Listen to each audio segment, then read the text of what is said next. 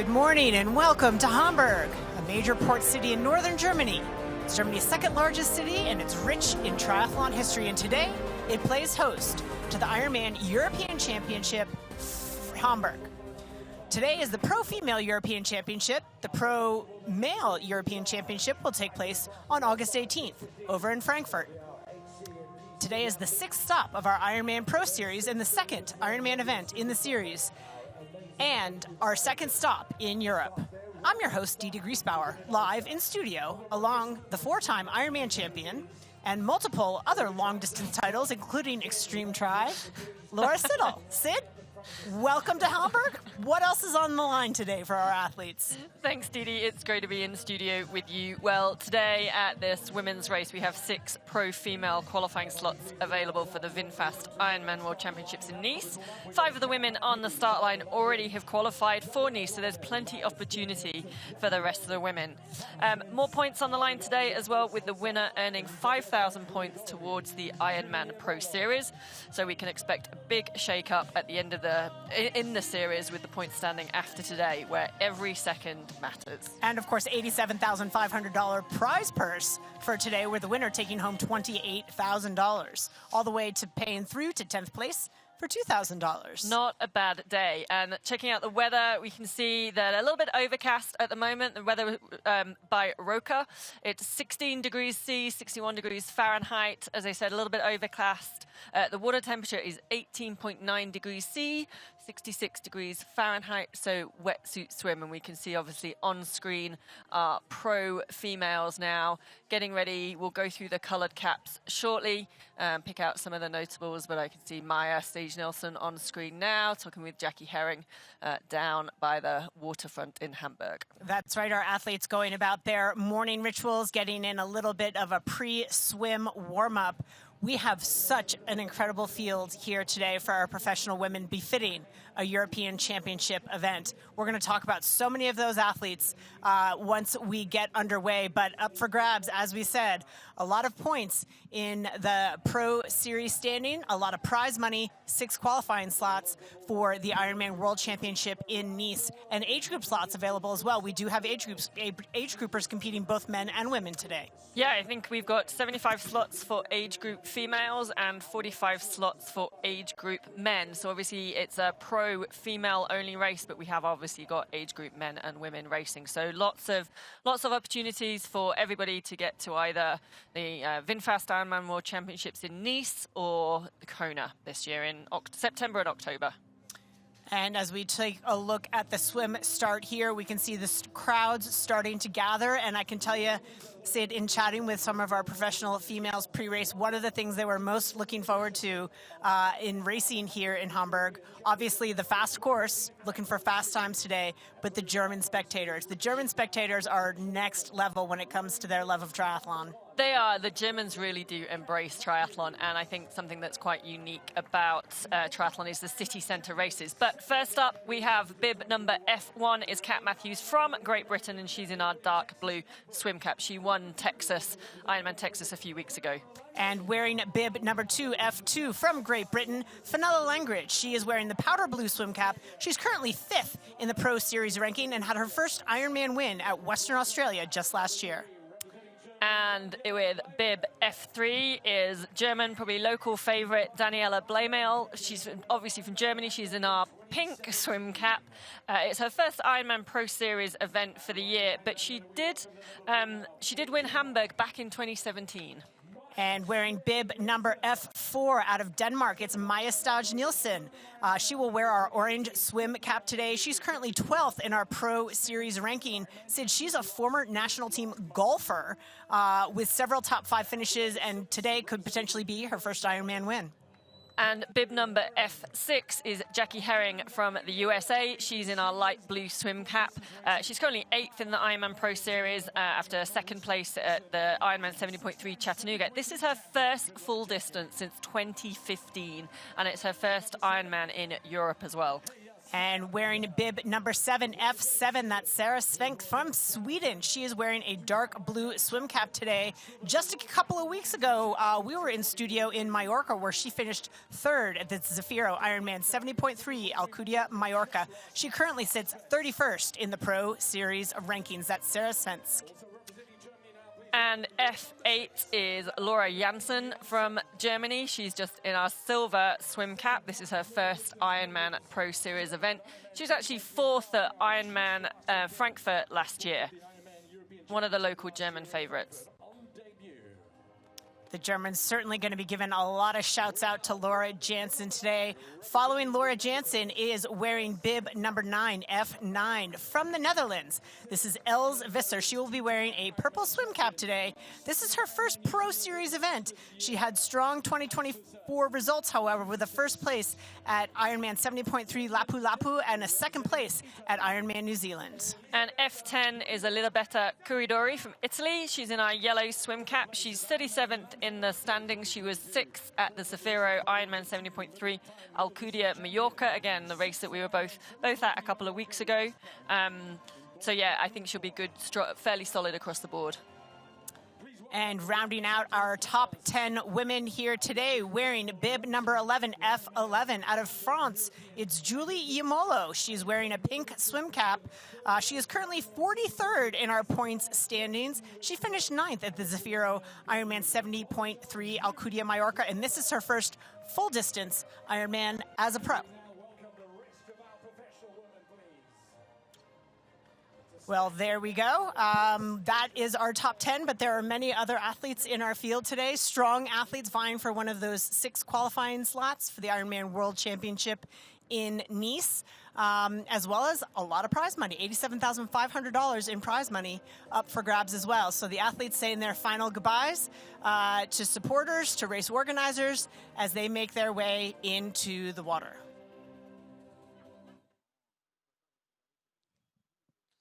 Didi, what are you excited about today? What are you looking forward to? I'm looking forward to the excitement. Several of our competitors are already qualified for Nice, but there are, as we said, 6 slots up for grabs. And so I think it's going to be really exciting to see which women secure themselves a spot to compete in Nice on September the 22nd. And also to see what happens in our Pro Series ranking. We have a little bit of a tit for tat going on between European series or Europe races and races over in America. So let's take a look at our course here today. We will get started with the Roca swim course. It is a 1-lap, 3.8 kilometer, 2.4 mile swim in water start with a counterclockwise flow. Athletes will start at Jungfraujoch jetty through the Binneslater bridge into the Ulster before heading back. I totally butchered that, and I apologize. My German will get better. This is Didi Griesbauer with a German name. The full gas bike course is 2 laps. It goes along the city centre, taking in some of the idyllic sights of the Reeperbahn, the fish market before it out to the countryside. But it is a very fast and flat course. Of course, this takes us to the Hoka run course, which will be 4 loops, totaling 42.2 kilometers. Expect really fast run times as the course takes athletes through the heart of the city of Hamburg along the western bank of the Ulster Lake. Athletes will have to pass the finish line a total of 3 times before they get to enter that final finish line chute. Is that extra motivation or extra pain as they see the finish line that many times? I think I always used to hate that, running past the finish line. I think it's a little bit of both, but we have our professional athletes getting in the water. It's a little chilly this morning. So as we mentioned, air temperature 16 degrees Celsius, water temperature 18.9 degrees Celsius. So the athletes taking their time getting in the water. They don't want to necessarily catch a chill. Some will have gotten in probably an on-land type of warm-up with temperatures being that chilly this morning. Particularly those that struggle in the cold will do a very, very short warm-up before getting underway. Let's take a look at our current Pro Series point standings. Right now, Danielle Lewis holding on strong to the top position. She's raced 4 Pro Series events, never finishing any worse than 9th. She's been very consistent. And of course, in second place, Emma Pallant-Brown from Great Britain. She moved up 6 spots with her win at the Qatar Airlines Ironman 70.3 in Chattanooga. She earned 2,500 points for that win. Kylie Simpson has moved up 1 spot with her 11th place finish at Ironman 70.3 Chattanooga. Alice Albert's also a mover. She moved up 6 spots with a 6th place finish at the Qatar Airways Ironman 70.3 Chattanooga. And Jackie Herring moved up 12 spots to put her inside the top 10. She's currently sitting in 8th. She finished 2nd to Emma in Chattanooga just a couple of weeks ago. And of course, with all the points on offer today, look for Jackie Herring to potentially move up as well. Yeah, that's right. And obviously, Fenella, Kat, Penny Slater, Lottie Wilms, and Hannah Berry, who aren't here today, but Fenella and Kat are, they haven't raced since the Memorial Herman Ironman in Texas, but they're still in that top 10 ranking. So I'm sure that, like we said, after today, there's going to be a lot of shake-up. This is an Ironman event. It is 5,000 points. Remember, the pro female and male Ironman Pro Series champions, those that have earned the most points at the end of the series, will win $200,000 US each. Places 1 to 50 will share a year-end bonus prize purse totaling $1.7 million, as well as the prize money from each of the individual events. And I've actually gone through, and we'll talk about it later in the day, I've worked out what the deficit from the winner a lot of those athletes need to be to take over from Danielle Lewis at the top of the prize series. Well, let's talk about how those points work. So the Ironman Pro Series female and male winners will be determined by the total number of points each athlete earns throughout the series. First place at an Ironman event earns 5,000 points. So 5,000 points up for grabs for our women today. At the VinFast Ironman World Champion will earn 6,000 points.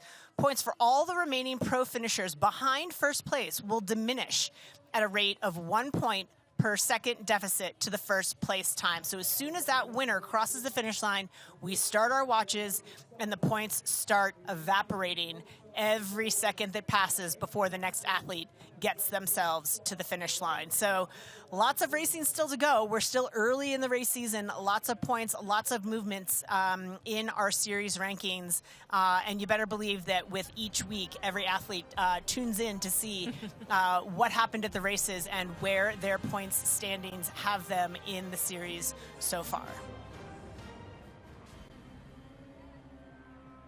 Your new vehicle, Mr. Lawrence. The VinFast VF8. All the latest tech? Precisely. Whoa! Cut. Great delivery, Joey. I've had a lot of practice saying that word. It's pretty cool, huh? The VinFast? Yeah. It's got action. 402 horsepower.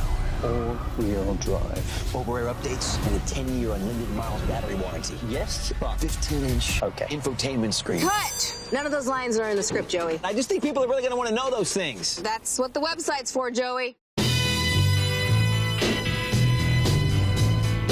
Open up the sky, 'cause I'm coming up to you. So send down your wings and let them bring me to you. You know I'm standing at the station, ready to go. Oh, big old aeroplane, I'm trusting your soul. Get on up, big bird. Here's Elizabeth in the middle of the perfect workout for her. To create it, we analyzed her biometrics and genetics, her recovery rate, injury risk, and aerobic potential, her recent training sessions, the temperature, humidity, and elevation, the demands of her next race, and billions of data points from athletes just like her. With TriDot, Elizabeth gets faster. And what does she have to do? I just opened TriDot and did my workout. TriDot. We do the technology, you do the training.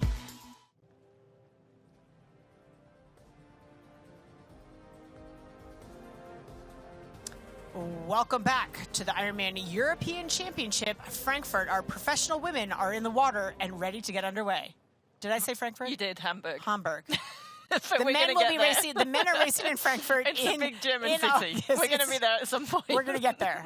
We're getting there. I need another cup of coffee. Coffee, someone. Our professional women are underway here at the Ironman European Championship Hamburg. Underway here on our Roka swim course. Let's look for some of those color-coded caps, Sid. That's right, and we're going to talk about hamburgers later as well, which is going to make it enforce you to say Hamburg. So Kat Matthews is in our dark blue cap, bib number F1. Fenella Langridge is in that powder blue. She's probably going to be one of the caps at the front. Daniela Bleimel is in the pearly pink. Maya Stage Nelson is orange. Jackie Herring, another light blue. Sarah Svenks, is in a dark blue again. Els Visser in the purple. Elisabetta Curidori in the yellow. Julie Yemelo is in the pink, and Carolyn Leerider is in the green. And as we look at our athletes underway here, some of our stronger swimmers in the field, keep an eye out for Fenella Langridge. I have no doubt she will make an early mark on this race. Maya Stage Nielsen, also a strong swimmer. Kat Matthews has made great strides on her swim, and she'll want to keep Fenella in her sights. Yeah, Kat was very confident about her swimming and where it was at leading into the race. So, I mean, I think Fenella, in theory, should be clear out the water with a few minutes lead, but hey, you never know in the race, and if someone can jump on those feet and hang with it as long as they can. Absolutely. Fabia Maramotti, also a pretty strong swimmer. Some of the athletes that are going to have to be super on the money here to minimize the gaps would be Daniela Bleimel, a very, very strong cyclist, but she's not the strongest swimmer in the field, so she's going to be one of those athletes, one of our favorites, looking to minimize her deficits as they get underway here on the Roka swim course. That's right, and I mean, at the moment, there we can see Fenella at the front with, I'm guessing that is Julie as well in the pink cap next to her. She's a very good swimmer. Trying to get that breakaway from a silver cap behind, I think that is. The women, when we saw it, looked like they were a little bit spread out as well, but I'm kind of seeing like Fenella and Julie might be up ahead, but then actually, because this is Julie's first Ironman full distance, so got no sort of rankings on what she can do, but we know from her half distance racing she's a very good swimmer. Yeah, she's got a very, very strong swim background. Actually said that she didn't actually want to be a swimmer. Her parents made her, forced her to get in the pool, and it wasn't her passion. When she found triathlon, she did find her true passion, but certainly has an excellent foundation as a swimmer. Sid, do you remember back to your first Ironman? Is there any reason, if you're Julie Yamolo right now and you're swimming stroke for stroke with Fenella Langridge, do you defer at all? Do you say, hey, this is a woman who knows what she's doing. She's been around the block a few times at the Ironman distance. Maybe just get on her feet and let her drive the pace for a little while? I love that you asked me if I was in that situation for my first Ironman. I'm always an optimist. I'm always an optimist. At the front of the race in my first Ironman, and never have been since. No, I would look. She's got the confidence in her swim, and that's her background. But with it being a first Ironman, I would probably, we know Fenella's a good swimmer. I would probably defer to Fenella and maybe tuck in on the feet.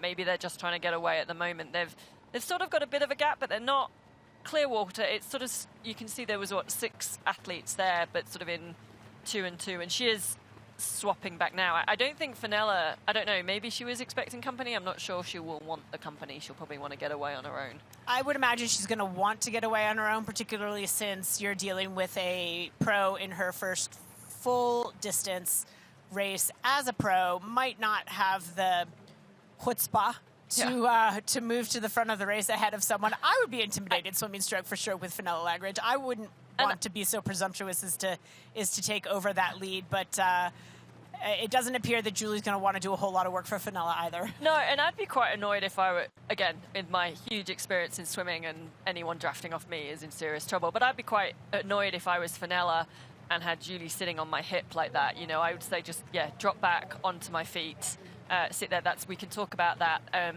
a bit later about the positioning, although now we're seeing Julie sort of come up level, shoulder to shoulder. We are underway with the Ironman Hamburg women's race. It's a women's only race, and we will come right back to you with more of this swim after the break. Introducing the Ironman Pro Series Virtual Edition on Full Gas. Join athletes from across the globe as they conquer bike courses from the Ironman Pro Series. Challenge yourself, travel the world, and earn your exclusive Finisher's Medal. Push your limits and make your mark. Exclusively on Full Gas. Unleash your inner champion. Register now at fullgas.com.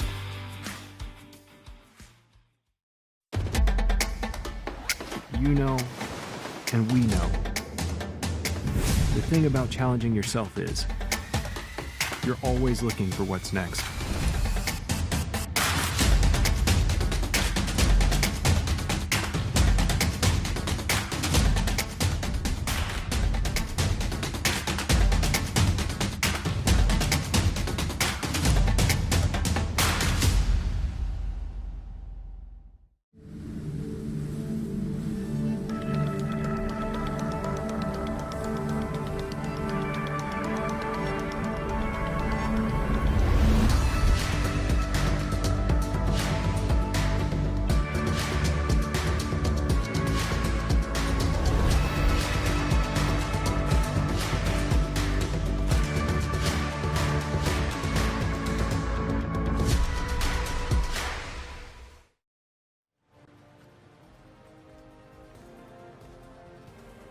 Welcome back to our coverage of the Ironman European Championship Hamburg.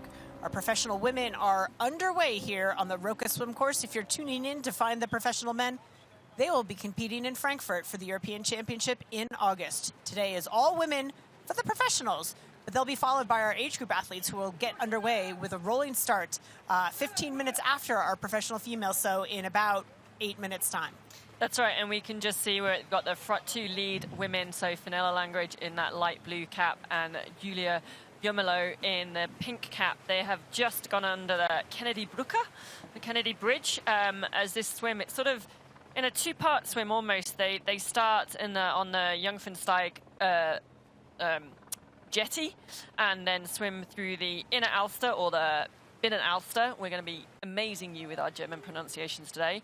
Under the Kennedy Brücke, and then they are now in the Außener Alster, so the outer Alster, and they do a clockwise loop in this part of the Alster before coming back to the T2, T1 even. Single loop swim course. Love them, hate them. Thoughts? I hate swimming. No, I think I prefer, one loop. I think that probably puts you in the same company with 90% of triathletes, yeah, would you say? Exactly. Yeah. That's why I'm engaging with our community. I don't know, because if you do a 2-lap and you have an Aussie exit, which is where you come out the water and you get to run along the land for a bit, I can probably make up a little bit of time there using the run, not the swim, as long as we don't have to dive back in, because I'm not very good at diving either. Yeah. I do find the exits, it tends to elevate the heart rate a little bit. Yeah. And I think for most swimmers, they're pretty much doing all they can in the water, so it's nice to have information about where you are and who you're around, if that's good news, but sometimes it's not good news and you'd just rather not know. Now, you did a race recently, you did Ironman Australia in Port Macquarie. Now, that has a weir in the middle of it that you have to climb up and over, so a little bit like an exit. What was that like? Does that just send your heart rate? Actually, it wasn't that bad. There were just a number of stairs, and you could sort of dive in on the other side. So it was sort of it was a fun twist on a swim course for sure. It's that diving issue, diving thing. It's the whole thing. Dee Dee keeps promising me that she's going to teach me how to dive at swimming, but we've not done it yet. Well, if you are just tuning in and joining us here for the Ironman European Championship Hamburg, I invite you to draw your attention to the bottom of our screen. And our ticker, we've got some race announcements. We will have race updates there, race standings, both for our professionals and some of our age group athletes when that information becomes relevant, race announcements and other interesting tidbits. So take a look at our predictions ticker along the bottom of your screen. Some good tidbits there. Too early for your predictions for the winner on this one today, Dee Dee? Oh, goodness. Who are your picks?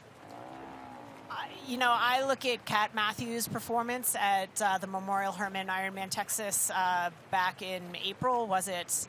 And coming off a calf injury, was still able to win. Now we're several weeks post that, and one has to imagine that calf is healthier.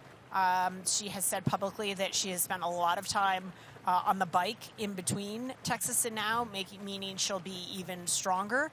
I do know that Kat has posted the fastest marathon time of anyone in our field, and she's a brilliant cyclist. So assuming everything goes according to plan for her today, I think Kat is going to be very difficult to beat.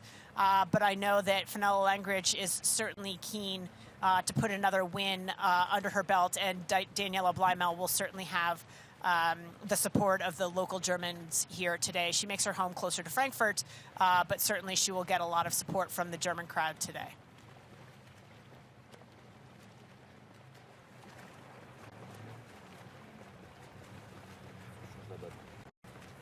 And looking on our screen, you can see that Fenella may have gotten a little upset with Julie being sort of on her hip there and has decided to take a free ride and get on her feet. That's a smart veteran's move. It is, but they're not quite getting away. I think we had a bit of a view panning back a minute ago, and they haven't got a gap fully yet from the rest of the field. I think they'll be hoping that by the end of the swim, that is a little bit more, I think sort of that 3 or 4 minutes is what you see now. We can see here there's I think that's an orange cap we can see, which could be Maya Stage Nelson, or I think we have another athlete in an orange cap as well, but it could be Maya there.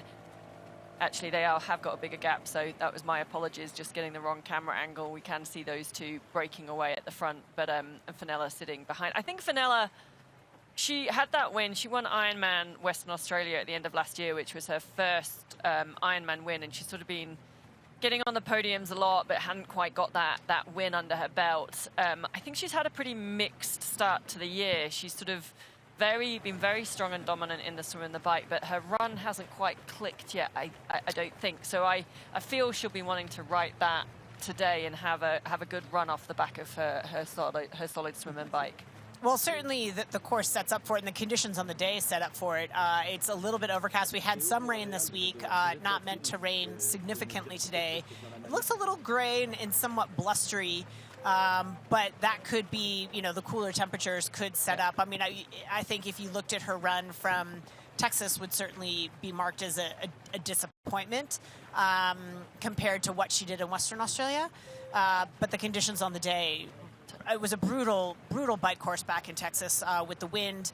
I think that took a lot out of the athletes, and not very many athletes, including the winner in Kat Matthews, ran PR marathon times off the bike on that day. But it's a valuable lesson in that we can go into racing with the best plans, but as my coach reminds me often, we are not machines, we are human, and we are fragile to the conditions that the race day presents. So I agree she'll be looking to right that, but looking at PRs on paper, it's a big ask. She's going to have to get up and get out ahead of Kat pretty fast. Yeah, I think probably she needs about a 10-minute gap off the bike. I think if Kat's on a running form, and Kat was pretty coy leading into the race. Kat's not shy of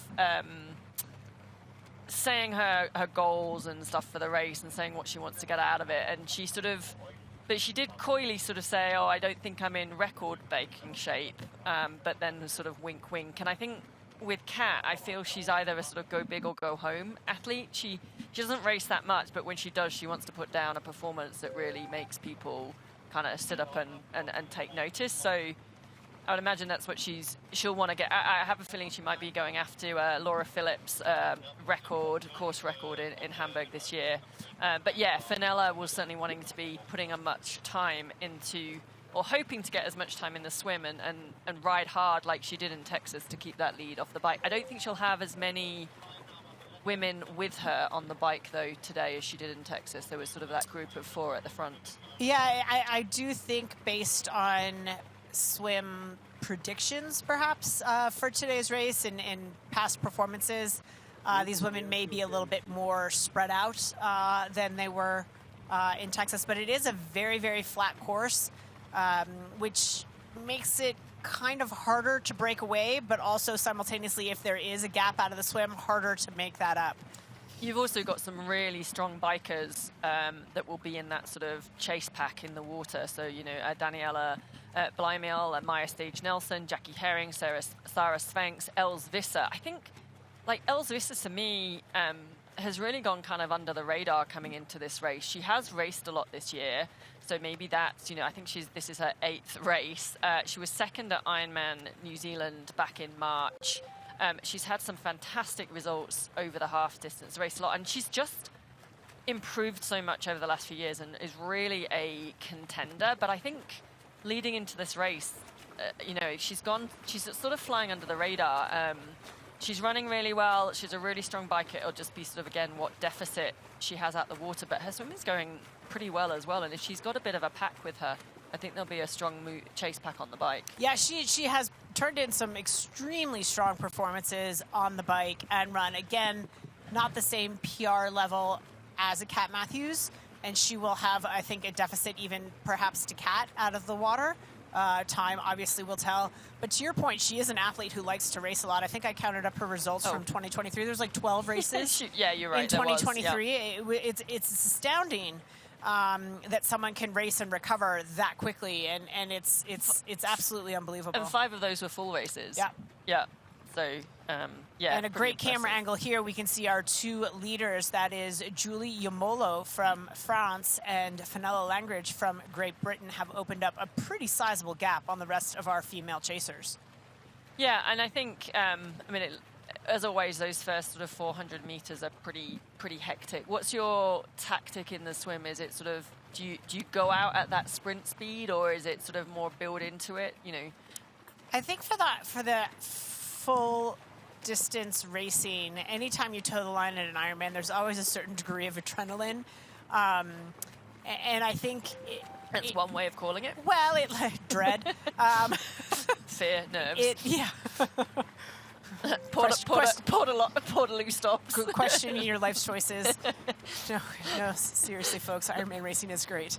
I think what I'm saying is with that adrenaline comes that early speed, so that if you do try to gun it on top of all the adrenaline, I think you can put yourself in a bit of bother by the 200-meter mark, which certainly when you're dealing with a race that's 140.6 miles long, you certainly don't need to be getting lactic in the first 200 meters. So taking that first 200 to 500 meters strong, but not spinning your wheels and really trying to build into it, I think is a smart strategy. That being said, if you're on a line, and all of these women, hey, these are smart athletes. They have studied this start list. They knew who was who. I would bet that Fenella, again, hard to know because Julia Yamolo doesn't have any full distance race results in her pro career. But to your point, looking at her 70.3 results, we know she's a strong swimmer. So I think Fenella will have known that she may have had company.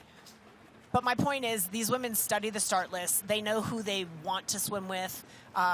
Ideally, they know who they may want to get away from. And they probably will develop a strategy around that to try to get on someone's feet, to try to get away from someone.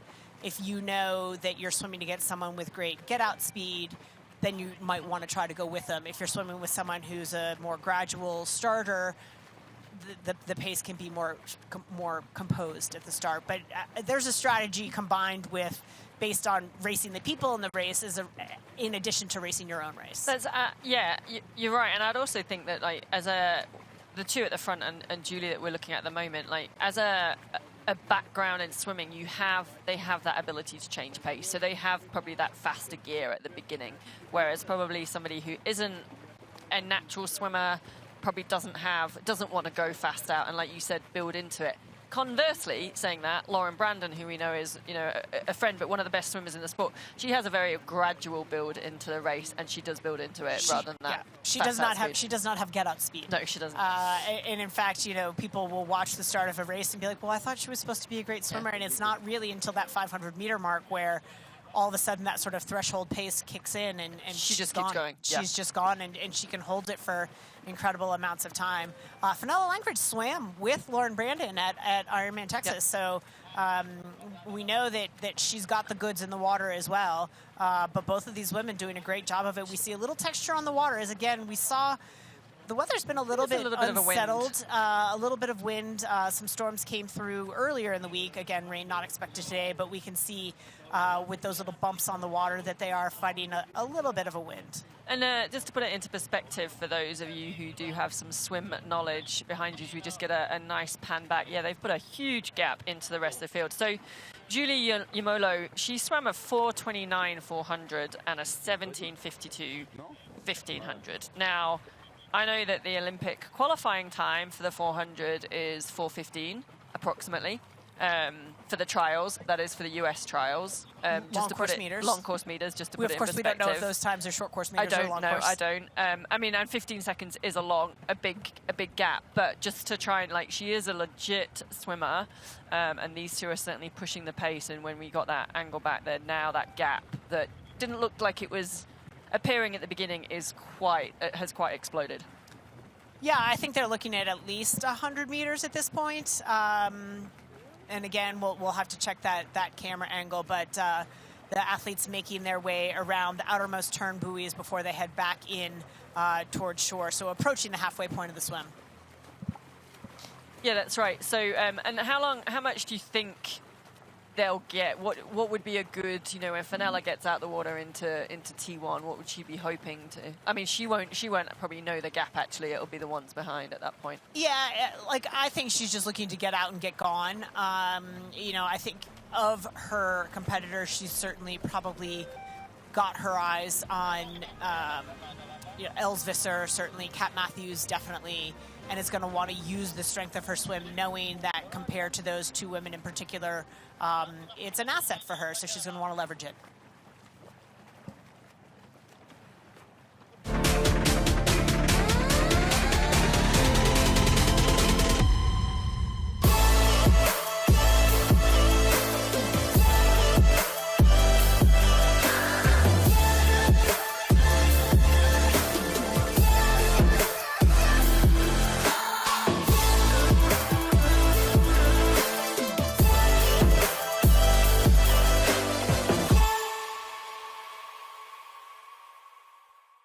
For 12 years, for 4,383 sunrises, across millions of mornings, we've been working to make one thing better.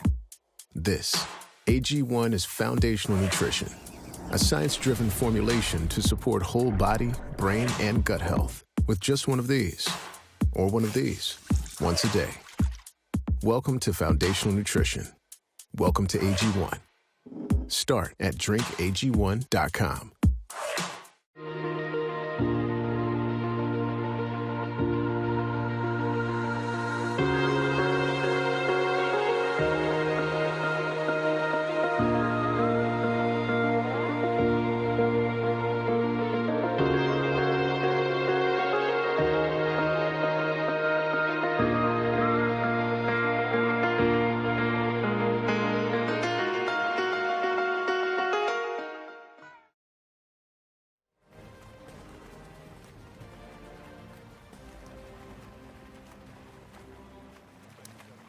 Welcome back to the IRONMAN European Championship Hamburg. We are in the middle of the Roka swim course, our professional females about halfway through. You're watching our current race leader, that is Julie Yamolo, who is towing along Fenella Langridge. Julie Yamolo, one of the pros in our field, not yet qualified for the Ironman World Championship in Nice. We actually had a chance to catch up with Julie to talk about her hopes and dreams for today's race. Yeah, the season was a great start for me. I did 2 70.3 races in Mallorca and Aix-en-Provence. The goal of those races was to be prepared for this one, because this one is the big goal of my 2024 season. It will be my first full distance on the Ironman level, so I'm not very sure what I can do, but I already did one race of the distance, but a hilly one in France. So hope to go very faster on this fast course also. You're known as a fast swimmer, so potentially first out on the swim, out leading the course. How does that feel to be out front and leading that? Yes, it's not very difficult for me because it's not a pressure. I see this like an opportunity and a gift to as the chance to start the race in the front and to try to keep the front as long as possible. It's not it's not a problem for me. It's like a good opportunity to be with the best athletes, and I try to keep with them as much as possible. And it's very good. Like I can feel the feeling of being in the position to win a race. So it's giving more energy. Yes, I think I did very good work on the bike this winter, and I think I'm a better biker than the previous years. I feel very better, so I hope to show it on Sunday on the bike course. And for the run also, I think I can be maybe better on the full distance, because maybe I don't have a lot of speed for the half marathon, but I'm sure I can have the endurance. You know, it raises an interesting point, Sid, since you and I come at Ironman racing from two different strengths. We meet in the middle, and then we diverge again. But I've long had this debate. It's great for Giulia Molo to be out in front, setting the pace in the race. But as a strong swimmer, I have to make the argument that it's not your best asset if you're a strong swimmer. I'd rather be a stronger runner. Interesting. This is funny because I'd probably, well, I don't know, I would like to be a little bit better at swimming, so you're not quite chasing down the rest of the field. I think as a strong swimmer, often you have more cards to play, potentially, in terms of race dynamics, because you're at the front. So I guess it does depend, obviously, then what your bike and run strength is as to whether you can charge or, you know, people are coming from behind. So do you conserve a bit till they catch and then you go again? But yeah, interesting, dynamics. Do you know, we've never actually raced with each other. For me, it comes down to pure mathematics, in that these lead swimmers will get out of the water somewhere between about 50 and 53 minutes. Yep. And some of the chasers might come out in right around an hour to just over. So we're looking at about a 10-minute gap. There are 4.5 to 450 hours on the bike to catch, and another 3 hours of the marathon to make up that paltry little 10-minute lead. Doesn't feel very substantial when there's all of that volume of racing left to come. I think you would. I'm just taking out my teeny violin for all the strong swimmers out there. Well, I was going to say, I think the strong swimmers out there would all be campaigning for a longer swim. To put it at the end. Yeah, or to put it at the end. Now, that would be interesting. Let's do that one. But yeah, a longer swim to perhaps balance out those distances so that the strengths of each athlete, if it's swim, bike, or run, they do sort of maybe they're perhaps more even. But we you know, it's interesting. We do see some strong swimmers who are still very good bike and run and can hold off that run. And, well, the sport demands it at this stage. Exactly. I think we're now seeing the way the sport is going, like you can't really have a weakness at all. You have to be strong across the three. I mean, I know we want to talk about the women, but if I look at someone like a Sam Long at the moment who's racing, who I think he's been last out the water in the last couple of races, but he's still coming through with a very strong bike run to finish second. So it can be done, but I think the racing we're seeing, like, you just have to be so good across the board, and you have to have that good swim. And it might not necessarily be that you are the fastest out of the water, but a lot of it with Ironman is, can you get through the swim as efficiently as possible, saving less your energy. Less energy expenditure, certainly less anxiety if there are poor conditions in the swim, et cetera, et cetera. But what a great opportunity for an athlete like Giulia Molo, a relatively new pro, racing her first full distance event here in Hamburg, and a great opportunity for her. It's part of the pro series, so inclusive that any athlete can be a part of it, and she's getting the opportunity to race sort of legends in the sport like Fenella Langridge and Kat Matthews and Els Visser and Sarah Svenk and Maya Stage-Nielsen. So great opportunity for beginners as well as veterans. We're going to take a quick break. Don't go away. We'll be right back.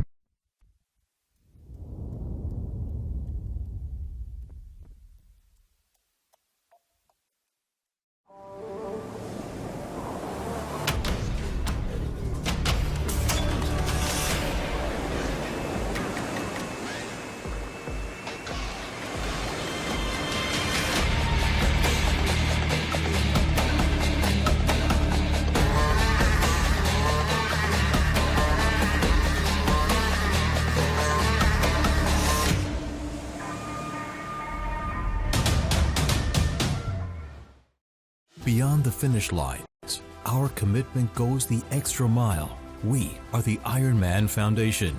We've given back more than $55 million to support our mission of leaving a positive impact throughout race communities. Without our amazing athletes, volunteers, and givers, we wouldn't be where we are today. Together, let's continue this journey of impact. Join the Ironman Foundation and be a part of something extraordinary.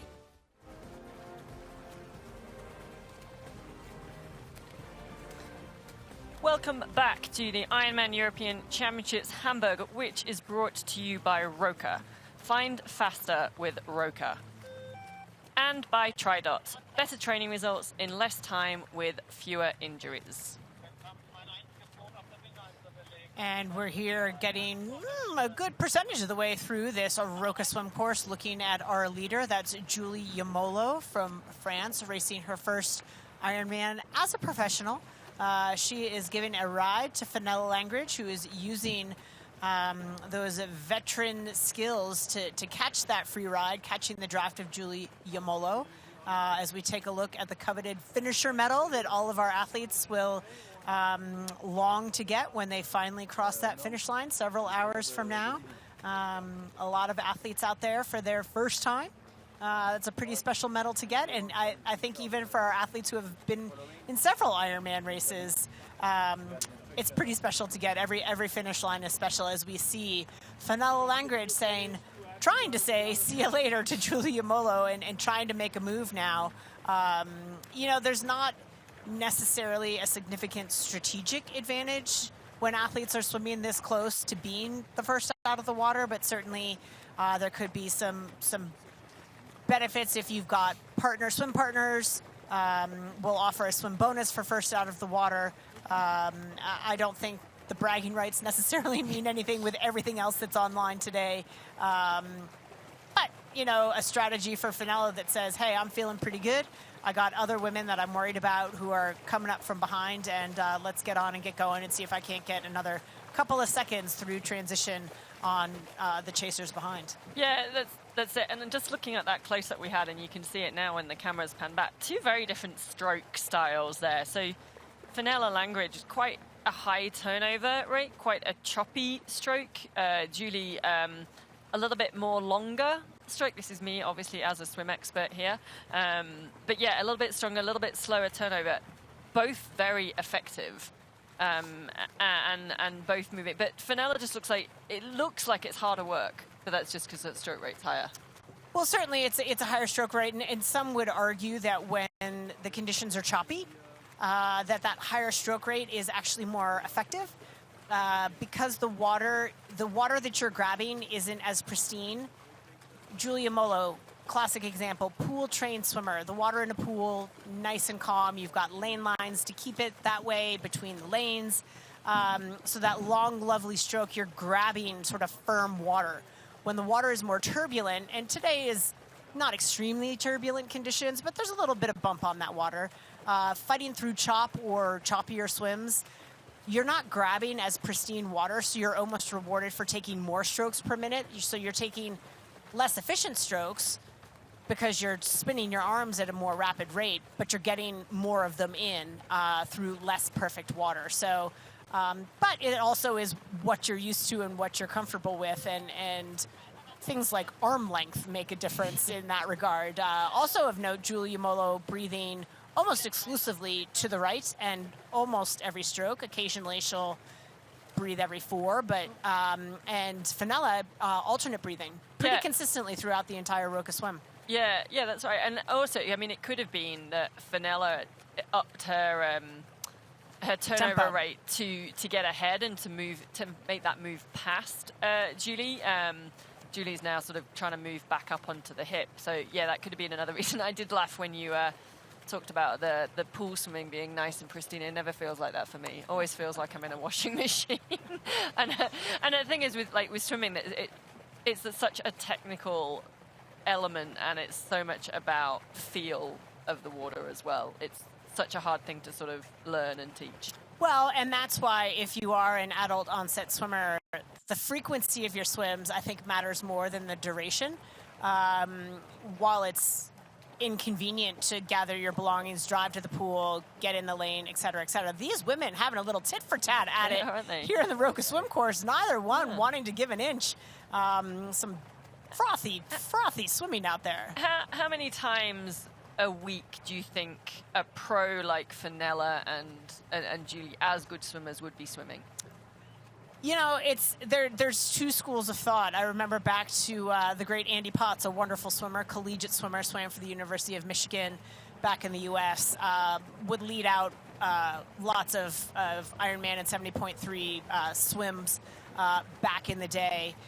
And he took the mindset that he had been swimming, 18 to 20 hours a week since he was 10 years old. That more time in the pool at that point, he needed to maintain some of the swim feel, but the fitness could be developed better. His attention could be better spent on the other two sports. That being said, it's also a stress-free way to build that aerobic engine without the impact, like running, presents, et cetera, et cetera. I would say most high-level swimmers are swimming 5 to 6 days a week, anywhere in the 20 to 25,000 meters per week for a top level pro.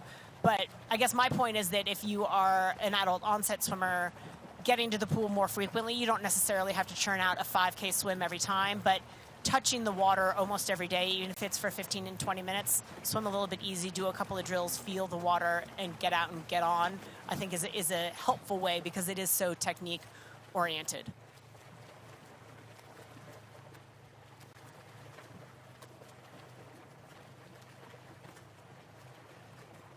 Yeah, and as we see, Julie Yamolo has moved back in front of Fenella. So I'm not sure if these two are communicating as such and sort of taking it turns to take that lead, and so the other person sits on the feet and gets the drag, or if they're just having sort of a bit of a battle out there, and neither one wants to give up that first out the water spot or that lead in the race. It could be. I think Fenella definitely tried to make a strategic move when they made the turn and heading for home to see if she could distance herself from Julie, take advantage of the fact that she's slightly fresher, having sat on the feet for quite that long.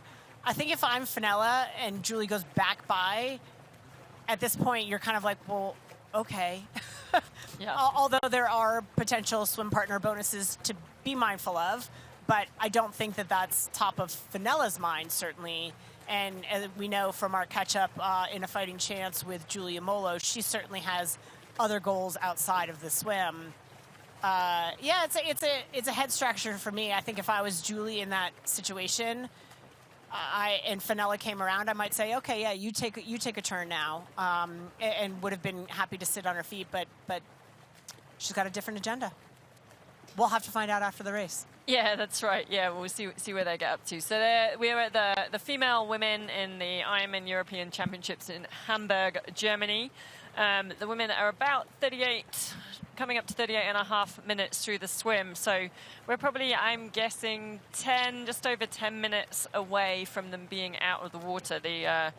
And that's based on the swim course record, which was set by who we've been talking about earlier, Lauren Brandon, who swam a 47.45. So I don't think these two are quite Lauren, but who knows? It's a bit hard to tell at the moment how far they are back to T2. They haven't gone back under the Kennedy Brooker Bridge yet. So, yeah, still a little way to go, probably about 10 minutes or just over 10 minutes, I'd be guessing. Yeah, I'm guessing about 800 meters to go, perhaps. But yeah, a decent amount of swimming left, but they can start to maybe turn their minds towards the bike. We'll see once the athletes exit the Roka swim course here. They go under the bridge on their way. So we are getting to it. Starting to think about the bike a little bit, changes that you might want to make. I mean, both of these women on camera here have a pretty strong, robust 6-speed kick. But if you're an athlete that doesn't kick that much, towards the end of the swim, you might want to think about bringing the legs into it a little bit just to get some blood flow back into the legs. We've been arm dominant now for 39 minutes. We want to get those legs ready to do some work. So as you approach the end of the swim, a good idea to sort of bring the legs into it a little bit. And then just in your mind, start thinking a little bit about your to-do list in transition. Very, very long run for these athletes through transition here today. So we have that to look forward to as well. That's right. I forgot that Ironman Hamburg does have one of the longest transitions on the sport. So we just saw the athletes there. That was them going under the Kennedy Brücke. So they are now entering back into the inner Alster, or the Binnen Alster. See? I should say, in my, again, our German. So it is a huge bridge. It's got like a double... Well, it's two-part bridge. So, yeah, either lane. So that's why they're still going under the bridge. So they are on their way back to the swim exit. And then they do have that long run through transition. Because it's all kind of like... It's almost like every bike is individually laid out next to each other to make the length of the run. Yeah, it's pretty, and we see right now our cameraman. See, I love our camera guys. They're hearing us. They're going to take us through the exit ramp, and the athletes will make a hard left-hand turn through that Roca signage there and make their way down the very, very, very... Well, I'm just going to keep saying very until he gets to the bike racks. But it's a long run. I'm just glad he turned around because I was worried he was going to fall over backwards and we're just going to get, but it is, should we carry on? Very, very, very, very long. They haven't even got to kind of their bags and stuff like this. So I'm not actually sure how long this transition is. I'm sure one of our factoid people can get onto that. Well, because we were talking about a couple of weeks ago, we were talking about Mallorca having a very long transition, but I think this one has it beat. Well, I mean, this is long for transition. I would challenge with Ironman Wales, which is about a kilometre run from the beach to transition. And includes 18,000 steps. And includes 18,000 steps. So here you see their transition bags that the athletes are going to pick up.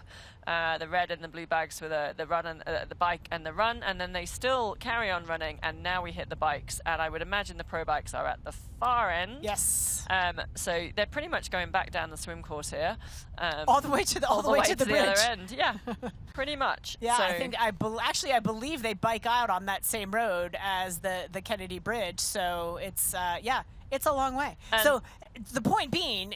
I mean, and this is great footage of exactly how long, because we've been talking for quite some time now, and they are still going through transition. But this does benefit some of the runners in the field. I mean, this is going to be a four minutes worth of running as they make their way through transition. So some of your faster runners, if you've given up, 3 or 4 minutes in the swim, you can easily make back at least 30, 45 seconds through transition. Yeah, that's it. And then we get to the bike, and then they are back out on the full gas bike course. So yeah, a huge, huge, huge transition there. And we will come back to you with the length of that. One of our factoids is on the case, and I'm sure they're going to come up with the goods shortly as we see back to our leading two females, Julie Yemolo, from France in her first full distance as a pro.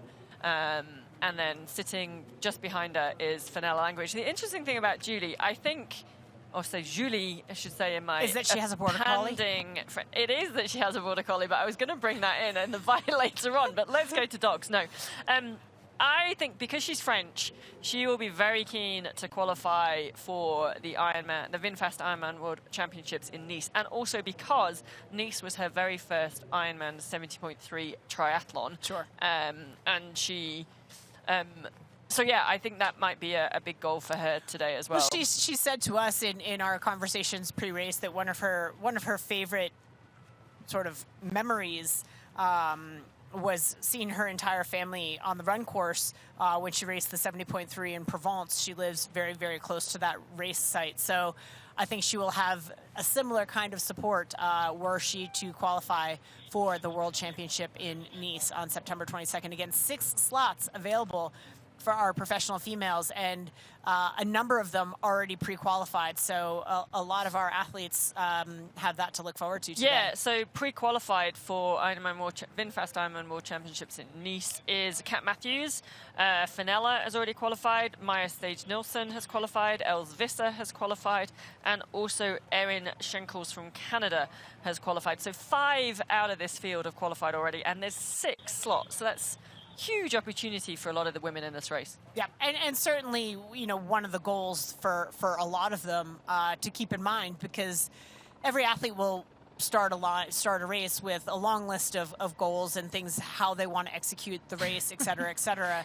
And it's important to keep all of those goals in mind. Some of them you have to let go depending on how the race goes, but something like that is going to be in the back of the athlete's mind throughout the entire day. And some of them, by the end of the day, you move the goalposts and decide that your goal was something different when you get to the finish line at the end of the day, if you get to the finish line. We hope all of our pro women get to the finish line, and also all of our age group athletes who will be in the water already. We didn't see the age group athletes start, but they started a little bit behind our pro women. Pro women only race today, which is always super exciting because the women get the chance to cross that finish line first. So I always love to see that. No, it's a great opportunity to showcase the great women in our sport and have them have their day out on the race course. And nice that here in Hamburg they have a 15-minute gap back to the age group athletes, so they will have a nice, clean, fair bike course for them as well. So yeah, and we are now coming through to the final few hundred meters in the Roca swim course. Julie Yumolo leading the way. She looks like she's about to lose her swim cap, but hopefully the goggles are gonna keep it on. That's my other pro tip: no conditioner the last 3 days going into a race. Is that right? Makes your head less slippery. I did not know that. You go sans conditioner. For the 3 days. You heard it here first. Yep. You stop using conditioner on about Wednesday of race week. Every day is a school day. I never knew that. Ha. So this is interesting as well. How else do you think I keep my swim cap on my head every day? Well, there we go. Very dry, brittle hair. Goggles. I was going to say, because we've had this conversation, you talk about the headbands that athletes are wearing. I'm going to say Caitlin Clark, even though we've probably got no Americans watching, but she wears this headband, and you do it as well, Didi. It's a very thin headband that just keeps your hair off your face. I wear one of those, and it just pops off the back of my head because I've got a teeny head. So, but I don't have a huge issue with my swim cap, fortunately. But anyway, I did not know that. No conditioner for 3 days. There we go. You heard it here first, kids. And athletes, again, getting close to the exit here. And my supposition is that the gap that these two women have is going to be pretty significant. The fact that our cameras haven't picked up our chasers in quite some time. But I'm guessing that chase pack is going to include Maya Stage-Nielsen, Kat Matthews, potentially Jackie Herring as well. Yeah, I think you're right. As we just seen, the clock has just clicked over that Lauren Brandon's, or is about to, 47 minutes, 45 seconds. Lauren, your course record is still safe. Lauren Brandon's sleeping soundly. She's sleeping soundly. She's actually, I think, partying in Ibiza at a wedding, but that's beside the point. So she maybe should be up watching this.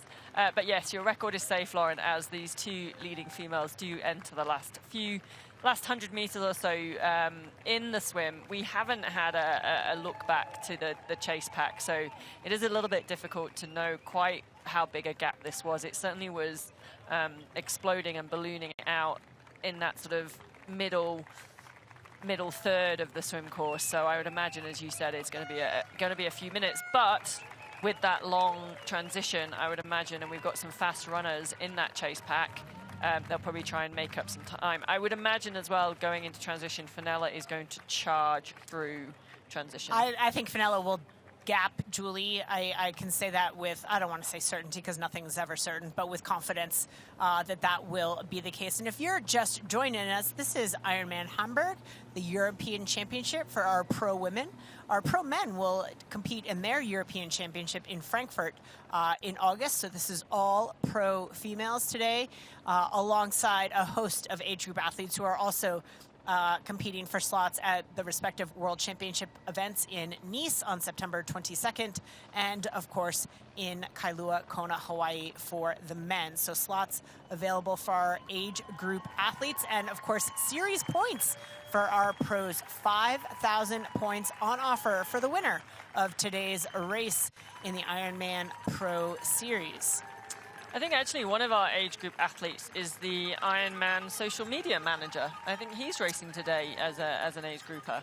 I think if you check out on the Instagram, you might see you might not have seen his face, but I think he did do something to say he was racing today, but you certainly see them posts that he puts on.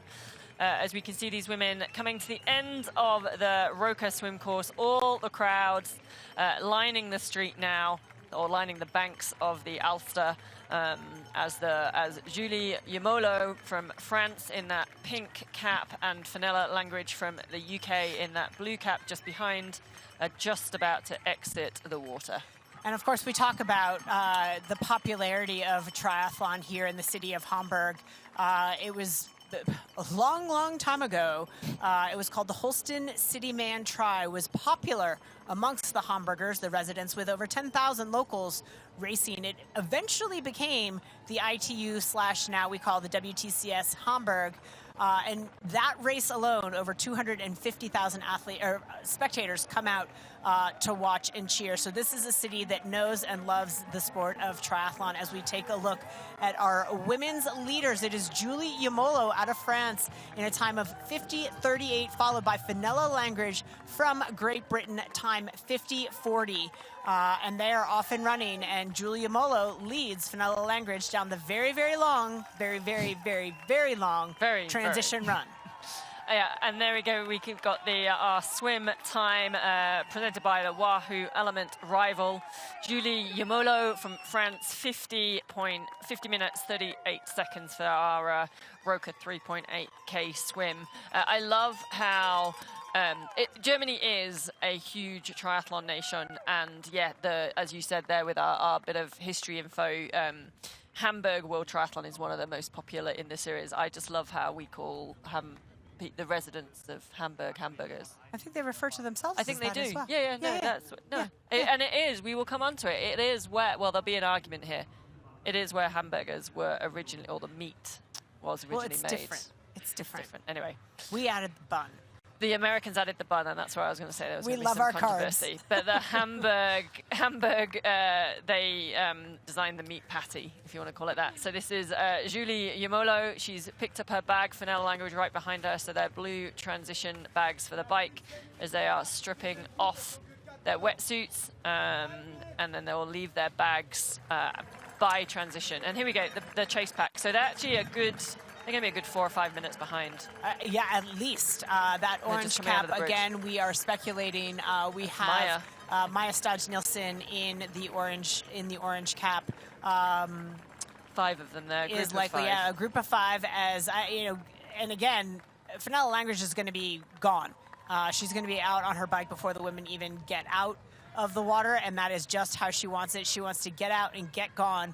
Amongst her likely chasers we're guessing Kat Matthews, certainly Maya Staj-Nielsen in that group. I'm guessing that the American Jackie Herring will be in that chase group as well. So, and also just a little bit of an update, but I think we might get one of the team to confirm that. I've heard that Caroline Learider is out of the race. She apparently wasn't feeling too well yesterday, but we will try and confirm that as we see this chase pack out the water, and we'll be able to see who it is. I think we're thinking it's Maya, but let's see if we're right on our spotting on caps. I think we did well on our Smarties today. Skittles caps. I was going to say, what are Smarties? It is Maya Staj-Nielsen in third. Her time unofficially 53:26, so that's 2 minutes 48 seconds. Kat Matthews in there. Sabrina Roth also in there, and Jackie Herring amongst the chasers there. Jackie Herring, the last one there, you see her peeling her wetsuit in that pink kit. That is Jackie Herring, the American who is racing her first Ironman since 2015. And Sid, you and I talked a little bit pre-race about how I'm so excited to see Jackie Herring race because she's a completely different athlete than she was in 2015. She took a break from full distance racing while she raised her family. She's got 2 young kids at home, and now they're school aged. She's able to dedicate a little bit more time, put the volume in that is required for Ironman racing. But, when you look at some of her predicted times and some of her historical splits for, swim, bike, and run, the evolution of Jackie Herring as an athlete, you know, she's going to put out times across this full distance race that she never dreamed of back in 2015, I suspect. Yeah, that's right. And she had a great career, like, as an Ironman athlete back there. She did 16 Ironmans over, or 15 finishes, 1 DNF. But as you said, that was 9 years ago. Yeah. And the hiatus is because she's had 2 kids since then. So she's a mum. The kids are now at school. She said that being a mum and doing Ironman triathlon is hard enough, so you can only do one at a time. Now the kids are at school, so she's brought back in Ironman. But it was also because she's excited about the Ironman Pro Series. But yeah, I think there's Kat Matthews, yep. I think we're going to see a completely different athlete out there. So it's quite exciting to see what Jackie Herring's going to do. Now, the race dynamic that's developing here, we've got sort of a lone wolf in Fenella Langridge, who is off the front. Certainly, Julia Molo is in there somewhere, but I think Fenella's going to get out and get gone.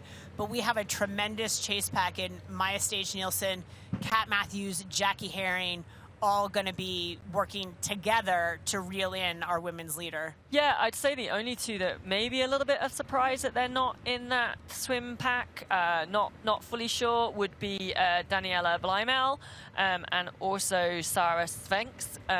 2 very good powerhouses. Maybe not.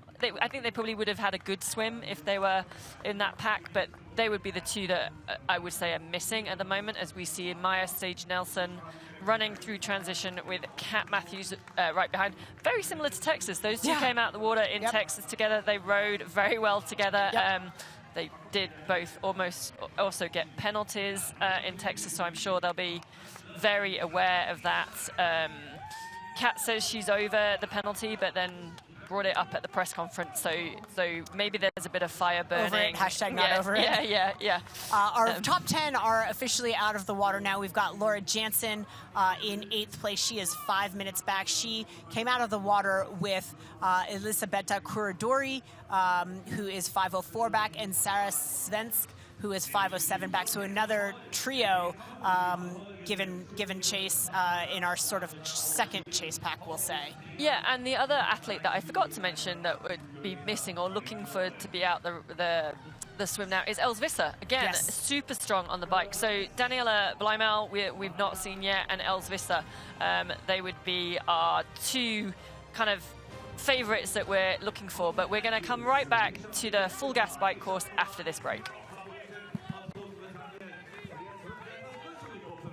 Hey man, do you have a non-alcoholic beer that actually tastes good? I think you mean athletic. Excuse me, do you have that great non-alcoholic beer? I'll 7. Found it. Do you have a favorite non-alcoholic beer on the menu? Ah. Athletic it is. She's funny.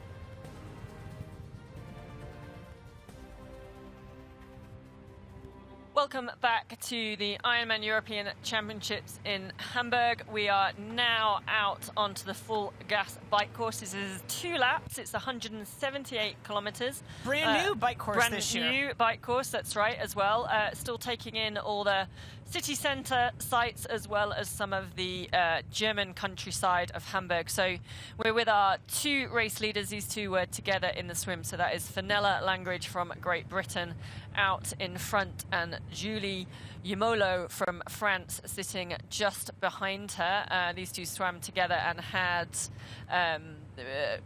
Was it? Oh, I thought it was more than that, but yeah, 2 minutes 48 over the chasers out of the swim.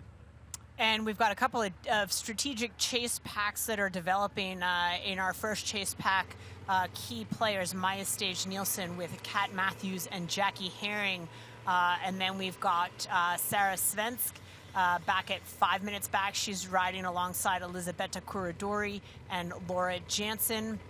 And then out of the water now, a bit back, Elsvisser, but she is with Daniela Bleimel, so those two could be a force to be reckoned with, both extremely strong cyclists. So I think they'll probably get together and do some work to try to get themselves back to the front of this race.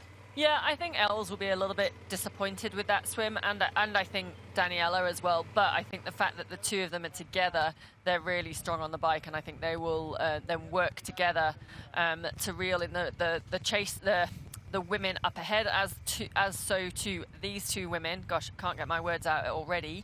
Actually, this is Daniela Bleimel. I did some trying to approximate what some of these gaps may be. Of course, we can never quite do that, but Daniela Bleimel, one of her best swims was at 56:53, so she's right in line with that. So yeah, I actually think that it's probably a good swim. She's just up against a field of strong swimmers. Yeah, I think you're right, and I think but her with then Els on the bike will be super strong. And we take a look at our transition times brought to you by Morton, our fastest transition. Again, our runners, Elsvisser at 3:31, Fenella Langridge at 3:35, and Laura Jansen at 3:36. So again, those transitions matter, and you can pick up valuable time, particularly with a transition like this that is so very long. Yeah, they're quite unusually long transition times. So if anyone's looking at that and thinking, what the hell were they doing in transition, having a sit down and having a hamburger, exactly, that is exactly what they're doing. It is because transition in Hamburg does go on forever as well. So yeah, just confirming that Caroline Leerrider is out of the race. Unfortunately, she didn't actually start this morning. She was sick yesterday, I think, so she's a non-starter today. But we are with our leaders, Fenella Langridge and Julie Yemolo from France, as they're going through city centre Hamburg in Germany. Yeah, looking through best times and swim splits, I actually think both Els and Daniela Bleimel had pretty strong swims, historically speaking. But again, when you're up against it with the stakes this high, they're going to have to get to work to reel in the front of this race as we check in with Maya Stage-Nielsen. That's right, and just looking back, I need to go back and have a look at the times in Texas to see what the gap was from Fenella back to the likes of Kat and Maya. 2 minutes or 3 minutes they are at the moment down off that lead, which I don't think is very much really for Kat and Maya. I think they'll be pretty happy with that. They've also sitting with Jackie Herring. That's a really strong bike group, and I think that's a super position for Jackie Herring to be in as well. Yep. In her first race back after 9 years in a full distance. So I think she'll be pretty stoked to just hopefully sit behind Maya and Kat, let them do the work. And Maya and Kat rode together in Texas, so they'll be pretty used to each other and hopefully can work together again. Obviously all legally at a 12 meter draft range. We'll comment on the Race Ranger unit a little bit later on the bike. You can see there's a little unit that's sticking out underneath Maya's water bottle cage, which is the Race Ranger unit, and that helps the athletes know whether they are 12 meters or hopefully further behind the athlete in front. But we'll come on to that later as we just get this. Yeah, good picture. That was Maya, and then back to Julie Yemolo. Yeah, Julie Yemolo making a statement here. I thought that Fenella would have gapped her by now, but as we heard in her A Fighting Chance segment, she put in a lot of good work on the bike over the winter and certainly has her sights set on one of those 6 qualifying slots that are up for grabs. Yeah, as we said, being French, she'll very much want to get a slot for the VinFast Ironman World Championships in Nice. 22nd of September, I think, is the date. Yes. Is that right? How do we Yes. recognize that date? I think that's somebody's birthday, isn't it? It's 22nd of September, DD Griesbauer, if everyone wants to just log that one down. It's not just the VinFast Ironman World Championships. But yeah, Julie Yamolo, her first full distance race, and she is, I mean, obviously early days on the bike as well. You know, they've got 2 laps and 178 kilometers as we, fortunately, keep your heads up as as always. I mean, this is amazing. This is the second largest city in Germany, so that surprised me. Through the city, it is always heads up riding. Not only because it's a major metropolitan area, and while our operations team, you know, roads are closed, you never know who's going to pop out and do something silly.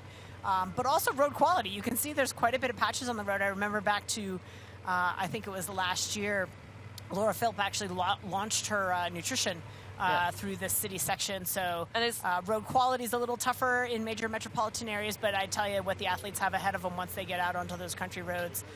It's going to be a quick bike course, but things a little bit more technical here through the city center, but they'll be through it in just a moment's time. I was going to say it's quite unusual because Germany is renowned for having super fast, smooth roads, but obviously we are going through a city center. The other thing that did surprise me that you said Hamburg is Germany's second largest city. I did not expect that. Wikipedia. I know. I wrote that down as well. I had that as my note, but that did surprise me. So which is the biggest? I'm guessing it's Berlin. Frankfurt or Berlin. And then Munich, but I guess Munich was a lot smaller. It's got to be Frankfurt, So Frankfurt, we must be there. That sounds a little bit more like the biggest city. Our factoids are on the case. We didn't actually get, we might be able to, oh, there we go. I was just about to say we didn't get our transition fact, but it is. Transition itself is 500 meters from the swim exit. It's about 200 meters, so about 700 meters in total is our transition zone as we are out on the full gas bike course, and we will come back to you right after this break.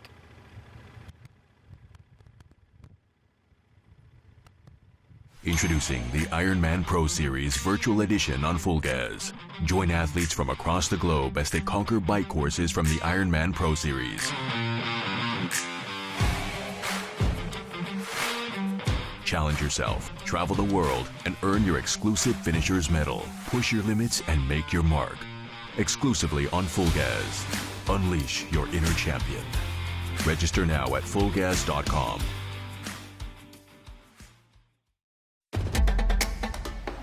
You know, and we know. The thing about challenging yourself is, you're always looking for what's next.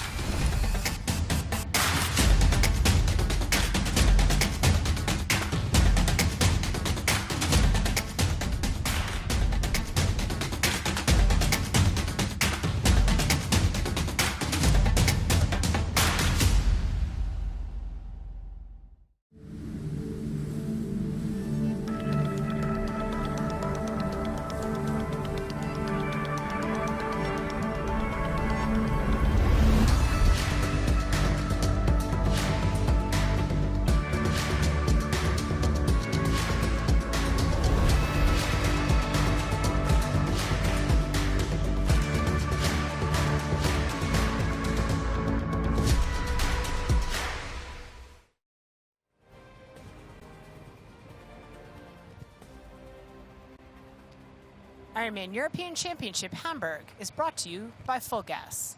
Real roads, real results. And by VinFast. Boundless together. So Didi, before we went to the break, we were talking about how Hamburg, we were both, well, I was surprised that it's Germany's second largest city.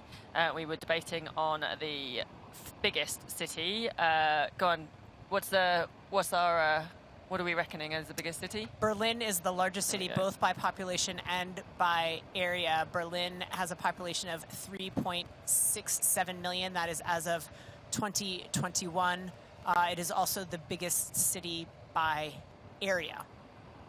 So Berlin, Hamburg, then what's our list? Berlin, Hamburg, Munich, Cologne. Interesting. Frankfurt's not in there. Frankfurt's actually quite... Frankfurt's down at like 6 or 7. Wow, did not know that. But then, obviously, my German geography isn't that good.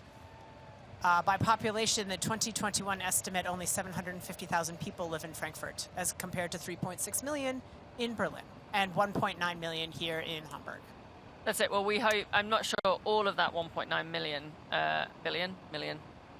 million are out watching the race, but hopefully there are a lot of Hamburgers out watching. That was the chase pack we did have on screen, and we're now back with our 2 leaders. So this first bit of the bike course, it's quite twisty, turny, technical. Yes. Compared to a lot of these women raced in Texas, which is pretty much on the freeway and straight, apart from the first. It's and actually last a bit. fairly similar bike course Okay. in that regard, in that you go through the town, you do a little out and back and make a absolute U-turn, and then you do a couple of twists and turns before you get to the freeway. So this is actually a pretty similar setup in that as you exit the town center, city center, it's a little bit more technical, but then you get into the flat, fast riding on the more rural roads. Well, in the case of Texas, it's a highway, but and the athletes will take absolute advantage of that for sure. And a new, as we mentioned, a new bike course. So this is a 2-loop, whereas it used to be an out and back. Now it's more of a lollipop shape that's going to take athletes on some new roads, but topography still identical. As we look at our 2 lead women, Fenella Langridge and Julie Yamolo, who are through our first timing mat at 9.4 kilometers. So we'll see if the chasers behind, if there's been any shakeup to those gaps. Of course, out of transition, we had our first chase pack, Maya Stage-Nielsen, Kat Matthews, and Jackie Herring, all at 2 minutes, and we'll call it 50 seconds back. And then it was nearly 6 minutes back to the likes of Els Visser and Daniela Bleimel. Which is interesting, because I just checked back to the results from Ironman Texas, and Maya Stage-Nielsen and Kat Matthews were 4 minutes behind Fenella out of the water in Texas. Now, that swim was led out by Lauren Brandon. Fenella was had a better on toe. So she had a better toe. Yeah, so 3-minute deficit this time out of the water. So, and here we do have that trio chase pack. So I think it's Maya Stage-Nielsen at the front, Kat Matthews currently in second, and that is Jackie Herring in a fantastic position with these 2 riders ahead of her. So that's our chase pack of 3, currently sitting in 3rd, 4th and 5th. So it'll be interesting to see when they go through that time split, that 9-kilometer time split, what if they have made inroads in already to the lead of Fenella and Julie. Now, for those of you watching as well, we have along the bottom of the screen the full gas bike course profile, and it's really good. You can see where the leaders are along the course and how far they've got left, and it shows you a little bit of the terrain and topography. Topography? Is that the right word? Topography? Is that the right word? Yes, word. That is the correct word. Now doubting myself. The ups and downs on the road. The ups and downs on the road, not the ups and downs of the athletes themselves. The emotional up and down. It would be great if if we had a graphic that could show that.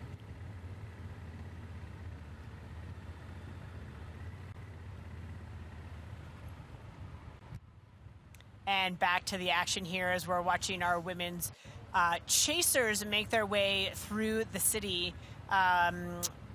High turnover there of that athlete.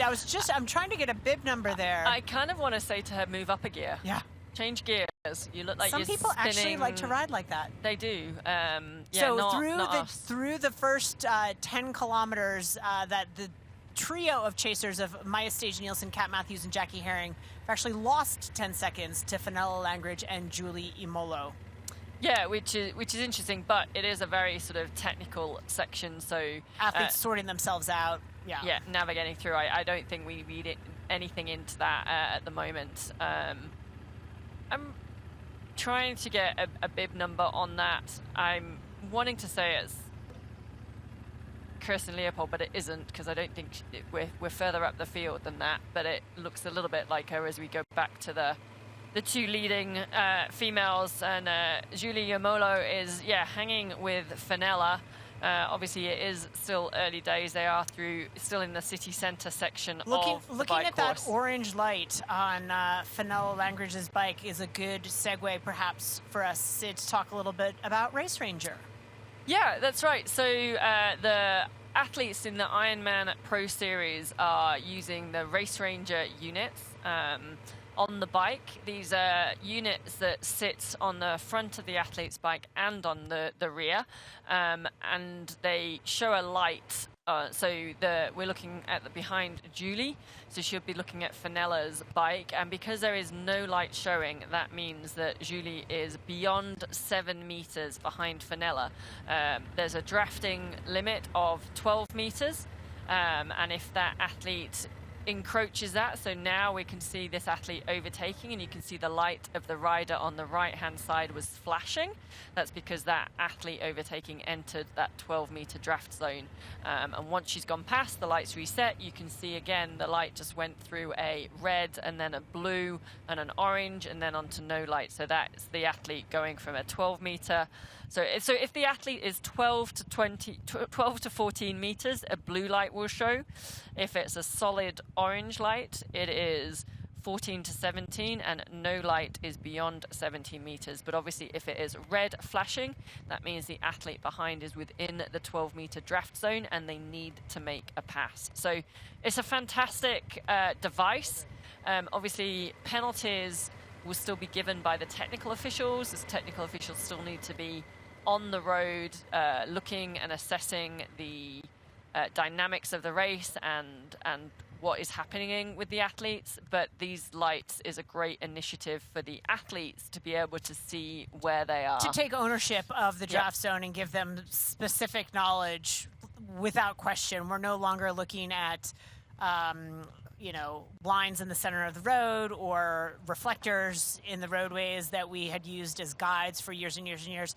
This technology definitively gives you those ranges, and it's a tool for the athletes to self-enforce the drafting. It's also helpful for the officials in that the officials can monitor a larger group of athletes. So if there were a pack of 12 athletes, say, it's hard for the official, can't be in between each of the 12 athletes in a line, so they can't see specifically the distances, but they can certainly see flashing lights on the back of bikes and address situations. But to your point, the penalty needs to be addressed by the technical official on the course. That's right, and we can see now both these athletes have, so that's Kat Matthews and Maya, have got orange lights on, which means that Maya is sitting between 14 and 17 meters behind Kat, and Jackie is 14 to 17 meters behind Maya. So that's a good position to be in. They don't want to get any closer and go into that blue light and obviously the red light. As we've said, Maya and Kat both were awarded penalties in Texas, so I know those two are going to be very aware of that this time. It's also a great tool if you are in a long line to know if you can see the light 2 bikes ahead of you, to know whether or not you can make a pass and then legally slot in. You cannot slot in if the athletes are riding draft legal, but if that light is orange, it would imply that there is room for you to make a pass and move ahead. I think on our last shot from the rear of this trio that included Jackie Herring, I believe Jackie Herring was getting gapped. Maybe our cameraman can go back. I assume she has to be because the moto is now driving where Jackie would be riding. So it looks like Jackie Herring has been disposed of off the back. Here we have Jackie Herring. Is that Jackie? That's not Jackie. I don't think that's Jackie, but you would hope so from where that motorbike was positioned that, it certainly wasn't between Maya and Jackie. The other thing I like about Race Ranger and what they can do, and I think some of the athletes in some races are finding this out, they obviously collect the data from the race. Yes. And it summarizes into how long the athlete spent in the draft zone. Make it public, make it public. How many times that athlete entered and came out of the draft zone. Cheater, pumpkin eater. And cumulative time. And some races are now taking that information and sending it anonymously, obviously at the moment, to the athletes just to say, hey, heads up, you spent X number of minutes in the draft zone, or you went in and out this number of time, compared to what the average was for the race. Is it, good, bad? And it just, and there is then, yes, the opportunity that we could take this further and then make it public so that everyone can see, and as you see, this is Fenella Langridge and Julie Yamolo. They are now coming. There is a little bit of an out and back section whilst they are still within the city centre. So they're coming back along the Ulster, I think it is, before they head out into the countryside. And you can see the athletes that are coming the other direction on the other side of those yellow cones. That's the athletes that are coming out from T1. So there'll be the first chance that Fenella and Julie Yamolo get a chance to see Kat, Maya, and Jackie, if she's still with there. But from where that motorbike is, I would hope, or I would imagine, Jackie is not there. Yeah, they had gone around a corner and it looked like Jackie was a little bit off the back there, and certainly with Kat Matthews at the front driving the pace, it would not be surprised if that pace was pretty solid. So certainly Maya Stage-Nielsen taking advantage of that and matching the pace, but maybe just a little too rich for Jackie Herring. We're going to take a quick commercial break, but when we come back, we're going to get an update on the likes of a charging Els Visser and Daniela Blymel as well. Will those superstars on the bike be able to reel in the front of their race on the full gas bike course as we are getting underway on the bike here in Hamburg? We'll be back. Don't go away.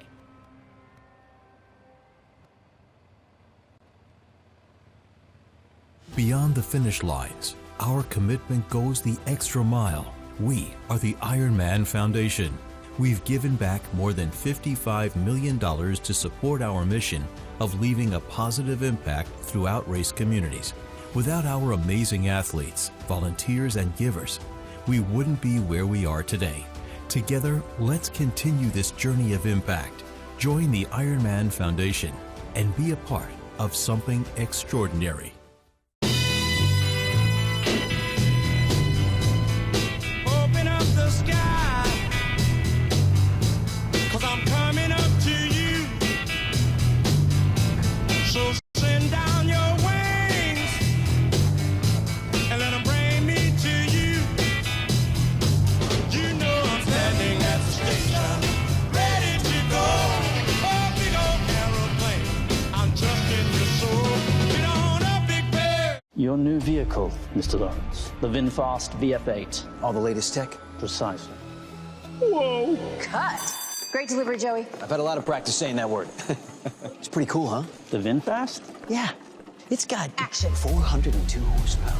All-wheel drive. Over-air updates and a 10-year unlimited miles battery warranty. Yes, but 15-inch infotainment screen. Cut. None of those lines are in the script, Joey. I just think people are really going to want to know those things. That's what the website's for, Joey.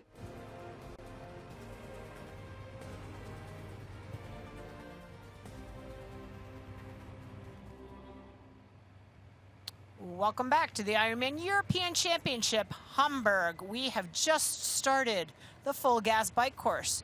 Our two lead females are Fenella Langridge, followed by Julie Yamolo. There's a chase group that includes Maya Stage-Nielsen and Kat Matthews. Jackie Herring had been dropped from that group and just passed by Sabrina Roth before that break.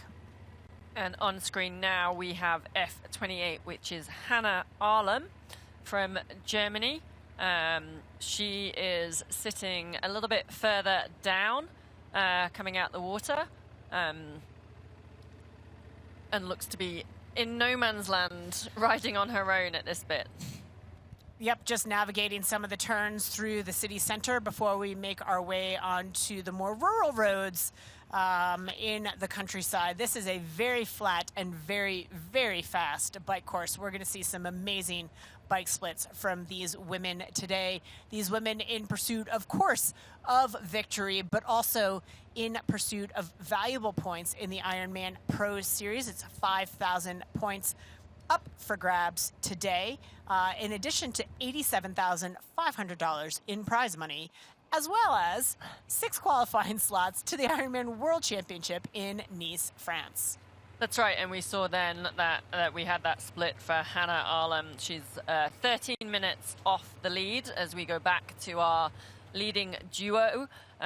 Julie Yamolo is sitting in second place currently, just behind Fenella Langridge. Now, is it too early for fun factoids? No, it's never too early. All right, okay. Hamburg. Hamburg's official name is actually the Free and get my German pronunciation right, Hanseatic city of Hamburg, a name which dates back to medieval times when the city played a crucial role in the economic and trade networks of Northern Europe, significantly shaping its history and architecture. Today, the city-state is one of 16 in Germany and remains one of the wealthiest and most influential cities in the country. I think Hamburg was also, and probably for a reason of that, was also known as the gateway to the world. It's a key port. Yeah, it's a key port, and has been for quite some time. Oh, Jackie Herring is with that group still. So here we look at Jackie Herring. She is wearing bib number 6. She currently sits 8th in the Ironman Pro Series ranking. She's 39 years old, made the trip from the United States over here to Hamburg to take on some of these European powerhouses. Her first Ironman since 2015. She's had 4 Ironman podiums between 2011 and 2013, but that's ancient history. As we were discussing, she is an entirely different athlete and has made strides, leaps and bounds in her bike strength and in her running during the years that she's been raising her young kids. Her kids are still young. They're grammar school age kids, but they're in school now, and so she's taking a bite of this full distance apple once again and seeing where all that 70.3 speed will land her now at the Ironman distance. Yeah, I'm really excited to see what Jackie's run is like. She's one of the better runners over the half distance triathlon. And this is bib. No, we just got on screen now F18. That's Stephanie Wunderlich. Thank you. There we go, Stephanie Wunderlich. So our first time seeing this German athlete. Now, she's got an interesting story because this is her first year as a pro, but she's actually aged 40. She won her age group in Lahti at the 70.3 age group world champs last year, and then decided to take her pro license. So yeah, first year pro at the age of 40. Age is just a number, not a number. No, it's not. It's not. She also, like Jackie, has 3 kids, 11, 8, and 2. And I know from reading up one of her facts was she was very proud of that race in Lahti and being first in her age group, especially because she says she had a stress fracture within 10 kilometers. Now, I do not recommend doing that at home, kids. Do not race with a stress fracture. Do not probably push through. However, Stephanie Wunderlich did and did finish first in her age group and then took her pro card, and she is racing here today at IRONMAN European Championships Hamburg. If we go back to her, I want to comment on her bike position because it's pretty unique. Oh, dread. No. We're looking at Kat Matthews, who is having a problem with her aero bottle. This is the BTA bottle, we call it, between the arms. She's trying to peel some tape off of it, it looks like. This is terrible, terrible news for Kat. It's not game over. There's a lot of racing still to go, but it looks like it's come clear off. I'm assuming it's come off, and at this point I would probably just attach it and throw it away, although it is very on early. I think that's what she's doing now. She's trying to get rid of the tape. Well, so here's her dilemma. She's not in an aid station, so she's not able to discard it.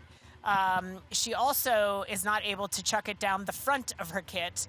That is an update to the rules, or a clarification of the rules. We saw a lot of athletes in the 2023 season using water bottles down the front of their kits as a convenient storage place, perhaps, but also wind tunnel data suggesting that it is faster. But she is not allowed to put it down the front of her kit. She is able to put it down the back of her kit. Right now, it looks like she has it. Not sure where it's gone. It's there. It's in her hand. Okay. So no, it's in her hand. She's put the tape. There she goes. She's going. Oh no, I thought she was going to find that garbage can. I thought she was going to go to the garbage can. Which I think you'd be able to do. She's put the tape down her top. She's going to hold it as long as she can till she can get rid of it. Disappointing, not the end of the world. It's still a long day to go. Kat has come back from setbacks on the bike before, so I'm sure she can. I'm sure for Kat it'll just add fuel to the fire. Now, I would think she could probably put it down her top for now to carry it. She cannot until she throw it, but she can put it down. She can put it down the back. She can put it down the back. That's true. It actually specifically came up in a rules briefing that if you miss, I raised the hypothetical specifically. If you're at an aid station and you miss the last chance drop zone for littering, are you able to ride with a bottle temporarily until you can dispose of it? And the answer was definitively no. You can put it in a back pocket.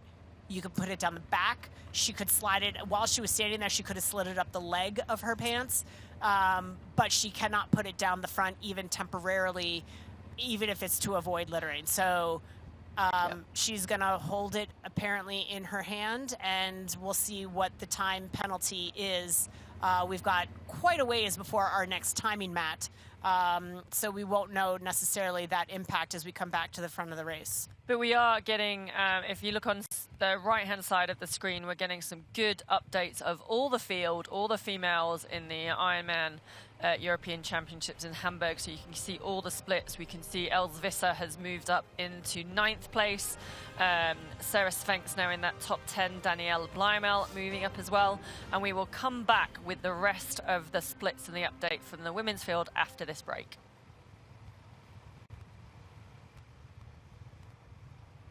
Introducing the Ironman Pro Series Virtual Edition on Full Gas.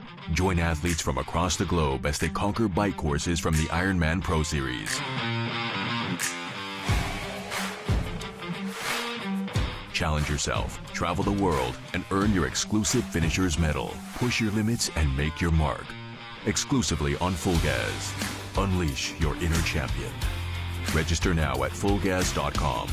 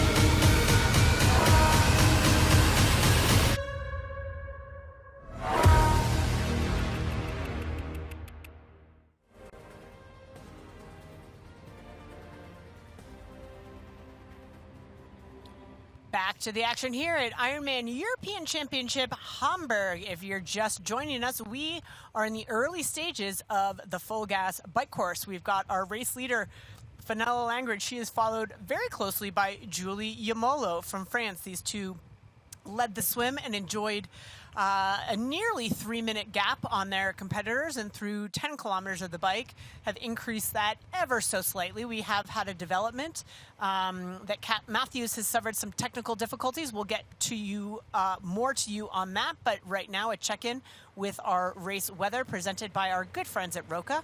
Current air temperature 15 degrees Celsius, that's 60 degrees Fahrenheit. It's overcast, cloudy.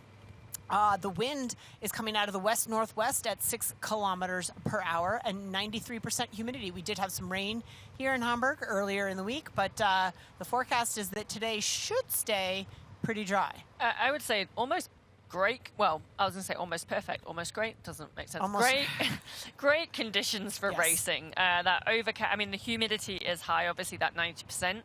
So it will feel warm, but I think that overcast and the cloud will make it feel a little bit easier, and so potentially in for some super fast times today. As we look at the tracker or the leaderboard, we've got the top 10 females on screen now, and then the top 11. So we're now seeing Danielle Bleimel is moving up.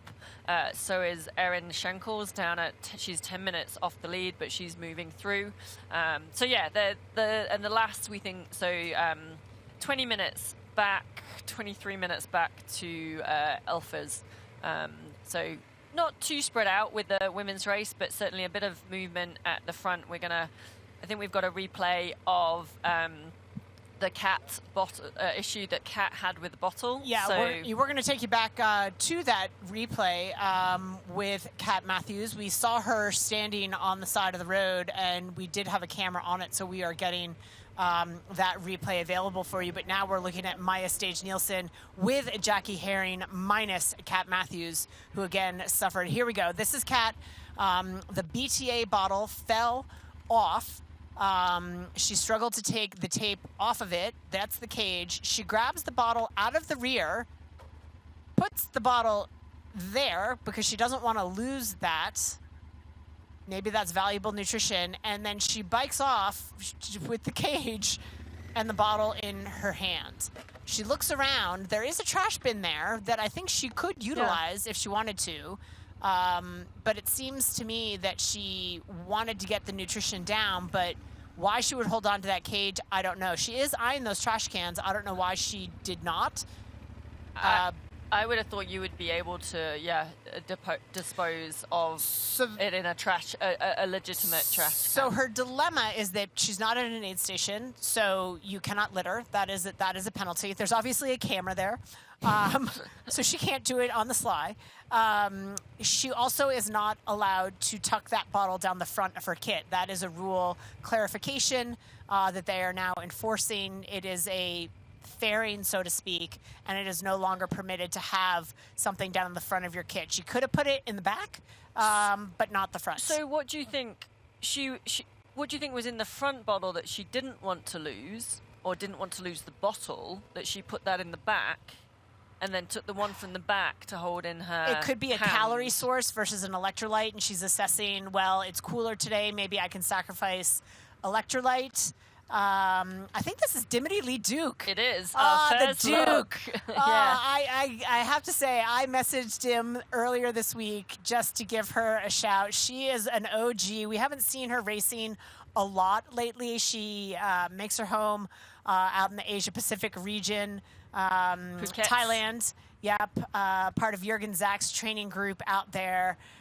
I have a ton of respect for this woman. Back to a race at Ironman Texas years ago where she was just really disappointed with some of the race dynamics. That's right. And actually pulled out of the race because she didn't want to compete against what she saw as unfair racing. Now in the day and age of Race Ranger, athletes are better able to enforce their drafting, helping officials to monitor it better as well. And I love seeing Dimity Lee Duke out on the race course. Yeah, she's currently sat in 16th place, just over 10 minutes back from the lead. But she has a real affinity to German races. So yes, she's Australian, comes from the Western Australia, the Perth area, but lives over in Thailand now, but has raced actually Ironman Frankfurt a lot, was third in 2022. I think that's one of her, probably the best results of her career, and sees it as a highlight, and then raced 3 other times in Frankfurt, 2 sevenths and a DNF. So I think was really excited to get back to Germany and Hamburg. Yeah, we haven't seen her race a lot. She's been around for quite a long time, and her racing may be winding down. She's not very active in social media, so getting exactly what's been going on with her, but just a lot of respect for that athlete and love seeing her out racing. She is not the world's strongest swimmer, so she is back a bit, but we can expect to see her make her way through the field. Let's take you back at what happened earlier this morning during our Roka swim course. It was a in-water start for our professional women as we got underway. We had some key swimmers we thought would take to the lead, and we were not wrong in that assessment. It was Fenella Langridge out of the UK and Julie Yamolo from France. The two of them would go back and forth quite a bit throughout this swim, didn't they? They would, yeah, and they soon managed to get quite a sizable gap on the rest of the field and really push the pace as the swim went on. There was no sort of, I don't know, maybe they were taking it in turns, but it certainly looked like a little bit of a battle between the two of them. But it was Julie Yamolo that exited the water first. Fenella Langridge on her heels as they started that huge run through transition. As we come back to Dimity Lee Duke, I've got something for you. Go on, so have I got a few, so you can go first. I have a fun fact. There we go. Hamburg is often called the Venice of the North. No, this was my fact. This was You such did the a good first fact. one. I had this one. It boasts over 2,500 bridges, which is more than Amsterdam and Venice combined. These bridges weave through the city's rivers, canals, and waterways, creating a picturesque and enhancing landscape that's perfect for exploring by foot, bike, or boat. So yeah, just a fascinating city here in Hamburg. We've really enjoyed our time here. The people themselves are fantastic. The culture, it's a very open-minded city with that's rich in history, culture, and of course triathlon fans to the core. I was so excited when I found that fact about the bridges, and I just think that's amazing. Like, bigger, more bridges than Venice, Amsterdam, which you would you think of Venice, you think of Amsterdam, you think of river cities, and just the number of bridges, you do not think of that of Hamburg. Hamburg also going to be popular for Wurst and sausages and German sausage. Now, I have a little bit. So obviously on the tracker that we're seeing, they've gone through 9 kilometers, and our next split isn't actually till 60 kilometers. So what you're seeing there is Kat still shows she was with Maya and Jackie. Obviously, we're going to that's going to have dropped down a little bit, but our top 5, or I'm going to say top 4 at the moment. Jackie Herring in 4th. I've now lost the Maya Stage-Nielsen in 3rd, Julie Umolo in 2nd, and Fenella Langridge, our current women's leader.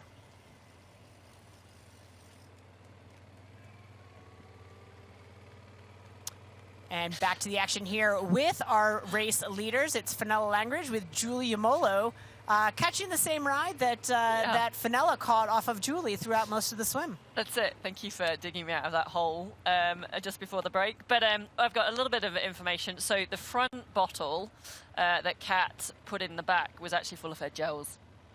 So that's why she wanted to keep it. That's what I was saying, the calorie source versus Yep. potentially an electrolyte, which on a day like today is probably less important because of the weather conditions, but the density of calorie being certainly more important. And I don't think she'll have lost that much time with that stop. It didn't look like she lost that much time, and certainly, like I don't want to harp on about it. She lost 5 minutes at Texas and still managed to bike her way back up to that group. So I don't think it's a disastrous position for Kat Matthews. She's been here before. She knows that she can bike.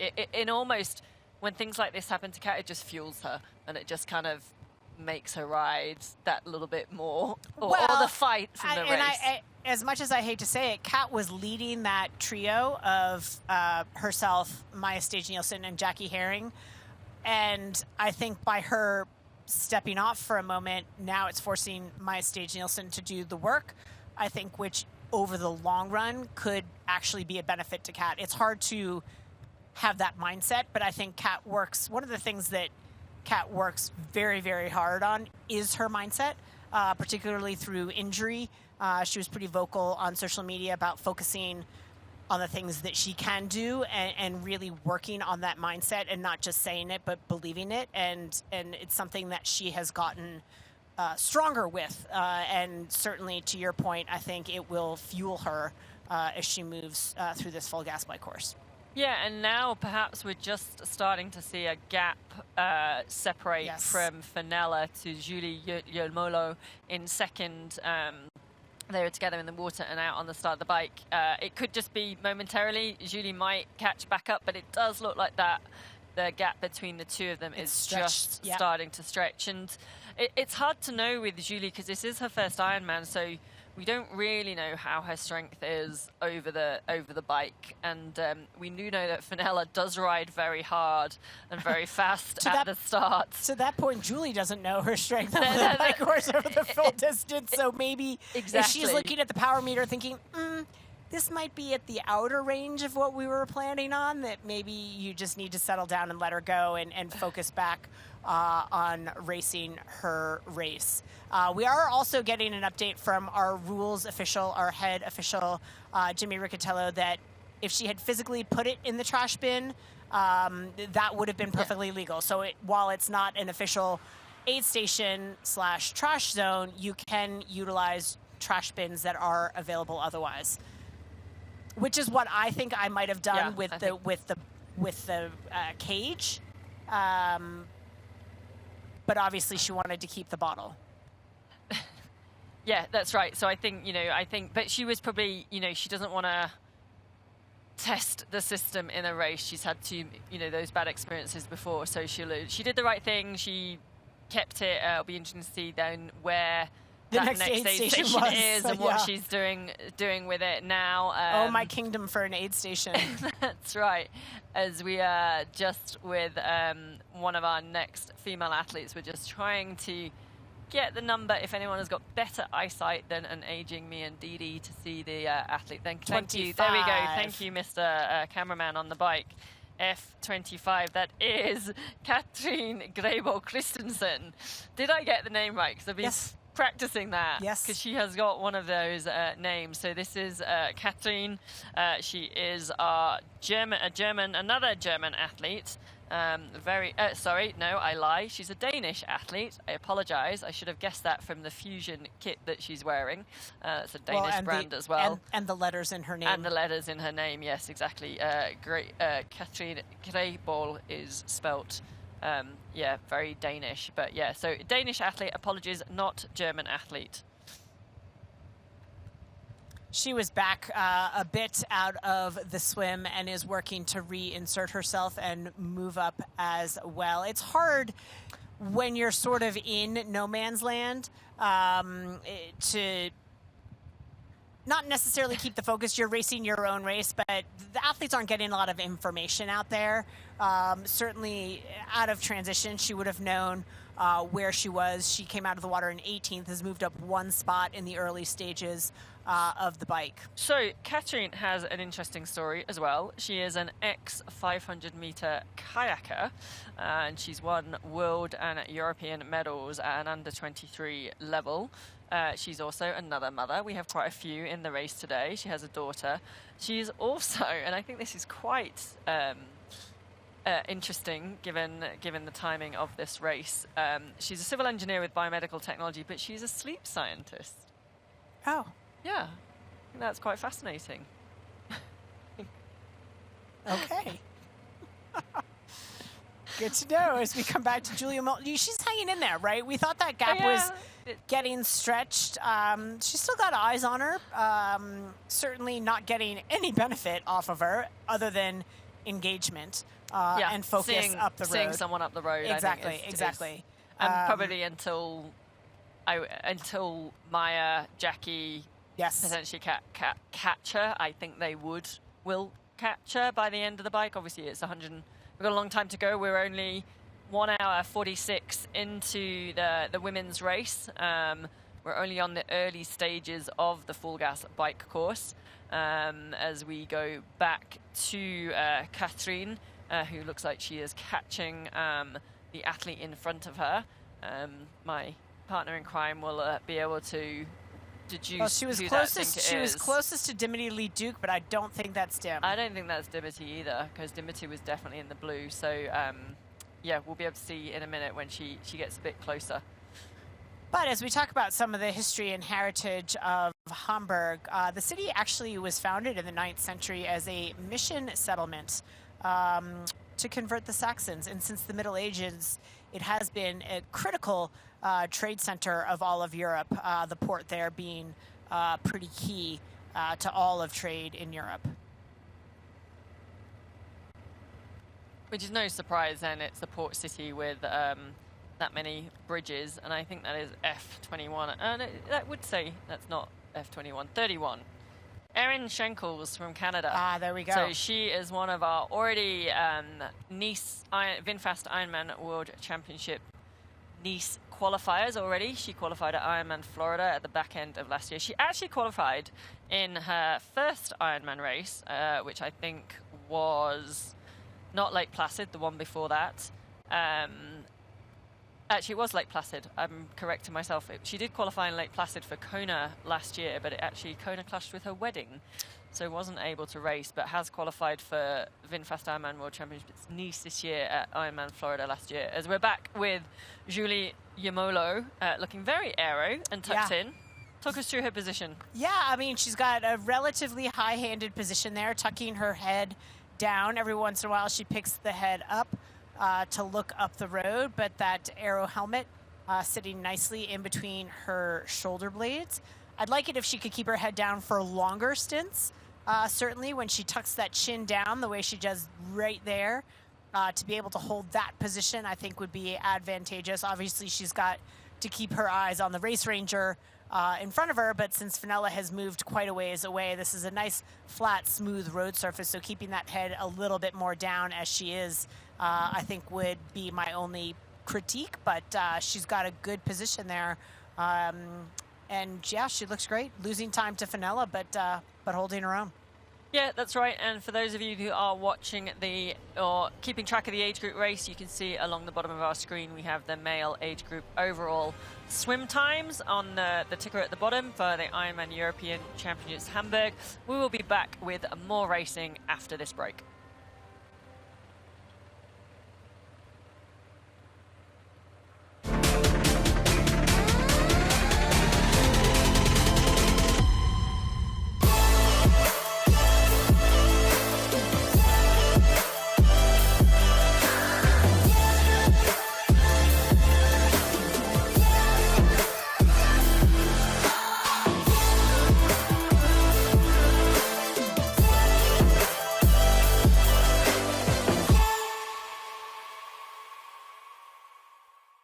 For 12 years, for 4,383 sunrises, across millions of mornings, we've been working to make one thing better.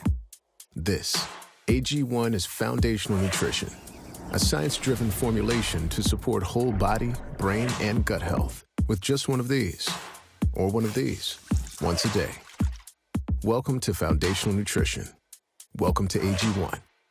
Start at drinkag1.com.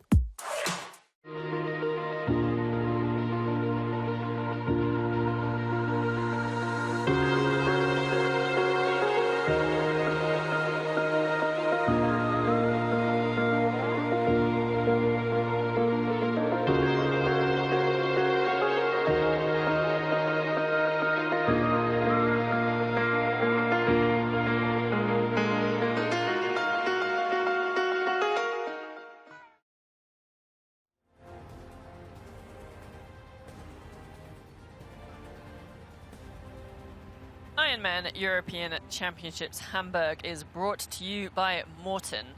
Get used to it. And by AG1. Better finishes start with AG1.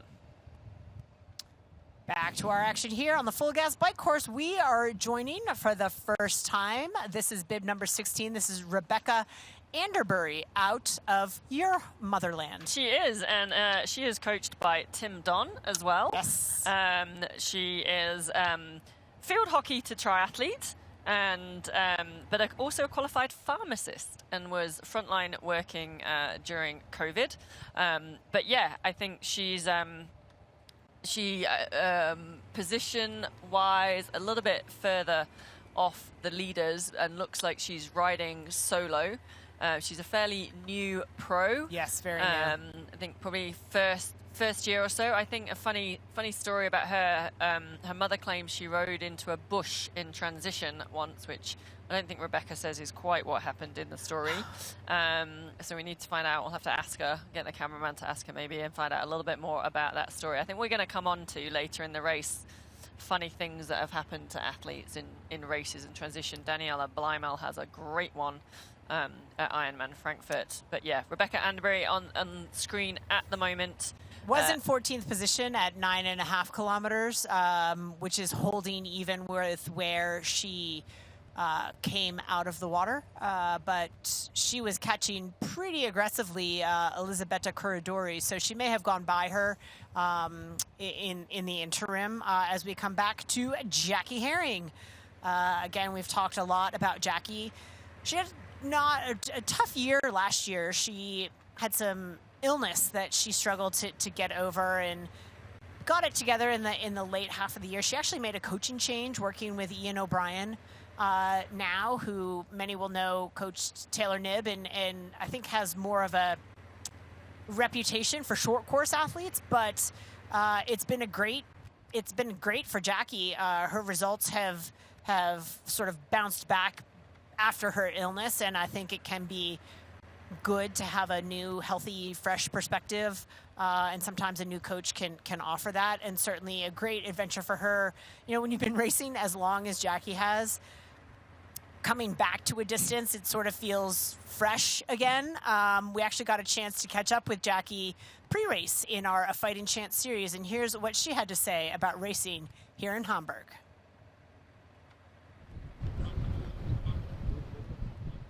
It's so cool to be somewhere new. It's fun.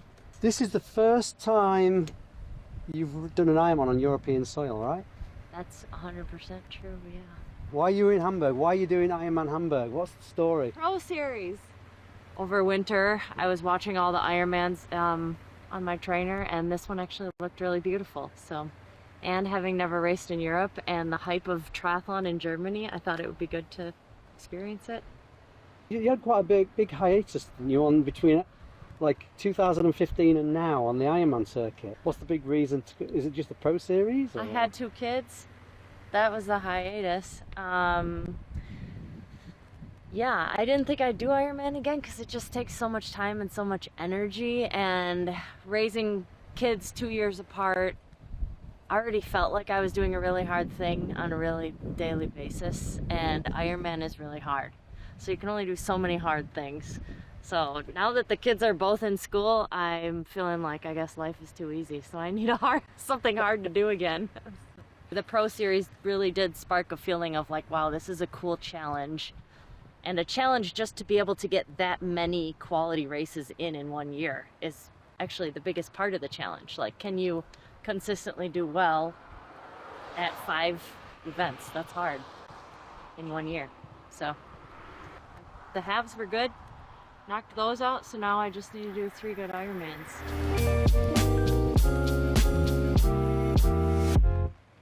I'm going to say air quotes, just 3 good Ironmans. No. But, I mean, Jackie is a great Ironman athlete. Certainly the sport has evolved significantly since the last time she raced Ironman, but Jackie has evolved since the last time she raced Ironman and has been, I think, more competitive as a 70.3 athlete than she had been as an Ironman athlete, and I think she's going to take that level of competition here into her return to Ironman racing. It's funny, yeah, because she's done 16 Ironmans over her career, and that was back, obviously, before 2015. But when she was Jackie Arndt. Yeah, but that hurt my brain pulling that one out. Oh, Whoa, look Dee-Dee. at that. Go Dee-Dee. Yeah. Man. But it's almost like she's coming in as a rookie again, like completely fresh. It's new to racing. I mean, if she's riding with Maya Sage Nelson, who we saw just overtake then and is now on screen, that's legit riding. Maya is known.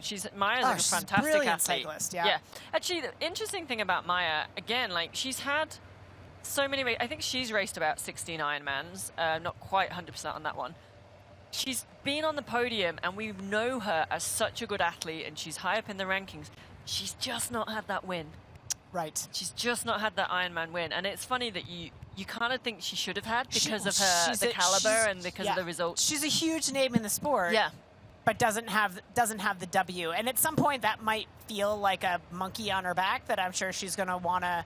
But here's the thing. She doesn't shy away from big races. She could go to some of the smaller races and probably get her first win. But again, I'm going to come back to her history as a golfer and the mindset.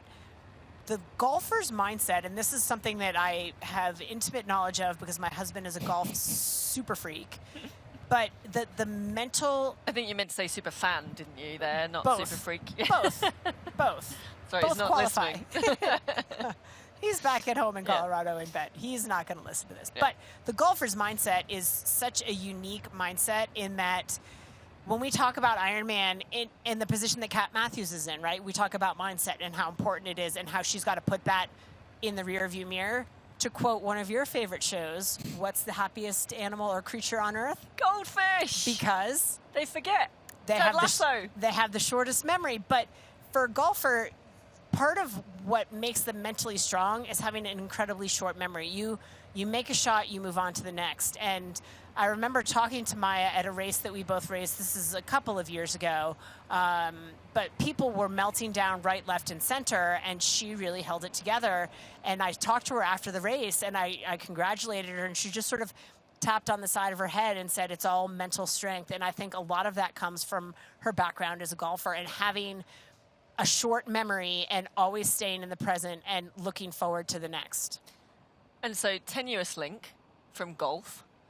If you are a lonely millionaire, as many golfers are, yeah, with a taste for caviar, then this is fun fact, by the way, viewers, if you didn't get that one. But if you're a lonely millionaire with a taste for caviar, then Hamburg might be perfect for you. With 994 millionaires and 11 billionaires already calling the city home, and the finest caviar on speed dial. No, seriously, there is a caviar emergency service here. I did not know that. Look it up, apparently. This is so Hamburg has the highest concentration of millionaires and billionaires found in Germany.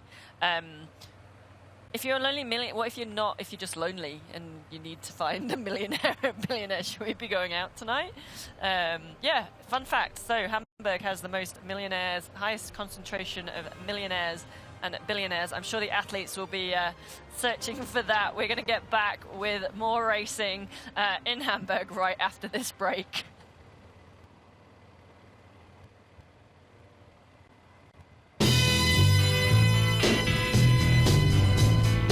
Open up the sky,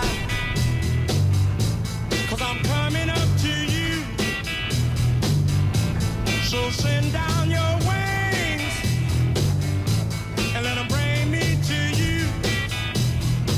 You know I'm standing at the station, ready to go. Oh, big old aeroplane, I'm trusting your soul. Get on up, big bear. Beyond the finish lines, our commitment goes the extra mile. We are the IRONMAN Foundation. We've given back more than $55 million to support our mission of leaving a positive impact throughout race communities. Without our amazing athletes, volunteers, and givers, we wouldn't be where we are today. Together, let's continue this journey of impact. Join the IRONMAN Foundation and be a part of something extraordinary.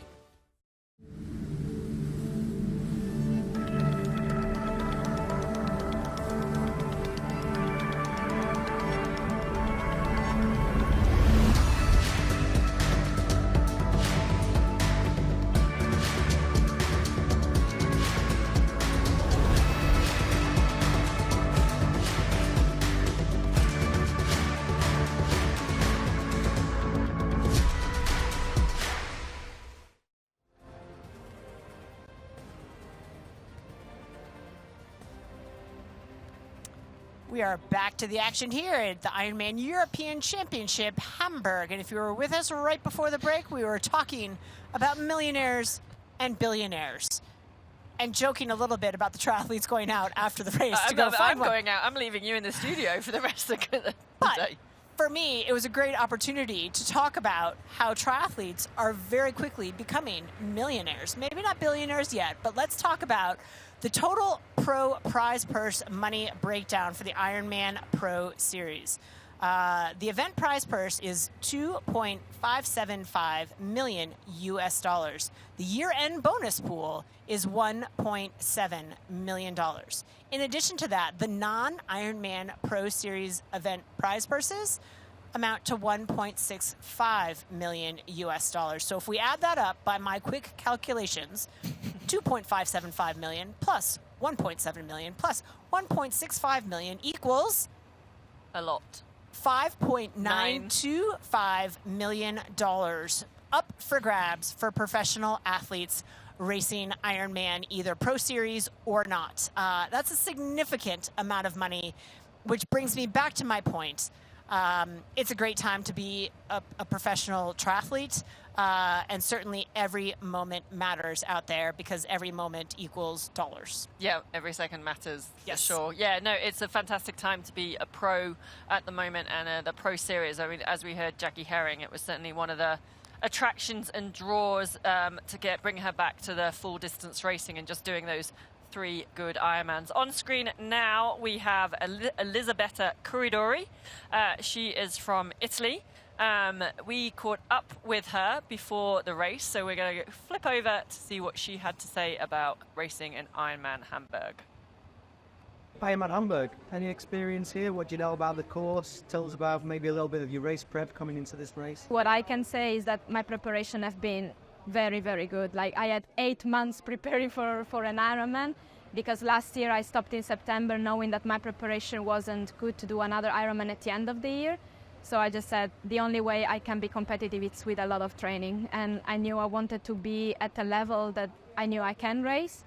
And so that was my way to prepare, like 8 months, put a lot of training and a change coach. I'm working with Joel Filiol now, and like I feel very ready to race an Ironman now.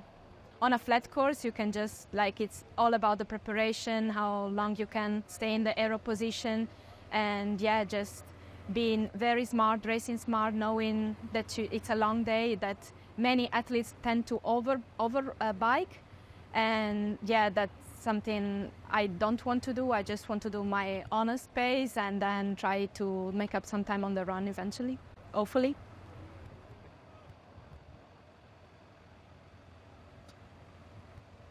Welcome back to Ironman European Championships Hamburg. That was Elisabetta Corridori.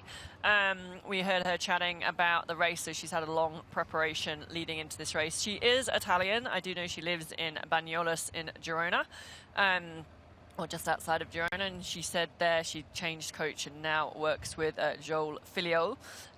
Interesting thing about Elisabetta is her father, who is 71 years young, is an Ironman world champion in the 70 to 74 age group. He competed at the VinFast Ironman World Championships in Nice last year, winning his age group in a speedy 12 hours. So yeah, definitely a family affair.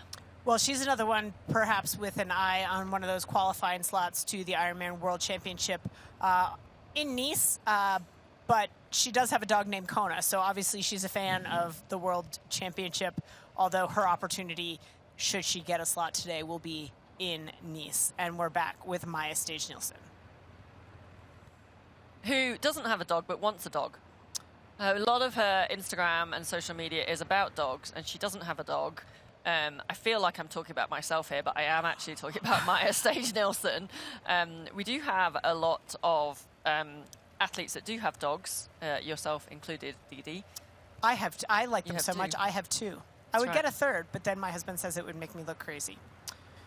But we talk about this Ironman Hamburg course as being so fast, and the athletes really sinking their teeth into it to try to set PRs and have a fast race.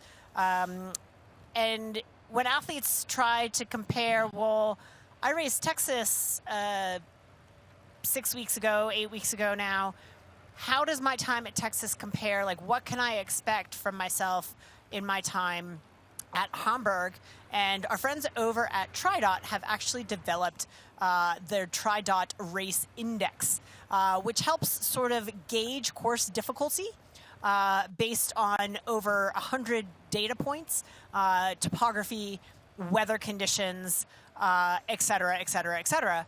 The race index runs from 0, which is an absolute ideal race situation. It's perfectly ideal conditions for racing, should result in extremely fast times, PRs, and a high finish rate for the athletes.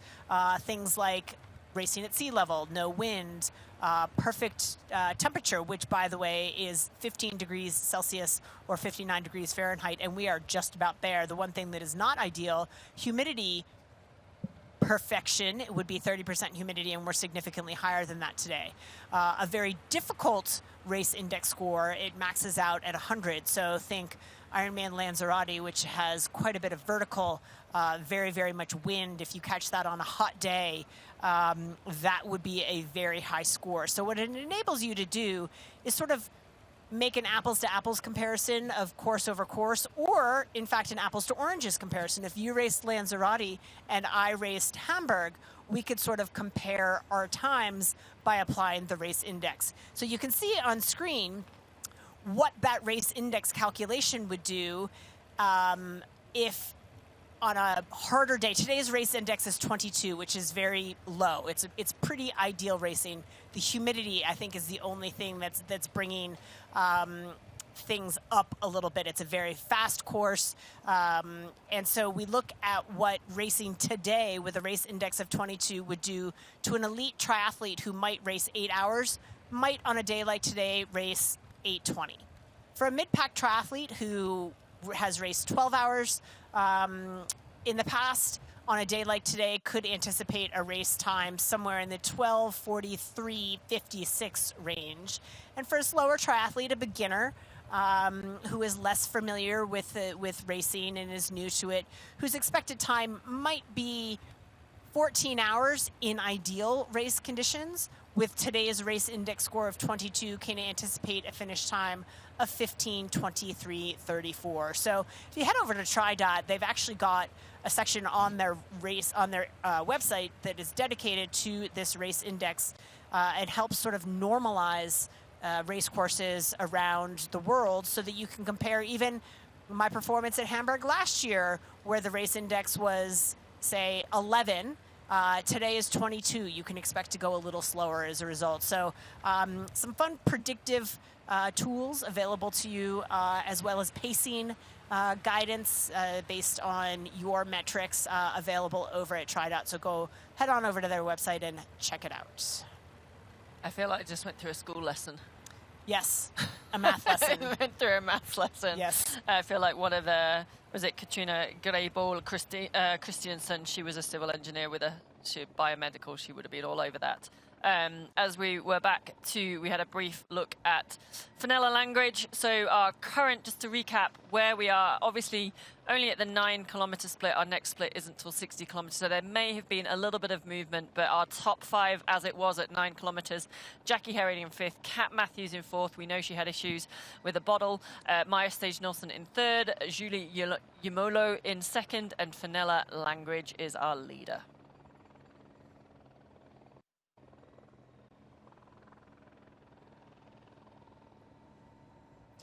And we are back, and if you take a look at the bottom of your screen, not the ticker, but just above that, you will see our bike course profile and what makes today's full gas bike course one of the fastest on the circuit.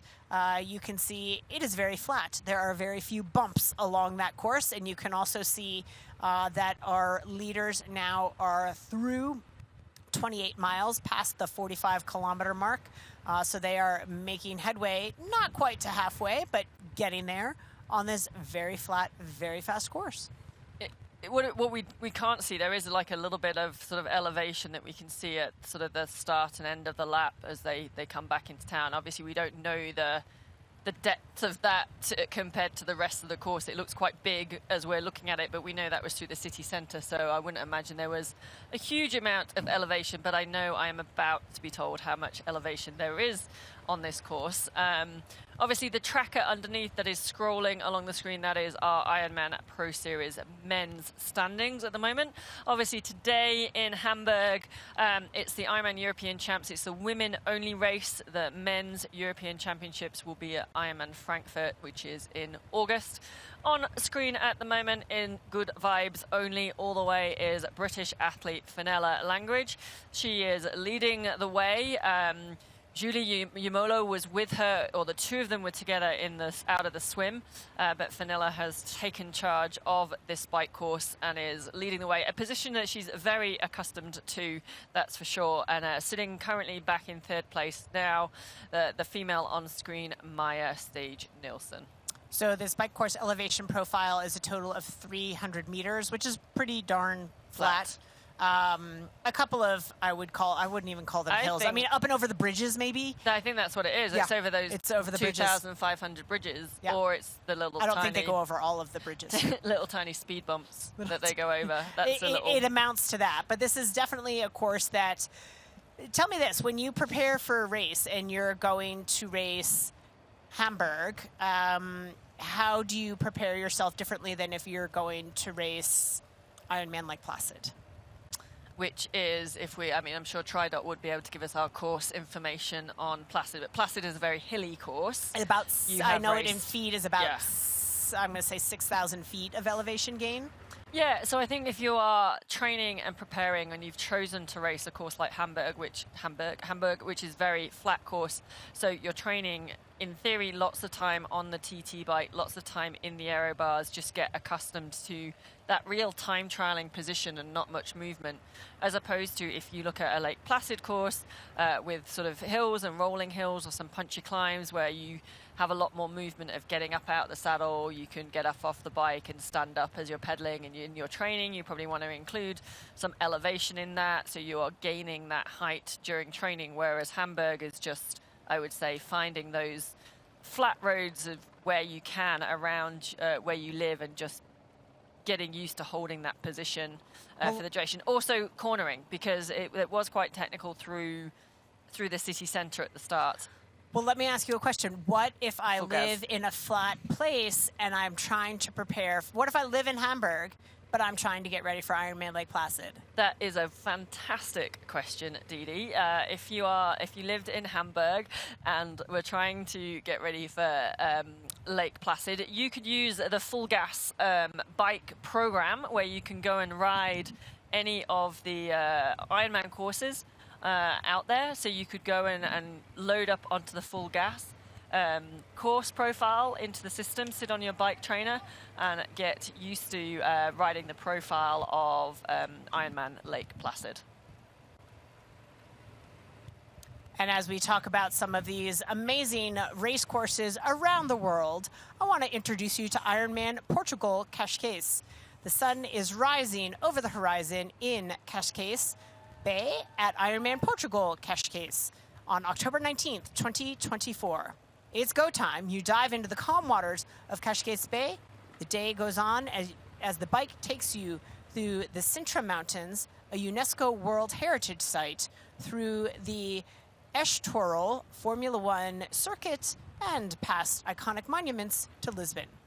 The run course takes you through the center of Cascais, which vibrates at your passing. You can register now for our late season Ironman event at ironman.com. As we check in with our weather, brought to you by our friends at Roca, it is 1 degree warmer than it was at the start of today. 16 degrees Celsius, 61 degrees Fahrenheit, but we know that is close to ideal for our TriDot race index. Bar our humidity. Yes, bar our humidity, which is higher, up at 86%. Ideal humidity, according to TriDot, is down at 30%. The UV index is 0, so no sunscreen required today. And the wind pretty steady there at 5 kilometers out of the west-northwest. I'm gonna argue with you. I think you should always wear sunscreen. Well, okay, fine. That's being picky on that. What's your favorite race, Didi? Was if you we've just talked about Placid.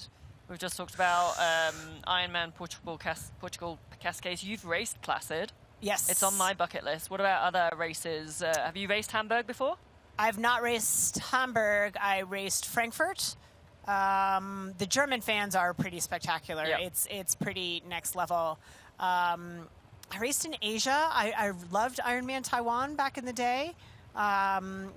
Those fans were amazing too. For me, the course is, yes, I love a good challenging course, which is why I've loved Lake Placid. For me, being an East Coaster original, it was my quote-unquote home race, and there's something to be said for that. But I think the things you take away, you certainly want to pick your courses based on strength as an athlete.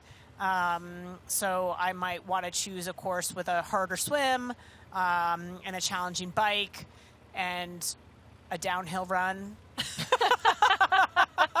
If ever there was one, oh, Ironman gods above, please answer my prayers. Put the Boston Marathon at the end. Let's create an Ironman. Let's put an Ironman event in Boston so Didi can have that downhill. But I think the thing that I take away from most races is the overall experience. Having just come back from Ironman Australia at the start of May, I didn't have a fantastic race.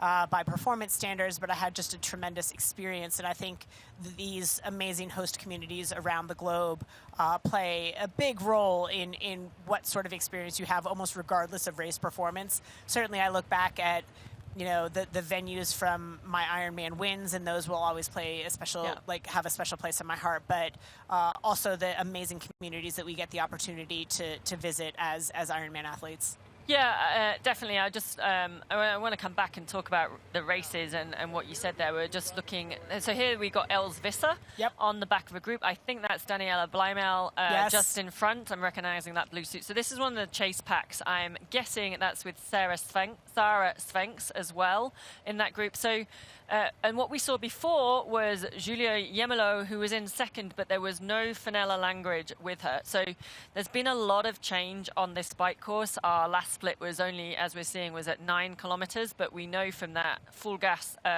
bike course profile on the bottom, the women are past 45 kilometers, so they've probably got about 10 kilometers to go before we get the next split. But this is Els Visser sitting at the back of a group, which I am guessing is Daniela Bleimel. It actually looks a little bit like Kat and Maya, but that I'm just a bit confused on that one because they weren't together. But it could be Sarah Sphinx and Kat, so she could be in that group. But we will try and get that group of athletes for you. But we caught up with Els Visser before the race, so we're going to catch up with what she had to say. I think this is my 8th race of the year. But yeah, I'm super happy with how I recover after each race, and I think we also picked them really good. At first I did a good block in New Zealand, then a few races in Asia, and now the European season has started. Any experience of this race course? It's my first time here in Hamburg, so it will be a day full of surprises, but of course I've been out on course to explore it a bit. Where does this course suit you? Where's your strength type? I believe that the bike course will be pretty hard. It will be a fast course and flat course, but because it's flat, you have to be in the bars for 180k, and you have to push the pedals for 180k. There's no brake, so I think my strength will definitely be on the bike, but then I also believe that I can be able to run a really good marathon off the bike.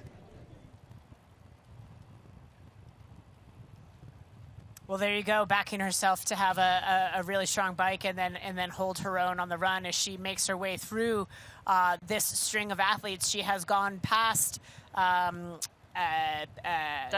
Bleimel and then Kat Matthews, who has joined this group, and she's made a big move to the front of the group before. I didn't catch the number on that athlete. I think it was Sarah Sphinx.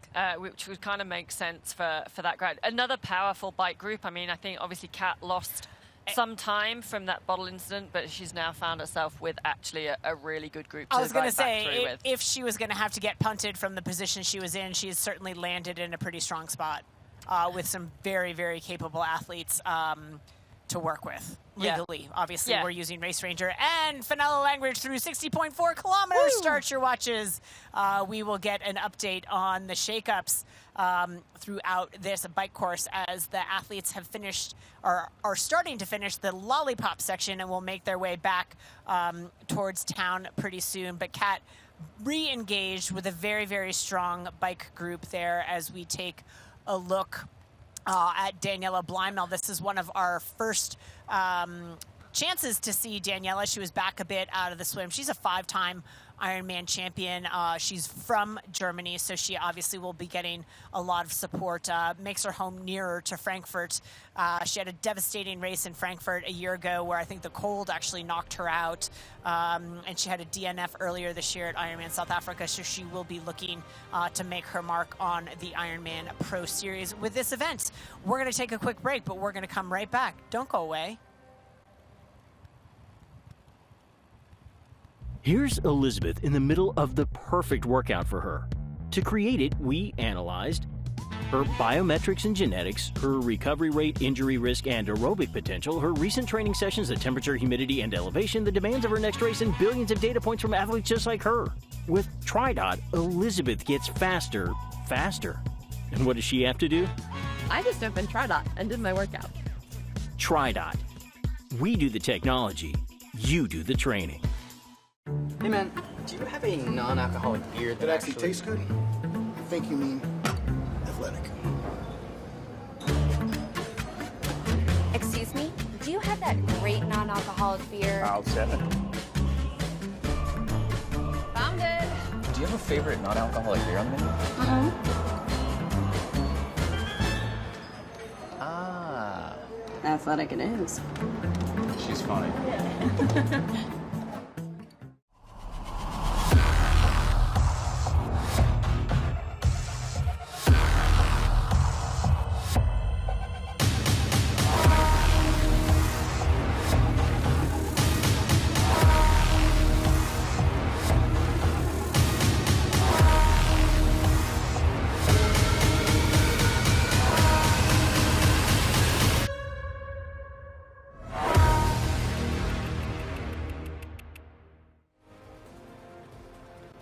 Back to the action here at Ironman European Championship Hamburg. You're looking at Julie Yamolo. She is your second place athlete on course, and she is headed back as she takes a look at, that was Jackie Herring and Maya Stage Nielsen going the other way. So they are probably making inroads. Right now, the only two athletes through 60.4 kilometers are Fenella Langridge. And I got to give it up to Julia Molo, who's only given up a minute 10 to Fenella Langridge in 60K. So she's riding exceptionally well.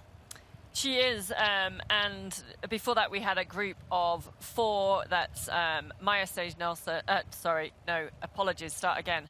Kat Matthews and now I'm getting all my words. Els Visser, Daniela Leimel, and Sarah Svenks are together, and they were the next group. So we're waiting for them to come through the 60 kilometers, see how much ground they have made up on that front pack. Obviously, Kat was with Maya and Jackie at the start of the bike, and then had a issue with her water bottle, and so has dropped back into a very good bike group. And this little section of the bike course, it's just after 60 kilometers on the first lap. It is a short out and back section, so they will get chance, as we saw, to get eyeballs on to the other women in the field.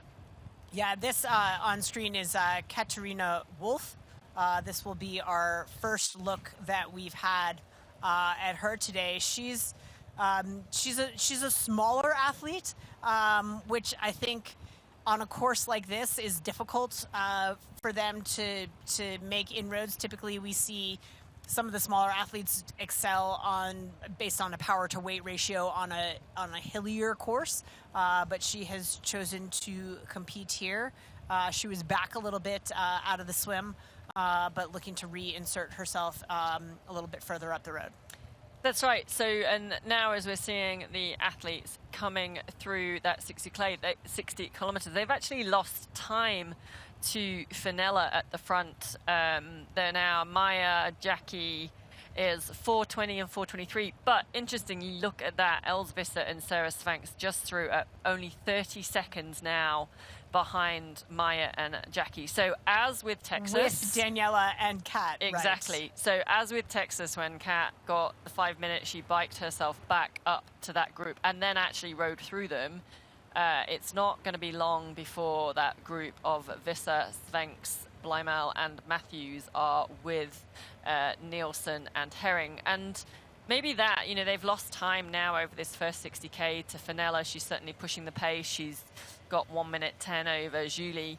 But then with that, if you think of that bike pack of 6 of them, the bike power in that group, I wouldn't be surprised if we then, over this second half of the bike course, start to see that time to Fenella come back down.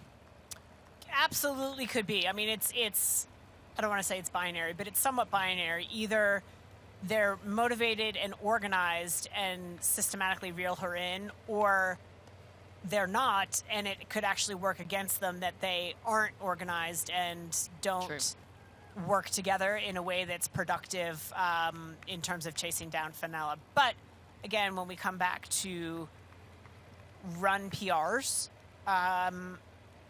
even if they gave up another 4 minutes, what did we talk about Fenella wanting? At 10 least minutes. 10 minutes? Yeah.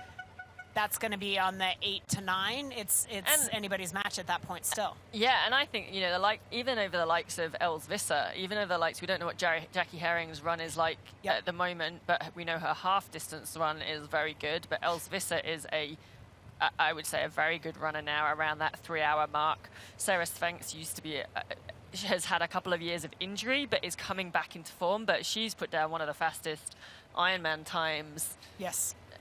When she raced Ironman Barcelona.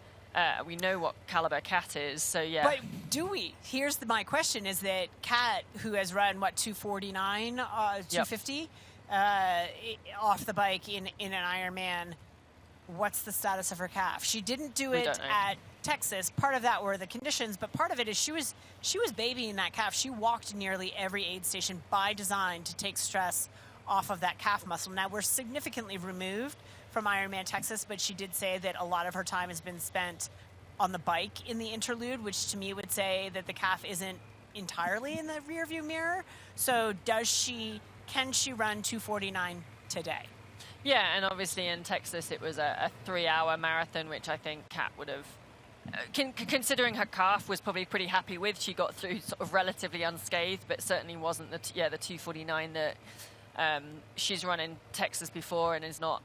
I think the course record here in Hamburg is Laura Philipp from 2022, and it's 2:45. And I would imagine if Kat was fully fit, that's definitely a goal that Kat would like to have as a target. I know she likes to set those goals. But also said she's been conservative in her race She has a big plans. season. She has a huge season and won't want to sacrifice the rest of it to run 2:45 here. Yeah, so it's actually interesting, and they had this at the press conference before the race, and the way the Ironman Pro Series works with, you know, every second matters, and if you are winning a race, do you push on to create a bigger deficit so that the women behind you get less points? It might not matter in that race today, but actually at the end of the year, the cumulative points could be really critical. Too early to say at the moment, but we will find out a bit later on in the race, but we will be right back after this short break. Your new vehicle, Mr. Lawrence. The VinFast VF8. All the latest tech? Precisely. Whoa! Cut. Great delivery, Joey. I've had a lot of practice saying that word. It's pretty cool, huh? The VinFast? Yeah. It's got 402 horsepower. All-wheel drive. Over-air updates and a 10-year unlimited miles battery warranty. Yes, but 15-inch infotainment screen. Cut! None of those lines are in the script, Joey. I just think people are really going to want to know those things. That's what the website's for, Joey.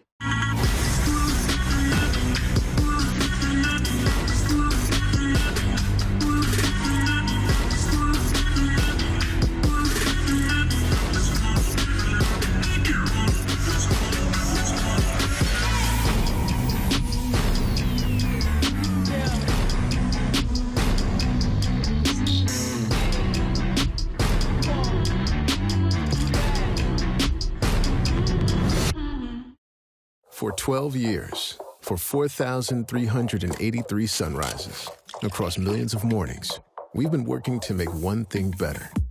This, AG1, is foundational nutrition, a science-driven formulation to support whole body, brain, and gut health with just one of these, or one of these, once a day. Welcome to foundational nutrition. Welcome to AG1. Start at drinkag1.com.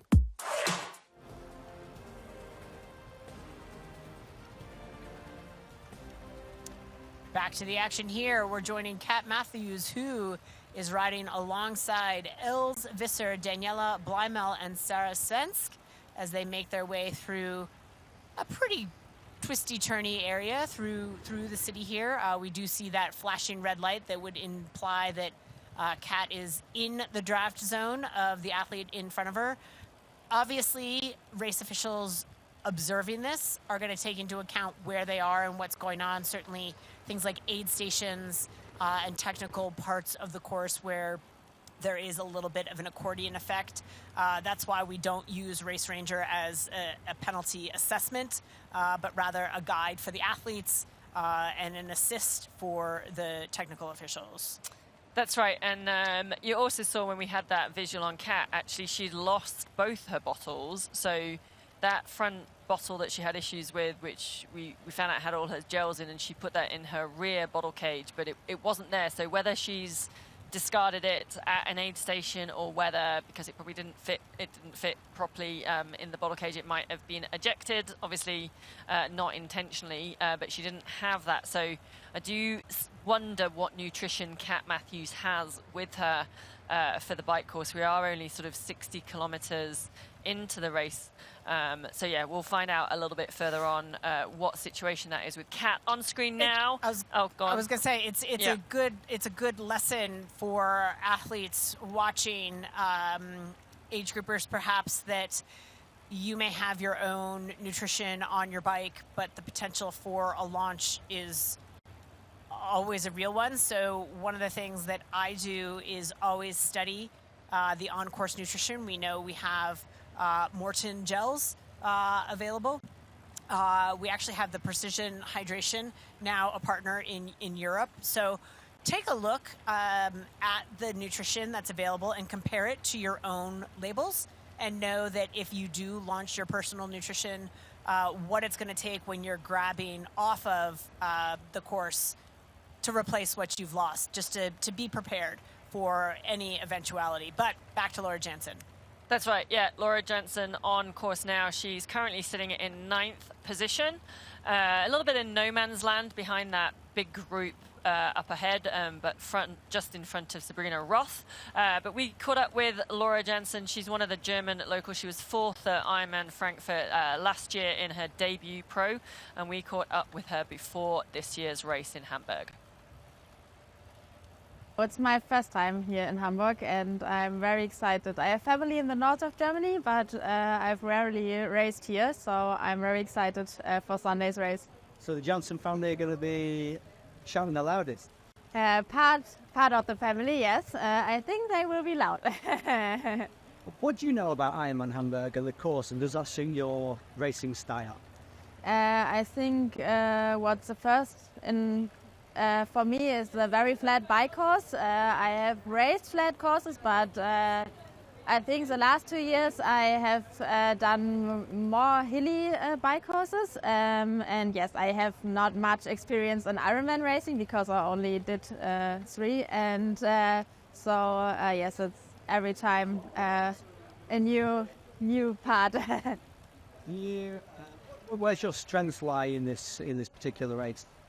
In Hamburg, you mean? I think my strength is that I have mostly a good run, no matter of the bike. In the races I did, I not always felt great on the bike, especially in Kona, but even there I had a quite good run, and I hope so for Sunday. I think the dynamics on the bike can be very can make a decision for the race, but I think it's much time on the run you can put in, so it will be interesting until the finish line. You know, predictors before the race said of Laura Jansen, she's a little bit of a dark horse. She's definitely one of those athletes who does not yet have a qualifying slot for the Ironman World Championship. I think she would certainly like one, and so she's going to see what she can do to do that. Took up triathlon during her medical studies because, unlike Jackie Herring, she likes to do all of the hard things at once. I was going to say, because medical studies... Jackie's like, I don't want to do Ironman and raise kids because you can't do too many hard things at once. Meanwhile, Laura is like, yeah, medical school, yeah, let's do Ironman too. Medical studies is not hard enough. That's the message you get from that lot. But I think Laura Jansen, she kind of surprised everyone last year. She was 4th at Ironman Frankfurt in her debut, and that qualified her for the VinFast Ironman World Championships in Kona. She was then 19th in Kona at the World Championships. So she's still relatively new. I think this is then her 3rd full distance or 3rd Ironman. She'd had a DNF earlier this year at Ironman South Africa, but she is a very good runner. She ran a 3:06 in Kona, which is nothing shabby. No, and she's had a podium this year at a 70.3. Thank you. 70.3 at Crash Cow earlier this year, so she's off to a good start. And with 6 qualifying slots up for grabs. It could be her day. Yeah, definitely think there's a huge opportunity with so many. 5 of the women already have those slots for Nice. Here we are back with Kat. Looks like she's just dropped off the back of that group, which is a tad surprising. I mean, that is a very strong group with Els Visser pushing the pace. My thought when we saw her coming into that turn was that she had gone to the front of that group, not at the back of it. So, yeah, very surprising. But it does look like she might be catching back up, so it could have been just an issue through, and that motorbike could do with moving, ideally, up the road. But, I mean, it is a strong bike group. It looks like they've actually caught Julia Molo. No, Maya Stage Nilsson, and Jackie Herring. So that is a strong group. Kat is going to come back onto the back of that group, I'm pretty sure. If we could, the cameraman could just let that technical official move a little bit to the side and move up. But I am going to be interested because Kat has lost... it looks like she's lost her nutrition. And we're getting to the point now where that's going to play an increasing role in terms of, you know, any stores you have sort of in the body, the glycogen stores. You're going to deplete those pretty quickly. We're getting deep into this full gas bike course. And so any calories that are missing are going to start to play a bigger and bigger role. And I mean, she's got the internal bladder in there. She's still got that straw, but I didn't see any other bottle on her bike. No, I didn't think that was anything. So it's just now you go into like, what are you picking up from aid stations? Obviously, you as well, you're in a pack, which are pushing the pace. So you might not want to necessarily stop at aid stations. They've got all their nutrition on. But just to recap where we are up to in the race, we have Fenella Langridge from Great Britain out in front. Giulio Iemolo is second at the last bit, about a minute 10 back. And then we now have this big chase group, which includes Maya Stage Nelson, Jackie Herring, Els Visser, Sarah Sphinx, Danielle Baymal, and Kat Matthews.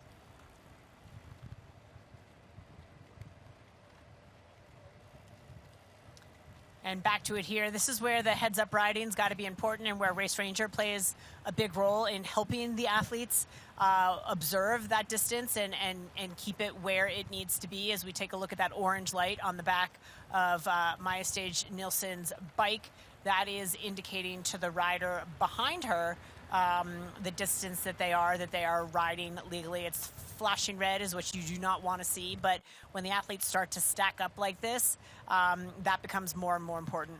Yeah, and so orange is all right. It's 14 to 17 meters. Now, what I find interesting here, we had that group of Els Visser, Sarah Sphinx, Daniela Blymal, Kat Matthews.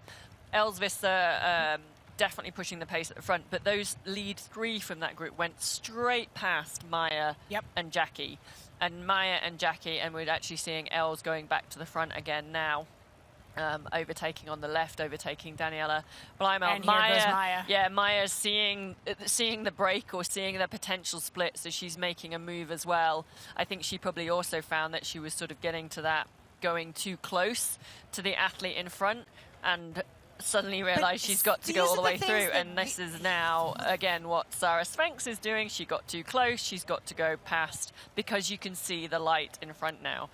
Yeah, but these are the things, too, that when you're in a group like this with riders of this caliber, are they going to go anywhere? You're certainly looking around you and deciding who you don't want to be behind if there is a move that's made.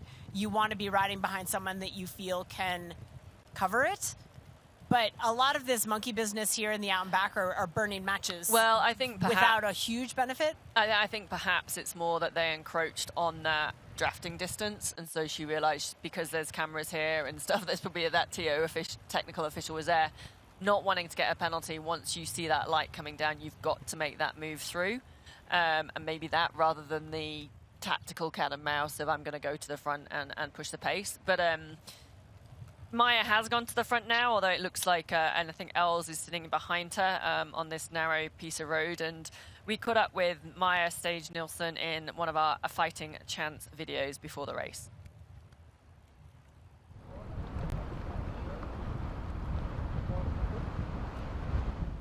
So you're fresh back from America. Yeah. How's it been going? Tell us. Pro Series. Yeah, the Pro Series is a cool new invention, and I had my first go in Texas. Not quite as I had hoped, but I feel like the last 4 weeks has been super good, and now I'm ready to give it a new try. I was looking at your bio there. 16 career Ironmans so far, and 7 podiums. Yeah, actually, I had this thought the other day that I've done quite a few, but I kind of like to go into the race with the mindset of it's being the first. Obviously, I want to have all the experience I have and don't make the same stupid mistakes again. But at the same time, be like, yeah, just open-minded and just do it and have fun. What's next? Where are you going? What's happening? What's the... So, this one, first stop, and then I go to Les Sables and do 70.3. Then the plan is to have some time in the summer where I can go to Nice and have a nice camp, get to know that course. We'll race 70.3 European Championships in Tallinn just before Nice, and then go to Nice and race. And hopefully I will then, by the time, also have a slot to 70.3 Worlds and top it up with that.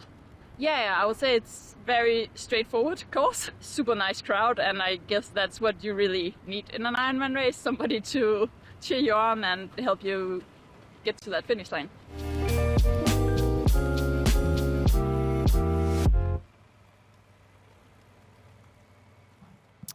You know, I love that attitude of trying to keep it like your first Ironman, to bring that level of excitement and open-mindedness to, you know, as Ironman's slogan, anything is possible. So super attitude to have. I think once you've raced as much as a lot of these women have raced, you kind of lose that spark and lose that excitement. And it's great that she can maintain that even now. I think Maya's... There's a lot of athletes I respect. I think Maya is one of those athletes I have a lot of time and respect for, because she just has such a good attitude and approach and energy, and she puts, and like we were saying, she puts herself in the races. I think I'd love to see her win an Ironman at some point, whether it's today, whether it's another day. I think she'd be a very popular winner as well amongst the pro women. She's just one of those athletes. She's got so many race results, but she just hasn't quite got that win yet. But I know she would be, when she does get it, which I hope she does, she would be a very popular winner. Yeah, but like I said, like she chooses the she chooses the big races. She chooses the big races. She chooses to be a part of the Pro Series, and isn't chasing that win. She's chasing the opportunity to race the best in the world. As we look at this large group of athletes now moving through the twists and turns on this technical section of the course, this is one heck of a race we've got going on here. It is, isn't it? Because all the main players are in this group, and this is Kat Matthews at the back of this group. Probably not the position she would like to be in, but I would imagine, because of losing her nutrition, is maybe being a little bit conservative.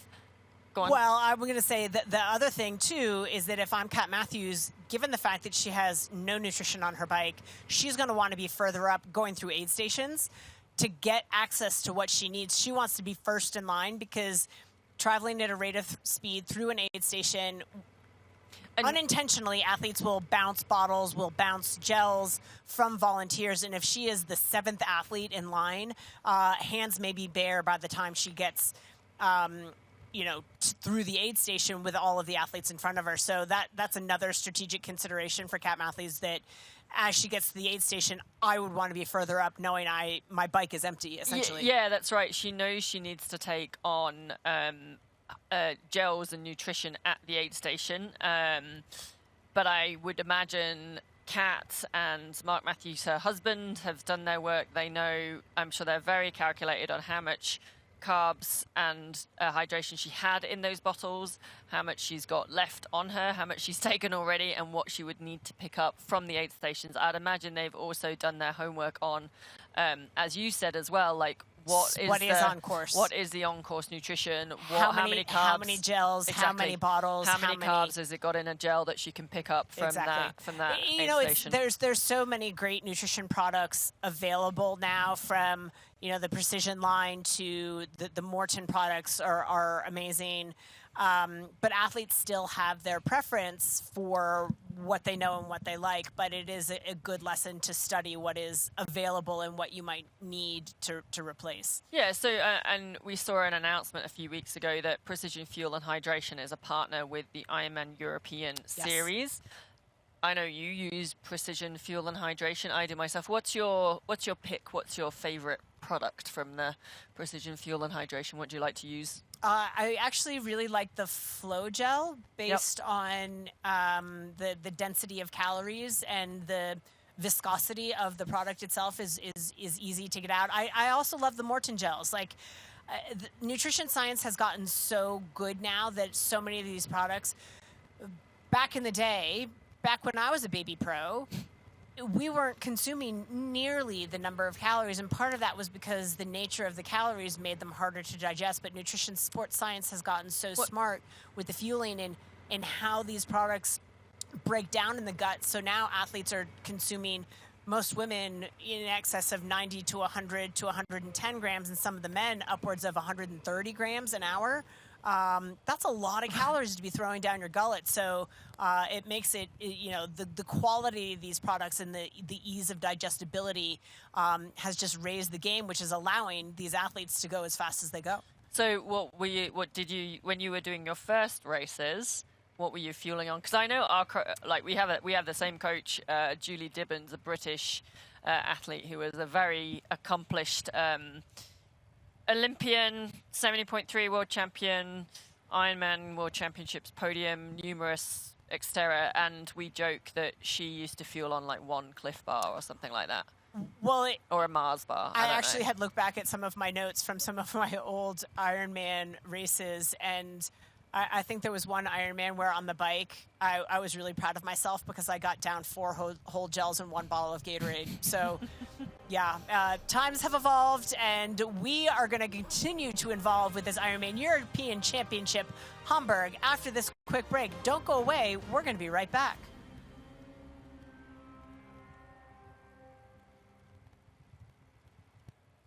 For 12 years, for 4,383 sunrises, across millions of mornings, we've been working to make one thing better. This, AG1, is foundational nutrition, a science-driven formulation to support whole body, brain, and gut health with just one of these, or one of these, once a day. Welcome to foundational nutrition. Welcome to AG1. Start at drinkag1.com.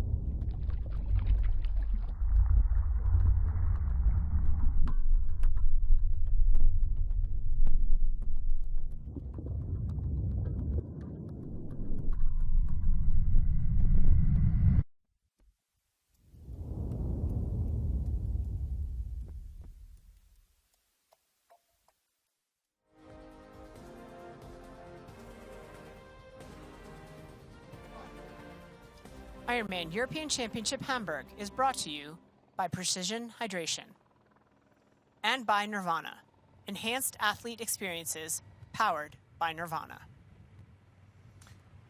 Well, gosh, Sid, during that commercial break, we did see a lot of jostling for position amongst our chase group here, which is now quite large. We'll call it second chase because Julia Molo, we believe, is still out in no man's land between Fenella Langridge and this group. But Maya Stage-Nielsen, Jackie Herring, Els Visser, Sarah Svensk, Daniela Blymel, and Kat Matthews a lot of powerhouses. Right now, Jackie Herring making the choice to sit back and try to stay out of trouble, and a lot of bouncing around in the middle. These, you made a good point. These are twisty, turny roads, and as athletes take the corner, athletes getting caught up in that flashing red light, and with a technical official there, no one wants to run that risk.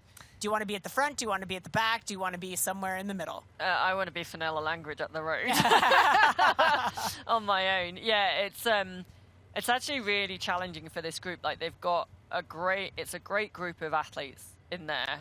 They've got some great firepower, so to speak, on the bike, but it's really difficult to manage these roads, and they're narrow and it's twisty and turny, and yeah, they really don't want to get a penalty when they're, I don't think any of them are trying to, and it's just the nature of the road. And now we, a bit of wet and tunnels and bridges and sharp corners as they go, and so there's going to be a bit of concertinaing, and they know that there's a technical official there as well. So I think they're just being cautious. They don't want to get dropped off the bat, but the lights mean that if it gets to that shorter distance, they've got to make the move to go past. And I believe this is Fenella going back outbound. Not yet starting this. She's still headed back in. Sorry, she's still headed back in. We talk about, though, the level of racing now amongst the professional women. And it used to be a time not that long ago where you would have groups of 2 or 3 if you're lucky out on a bike course, but mostly it was you and your power meter racing your competitors, but racing your race and sticking to your metrics. Now, with the level of competition being so high and where it is, we have a large group like we have here of 6-7 athletes. Some of the women aren't used to racing in that dynamic, and how many of them are now being proactive and changing the way that they train? You and I share a squad with Matt Hansen, who is, featured high in the men's pro series at the moment. Ranked number 1. Ranked number 1. That's what I mean by high. But he trains differently because the style of racing for men is different. So the structure of his workouts is catered around what he's going to face on the race course. You and I train slightly differently based on where you come out of the swim versus where I come out of the swim, and what our focuses need to be when we start on the bike. But a lot of women haven't necessarily adapted their training to account for this group dynamic. Is relatively new. I'm saying in the last couple of years, as the level of racing gets so high for the women. That's right, and there's the depth of racing. Right. So as we're getting more female pros coming through, as we've got, I would say like a Daniela Reef who has set the standard, and now all the women are, that lifted all the women through. A Kat Matthews is another one, a Taylor Nib now as well coming into the long course racing. Lucy Charles Barkley. Lucy Charles Barkley, yes. Definitely didn't mean to forget her. I just didn't want her to get mad at you. No, I know, exactly, yeah, fellow Brit. Yeah. And Annie Haug even as well, of all men that the rest of the women have raised their game, and it's super exciting. The female side of the sport is so exciting at the moment, but it is evolving into a different style of racing as we get more women in, more women pushing the pace, this pack riding, and so yeah, learning to live in a pack, learning to those spikes as you concertina, concert out, or move out again. Learning to, if you now want to go past these 5 athletes in front, how much power are you going to have to put in to go past the whole group, rather than, as you said, it was just potentially like you and your power meter. I like to think it was you and your head, just playing games and having conversations with yourself. But yeah, it's a different dynamic, but it's super exciting for where the female side of the sport is going. I think it's so exciting with the athletes and the characters that we have in long course racing now, and I'm putting Taylor Nib in there as well. She's obviously heading off to the Olympics for the USA, but she's not quite dabbling, very successfully racing long course, and I think she's going to really change the game when she steps up fully. We just saw her win the US Nationals time trial championships and get a slot for the Olympics in time trialing. And then you look at the half distance, the Ironman 70.3, and Ashni Gentle as well, changing the game of that kind of racing. So I think we're going to see more and more of this dynamic. And women having to adapt their strategies and how they prepare for races because they will encounter situations like this more and more and more. And it's what we were saying when we got to the swim, like the racing, like you really can't have a weak component of your race anymore. Like you really have to be strong and solid across the swim, bike and run. And yes, you can still have one of those that is better, or you are, you know, a better athlete at, but you can't really have a weakness. Now, it's interesting as we get into, I mean, obviously we're headed back into the city to then turn around and head back out on the course for the second lap. But you look at a straightaway like this, and it becomes fairly straightforward in this group of 6 or 7 athletes. Now is when you just want to, okay, now I can sort of sit in. It's more efficient for the women. Sitting and not being on the front, but through some of those technical sections, being in the middle or being on the back was somewhere you didn't necessarily want to be because of the accordions, the accordion effect going on in and out of turns. But as they stretch out, so based on where you are in the course might also impact where you want to be within this group. Yeah. Other than being Fenella Langridge. Yeah, that's right. And we are just waiting for Fenella to complete that first lap and get the split, and also Julie Yemelo to see where she is and if where this pack have brought back time on Julie. We're just seeing Maya again going past Sarah Sphinx on screen. We were both commentating on a race a couple of weeks ago, 70.3 Mallorca, that Sarah Sphinx came third, and we caught up with Sarah before the race today. Yeah, well, I started with the 7.3 Mallorca, which resulted in the 3rd place. Yeah, it was a solid start at least, and it was a great race and I had so much fun. What do you know about IRONMAN Hamburg and this particular course, and where does it suit you and your strength? Well, since they changed the bike course, I don't know much about it, really. I was out checking the course yesterday, and it's told to be fast. It didn't feel that fast, but let's see. On Sunday, it might feel faster on the bike than in the car. It's not that challenging. It's super flat. I think, they said 300 meters of elevation, which is nothing. How do you think this race is going to pan out for you? What do you see? Like, how do you visualize it? I'm gonna be hunting.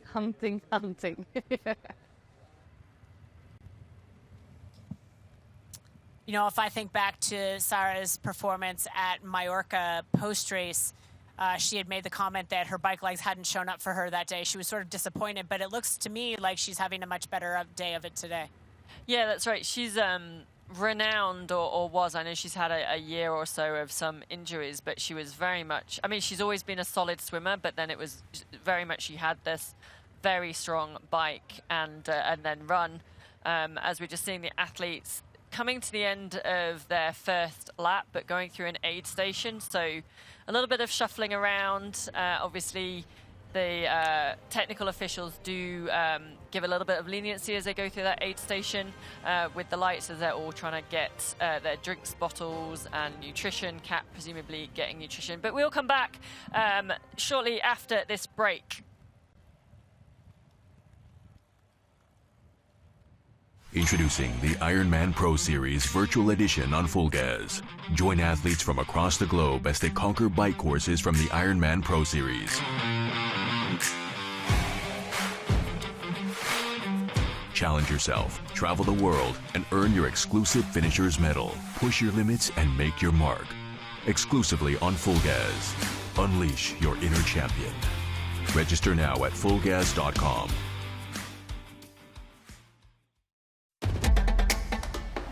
You know, and we know. The thing about challenging yourself is, you're always looking for what's next.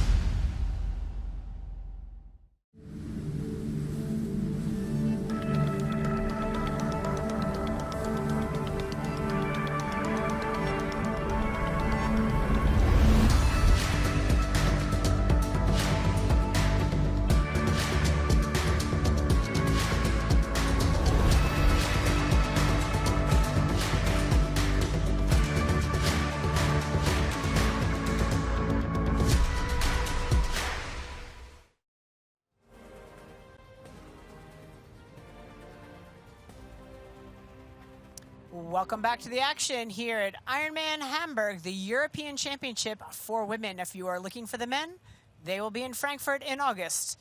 They are not here today. It's our pro women only alongside our field of outstanding age groupers. Our women nearing the end of the first loop of this full gas bike course. But right before the break, we saw our chase pack of Maya Stage-Nielsen, Jackie Herring, Els Visser, Sarah Svensk, Daniela Blymel, and Kat Matthews go through an aid station. And there was obviously an accordion effect, but what we did see was Kat, the last one out of that aid station. And we had talked about Kat Matthews losing that very important bottle full of nutrients off her bike very, very early on. So now she is relying on the aid stations, which is less than ideal for a number of reasons. Number one, there are great products available. She's going to grab some Morton gels. She's going to grab some Precision Hydration and have everything she needs. But it may not be what she's used to training on, which is one downside. The other downside is that she has to be super careful through those aid stations to get what she needs.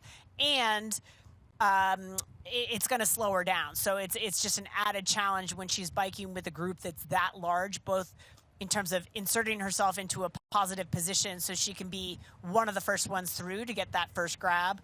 And it's just an added challenge for Kat Matthews out on course today. Yeah, totally right. And this is, the women now coming to the end of the first lap. This is with Fenella Langridge. Now, did you see her bottle on the front of her bike? Yep. She got a straw coming out of the side of it, which is interesting and a really great idea because it means in that aero position, she doesn't have to move out of that aero position. She can just drink through that straw. But you can't refill it. But you can't refill it. That's what I was thinking. Yeah. Unless maybe that's a bottle that she is going to go through the personal needs section and perhaps reload that bottle with another straw. But definitely it has the benefit, right? She can use her... Or she's got nutrition or hydration in that she is using for the whole race. So it could either be super concentrated. Most athletes will do as Daniela Blymel is here and have a third-party BTA bottle. In her case, she's got two different straws, so she's got two fuel sources right there with that straw, which is super convenient. You don't have to break aero. One's vodka, one's Coke. Yeah, exactly. Now that's what we have here in the booth. Down on course, maybe not yet for them. Maybe not till the run. Not endorsing drinking, fans. Not endorsing drinking. Sorry, that's just... but it is interesting that she has a traditional squeeze bottle with a straw drilled into it because part of the benefit of those third-party bottles is that you can refill them on the fly through an aid station. They often have a flip cap that you flip up, squeeze the bottle into it, and reclose it. So interesting strategy from Fenella Langridge. Yeah, and obviously now Fenella is coming back through the tunnel, so very close to the end of the lap. You can see the full gas bike course profile on the bottom has pretty much got her at that 56 mile, 90 kilometers, so we should be getting a split any moment now. Before we do, we'll do a fun fact time, or a little bit of a pub quiz. Didi, question for you. What is the most famous band in the world? The Beatles. I thought you were going to say, like, I don't know, Take U2 That. would be a close second. Yeah, one of those. The Beatles, obviously, and famously, where did they come from? Well, they're from the UK, but they made their mark here in Hamburg. They did. They are in the red light district. They are, of course, from Liverpool, which is in the UK, the city of culture a few years ago. But I bet you didn't know that the famous four actually launched their career in Hamburg, performing across the city in various clubs between 1960 and 1962.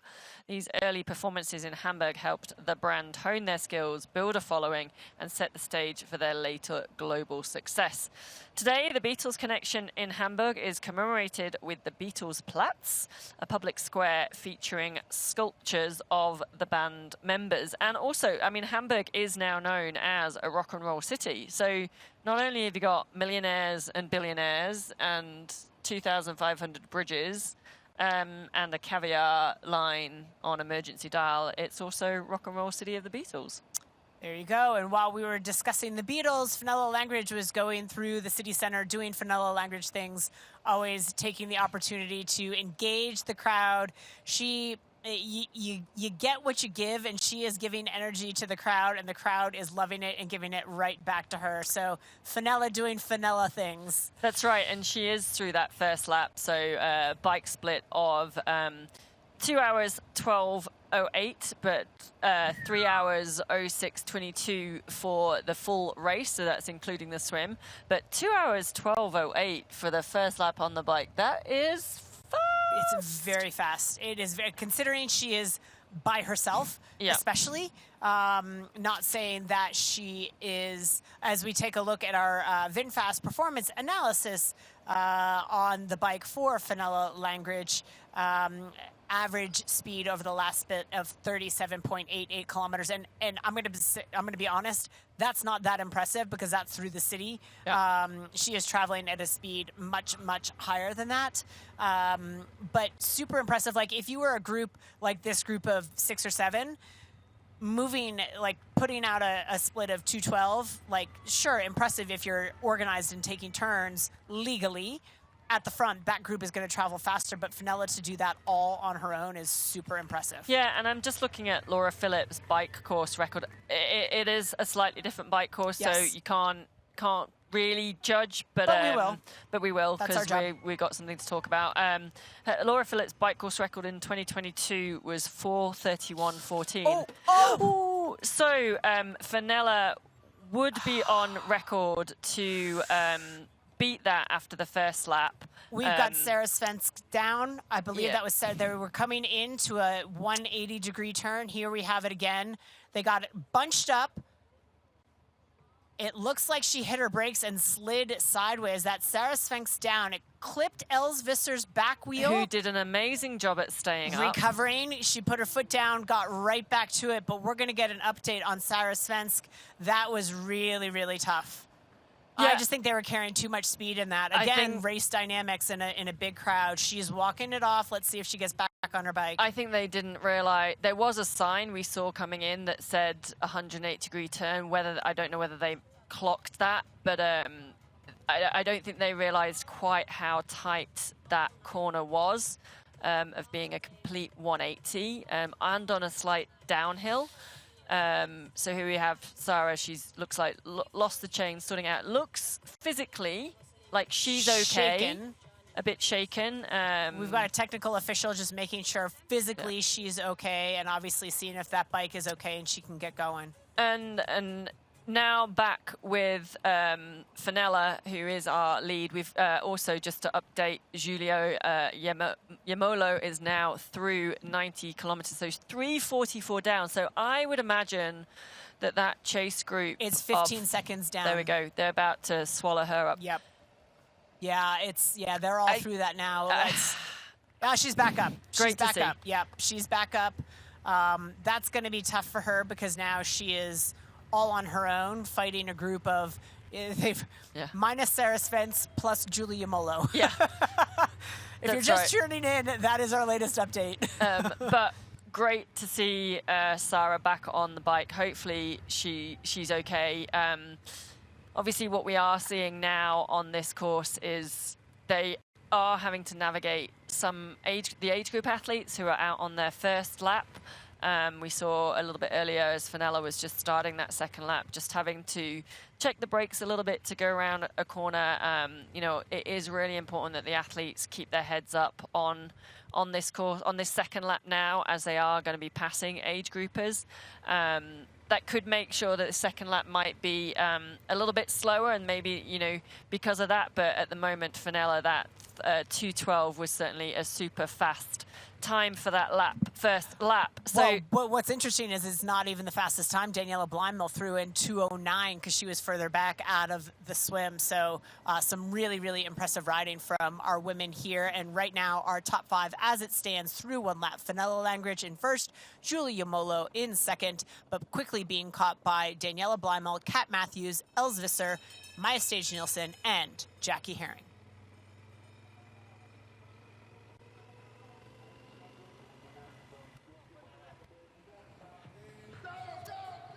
And here we have Fenella still doing Fenella things, taking advantage of that crowd as she is in the city center, getting some nutrition on board, grabbing that Morton gel, getting it on board. Yeah, I mean, it's part of the nature of the course. It's one of the things we love about our sport that makes it so unique, is that our pros and age groupers share the same course on the same day, but it does require a different degree of racing when you are on a multi-loop course. That's right, and fantastic views over the city of Hamburg. There you get an idea of some of the 2,500 bridges that I didn't realize Hamburg was such a port city and had so many waterways and bridges. You're certainly getting all the way back to the Middle Ages. That's right. You're certainly getting a good view and a history lesson here today. The other, we're talking about bike splits on that first lap, and obviously Fenella did a 2:12, and you mentioned it, that Daniela Bleimel did a 2:09, and obviously Els Visser as well with a 2:10. So and Sarah Svanks actually was 2:12. So some really, really fast riding. And even Kat Matthews, with the issues that she had with her drink spotter, was 2:13. So as we predicted, weather conditions are really good today. The bike course is very fast and flat, and I think we're going to see a pretty speedy time at the end of the 100. It is 178 Ks as well. Yep. No, 2 Ks makes all the difference. Yep. No doubt, absolutely no doubt about it. And I'm so relieved to see Sarah Spanks up and back into the race. Hopefully she can re-engage and isn't physically hurt. And certainly emotionally it is going to take a toll. But be a goldfish. Ted Lasso. Ted Lasso says, be a goldfish. Eyes forward. What's in the past doesn't matter. She's got to get back on it and see if she can get back into this group. She gave up about a minute and a half. She's now a minute and a half behind that chase group. So pretty amazing considering she was flat on her back, had to render some aid to her bicycle and then get herself back moving. So only a minute and a half sacrifice, but certainly that's a tough break for Sarah Svensk. Yeah, also super impressive that Els Visser didn't come down. She managed to keep her bike upright, and hopefully there was no subsequent damage to that. As is the way if you're riding in a group where, if your front wheel is hitting, that's the loss of stability. If your rear wheel gets hit, often because of the weight in the back of the bike, you can be more stable. And as it was, certainly that was how it played out, that Sarah Svank's front wheel touched the back. And so Els was able to maintain the stability while it just rocked Sarah down to the ground. Yeah, so here we are today at European Championships Ironman Hamburg, and we're going to go from one European city to the next, and Ironman Calais Barcelona, which celebrates its 10th anniversary this year, and it couldn't be a better competition for you to set your personal record. With record times under 8 hours, you can enjoy the breeze of the Mediterranean Sea, a fast bike course, and a flat run. Come to Calais, Barcelona, and join us on the 6th of October, 2024. There we go, back with our race leader, Fenella Langridge, who is making her way out of the city for the second time, now navigating some age group traffic as we check in with our race weather from our friends at Roca. Current temperature 16 degrees Celsius, 61 degrees Fahrenheit, overcast with clouds. This forecast unchanged from our last. Winds continue to be 6 kilometers per hour out of the west-northwest. UV index of 0 and the humidity fairly high at 86%. I am betting that building is called a cheese grater. I bet do you not think it looks like a cheese grater? It looks a bit like a cheese grater. I'm sure our factoids can come back with that. I'm sure there is a building in a city in the world that is called the cheese grater. I haven't made that up. I don't think it's in Hamburg. I don't think it's that one. But that did look like a cheese grater. But it could be. It could be. We're just going to pretend it is. As we, I would imagine at the next, so we got Fenella out in front. Julie Yemolo is in second, but I would imagine she was only 15 seconds ahead at the turn. So I would think before we get to that next split that she is part of that big pack that we are seeing on screen now, that is Maya Stage Nilsson. And in fact, that is Julie Yamolo just in front of Maya Stage Nilsson. So in the middle of that group, I can imagine, I'm guessing Els Visser is at the front and rode straight past Julie as she did when they caught the other women earlier on in the race.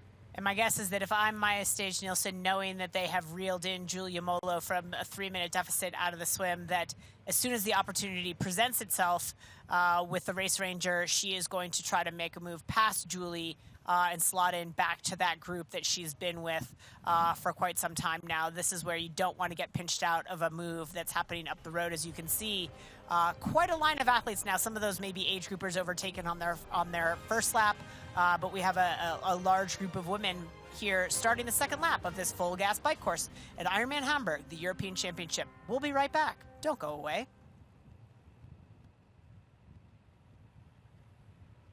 Your new vehicle, Mr. Lawrence. The VinFast VF8. All the latest tech? Precisely. Whoa! Cut. Great delivery, Joey. I've had a lot of practice saying that word. It's pretty cool, huh? The VinFast? Yeah. It's got action. 402 horsepower. All-wheel drive. Over-air updates and a 10-year unlimited miles battery warranty. Yes, but 15-inch infotainment screen. Cut. None of those lines are in the script, Joey. I just think people are really going to want to know those things. That's what the website's for, Joey. Hey man, do you have a non-alcoholic beer That actually tastes good? I think you mean athletic. Excuse me? Do you have that great non-alcoholic beer? I'll 7. Found it. Do you have a favorite non-alcoholic beer on the menu? Ah. Athletic it is. She's funny.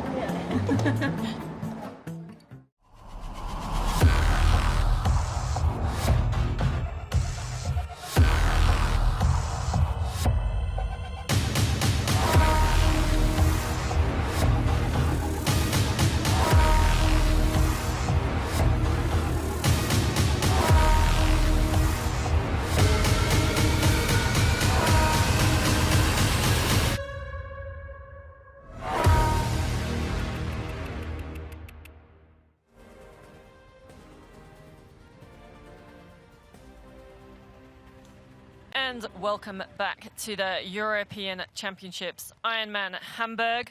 We are on to our second lap of the full gas bike course. Currently on camera is Kat Matthews. She looks like she might be at the front. She was definitely in a chase pack. She had a few issues at the start of the bike with her bottles. It looks like she's managed to grab one from an aid station, which is fantastic because we're starting to get a bit worried about Kat's having no nutrition left on her bike. She is in a chase pack. We have Fenella Langridge up the road, and then the chase pack has all come together with Kat Matthews, Danielle Bleimal, Julie Yamolo, Els Visser, Maya Stage Nelson, Jackie Herring. Sarah Sphinx was on that. She had a slight crash coming into the end of the lap, so lost a bit of time. But we are going to go out and speak to another pro athlete, another British athlete. Kat Matthews is one of our Brits on course, as with Fenella Langridge, but we are going to speak to Ruth Astle, who's calling in from the UK. Can see you now, Ruth. How are you doing, Ruth? Yeah, I'm good. Seems like summer has finally arrived here, so the sun's out, and yeah, looking forward to to actually going for a nice ride rather than getting rained on. Yeah, fantastic. And have you been watching the race? What are your thoughts of the race so far? What are you seeing? Yeah, obviously I've not been watching from the beginning, so that was a little bit early. But yeah, it's I think it's so far kind of playing out probably as you'd expect with the ladies that are racing, other than obviously Kat losing her bottle and having to stop to try and sort that out. But yeah, they've got quite a strong group there. Like you said, it looks like Kat's just gone to the front, so I think she's she's maybe taking some of that energy from and frustration and trying to sort of work her way back up to the front. I mean, I think she's probably pretty confident she can outrun everyone here by quite a lot, but I think she would also not want to be where she was in Texas, having to chase, and probably wants to be starting from the front on the run anyway. Yeah, that's right. And now, Ruth, you were originally planning to race Ironman Hamburg. I know you've put the Ironman Pro Series as a priority on your race calendar. We're down to race 70.3 Mallorca and then Hamburg, but have obviously sort of had to change a few plans with some injury. Give us an update on where you are at the moment and what's how the calf is, and then what's the next race looking like. Yeah, so I had another frustrating calf injury. I've had quite a few over the years. This one kind of came out of nowhere, was relatively bad, but I was hopeful that I might be someone that healed relatively fast with it. Yeah, I guess for context, mine was like similar to Kat's in terms of severity. So I kind of actually took quite a lot of positivity from seeing her come back from hers, and I was like, oh, maybe mine can, maybe I can be good too. But yeah, unfortunately, it's just taking a little bit longer. So I had to pull out of Hamburg, which is really frustrating. And definitely kind of, yeah, makes trying to do the Pro Series a little bit harder, to be honest, with how the races are spaced out. But yeah, like my main focus at the moment is actually just get back to proper running and try and get a good block of some actual run training in. And then, yeah, probably eyeing up Vitoria if all goes well. I then have an option that I have to do if I want to make the Pro Series work, which is a little bit crazy. So, yeah, I'll get back to running first, and main focus is try and qualify for Nice, because, yeah, that course looks amazing. So that's the kind of get my Nice qualification done. Then if there is an option to still try and do the Pro Series, then, yeah, tick off as many of those races as I can.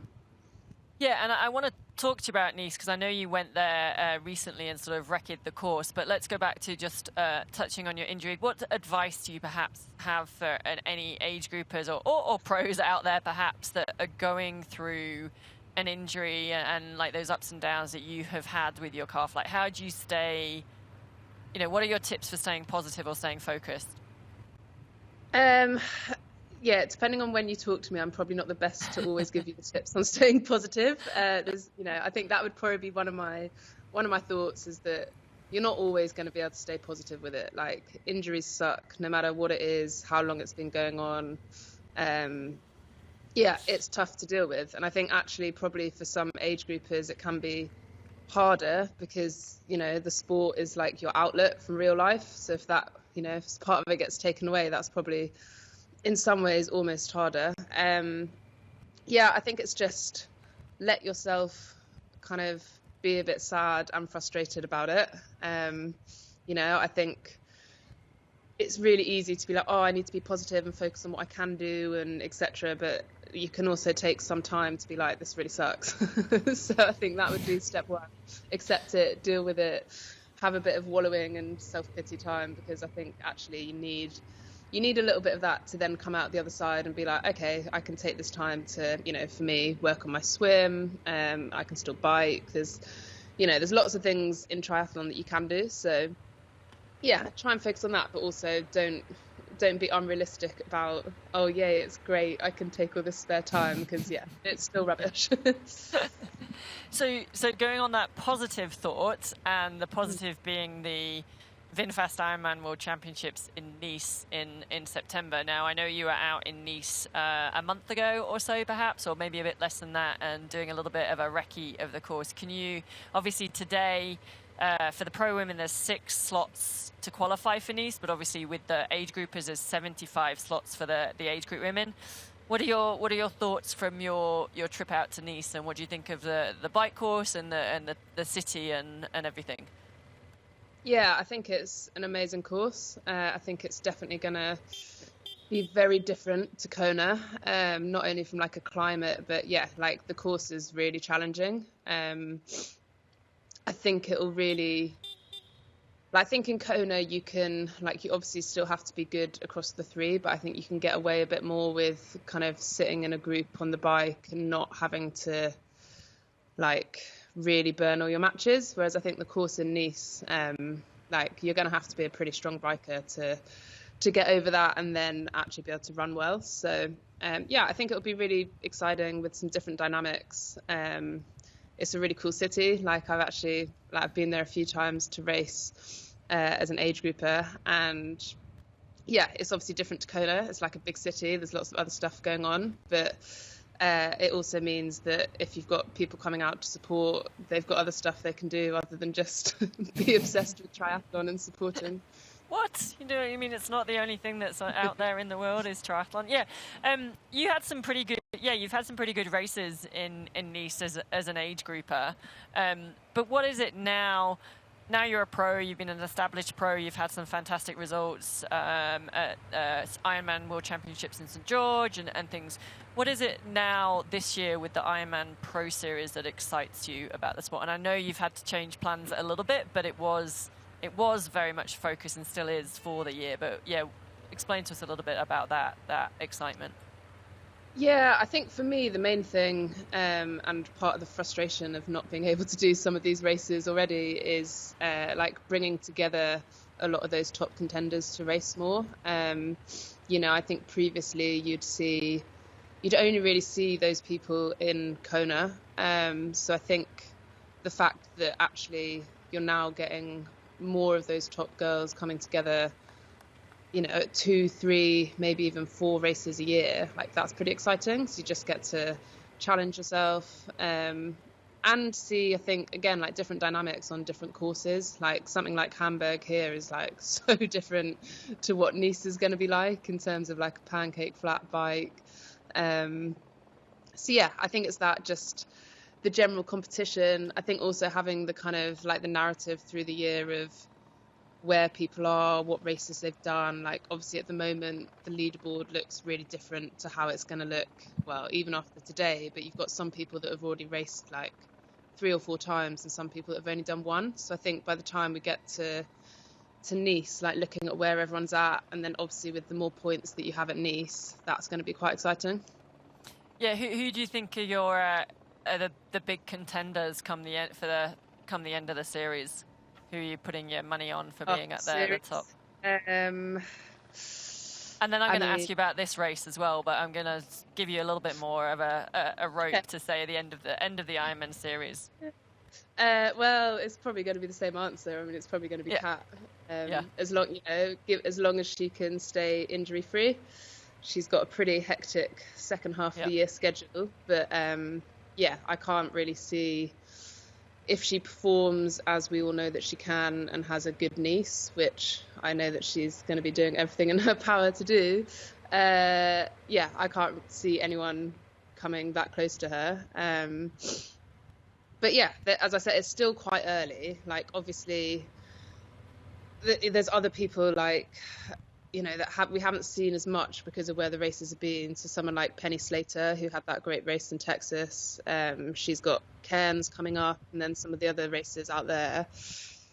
So yeah, and I think it could all, say something like a mechanical or something happens in Nice, then that throws everything up in the air because of the extra points. So I think, even if Kat looks like she's in that great position, things could still obviously change. But yeah, I think it's hard to say at this stage of the season because, like you said, there's still actually a lot of racing. There's still some of the big races like Nice and 70.3 Worlds that could definitely switch up the dynamics a bit. So.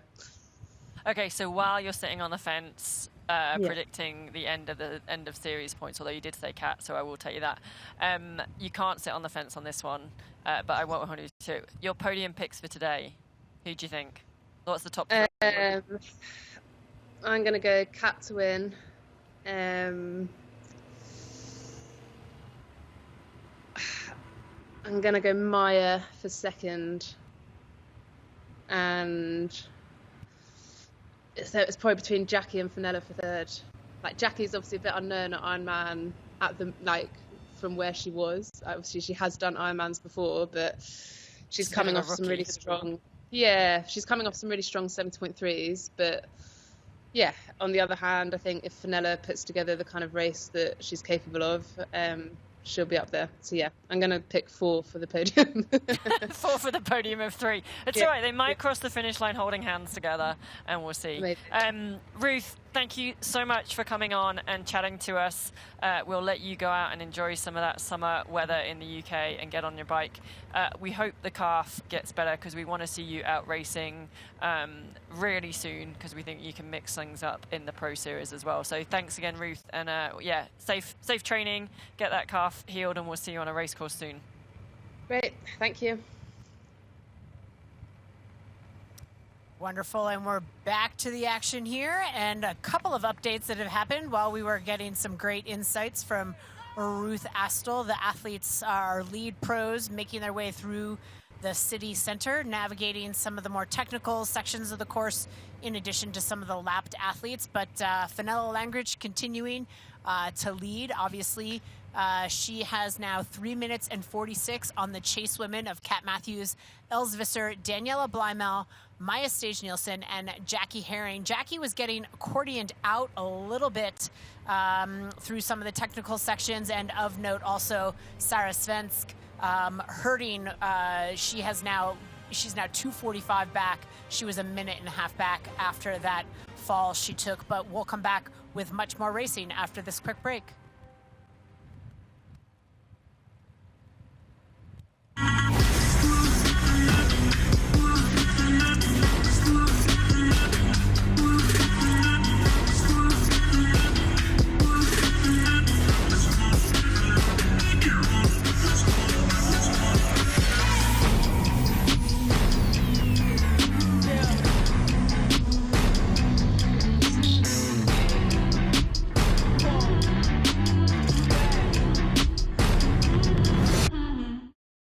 Beyond the finish lines, our commitment goes the extra mile. We are the IRONMAN Foundation.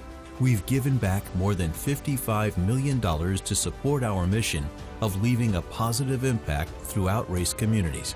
Without our amazing athletes, volunteers, and givers, we wouldn't be where we are today. Together, let's continue this journey of impact. Join the IRONMAN Foundation and be a part of something extraordinary.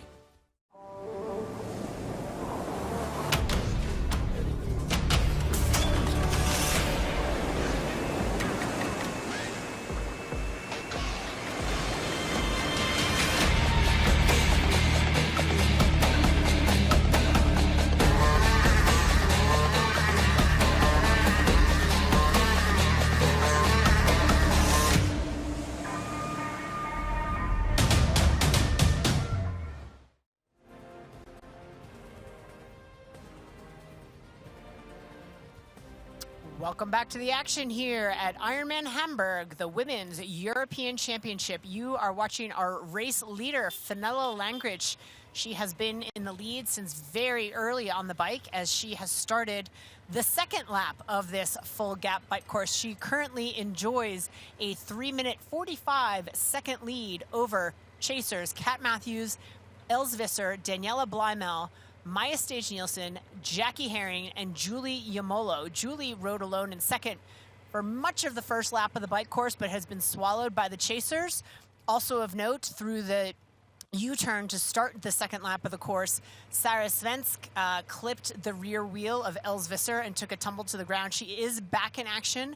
She lost a minute and a half during the tumble, had to fix her bike, but now sits 2:45 back. So she is bleeding time, whether it's the emotional hurt or a bit of physical hurt. She certainly is having a tough time. But here we are with Kat Matthews, who is now leading the charge of the chasers, currently sitting in second place. There was her husband, Mark, with the whiteboard, giving her some information. We also have heard, presumably from her husband, that Kat had a little mishap with a barrier, gotten a little argument with it, but Kat has prevailed. Kat Matthews won, barrier 0. Doesn't seem to have impacted her at all, as she is now leading the charge towards Fenella Langridge, but has work to do as we come back to Daniela Blymel, one of the German favorites and certainly a cycling powerhouse. Blymel sitting in this chase group. She turned in the fastest first lap as she was down a little bit out of the swim, turned in a remarkable first lap of the bike. Will it continue? We got a chance to chat with Daniela pre-race, and here's what she had to say about racing here in Hamburg. Being German, this is like a home race for you, would you say? I know, like, you're closer to Frankfurt, and probably Frankfurt's more in your heart, but Hamburg, great crowds. Yeah, well, Ironman Frankfurt is my, I would call it my home race. But Ironman Hamburg was, I think, my very first big win in 2017. It was my second Ironman win, but yeah, the first one on home soil, and the first really big race. So yeah, very good memories to that, and can't wait. Yeah, I did South Africa 6 weeks ago, which was actually, yeah, at the same time very good and very bad. At the same time, I had to drop out due to an injury, but the rest of the race was quite good. So the shape is there, I think. And from now on, the focus will be on the Ironman Pro Series. So I'm planning to do pretty much all the European races. 70.3 Les Sables, Ironman Victoria, and then Zell am See, and hopefully Nice if I'm gonna get the slot on Sunday. So yeah, quite a packed season from now on, but I think I'm well prepared. It's a big field, big names, very amazing female athletes, and I will definitely do my best, of course. I'm aiming for the podium and a lot of points for the Ironman Pro Series, so we'll see. It's going to be quite close racing.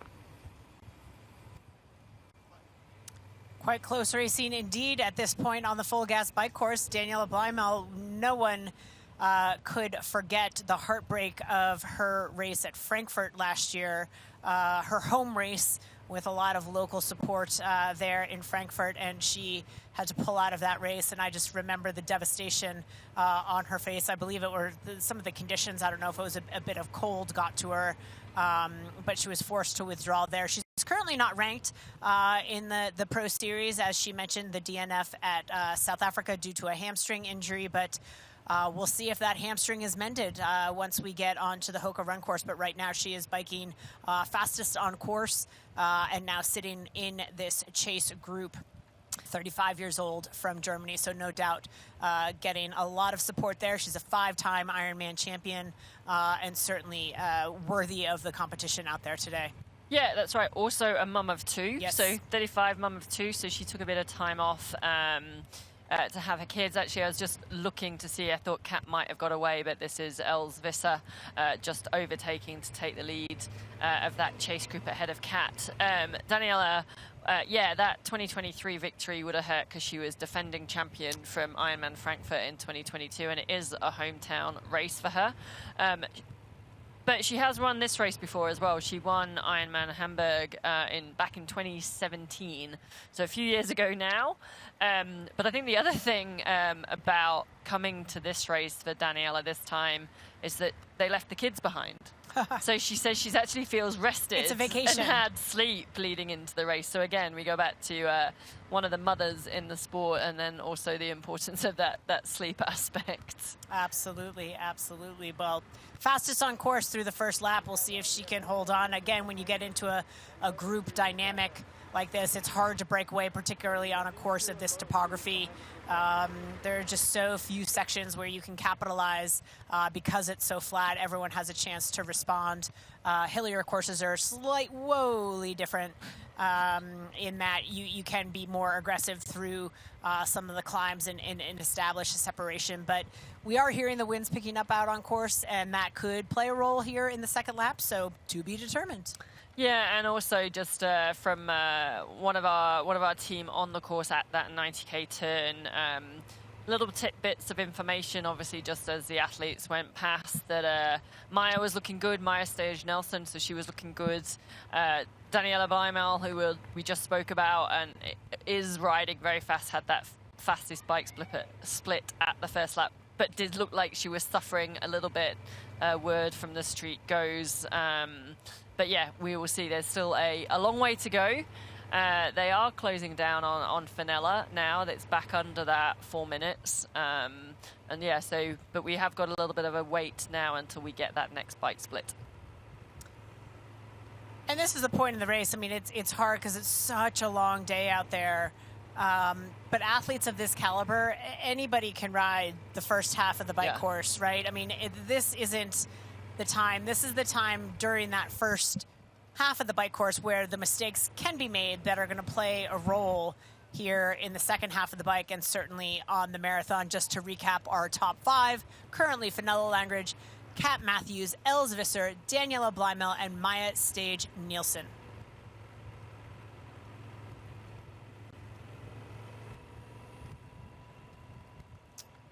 And, you know, if she, you know, our spotters on the course saying that Daniela looked like she was suffering a little bit, you wouldn't know it. She still looks super strong, super powerful, engaging with the bike, not necessarily dropping the head a lot. Sometimes you can see that fatigue through the shoulders.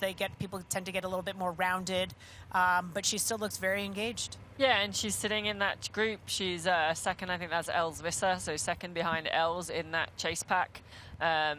Yeah, you'd probably think she was maybe dropping off the back, but yeah, she's hanging in there. And obviously, like you said, you know, we can all ride that first 90k, and I guess if the wind is picking up, that last quarter of the bike is where it starts to get tough. But again, big chase group, they've got each other to work with and work for, and then, you know, obviously Fenella up the road that they're trying to reel back in. And I think with the caliber of athletes in that group and the running ability of some of them, Fenella's got, well, just under 4 minutes at the moment. That's certainly, if Kat's fit, and obviously we don't know the effect of the nutrition and her calf, but it wouldn't be enough, I don't think, at the moment for Fenella, but who knows, there's a long way to go yet, and I'm gonna now go back and sit on the fence and get back in my box. No, you're not allowed. When you sit in this booth, you have to make a call. Make a call. Make a call. No fence sitting. Els Visser then. So that's great. She looks fantastic. I mean, the volume that this woman races, such an extraordinary human. She's a trained surgeon, medically, doctor by training, also a shipwreck survivor. We've told her story before here in the booth. Was on a tour group and the ship sank, and some people stayed in on the boat, on the rescue raft, and Els swam to shore and survived it. And I think you have a life experience like that, and whoa, goodness gracious, yes. And just saw me her life flash before her eyes again. And the shipwreck, it was before she was a triathlete, so she couldn't swim. She couldn't swim. Yeah. I mean, it's just, I think you have an experience like that, it is just, how can it not change your life forever and give you such an appreciation? And Els seems to be somebody who lives her life and has with great appreciation for all of the opportunities and capitalizes on all of them. I mean, travels the world with her racing. Certainly, you know, is from the Netherlands, but is a resident of the world. She follows the race schedule and makes her home where the races are happening, and just an extraordinary story for this woman. And I don't really want to see again when she nearly clipped the cone, but also obviously went into the ongoing traffic, just overcooked that corner a little bit as she was going around the age group. I feel like Els has also got about 9 lives. Maybe today she had the wheel clipped earlier, and now obviously they're trying to navigate around some of these age group athletes. But the workload, the volume of training, and the racing that she can take on board is amazing. It's impressive, and it's just been really fantastic to see Els progress over the years, and that now, like this year, she's up there as one of the best. She's a contender for wins, for podiums. This is her 8th race of the year, and we're at the beginning of June. We're the 1st of June, 2nd of June, aren't we, today? She's had 3 wins, a second, 2 thirds. Her lowest was a 5th, which was in her last race. So and one of those was Ironman New Zealand, where she came second. So it's a really heavy race schedule already. I don't think she's on top of the travel, down, which has been monstrous. Like, I mean, from New Zealand, spent time up in Asia, did a huge race binge around Asia as well, and has come back, made a training base briefly in Europe, and is now taking on the European circuit. So you add the the volume of racing on top of the travel, which does a number on your body as well. Yeah. It's really extraordinary. Yeah, that's right. She did 3 races in Asia back-to-back weekends, which just managing not just the racing, but then the heat, humidity that impacts you on a race there. So she's a really incredible athlete. I think she's sort of like a silent assassin as well. She always kind of flies under the radar, but the number of race wins she has now under her belt is impressive, and it's just been amazing to see her progress over the years. Sure. To be this, she's always raced a lot, but maybe wasn't getting as many of the results, and then slowly sort of started getting the podiums, and then now is like that contender and consistently can perform. Yeah, I mean, that was just it. I think there was a lot of talk about her a few years ago as being the next great thing, but then it was like a false start. She sort of failed to deliver. She would race an awful lot, but wasn't delivering the top results. Now she's racing a lot and delivering the results, and definitely her time certainly has arrived. Yeah, and she's, I don't think there's any sign of slowing down for Els. I'm sure she's got as many races planned for the rest of the year, as long as she stays healthy and fit as well. But maybe back in Europe for a bit of a stint as we come back into this chase group. And that looks like Kat Matthews now sitting in second behind Els, with Daniela in third. As they're going back out on the second lap of this full gas bike course. Sort of interesting to me, we always talk here in the booth about camera angles, and when we have comment fields, we've got athletes being like, oh, look at the drafting, and I would say from this camera angle that looks close to me, but with the help of Race Ranger we know exactly what that range is, and so I just love the addition of Race Ranger to the Ironman Pro Series, not only as a great tool for the athletes to use to monitor their drafting distance, but for us to see exactly what kind of games that the lens can play with us here in the booth. Yeah, so for those of you that might be joining us now on the broadcast, we are almost just before 4 hours in, but yeah, the Race Ranger that Didi was talking about is the units on the front and the back of the professionals' bikes. And they have a light system. So yeah, our cameraman, thank you, is just zooming in on that little unit that you can see below the bottle cage on the saddle below Fenella's bike, who's on screen at the moment as our leading female. And it's a light system that shows the distance that the athlete behind is. So in Ironman races, we have a 12-meter drafting rule.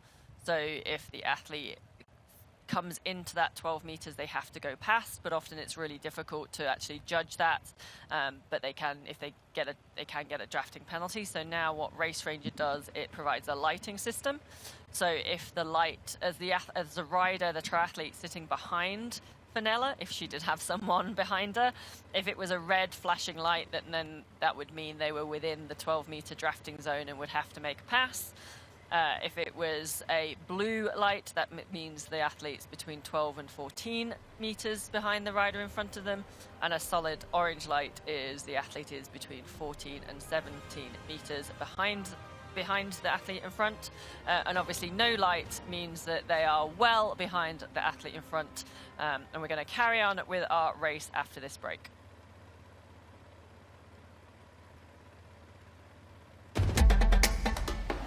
You know, and we know. The thing about challenging yourself is, you're always looking for what's next.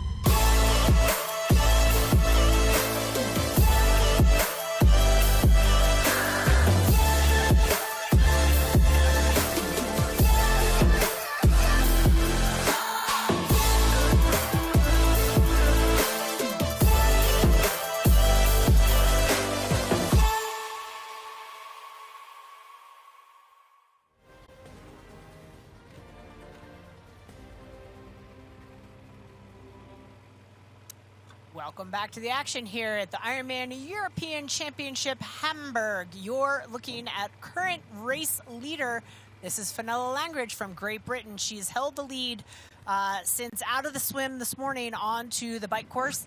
She had company for a little while with Julie Yamolo, but has been solo ever since. She currently, through 98.1 kilometers, enjoys a 3-minute 46-second lead over a large pack of chasing women. That lead was as large as just over 4 minutes, so it's come down a little bit, but Fenella continues to be very much in control on this full gas bike course. That's right, and you can see she has such an aero position. Her head really tucks in, almost like resting her chin on her precision fuel and hydration bottle. It's like a cue for her, really, to place that there and just know that when she's aero, she's got her lips on that bottle, and it's a good reminder of how to hold that aero position. It is exactly, and we have heard, and I think you can see. It does look like the wind is picking up out on the course. We have heard that. You can see. I know they are going fast past the grass, but it does look like there is a little bit of a headwind at the moment, but we're not fully sure. I'm sure we'll recap on our Roka weather shortly. But if we want to recap on the race so far and what happened to date, we had the athletes starting early morning this morning from the city centre of Hamburg, diving into the Alster. In water start off the Jungfernstein platform. Pro women set off. We had a few notables color-coded out the cap, but very soon there was kind of breakaway of Fenella Langridge from Great Britain in that blue cap and Julia Yamolo from France in her first Ironman. Yeah, the two unexpectedly at the front of this race, and they we're back and forth a little bit. We had a small group of chasers that weren't able to keep contact with our lead two women, and our lead two women were back and forth a bit. Fenella tried to take the lead of the race throughout the swim, but Julie kept coming back on her, bound and determined to lead out this swim as she would. From the swim, not a record-setting performance here in the water, but still a strong swim from these two women, as you can see, the back and forth. But ultimately, it would be Julie Yamolo out of the water. Her swim split 50 minutes and change. They would take to the very long transition run, and Fenella would be first on the bike.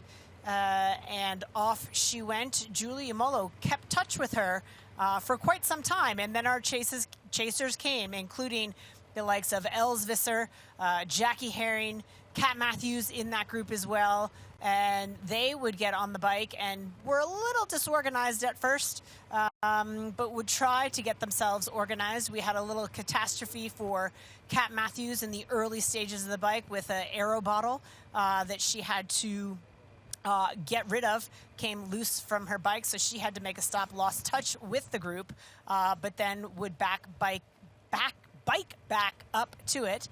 Here's Kat trying to navigate what to do. She was not in a litter zone, so she's looking around saying, what do I do? Made a decision on which bottle to keep and which bottle she would eventually get rid of. Didn't seem to cost her much, certainly to be determined the nutritional deficit, but she was right back into the action. Lots of back and forth. Eventually, the chasers of Sarah Svensk and Daniela Blymel would join the leaders, and now we have a very large chase group of women with Fenella Langridge alone at the front. Yeah, that's right. So Fenella managed to break away from Julie Yamolo, who was with her for a lot of the time, and who's now being swallowed by this powerhouse bike group, which involved, as I said, Kat Matthews, Els Visser, Daniela Blymel, Maya Stage-Nelson. This group, at the end of the first lap, we had a bit of a mishap. Sarah Svensk running into the back of Els Visser. She was all right. She is back up and riding and carried on in the race. Els Visser managed to hold on to her bike as well, and they are still. Fenella is still out in front on the bike, but this chase pack is doing their best to catch back up to Fenella and close that deficit. Yeah, at one point, Fenella enjoyed as much as just over 4-minute lead on the chasers. That lead through 98K was down to 3:45, but we are well and truly into the second lap of this full gas bike course now. So we won't get an update again until 149 kilometers of the bike. So you can see our graphic along the bottom, the progress of our pro women. We are at about, I'm going to eyeball that graph and say about 110K. And so we won't get a split update for quite some time, but Fenella Langridge continuing to push the pace to try to separate herself from the fast-footed, in particular, Kat Matthews, as she heads towards the marathon. That's right, and for our pro women today, there are 6 slots for the VinFast Ironman World Championships in Nice on the 22nd of September. 5 of our females have already qualified. Kat Matthews, Fenella Langridge, Daniela Bleimial, Daniela hasn't qualified, my mistake. Kat Matthews has, Fenella Langridge has, Maya Stage Nelson has, Els Visser has, and so has Erin Schenkels from Canada. Those 5 women have all qualified already for the VinFast Ironman World Championships, but with 6 slots up for grabs, there's a huge opportunity for the rest of the pro field. Absolutely. Also on offer today are 5,000 points in the Ironman Pro Series. 5,000 points will go to the winner of today's race, and once the winner crosses that finish line, we will start our collective watches as the points decline at a rate of 1 point per second with a time floor of 1 hour, 23 minutes, and 2 seconds until 0 points are earned towards the overall standing. So certainly athletes vying for a piece of the prize purse on offer today, but also vying for those valuable series points. Some athletes well established in our pro series, some athletes looking to make their mark for the very first time. Yeah, it's actually, we don't even need to start our stopwatches once that winner's crossed the line, because we get a little like timer of We got death. a graphic that does it for us. That counts down. It's but brilliant. It sounds better if you say. It does sound better. Yeah, We do obviously start our watch. But it is useful to see that, you know, 1 point for every second once the winner has crossed the line. So they get 5,000 points. So if second place comes in a second behind, it's 4,999. Did you do that math points. all by yourself? I did do that math all by myself. Are you impressed? I am. Everyone else can be more impressed with our amazing maths when we come back after this break.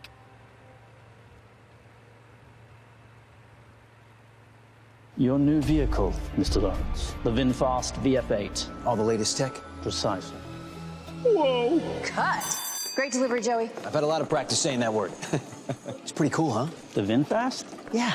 It's got action. 402 horsepower. All-wheel drive. Over-air updates and a 10-year unlimited miles battery warranty. Yes, but 15-inch infotainment screen. Cut! None of those lines are in the script, Joey. I just think people are really going to want to know those things. That's what the website's for, Joey. Open up the sky, 'cause I'm coming up to you. So send down your wings and let them bring me to you. You know I'm standing at the station, ready to go. Oh, big old aeroplane, I'm trusting your soul. Get on up, big bear. Here's Elizabeth in the middle of the perfect workout for her. To create it, we analyzed her biometrics and genetics, her recovery rate, injury risk, and aerobic potential, her recent training sessions, the temperature, humidity, and elevation, the demands of her next race, and billions of data points from athletes just like her. With TriDot, Elizabeth gets faster. And what does she have to do? I just opened TriDot and did my workout. TriDot. We do the technology, you do the training.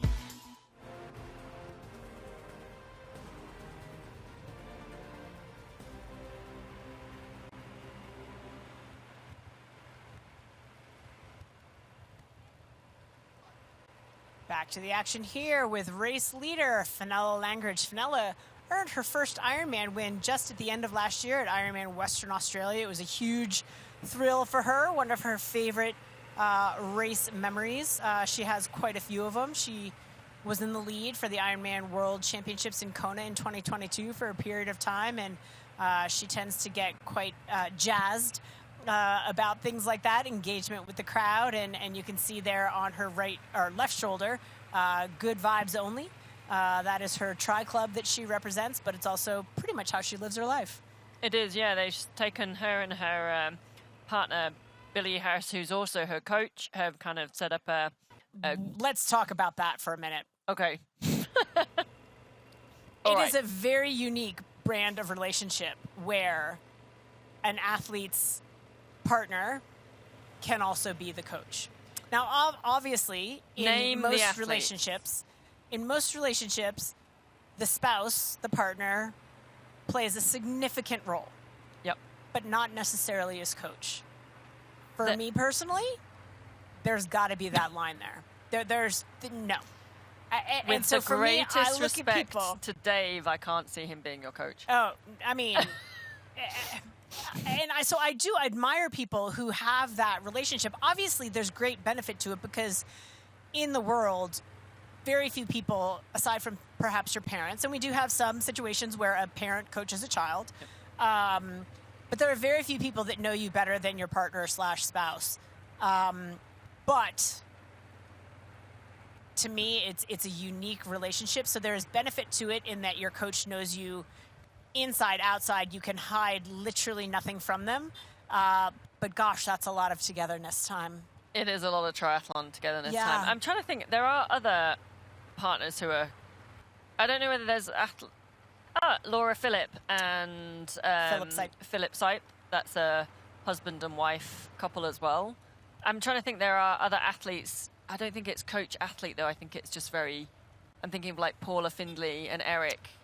Not coach-athlete, but even very Kat close Matthews together. and Mark. Mark Sorry, is Mark. very, very involved and obviously a huge source of support, but Kat has a separate coach. Yes. And for me, I've always seen people whose spouses or partners are their coach, and it just makes me shake my head a little and just to wonder, how does that work exactly? I It's agree. amazing. I agree with you. It is amazing. They obviously have a fantastic relationship together and make it work with the coach athlete and then partners, and to have that separation. I'd imagine a lot of communication, a lot of shut the door. Well, even boundaries set up, like rules about like when I'm talking to my coach and when I'm talking to my husband. But anyway, I saw that in the notes for Fenella Langridge. So, if Billy wants to chime in, go ahead, give us a shout out and let us know how that works. And also,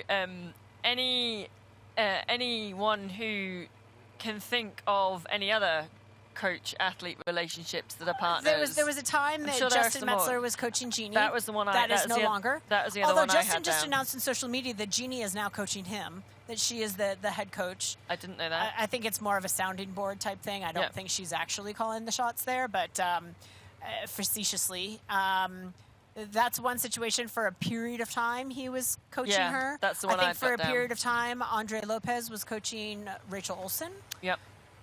There have to be a number of them, but to me, it's always been an interesting case study. And then Laura and Philip Sipe was the other one we've got, which we think is legit. I'm sure our triathlon world out there can come back to us if they think of anyone else. There are obviously a lot of triathlon couples out there. That is a big thing, but actually if we're thinking about,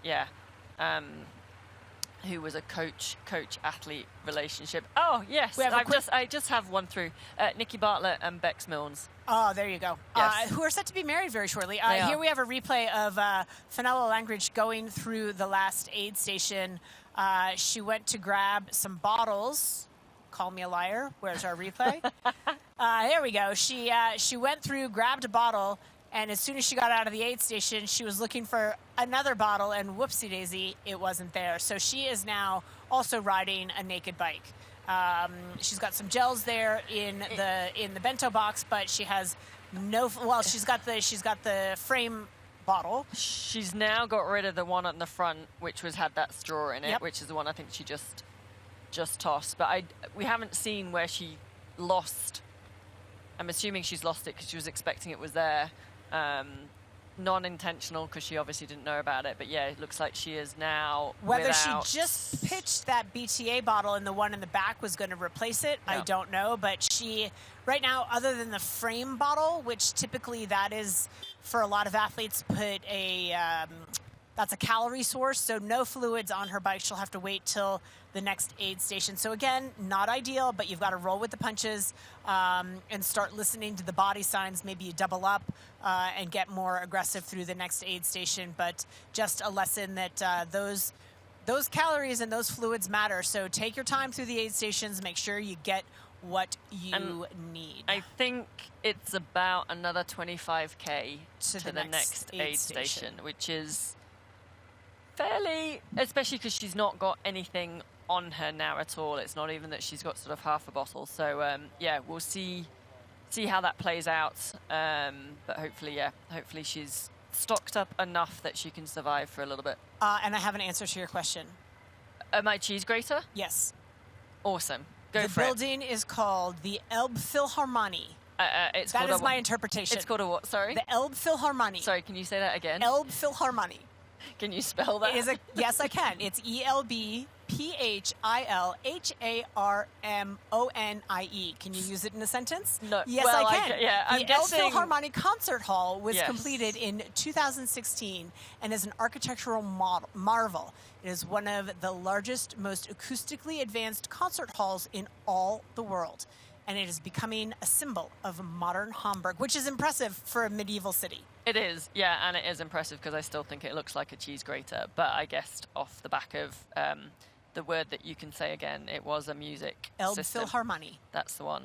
That's how I'm saying you yes. pronounce it. There we go. I've got a fun fact for you. Now I'm going to throw it back at you. One of the unmissable sights of Hamburg is the world-renowned Reeperbahn area. Sometimes referred to as the Sinful Mile due to its abundance of nightclubs the and red bars. light district, yes. But despite its risque reputation, it's also a place where creativity flourishes, with street art adorning its walls, theatres showcasing avant-garde performances, and music venues hosting diverse acts. It's a living testament to Hamburg's ability to embrace its past while evolving into a dynamic and eclectic destination for locals and visitors alike. And with that, we will recap our top 5. This is back at 98.1 kilometers, so it's a little bit old, but we'll update you anyway. Fenella Langridge on screen in the lead. Kat Matthews in second. Els Visser in third. Daniela Bleimel in fourth. And Maya Stage Nielsen in fifth.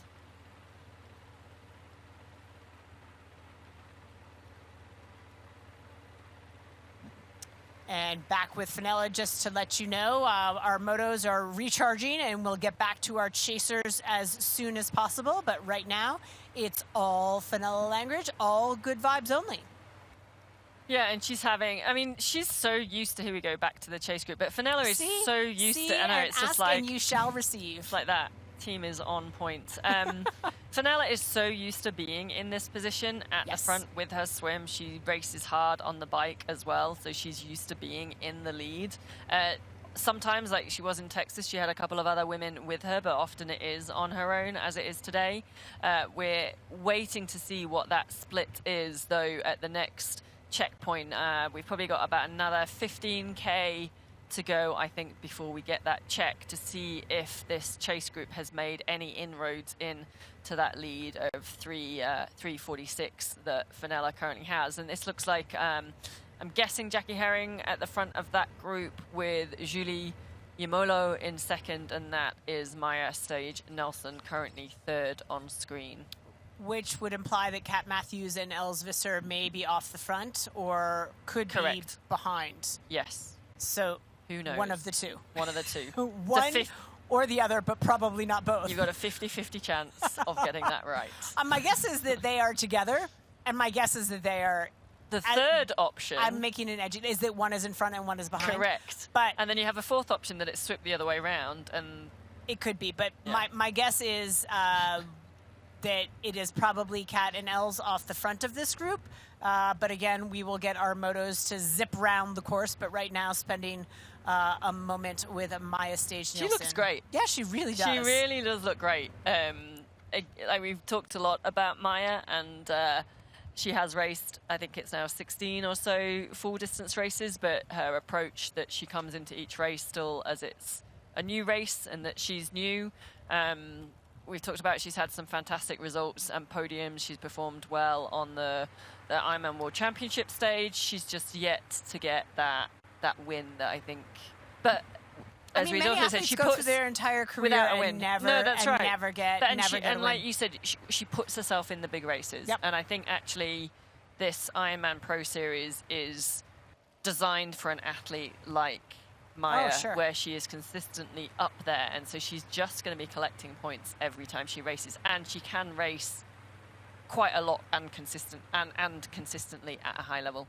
And interesting to note that she discovered the sport of triathlon while she was a golf instructor at none other than Club La Santa on the island of Lanzarote. So she fell in love with it, and the process being surrounded by triathletes who flock to the island to train. It's a famous training mecca for a lot of athletes during long, cold European winters. We'll spend time there. She was a golf instructor there and said, hey, what is this thing they're doing, swimming, biking, and running? And lo and behold, discovered a great talent for it herself. Yeah, Club La Santa in Lanzarote has a deep history with the Danish athletes. We've seen a lot of the Danish pros over the years go and spend time there. I think it used to be owned or is still owned by Danish, or was set up originally. Actually, another interesting, I know we're on Fenella language at the front at the moment, but another interesting fact from Maya is that actually recently, not just has she been training for the 70.3 and the full distance, and obviously she raced Ironman Texas and she's here today at Hamburg, she also raced in the Danish super sprint and mixed team relay recently, and she was second in the individual, and then she won the mixed relay and said that was super fun experience, something completely different, but just such a blast racing in that, that mixed team relay environment. I will never be invited to be on a super sprint mixed team relay. I'm just going to drop that fact right there. Just in case anybody was wondering, the super sprint is probably not in my future. Not going to get the call up for the US Olympic team. I don't think so. Which, I know we're talking about Ironman, but Olympic teams are being selected. I think we get to know this week. Yeah, this week. I know some have started being announced. Bermuda's, I've seen their team being announced. Australia's been announced. Oh, has it been announced? Oh, I missed Sophie that. Lynn. Awesome. That's great to hear. I hadn't seen the official announcement. There's 2 slots though, so they announced. I don't know second. I don't know the second. I know about Sophie. Oh, that's awesome. Obviously, Sophie trains in Boulder, so see her around and about. Her partner, also a very good gravel racer, Alex. They also have a dog. So many of the athletes talk about have dogs. What is that? What we're talking about? So many athletes have dogs. No, that wasn't what I was going to talk about. I was going to say through. Obviously, we're talking about Ironman here, but with the Olympics less than 2 months away now, certainly there's quite a vibe about Olympic selection. And I will say that process for Olympic selection, regardless of the country, is a complicated one. And one of the most outstanding things is we talk about the level of performance across Ironman and 70.3 racing, all the athletes raising the bar. Take one look at the Olympic selection process for a number of these top countries, from Great Britain to USA, the United States to France, probably those 3. Germany. Particularly on the women's side, if we're talking light selection, It literally is. The athletes have given the selectors a puzzle wrapped in an enigma, wrapped in a riddle that no one wants to solve. And if you're looking at some of the closing, it closed at the end of May, and their last race was Cagliari last weekend. And you looked at some of the posts from the athletes, and it was raced 3 races in 4 different continents. Was, and all the travel involved as well. So we talked about Els Visser earlier, and the amount of travel that she does, and these the short course, the World Triathlon Series athletes as well, plus the pressure of getting points for that Olympic qualification, which for many of them, if they didn't get an automatic slot, is completely completely out of their hands, and it's just hope it is, which is both frustrating, but I mean, there's a lot on the lines. It's the Olympic Games, and these federations have a lot riding on it. So having an art and a science to it is I'm glad I'm not a selector. Exactly, that's what I was going to say. I wouldn't want to be a selector for the US, for Great Britain, or for France, probably. But what we're also seeing, and this goes back to we were saying about how the race dynamics in Hamburg is a little bit different. With the women's style of racing, we're getting more women professionals. The level is going up. We're also going to see that we're in Olympic year. We're getting a lot of the short course athletes that perhaps didn't get selected for the Olympics are already stepping up to the middle distance. We'll see a couple of them next weekend. We're going to see a couple of them next weekend at the Ironman 70.3 in Boulder. Obviously, there's a lot of athletes that are based there anyway, so it's a hometown race, but a lot of them that didn't make that Olympic selection. Then, after the Olympics, I also think we're going to see a huge step up of many of those Olympic athletes who competed in Paris. Oh, sure. Stepping up. So it's just going to, you get these four-year cycles in the long course as well, off the back of the Olympics, which just then takes the sport to that another level again. Absolutely. Some new names, some new faces, and all of them hopefully will be a part of this Ironman Pro Series in 2025. Such a spectacular addition to Ironman racing, inclusive for all pros, over 1,000 eligible pros able to compete in the Pro Series with bonus points for performances across the entire series. Really has raised the game, and we've seen a lot of new faces already, and to your point, after the Olympic Games, we'll likely see even more. So exciting times ahead for the sport of triathlon. So if we talk about then the Ironman Pro Series at the moment, so Fenella is actually sitting in 5th at the moment on the Ironman Pro Series, just ahead of Kat Matthews in 6th. Fenella raced Oceanside as well, so has 2 races on the cards for the Ironman Pro Series. The athletes can have, they take their best 5 races over the year. 3 of those can be Ironman races, which is 5,000 points, as opposed to a 70.3, which is 2,500 points for the win. Minus the World Championship events, which is 6,000 points for the Ironman World Championship and 3,000 points for the Ironman 70.3 World Championship. Awesome. Thank you. That which is right. And it's 1 second per, or 1 point per second is what then the athletes get after the winner has crossed the line. Now, I was looking at the current rankings of the Pro Series, and so at the moment, Danielle Lewis from the USA is sitting at number 1 ranked, just as we see Fenella go through 140 kilometers on the bike, so just 9 kilometers till we get that next split for Fenella Langridge. Danielle Lewis is sitting at the top of the Ironman Pro Series. She's currently on 8,915 points.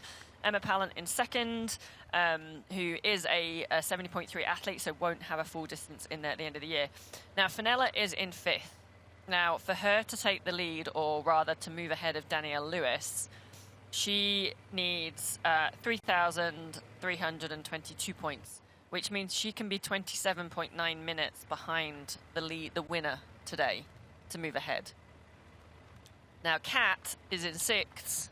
Again, you're now checking my maths, aren't you? I can see you checking my maths. No. I'm getting nervous because I might be wrong on this. I'm just checking my social media because it seems like you're going to be going for a while.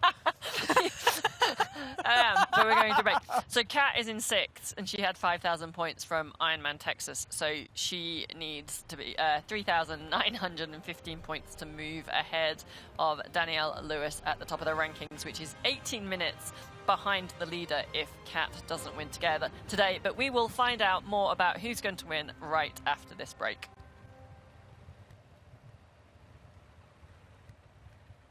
Introducing the Ironman Pro Series Virtual Edition on Full Gas. Join athletes from across the globe as they conquer bike courses from the Ironman Pro Series.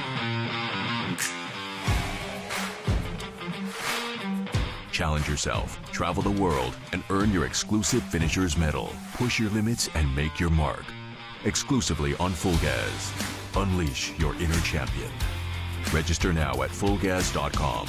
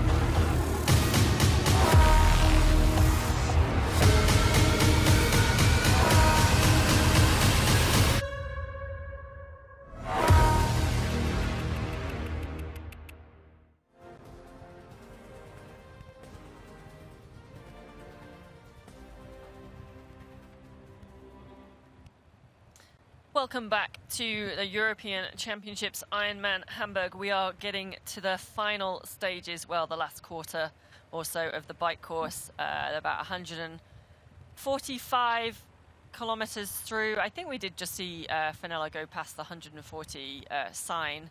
Our tracker on the bottom says, oh yeah, that's at 135. So yeah, she's 140 kilometers in. So hopefully going through the next tracking point at 149 kilometers soon, so we can see if she is maintaining that lead over that chase pack of Kat Matthews, Els Visser, Daniela Bleimal, Maya Stay-Nielsen, Jackie Herring, and Julia Yamolo.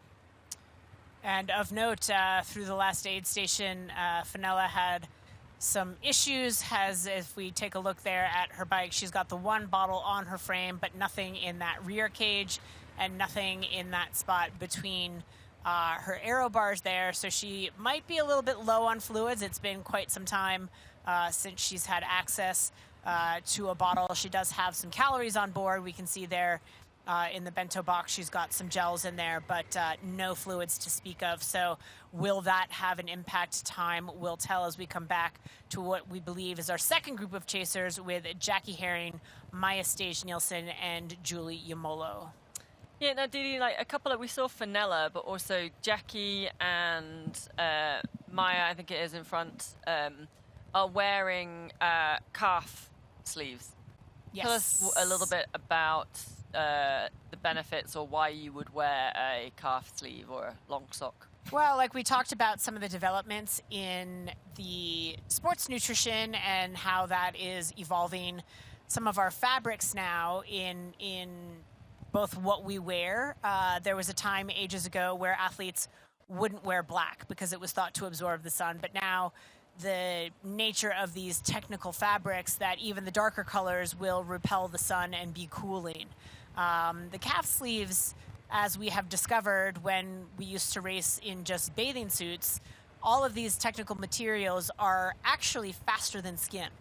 So having those body parts covered is actually faster. So what they're wearing, there was a time where athletes would wear compression for the run because it was thought to minimize the vibration of the muscles, which reduced fatigue in the calves, offered a little bit of support. Now we're wearing them on the bike because some of these materials are actually faster than skin. So wind tunnel tested, they can be faster. What's interesting is it's not the same for every athlete, and different models might be better for one athlete versus another, which is one of life's wind tunnel mysteries to me. But no two athletes are the same in terms of how they ride and how their body interacts with the bike and the wind. So therefore, different manufacturers of calf sleeves are more or less effective for different athletes, and some not at all. But for the most part, a lot of these pros will have tested that in wind tunnel situations. And so, yeah, it's an aerodynamic benefit. And also it depends. Plus, you don't have to shave your legs. This is true. Plus, obviously, it depends on whether you have a wetsuit or a non-wetsuit swim. So if today we had the athletes, it was a wetsuit swim, so many of them will have chosen to put the calf sleeves on underneath the wetsuit. If it's a non-wetsuit swim, then you're not allowed to wear a calf sleeve, so then the athlete has to make a decision as to whether it's worth taking a little bit longer in T1 to put on the calf sleeve for then the aero benefit and the seconds you are saving on the bike. Right. You have to be those are pretty snug. Yeah. So they're tough to put on, particularly when you're wet. So in non-wetsuit swims, when you're not allowed to wear them in the swim, the time savings that they offer, probably not for most athletes worth the time it takes to put them on. But certainly in a wetsuit swim, that is not a consideration as it was today. Yeah, so it's interesting to see just more and more of the athletes are wearing the calf sleeves. So back with Fenella Langridge on course, our lead female. She has been pretty much leading the race as we expect these days from Fenella. Since the swim, she did go back and forth a little bit with Julie Yamolo on the swim, our French athlete. But now Fenella very much on her own out in front. So let me ask you this, Sid. When you're alone at the front for as long as Fenella has been, and We've obviously discussed that she's used to racing in this position because she is a strong swimmer and a strong cyclist as well. So being alone at the front is not unfamiliar to her. But how do you stay engaged? How do you maintain that focus, that drive, when you don't have that constant reminder of your competitors around you? Yeah, I mean, does the mind wander?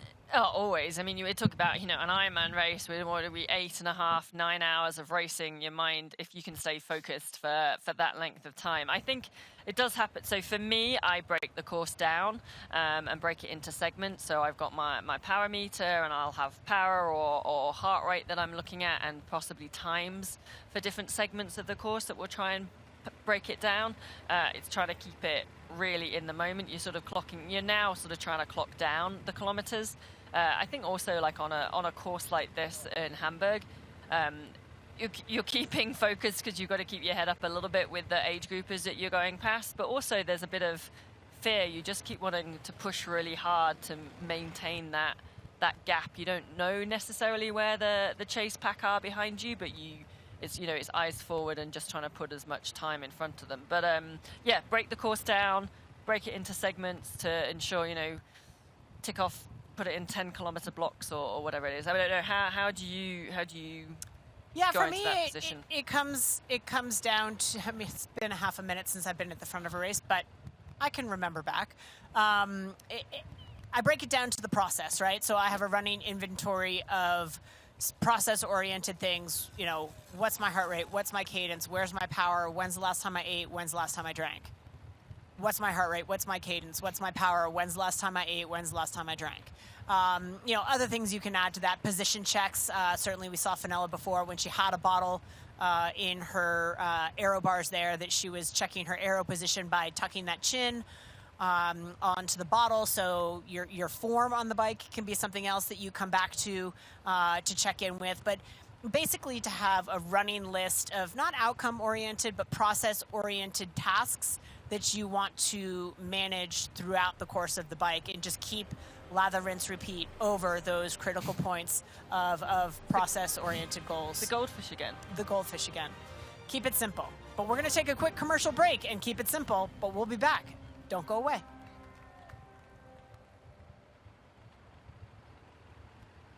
For 12 years, for 4,383 sunrises, across millions of mornings, we've been working to make one thing better. This, AG1, is foundational nutrition, a science-driven formulation to support whole body, brain, and gut health with just one of these, or one of these, once a day. Welcome to foundational nutrition. Welcome to AG1. Start at drinkag1.com.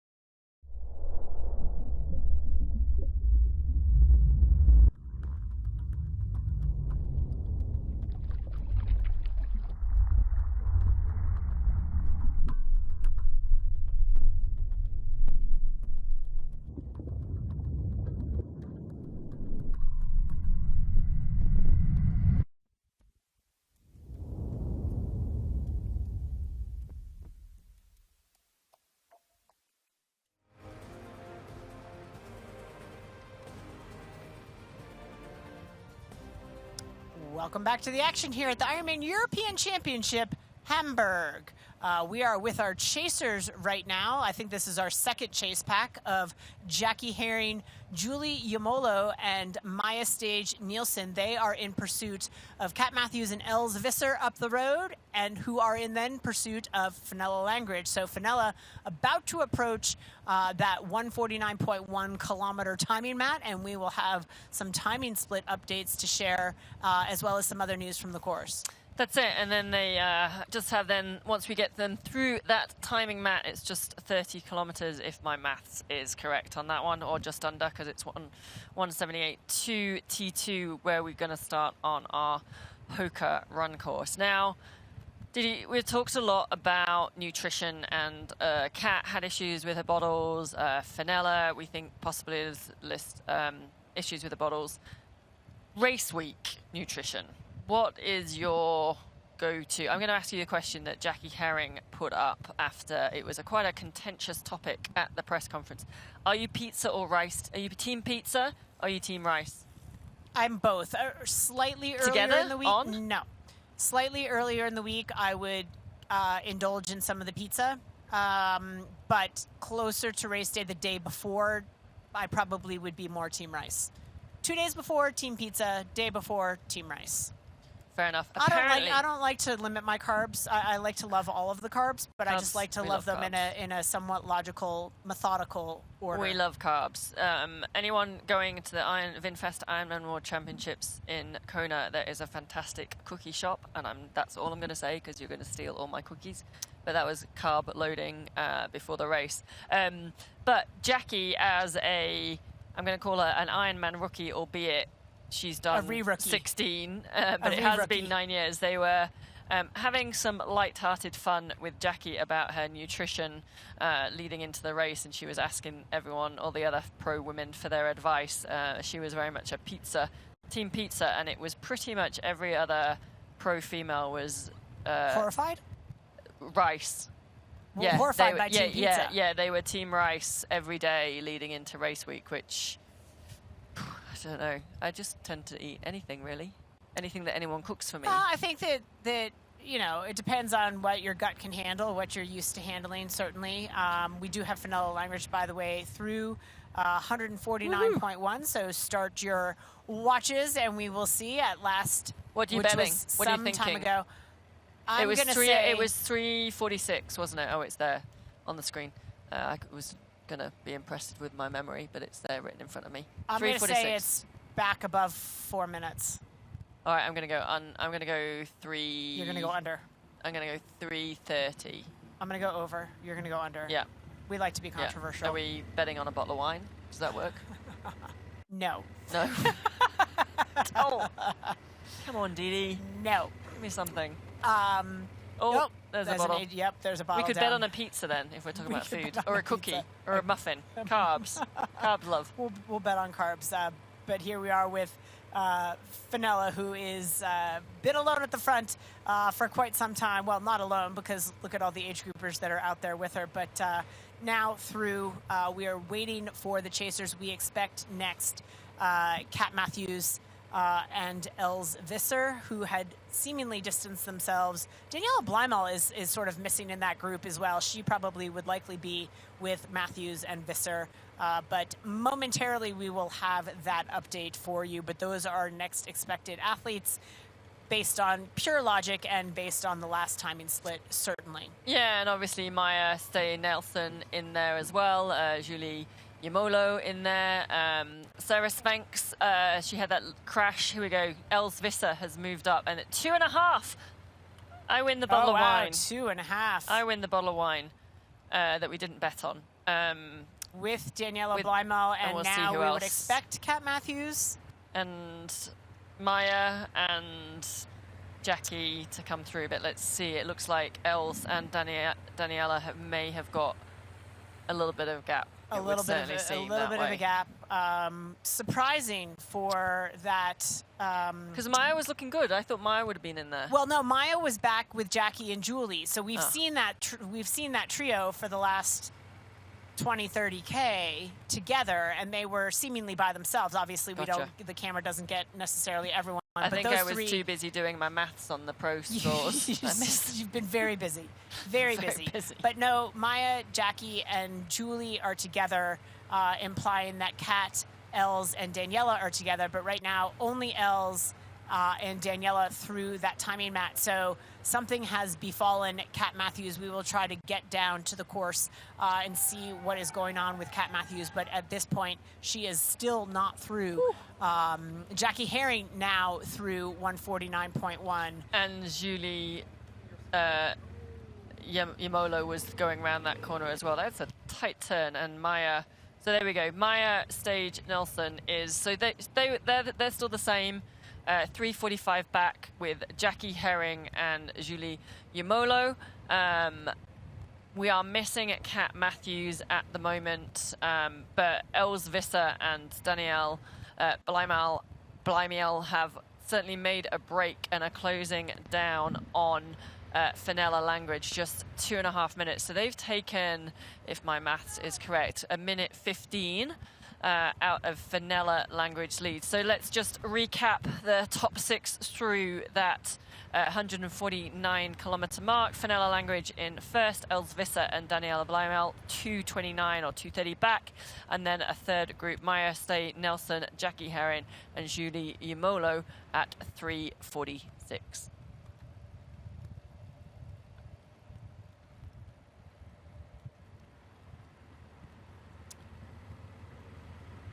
And we have an update from the course that Kat Matthews has received a red card for passing in a no passing zone on lap 2 of the full gas bike course. She's allowed to finish the race and appeal that ruling, but given that she is not through that timing mat, what would that imply? That she has accepted the red card, which, by the way, if you are tuning in, a red card is disqualification. You can protest it through channels after the race. There is a formal process through which you go to contest a penalty, but it's a weighty thing to go through the rest of an Ironman, knowing that you've got to contest that and what the chances are that you will win that appeal. But right now we are hearing Kat Matthews issued a red card for passing in a no passing zone and not yet through 149.1 kilometers. What does that say to you, Sid? Yeah, it's a tricky one, that, because obviously we haven't seen the incident. We haven't seen what happened. There has been races of late where athletes have been given a penalty and carried on to finish the race and successfully overturned and appealed it. Is that for... But for other things like littering or and things like that, passing in a no pass zone, obviously we didn't see it, and that's the issue. But I don't know, it's probably harder to argue that case, but again, haven't seen the evidence. So I don't know, given Kat has a huge year ahead of her, she's had issues with her calf, the fact that she hasn't come through that next timing split would potentially, I'm looking, because I don't think she wouldn't have lost time on that group. So, I mean, at most a couple of seconds if she's having a conversation with an official to discuss the red card. Maybe she would have lost 30, 40 seconds, but now it's a couple of minutes, which to me would inquire. We do not have confirmation, so I shouldn't speculate. But having not gone through that timing mat and knowing she'd been issued a red card, Kat Matthews, just if you're joining us now, discussing a red card issued to Kat Matthews during the second loop of the bike for passing in a no passing zone. These rules are in place for the safety of the athletes, so the officials tend to be pretty merciless. We've talked about sort of our officials playing a role of judging intent when we go through aid stations and corners with respect to drafting. There's an accordion effect, and they read the situation. But in a no passing zone, that tends to be a pretty cut and dry situation of either you did it or you didn't, and for the safety of the athletes, they are very strict with that. So Kat Matthews issued a red card, which means disqualification. She is open to the appeals process, but right now we have not seen her through 149.1 kilometers. And now that puts a little bit of a spanner in the works on our overall Ironman Pro point series. Kat's plans for the year, her wanting to come back and sort of after her race in Texas, and I think she was sort of hungry for a better performance that she knows she can do. Kat has announced from the start of the year that she's had an incredibly busy schedule. One of the first races in the year, though, she didn't finish with a calf tear, but obviously came back and had a solid race at Ironman Texas. Defending her title. Defending her title, yeah. But it wasn't, yeah, it was. But not probably the performance she wanted because of nursing that calf. Came to Hamburg wanting to put in a fantastic performance, putting her name on the top of the Ironman Pro Series. But obviously now she's not. And the other interesting thing is Fenella won't know. Well, that's the thing, is that if we look at what, all along we've been talking about Kat as potentially fastest on paper through the marathon. She has posted the fastest marathon off the bike of any of the women in our pro field today. By about 10 minutes. Bar Kristen Leopold, but she ran a 2:41, but it was back in like 2012. So it doesn't really count. I mean, it counts. Yeah, but it does count, but not recent. But this certainly, if Kat is out of the equation, which certainly right now we don't see Kat on course. Our spotters on course saying we do not see Kat on the course. So it seems, based on the evidence we have, that she may be out of the race, levels the playing field, because now we look at Els Visser can run in and around 3 hours. Fenella Langridge can run in and around 3 hours. Maya Stage can run in and oh dear, no. We've got Els Visser on the side of the course. This looks like a technical issue, a flat tire. This looks like a flat tire. I was just about to say my money is on Els for the win. And it's like the commentator's curse, isn't it? Now she is okay. Let's talk about tubeless tires. So she is right now trying to get her disc wheel open so she can just get a CO2 into there. She's not replacing the tube. She's not putting a new tire. Discuss. What is she doing? I would imagine she's just trying to get. Well, if she's just putting so if you've got a tubeless tire and you puncture, the sealant should seal as you keep spinning. And if that hasn't the case, she's maybe trying to just put some air in. They've got 30K to go. You can, to some extent, run on a flat at some point. 30Ks is a long way to go. You can look at how flat that tire is. Do you know what she's done? The valve, her CO2 valve, does not fit on her disc wheel. So what she's doing, so you can see how flat her rear tire is. She's running a tubeless tire, which means there is sealant inside the tire, which should theoretically patch the hole. It has not in time for before the tire went flat. So she's trying to reinflate it in hopes that the sealant has patched the hole. But her problem is that the adapter that she has put on the CO2 canister is too large, and she just lost all of her air. And it doesn't, so what you can... Oh my God, who's having flashbacks to Ironman World Championship with Chrissy Wellington on the side of the road begging for a CO2 cartridge? You, but probably none of the people viewing, because that was way too long ago, and half the viewers these days don't even know who Chrissy was, unfortunately. But yes, that did happen. Yeah, this is such an unfortunate situation. She was traveling with one CO2, which you hope is enough. Again, a take-home lesson. Make sure your adapter fits your disc wheel. And obviously there are no mechanics there, so I would hope that maybe somebody in the race. But that's a real shame, because we've just lost two of our favourites in the space of 5 minutes, because now you can see Kat definitely hasn't come through on the tracker. We're confirmed that she is no longer on course. We can confirm so that but Sarah Sphinx is back through the tracker now at that 149 kilometers, but 10 meters back with Laura Janssen. So Els will be hoping that the mechanic comes and she can swap her tire or her wheel out. This is a classic with those disc wheels, the space for the Here's valve. The other thing. I see a guy running into a building. She cannot accept outside aid. No, so but I think he asked her what she needed, and I feel like he lives in that building. He's running up to get something for her. She is not allowed to accept outside aid other than from a race official on the course or another athlete on the course. Yeah. So she can take a CO2. She can take another adapter.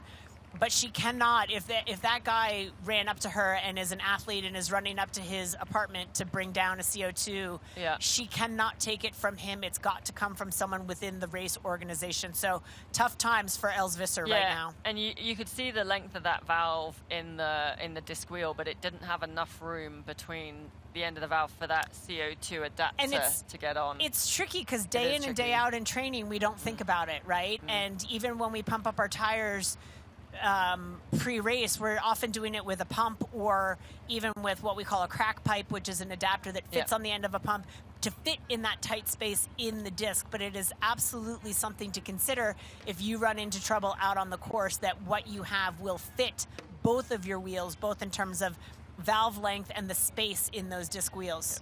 And currently our leader, Fenella Langerage, is blissfully going along, not knowing any of the carnage that is happening behind her. I mean, it's sort of unfortunate because you kind of want to whisper to her, like, hey, by the way, you just lost two. You can back off the gas a little bit. Well, I still think the likes of, like, we still don't know Jackie Herring what Jackie can run. We still know Maya's still in there. She's a great runner. We don't know where Fenella's run is at. I think her run is better than it has shown in her last few races. But this is a massive opportunity now for Fenella. She's suddenly gone from, I think, I would say on the podium potential. I wouldn't have necessarily gone for the win, but now we've lost Kat, and potentially, depending how much time Els loses, I think this is now Fenella's to lose. If Fenella wins the race, where does she move in the point standings? If Fenella wins the race, she will definitely move up into the lead of the point standings. She's in 5th place already. This is the Ironman Pro Series. She's on 5,593 points. So if she wins, that is 5,000 points. So she goes up to 10,593 points. You did that math all by yourself? I did do that math all by myself. And Danielle Lewis is in 1st at the moment with 8,915 points. So clearly well ahead on that one. Yeah. So yeah. Wow, what an eventful 10 kilometers there, with the red card being issued to Kat Matthews. She is no longer on the course, and Els Visser suffering a flat of that rear disc wheel and her CO2 adapter too large to fit into the space to pump it back up. So Els waiting on the side of a course for a technical official to help her, bike tech to help her. She cannot take aid from a spectator.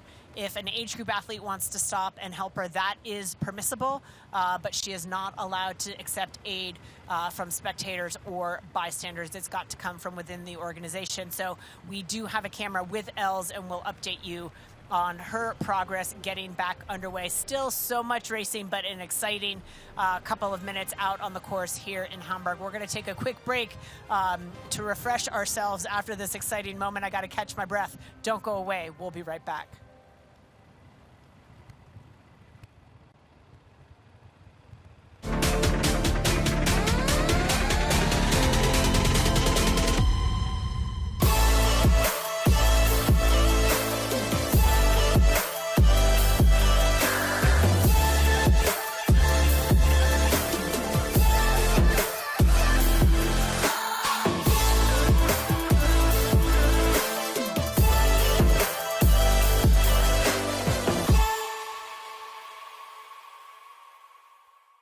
Your new vehicle, Mr. Lawrence. The VinFast VF8. All the latest tech? Precisely. Whoa! Cut. Great delivery, Joey. I've had a lot of practice saying that word. It's pretty cool, huh? The VinFast? Yeah. It's got action. 402 horsepower. All-wheel drive. Over-air updates and a 10-year unlimited miles battery warranty. Yes, but 15-inch infotainment screen. Cut. None of those lines are in the script, Joey. I just think people are really going to want to know those things. That's what the website's for, Joey.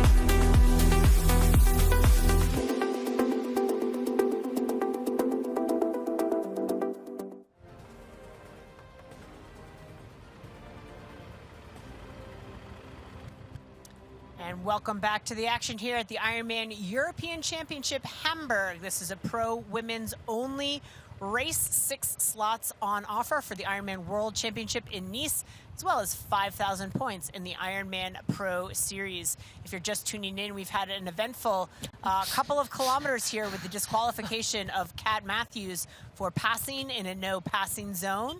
Other race favorite Els Visser suffered a puncture in her rear wheel and did not have the proper equipment to fix it. She had the adapter and the CO2 cartridge, but it did not fit. So Els Visser currently standing on the side of the road. Right now, Fenella Langridge, our leader, back at 149.1K, enjoyed a 2.5-minute lead over Daniela Blymel, who had separated herself from Maya Stodge Nielsen, who was riding with Jackie Herring and Julie Yamolo. We had a quick look at Sarah Svenk, who took a tumble at the end of lap 1. She now sits 10 minutes back, clearly suffering the results of that unfortunate crash. I know it's all happened, and I was just going to have to think we were bringing out the topic about talking about dogs again. No, but we didn't need to talk about dogs. We didn't need to talk about dogs, but we need to talk about another race opportunity in Europe. If you're starting to plan your 2025 race season, think about joining us at Zafiro Ironman 70.3 Alcudia, Mallorca on May 10th, 2025. The Balearic Island of Mallorca hosts one of the largest Ironman 70.3 events in the world. A fast course in magnificent sunny Mallorca. The race always takes place on a Saturday and allows athletes to relax and visit the island on Sunday. It has been a global favorite for over a decade. So register now for 2025. And it certainly looked like a fantastic race. We were in the studio again commentating. We did enjoy ourselves there. We did enjoy ourselves there. In Mallorca. A few weeks ago, bringing back memories. Didi had raced there. I had partied there and not raced. But it does look like a fantastic race. So one to definitely put on your bucket list. And I would say to, I doubt there are many Americans watching because it is the middle of the night in the US for this Ironman Hamburg race. But if you are looking for sort of bucket list races, I would definitely recommend Ironman Hamburg or Ironman Frankfurt.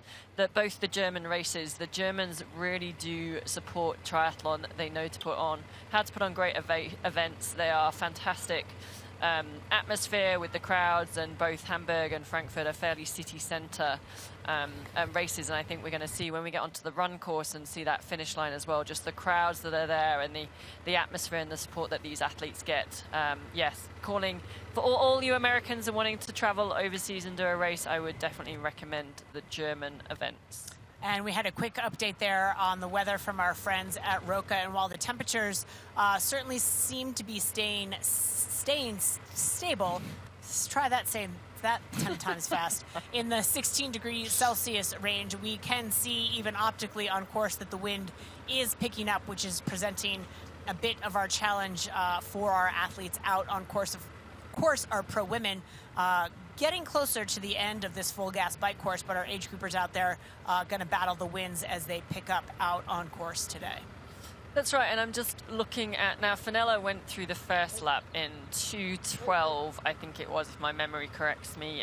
Daniela Blymel was actually quicker in a 2:09, but Fenella now going through that 1:49 kilometer is 3:39. So with 30 kilometers left to go, or 29, but moving at a 42 k's an hour.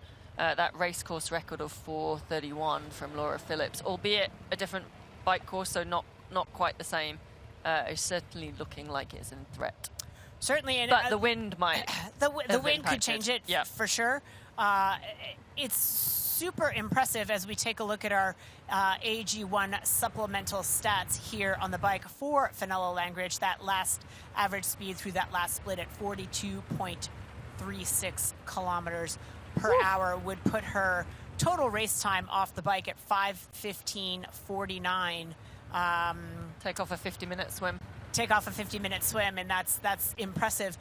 What I was going to say is that, yes, this is a new bike course, and it is different in that it is a lollipop shape, one-directional, still flat, still fast. But I think this course is more technical with the addition of, you see some of these villages. The old course was pretty much a straight out and back, and now they are contending with windier roads, which to me doesn't seem as fast. So the fact that they are under course record, certainly impressive as we recap our top 5 athletes out on course for our professional females. Fenella Langridge in first, Daniela Blymel in second, Maya Stage Nielsen in third, and Jackie Herring fourth, Julie Yamolo fifth.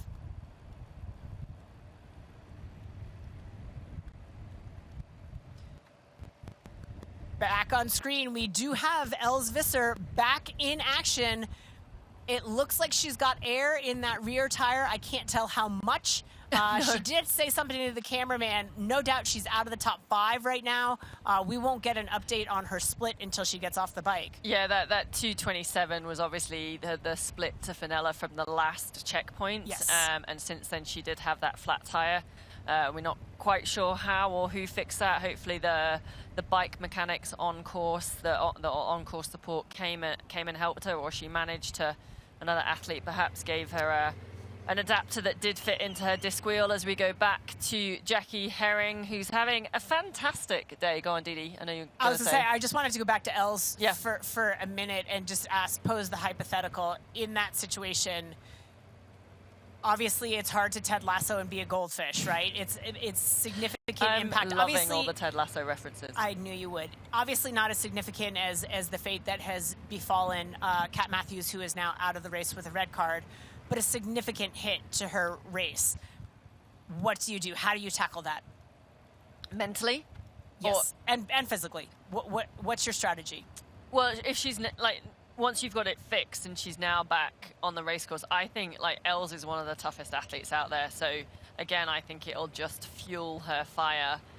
You know, at the Ironman World Championships last year, she rode for how many kilometers with one pedal, I think, and still ran herself into a great position in the race. So I think Els is probably one of the toughest athletes on the circuit. You'd have to be a shipwreck survivor. You right? would have to be. That's going to add some exactly. here. Anything else is fairly walk in the park. minutiae. Walk in the park, exactly. So I don't think. I think if she can keep her head, she is back on the bike, and all things playing out, she is still in contention, and I think she can still hold it together.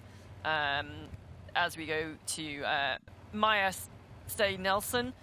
Currently sitting in probably now third position. Excuse me. You can see that is that looks like Julie Yamolo up ahead, which would make sense from the splits. Yes. Sorry, just working out the maths again. I'm now quite excited for Maya. Well, I think these women on course. I mean, obviously. I wonder if they know. They will have seen Els because Els was ahead of them. So Maya, Jackie, and Julie will have gone by Els standing on the side of the road with a flat. But these women right now certainly still don't likely know about Kat, although they would have biked past Kat at some point as well. But they've got to be thinking to themselves dodging bullets right, left, and center, bullets being fired by the race today at some of these pro women. And right now, Fenella, Daniela, Maya, and Jackie, and Julie just trying to say, okay, stay safe, keep it together, get off the bike. Do you talk to your bike at this point?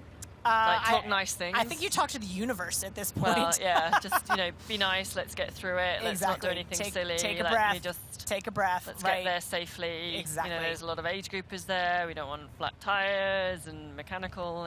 These athletes, we've now probably got, I don't know, probably 20K to go. So very much in the last section for our professional women. And certainly we've had a fair bit of excitement in the last 10 kilometers and drama, which is kind of thrown up. Maybe we need to get Ruth back on the phone to give her predictions again, because one of them went out the window, unfortunately, with Kat Matthews getting a red card, but I think Kat would have been probably most people's pick for today. But yeah, opportunity for the rest of the women. Just shows that, whatever the cliche is, it's not over till it's over. And I would say that to Els as well. If she's back on the bike, looks like if this is Els, it looks like she was a little bit cautious around that corner. So maybe that disc wheel hasn't got all the air in that she would like. I was She's just taking those corners a little bit more I was trying gingerly. to look at it as we had a side view on her, and it did look a little Yeah. soft. I mean, we run on those tubeless tires. You we can are run running lower pressure. a lower pressure, but it Oh, that's does look Fenella. like she's a little bit. But that's Fenella Oh. anyway. So maybe that's Fenella going through and just navigating that bib number 2. So yeah, but yeah, I did think that when we saw back to Els that She was yeah. a little bit cautious, rightfully so. If you're running 25 pounds of pressure in that rear. I mean, that is in one way, you know, you were talking about the tubeless tires and having sealant in, and it used to be that tires you'd run at like what 100 psi or over in the old days. on so-ups, Yeah. 120 on so-ups. We were like a little piece of popcorn in a frying pan out there. Now it is that you can run a lot lower. So that sort of 60 psi, 70 psi, obviously Now, depending why is on that the better? course and stuff. So more surface area on the road, which is a fasting rolling resistant, but also then cushions on that. Yeah, less bouncing on the road theoretically, so smoother rolling throughout. And then we see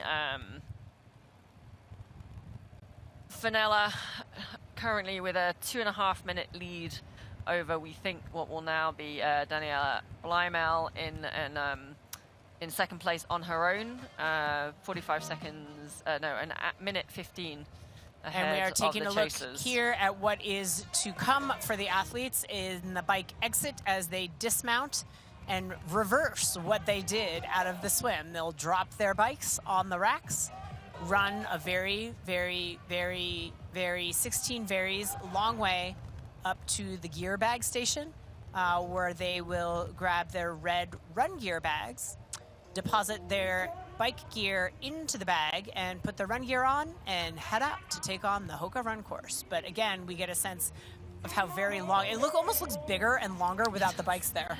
Yeah, it does. And what did we say? It was about 700 meters long, Yeah, I think. Yeah. Actual transition is 500 meters, so half a kilometer. The athletes are running from one end of the bike racks to the other, and then it was 200 meters from the swim. So not sure if that's for bike to run as well, but definitely a minimum of 500 meter transition. Add that to your marathon. Yeah, exactly. Oh, don't you think they should take it off? They never take it off. They never take it They off. didn't That's in Wales just not either. the way it works. Yeah, They never take it off. They should shorten the marathon. I mean, I'd like to get Scott Deroux on the phone and discuss this. He's probably running. He's probably out there doing the marathon. Yeah, it was that. I mean, that's the kilometer. That's a pretty significant. It's a significant chunk. addition for sure. I wouldn't mind taking that off my marathon. And yeah, there we saw the run exit where athletes will run through the city center to the screams of adoring fans when they get there, but not yet. So close, but not yet. You can see that graphic along the bottom of the screen.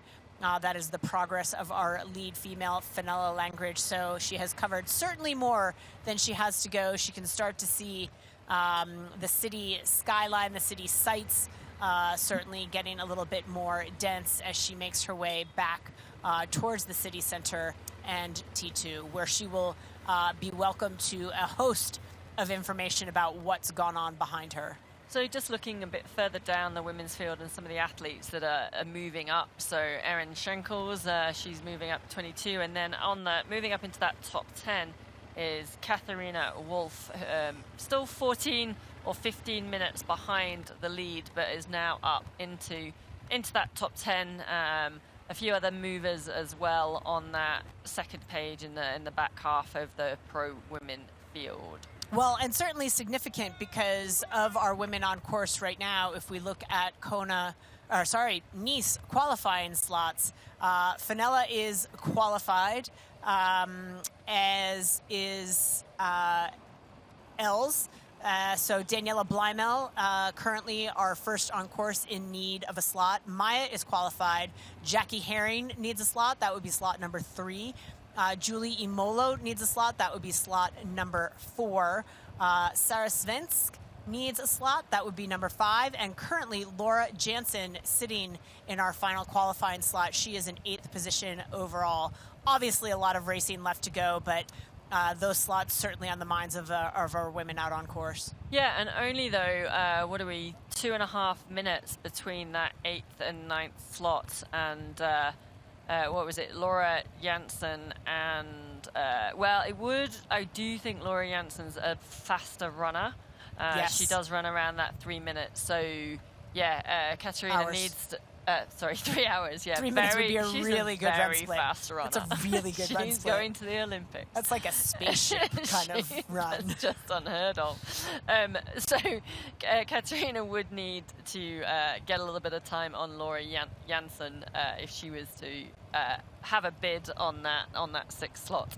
But there are athletes ahead that we don't know. I mean, there's so much racing left to go, and these gaps, as we see, seem, we've been talking about it for so long on the bike, but we get to the Hoka run course and everything gets turned upside down all over again. So there's so much action left to come here at the Ironman European Championship Hamburg for our professional women. Don't go away. We're going to take a quick break, but we're going to come right back. Sit tight.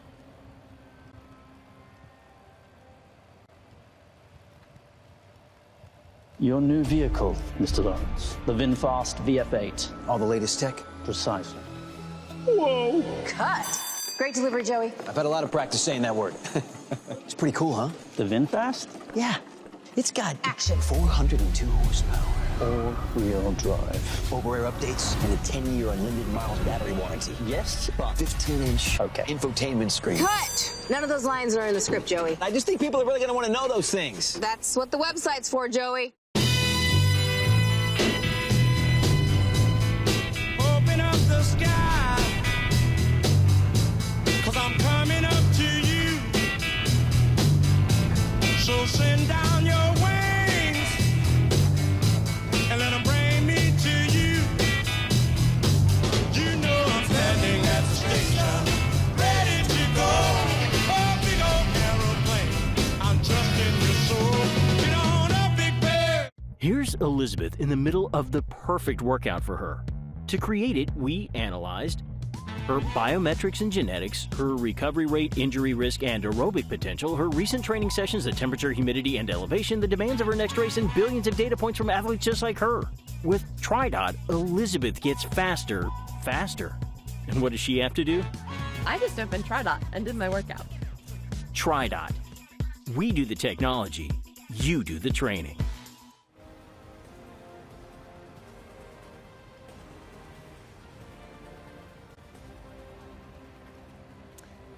Ironman European Championships in Hamburg is brought to you by AG1.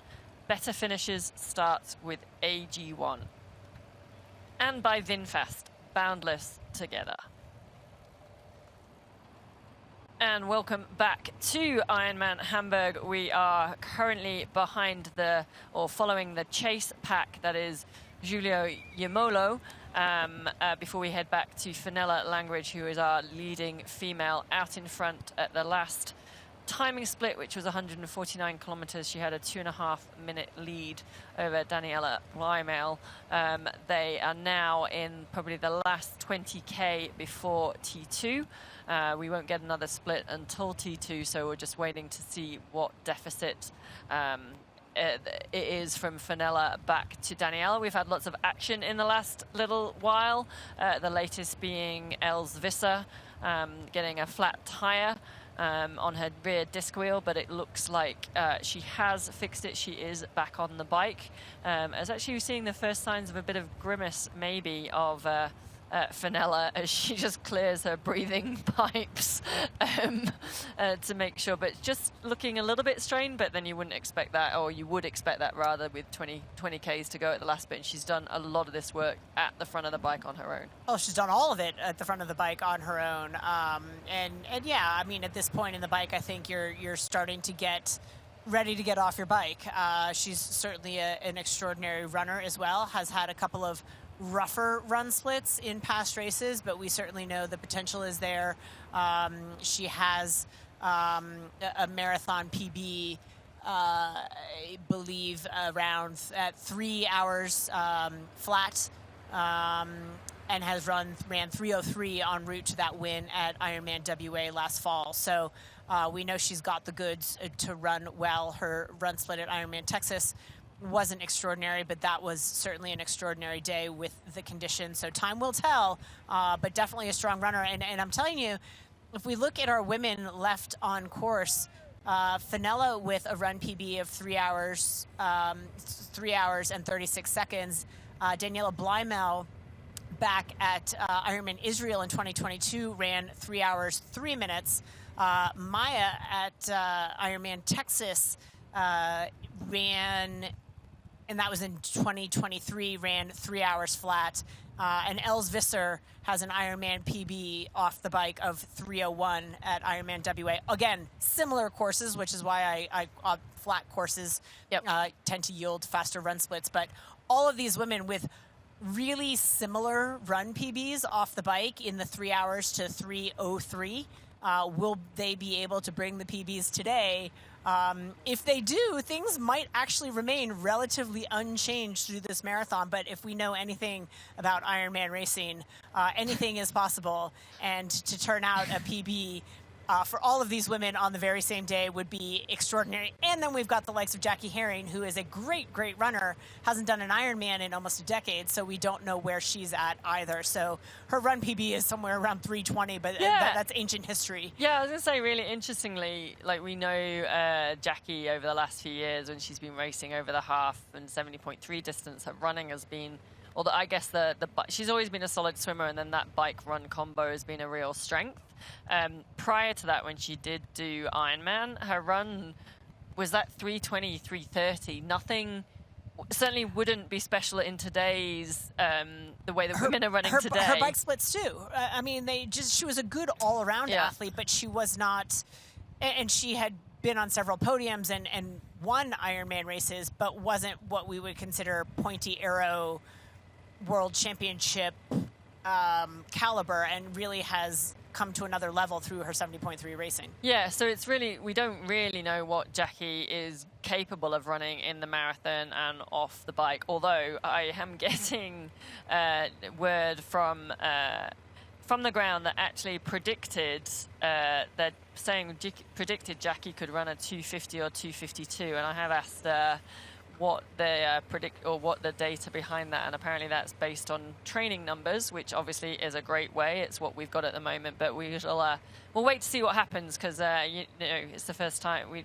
it is a fast course. Racing is different than training. Racing is different than training, but you know, that could be pretty interesting if Jackie does run sort of that 2:50 or is capable of running 2:50, 2:52. Maya, I think, is around that 3 hour. Daniela is probably the 3:05 to 3:10. So yeah, but they're coming off the bike with not much time between them, so hopefully it's going to be more exciting things and as we've seen, anything can already happen, as has already happened. So and lots left to happen, no doubt. Multi-loop run course as well, 4 laps of this run course, so athletes going to be getting a lot of information out there from fans, and that becomes the question of who do you trust?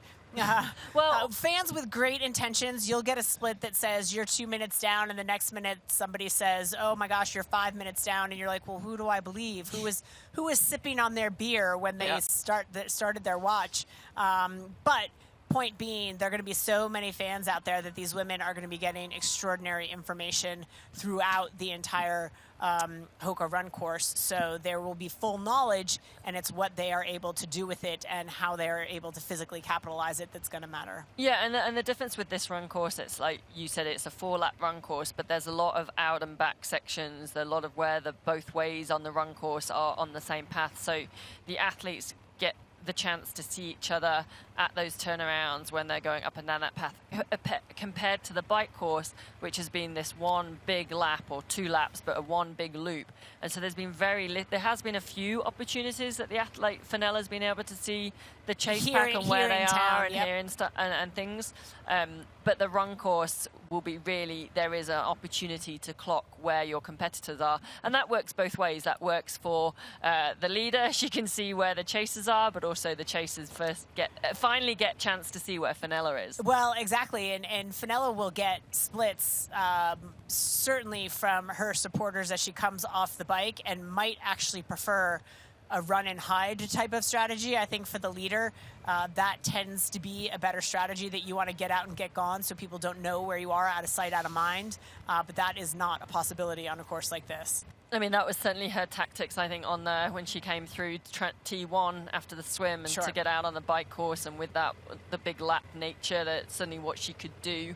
Yeah, it'll be a little bit more tricky on the run course. And she, I mean, we don't know if she knows what's going on behind her, and to some extent it doesn't really matter, because it's her race and it should be eyes forward, and it doesn't matter that Kat, Els, whoever else is dropping back. Like, she should just be eyes forward. Yeah, she should be eyes forward, but I think it will certainly lighten her load to know that some of her competitors are out of the race, that the gap to Els is a little larger than it might have been otherwise. I think that's all going to bolster her, and could potentially change the way she attacks the marathon.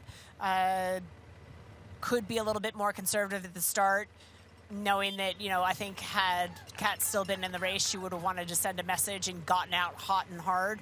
Now she can sort of dial that back a little bit and be a little bit more patient in her strategy. But again, she's got advisors there who are not me. I don't know if Fenella races patiently. Yeah, that's true.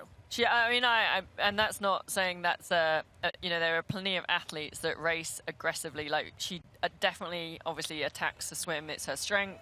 I feel she rides hard on the bike. I feel she puts it all out there. She races with it. You know, she races to win. But there is a mindset going into it that you don't have to do. Had Kat still been in the race, had Els not given up, we still don't know how much time with the puncture. Fenella was gonna have to pull out an extraordinary race, and now Fenella can go into this race and say, I don't need to do anything different than I'm capable of doing. I don't need anything extraordinary out of my run. I need like the run I'm capable of putting out. Yep, and great to see that Fenella safely navigated that 180 turn. We saw some events happening on the first lap with Sarah Svenks running into the back of Els Visser on lap 1. So Fenella safely through back into the tunnel. So yeah, only a few minutes away now from T2. Yep, starting to think about the run now. Certainly she'll get some information. She will deposit her bike and get going. And more importantly, we will get a split, certainly on Fenella in the extraordinary performance, and if Laura Phillips' bike course record will fall, predicted to do so, yeah, I believe. What are we now? Race time is 5:20. Swim was 50 minutes, give or take. So, yeah, it's looking like it might be a new course record. And is this Fenella now loosening off her shoes? So definitely about to come in or very close to transition. There's a penalty tent, so transition must be pretty soon. I think we're seeing the riders go to the left to start their second lap. Fenella is to the right to go into T2. And this is the stuff that Fenella lives for. The crowds welcoming her back to T2. She'll give a big smile as she dismounts at the dismount line and runs her bike in. We call this the judgment zone, and thankfully here in Hamburg we have a very large judgment zone where we are able to judge the athletes' form as they stand up and try to stretch out those hip flexors, get those legs working, as we take a look at our bike split presented by our friends at Wahoo Element Bolt. Time of 4:26:50 for the 178 kilometers. Yeah, and right up her tail, holy smokes. Daniela Blymel with an extraordinary close to the bike course, erasing the bike course record. Now sits at 4:20:47 for Daniela Blymel, a mere 26 seconds back of Fenella Langridge. And I don't think Fenella will have seen Daniela coming in, and Fenella held that bike course record for all of 26 seconds before Daniela Blymel came and erased it, taking off 10 minutes off Laura Phillips' record. It's extraordinary. Which is pretty impressive, and that's yeah, that gap, you know, she was with Els, and Daniela will be able to see Fenella up the road, but Fenella, I don't think will have any clue that Daniela was so close behind until she gets somebody. But Fenella's looking like she's running pretty well. She looks pretty good there. No, it takes a minute. Like we joke in calling this the judgment zone, but it is our first look to see if the athletes look bent over and who's able to sort of find their form and get themselves upright as she makes this very long run. I'm betting she is getting information that, I mean, she would have heard the roar of the crowd, you know, the Germans for their own, the announcer as well. So, here we come, Maya and Julie Imolo into transition as well. So we will wait, still waiting for Jackie Herring that we expected there. And then obviously seeing what the deficit Els Visser suffered with the puncture. But interestingly, like, that's a great ride, second half of the bike for Maya and Julie. They took out another kind of minute or so. There's Jackie Herring just through at 2 minutes. So actually all of those women have taken time out of Fenella. But the point... Another point I want to make, Jackie Herring's bike split of 4:25:48 bests her old best bike split by nearly an hour. Her previous best bike split was 5:20 something. Jackie? Yeah. As a pro? Yes. And she just biked 4:25:48. So congratulations, Jackie Herring. That's a heck of a PB. You just smashed your PB. She's got to be laughing to herself. Like, she's just she's an entirely different athlete. And how extraordinary to see something like that. Look at this. The top 5 women. All within 2 minutes. All within 2 minutes, which we weren't expecting. And this is it, you know, we weren't expecting at the last timing split or halfway through the bike. We still don't know where how much Els lost. As Fenella goes out onto the Hoka run course. So we'll wait to see where Els comes in and then start making the judgments on, how much time she might be able to run in. But, yeah, exciting times. We've got a race on our hands. Yeah, we sure do. But also, I mean, we've talked about the level of women's racing and men's racing. It's just skyrocketing week after week after week, it seems, but not terribly surprising. For the athletes to be that close. This is a bike course that, again, we've talked about. It's hard to get separation. Really, really hard to get separation on a flat, fast bike course like this. And I think the results today prove it with our top 5 women all within 2 minutes and still waiting on Els Visser. That's right, as we're just in T2, Maya... there's Jackie Herring coming in, grabbing her bag. Maya putting on her Hoka run shoes. It looks like the Carbon X2. As we go back to Daniela running out onto the Hoka run course. Now, it's really hard to tell. I would say Fenella has a bit more of a bounce in her step, but then that also is her running style. Yes. She is quite bouncy. Daniela Blymel isn't a bouncy runner, if that makes sense, but that doesn't mean to say that she's not running as efficiently or effectively for an Ironman marathon. I mean, some might say it's more efficient. There's less energy expenditure because she's not. The vertical oscillation isn't as high. There's not the same energy expenditure going up and down. She definitely is more of a strider as opposed to a bouncer. But again, different styles, but optically you would look at the two of them and say that right now, a 1/10 of a mile into the Hoka Marathon, that Fenella does look, quote unquote, I use my air quotes, better. Yeah, but I think, I mean, Fenella always kind of goes out pretty well, and I think just Daniela has that different style where she just chips away and doesn't look like she's running as fast and perhaps doesn't look like she's running as well, but is pretty effective and gets the job done for the marathon at the end of an Ironman.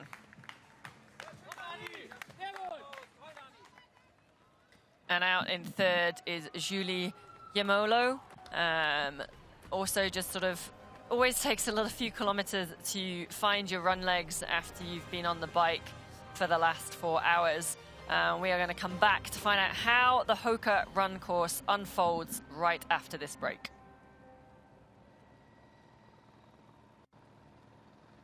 Introducing the Ironman Pro Series Virtual Edition on Full Gas.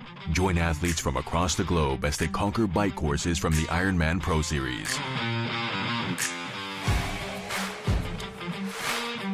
Challenge yourself, travel the world, and earn your exclusive finisher's medal. Push your limits and make your mark.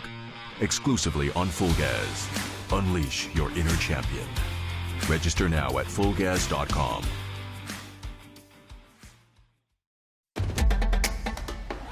You know, and we know. The thing about challenging yourself is, you're always looking for what's next.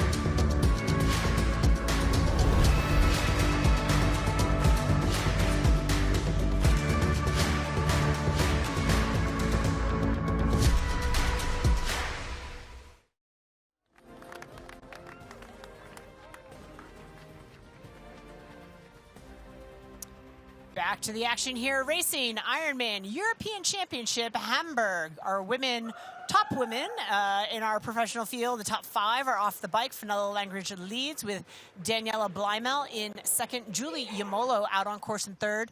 Maya Stage Nielsen right behind her, and Jackie Herring at 2.5 minutes back as the women start this 4-loop Hoka marathon course. Still waiting on Els Visser to come off the bike. She suffered a puncture, so she gave up some time. We're waiting to see exactly how much time. And here we have our first mover as Maya Stage Nielsen creeps up on the shoulder of Julie Omolo, and I imagine will go right by her. So now Maya Stage Nielsen in third place. You know, looking at the exciting thing for me is looking at our top women who we discussed all have similar run PBs in the marathon. Then we start to look at consistency. Yep. And while Fenella owns a comfortable lead, her marathon performances have been somewhat inconsistent. There's a 3:13, a 3:20, a 3:11, a 3:06, certainly that fast 3:03 from Ironman Western Australia at the end of last year. Ironman Texas 3:21. And then we look at Daniela Bleimel, again, similar run PB, but also the various fluctuations around there. So we have to look at the athletes and start banking on who is a consistent performer across the marathon distance. Well, then if you're looking at the top 5 for consistency, Julie Yamolo, we don't know. Yes. Across the longer distance, she's running Correct. about 125 to 130 over the half distance, but we don't know what she can do over the full. And Jackie Herring, her run times when she did the full distance 9 years ago were the 3:20 to 3:30. Well, if she took an hour off like she did on the bike, that would be something else. Exactly. And talk about fast times, we have our Morton top transition times for our female pros. So there, Julie Yamolo in 3:01, Fenella Langridge 3:09, and Daniela Bleimel in 3:17. Just to remind everybody, the transition zone at Ironman Hamburg is about 700 meters long. So the transition times are obviously a little bit longer than you would normally expect. So that 3 minutes. And if you think about that, they've had a 3.5 minute transition for T1 and for T2. So that's 6 minutes of transition that adds to their time as the cyclist expertly navigated the bollard in the path. As we're back with our race leader, Fenella Langridge. But yeah, certainly it's going to be hard to know out of those 4 women behind, and that's before we still haven't seen Els Visser yet. Els Visser is not off the bike. Sarah Sphinx has gone past Els Visser while she was at a standstill, so she's about 8.5 minutes down of Jackie Herring, so 10:37 down on Fenella, and Fenella with the lead of the race still and running well. We'll see if she can hold on to it when we come back after this quick break. Don't go away.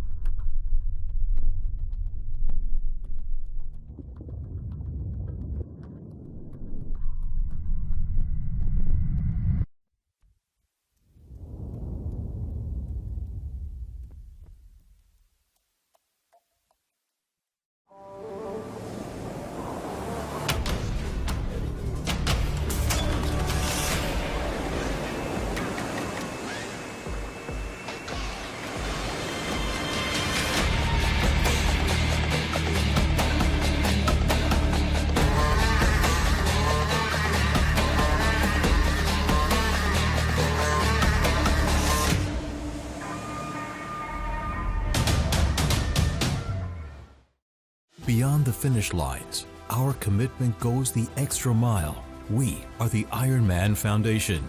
We've given back more than $55 million to support our mission of leaving a positive impact throughout race communities. Without our amazing athletes, volunteers, and givers, we wouldn't be where we are today.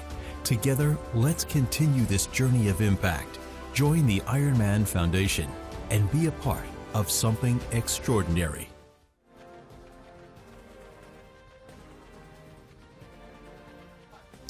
Back to our action here, Ironman European Championship Hamburg. You're looking at Daniela Bleimel, who currently stands in second place on the Hoka Marathon course. We have 8 of our professional women off the bike right now. Fenella in first. Daniela Bleimel out on course second. Maya Stage-Nielsen has gone past Julia Omolo and sits in third. Jackie Herring in fifth. Sarah Svensk, who took a tumble on the bike, she is off the bike in sixth. Els Visser, who we now see grabbing her bag in transition, she sits in seventh place at 11:13 down. And the very fast-running Laura Jansen now in transition in eighth place. She is 12:06 down. So this is quite a marathon battle. Yeah, and really interesting that Els obviously lost that bit of time with the flat tire, but still into transition now. But if she's with Laura Jansen, and Els, I think, has a good run in her, and maybe they can use each other to take out some. I think it's a big ask for them to claw their way back to the lead. Yes. That 11, 12 minutes. Who knows, though? We're only in the first couple of kilometers of the marathon. We've got 42 kilometers to go, and anything can happen. And if I'm Laura Jansen, and obviously she wants to race well, but she also wants a qualifying slot for Nice, I'm going to staple myself to Els Visser. Maybe let her set the pace and draw me out, and perhaps deeper into qualifying slot territory. Certainly in the early stages of the run, use that as your carrot. Distance yourself from the women behind. We know Laura Jansen is a very, very good runner.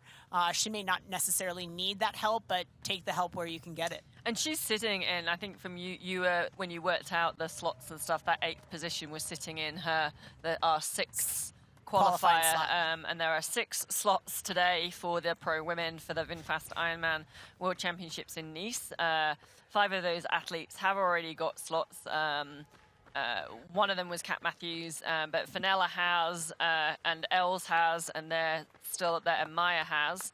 So a huge opportunity for Laura Jansen to qualify again. I mean, she qualified last year at Frankfurt for Kona in her first year of racing over the distance, and now has got a chance to get to Nice as well in September.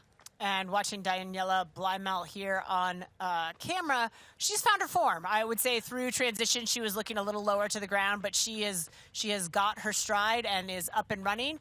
And as we look at our top 5, Fenella Langridge, Daniela Bleimel, Julie Yamolo, Maya Stage-Nielsen, Jackie Herring.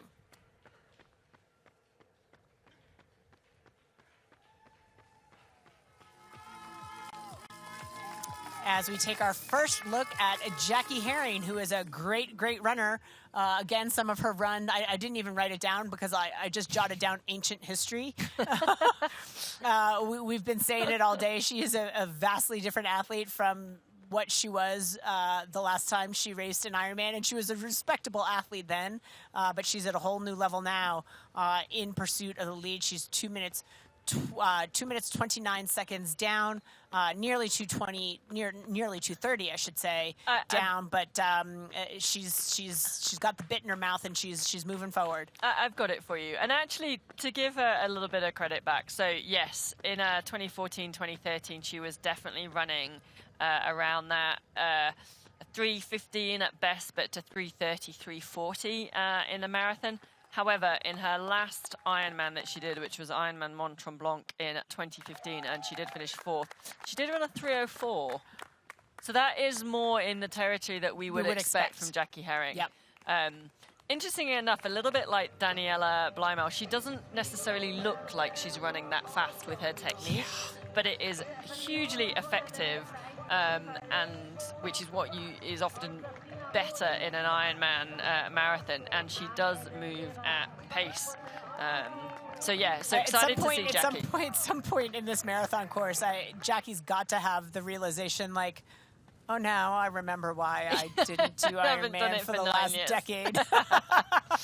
She might have already Now I know why. Why didn't somebody remind me of this before? I wonder if she thought that when she was on the bike at a certain point rather than at getting to the marathon. But yeah, Fenella Langridge looking pretty good and sprightly at the front, as she always does at this point. So, and I'm sure Fenella now has had word and information about what's happening behind her, and just needs to, keep ticking it over. And our race weather updated by our friends at Roca.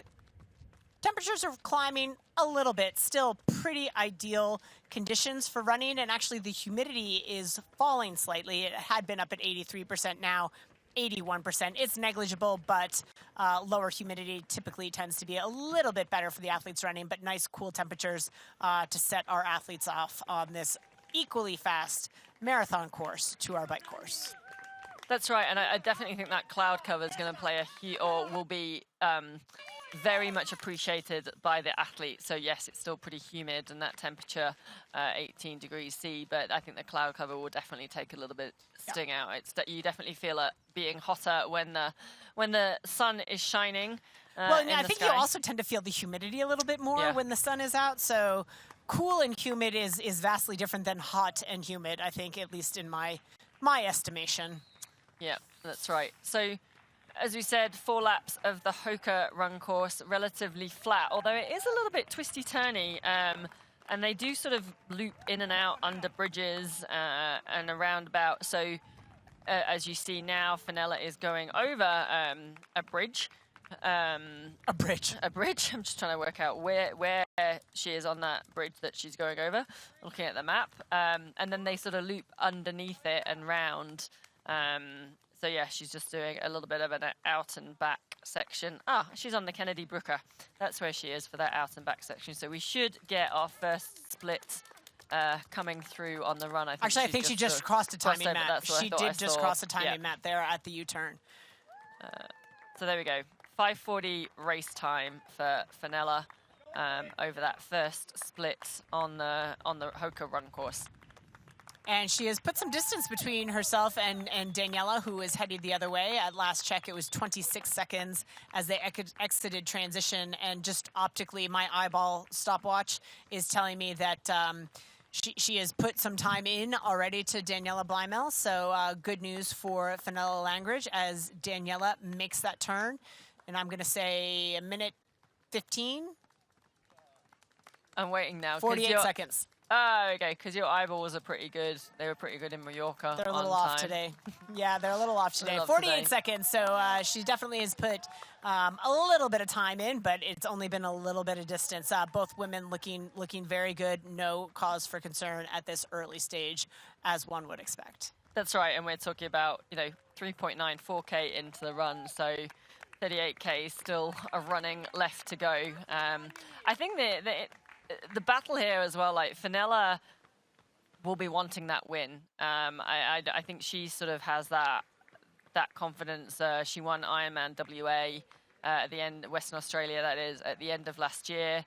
And I think sort of maybe came into this race with a lot of the other women sort of talking about their goals and things, and has just sort of got about her business. So we'll be definitely wanting to take a win and take a scalp down. But I also think looking at Daniela, being German, having that DNF in South Africa at the beginning of the year, she has raced and won here before. I think she'll be definitely wanting to prove a point and be spurred on by the German crowd. And here we get another look again at Jackie Heron. Jackie's looking great. Yeah, I was going to say, just on Daniela, it's been 2 years since her last win at Frankfurt in 2022. So I would bet, all of these women have their various reasons for wanting to win this race. Fenella, once you win one, you want to obviously win more. And for Daniela, she had the disappointment of both Frankfurt last year as well as South Africa earlier this year. So Well, to be determined how that hamstring plays up. That's what brought her out of the Ironman South Africa earlier this year. We'll see the health of that hamstring as we get deeper into this race. So over the first 4 kilometers, and just with that caveat that we are the first 4 kilometers, but Maya would be running the fastest, running at a 4:02 pace, and Jackie in second at 4:04, so very similar. But all these women, quite similar pace, which is what we're sort of saying in terms of predicted times. But we are 4 kilometers in and a long way to go, so we'll see how it all unfolds. As we see Julie Yamolo going inbound as Daniela Blymel comes outbound of this little out and back section. So we should see Maya Stage in there somewhere on the opposite side of the road, as she would be behind Daniela. Here comes Maya running the opposite direction. So to your point, lots of eyes on the competitors, sizing each other up as they settle into this Hoka Marathon course. You definitely do poker face at that point, don't you? Of course. You definitely smile, make it look easy. I'd say... no pleasantries, though. No pleasantries, no. Well, maybe to some. I would say that... Maya is obviously ahead of Julie. Julie's just gone around that turn.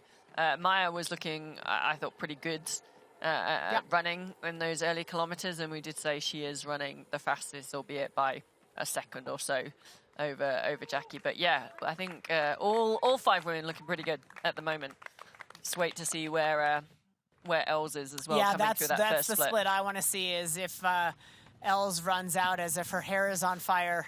Certainly some anger and some fire in the belly after the ill fortune of the puncture set her back quite a ways. But let's not leave out Sarah Svensk, who also has a pretty decent run pedigree. She's faced some injuries over the years and has been slightly less consistent, but was pleased with her run at the Mallorca 70.3 just a few weeks ago. So probably backing herself on the run, and is another one who could be a spoiler for the podium.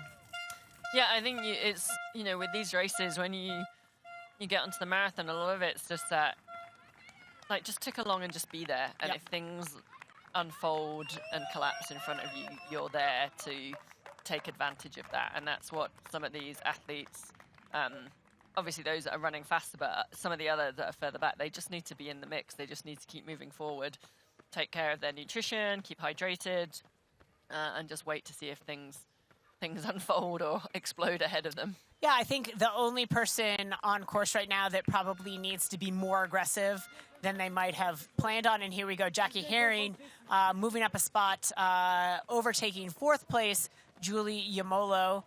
Not terribly surprising given the strength of Jackie's run and the fact that this is Julie's first full Ironman as a professional. So there's a little bit of an unknown there. Even if she had raced Ironmans as an age group athlete, racing in the pro field is different. It's very, very different. So biding her time, but an athlete like Jackie Herring, a couple of pleasant words there from Jackie to Julie as they make their way out of this out and back section. But as I was saying, I think the only athlete who would likely be more aggressive than otherwise planned would be Els. Yeah. Just to get herself back into the mix with such a deficit, she might take some more risks than she might have otherwise had she not had the puncture. Yeah, but interesting. Can you remember we were both commentating on Vittoria last year? Yes. With Els in the race, where she kind of had a meltdown partway through the run from being in the lead. Was that Els? Yeah. Yeah, but then did come back to finish, but kind of went through a stage of walking, having to regroup to get herself back into the race. Before managed to regroup. It's so funny. I remember that so distinctly, but I'm going to check because I'm worried. I didn't think it was Els. I'm so curious, but for some reason, my memory, I remember the race very distinctly and some other things that happened in that race that we won't discuss, but I don't remember it being Els. That's fascinating. But now, hey, Julie responded. As Jackie approached, Julie has responded. She's not letting her go. She's letting Jackie sort of pull her along. She's got to be careful that she doesn't get ahead of herself.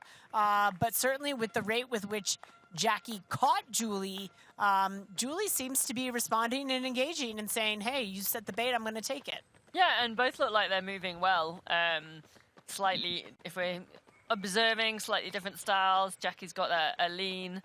Julie is a little bit more upright in her running, but and also slightly taller athlete, or is that just the camera angle? Can't tell. It could be the body lean. Could be the body lean as well. But it could be the height of the shoes. Yeah. It could be the elevation of the shoes. Full credit to Julie. She's hooked on to Jackie to move along with her and keep her motivated as they head about into the into this Hoka marathon run. So yeah, 4K in so far for our top 5 women. Not had anyone else through, but they were about 10 or 11 minutes behind. But excited or interesting to see where Els comes out and a few of the others as well. But yeah, Julie sticking with Jackie at the moment. We're back on Fenella. As we said, kind of a more bouncy running style and quite on her toes. But works for Fenella. It probably goes with her personality as well, being fairly bouncy and all out there. But I think Fenella is very much, this is, she's got a huge opportunity here with this race and to get another Ironman win under her belt, and also to go to the top in the Ironman Pro Series. I'm going to make one more comment on this because we want to keep the focus on the women who are still out there battling in this really exciting race here at the Women's Ironman European Championship Hamburg, but wanted to draw note to a social media post from Kat Matthews explaining her DQ, overtaking in the no overtake zone. She said, my own heat of the moment mistake as the flashing red light had scared me into immediate overtake mode. Perhaps a momentary lapse of concentration, not realizing that when she saw the race ranger red light, it meant go, and not realizing in the heat of the moment she was in a no passing zone. Gives credit to the Ironman German technical officials out there and saying it was absolutely the right call. So just that's a hard pill to swallow, and for her to make a public statement, just credit to Kat Matthews. And Kat, as we've said, has a busy race schedule, and no doubt we will see her again very, very soon.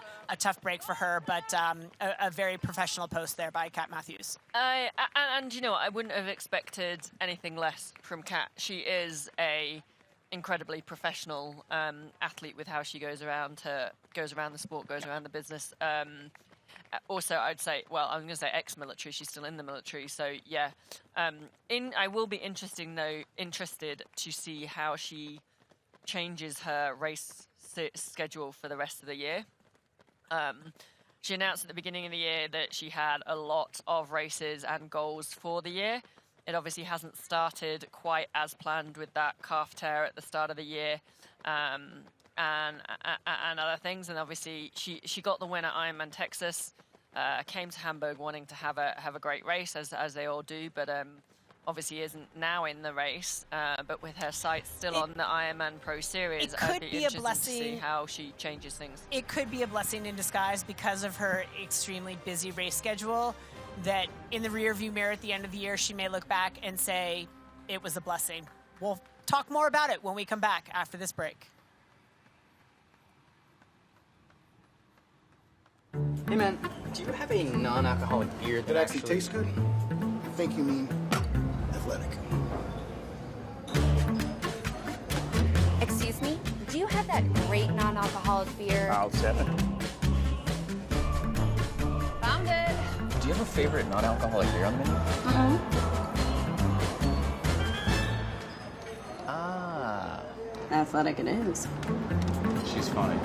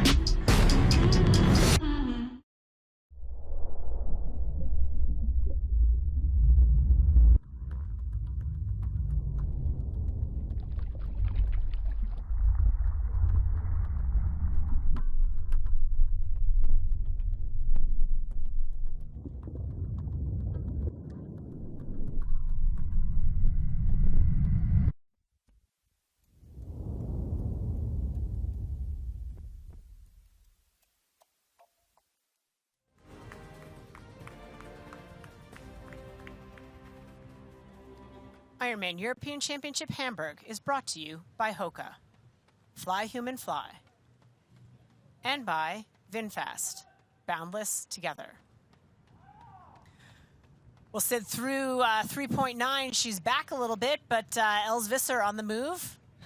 Yeah, that's right. She obviously that long transition, so it's hard to sort of tell, and only 4 kilometers in. But yeah, looking like she's or holding maybe around about the same pace as the women. I think this first half of the marathon, we're not going to see any huge movers with the splits and the run. They're all very similar runners, and we've obviously Maya has moved up into 3rd. Julie dropped back again from into 4th.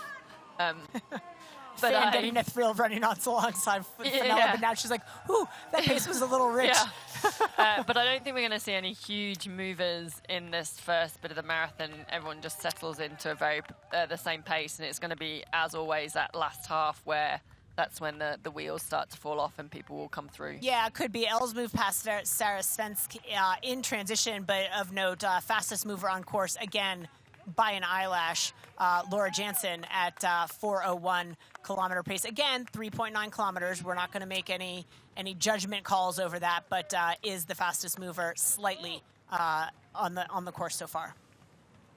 That's right, and one of our age group athletes just seeing if you can get a little bit of a ride along as well on the back of Maya's heels. It's the kind of thing that when you're in the heat of the moment, Maya looks over her shoulder. She's like, "What the heck? What? Oh, it's an age grouper. Okay." Yeah.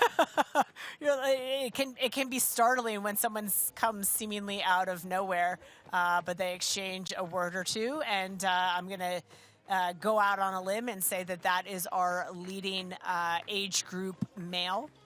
Have not seen any other age group men out on the course, so he is having a great go of it. That is Lars Weikert from Germany, and he is our overall leader in our age group men's race.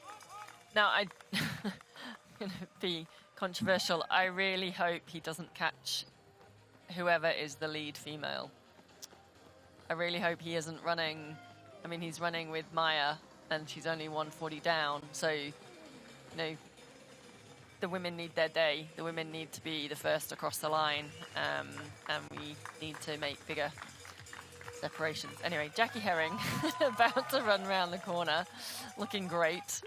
And she has dispensed of Julie Yomolo. Julie tried to answer the call, but Jackie has spoken and has pulled away a little bit there from Julie. Again, everyone moving in that 4 to 4:15 range out on course, with Sarah Svensk being, I'm going to use air quotes, actually Julia Molo being the slowest at 4:14 Ks, with Laura Jansen being the fastest at 4:01 Ks. So everyone in that realm at the moment, and everything's good for the start of the marathon. And it always is at this point, isn't it? I mean, well, maybe not always. Sometimes. Speaking from experience, I could write a book, but I won't take the time. I don't know. We've got the time. We've got probably another. We've got another what? 3 hours pretty much. But we are with our female lead, Fenella Langridge from Great Britain. She has been leading the race pretty much from out of the swim. We caught up with Fenella for a fighting chance.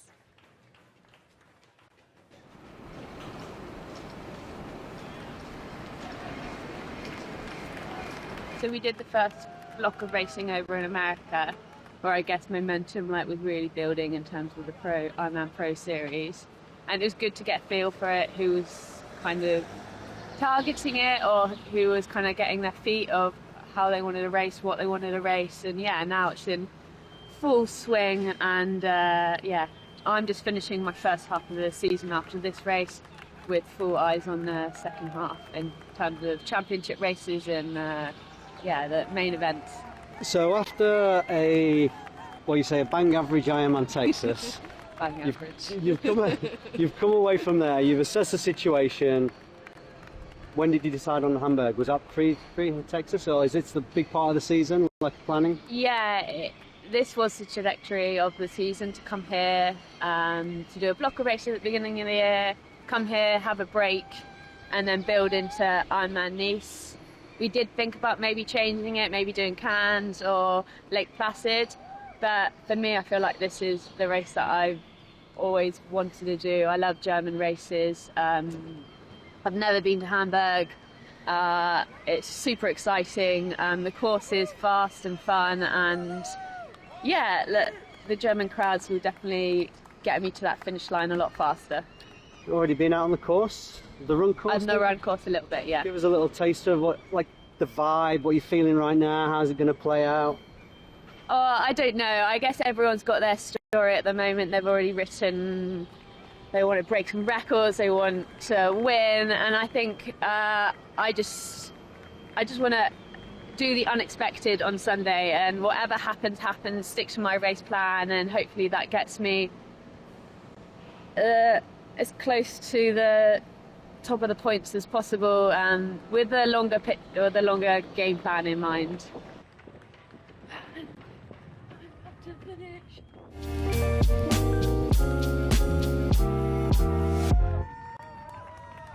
So, Didi, what do you think the unexpected means in a race performance? Because, you know, we talk about, don't it, like, race day, you just want to execute the training. You don't need to do anything special as such. Well, I think that's I don't know what the unexpected, what does the unexpected mean? What is she wanting to?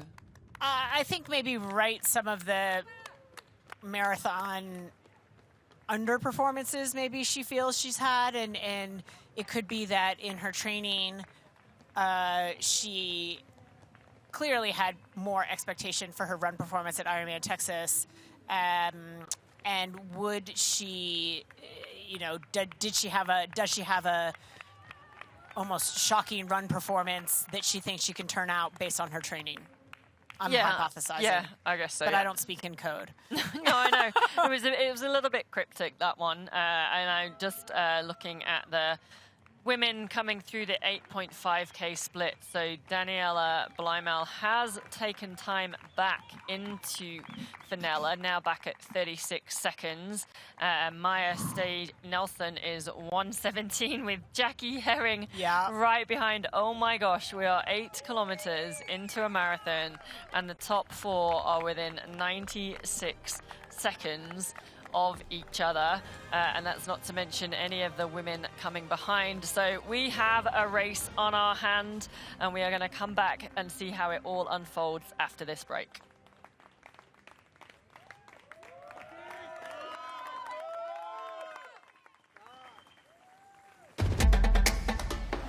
You know, and we know.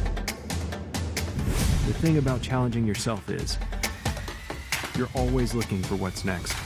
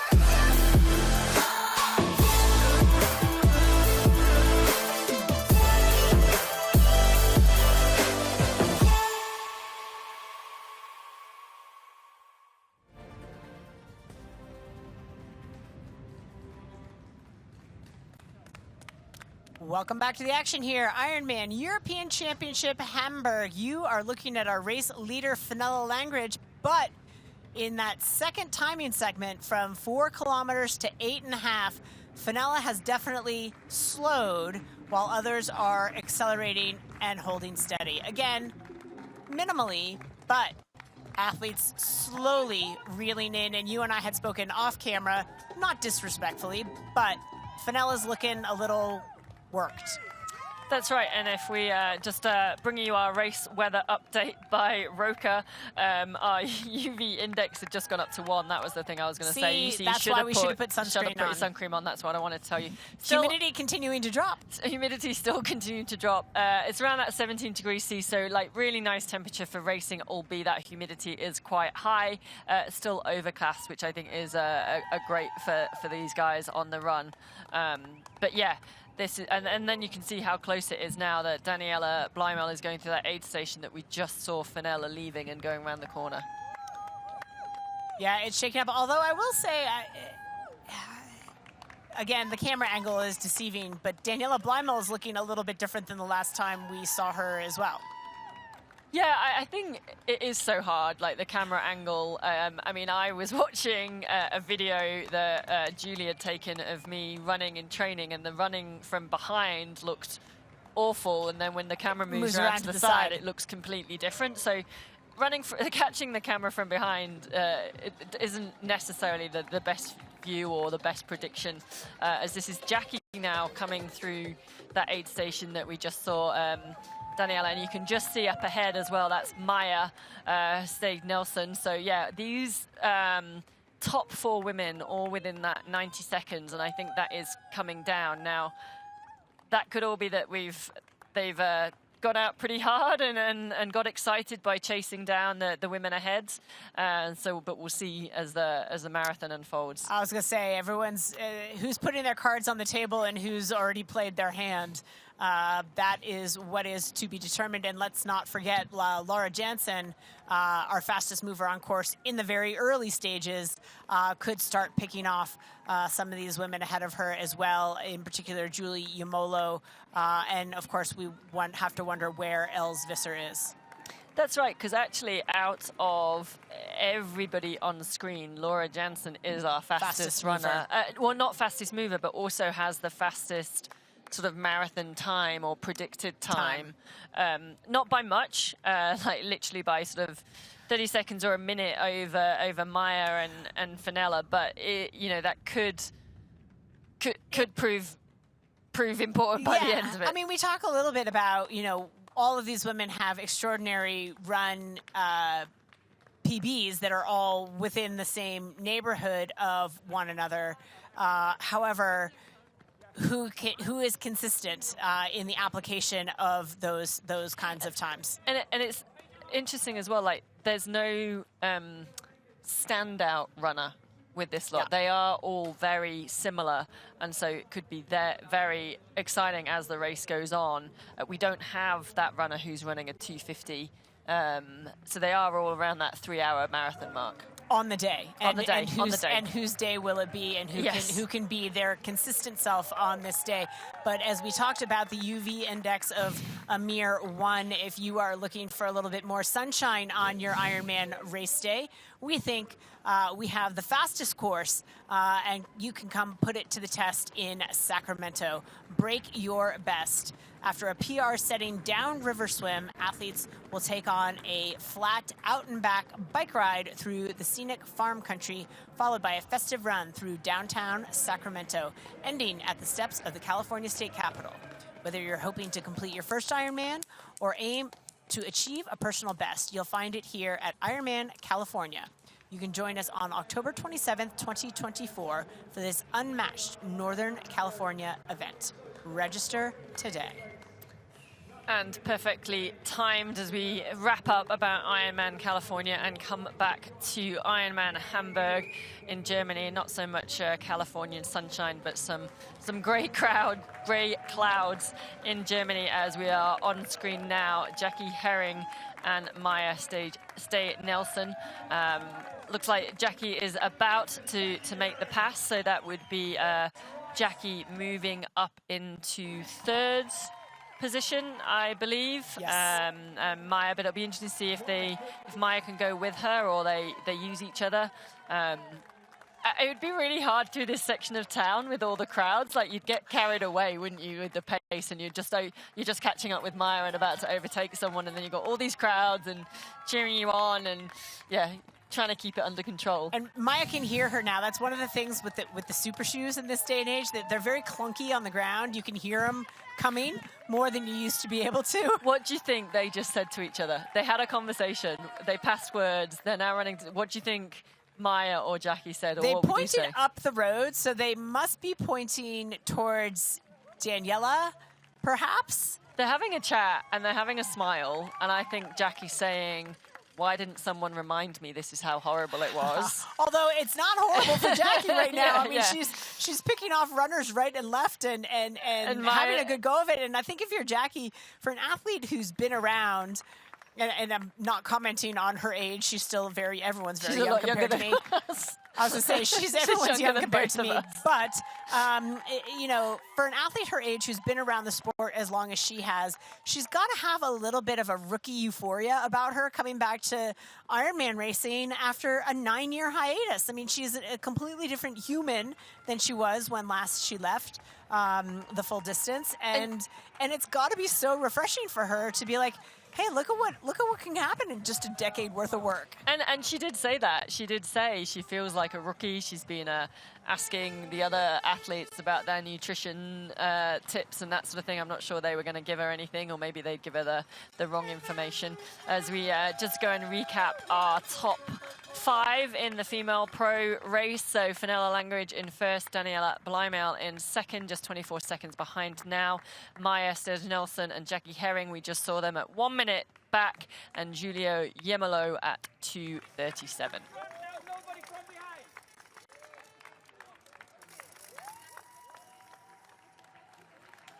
And back to this run battle. So they're running together for a little while, navigating some of the narrow streets as they go through this aid station, just giving each other space so that they can both get the nutrition on board. But I did like the exchange between the two. There was a smile, there was a laugh and a joke. It could have been a knock-knock joke. Knock, it knock. Could have been. What would your knock joke be? I don't know. I wouldn't have been around anybody. I'm not. They would run by me so fast. All I would say is knock. What did the cheese say when it looked in the mirror? Halloumi. Halloumi? What's halloumi? Is that a kind of cheese? Yeah. Oh gosh. Come on, boys. Did you get that? No. You don't know what halloumi cheese is? We don't have fancy cheeses in America like you must have in the halloumi UK. Cheese. All right, people in Europe, come and save me on that one, because that died a death in the American office. What's brown and sticky? Your joke? A brown stick. Oh, God. Oh, goodness gracious. Yes. But let's look back at 8.5 kilometers with Els Visser not making the inroads we thought. Her average kilometer pace not matching the women ahead of her. So she seems to be stuck. Laura Jansen still reeling in Els Visser, in fact, and Sarah Svensk has gone into 8th place behind both Laura Jansen and Els. So Els holding steady, not making the inroads she needs to at present. Still early. Laura Jansen still moving forward. I'm still in shock that you don't know about halloumi cheese. Well, maybe with the bottle of wine that I owe you over, I forget what, you can get me some cheese. I got clamped the other day. Oh, your car?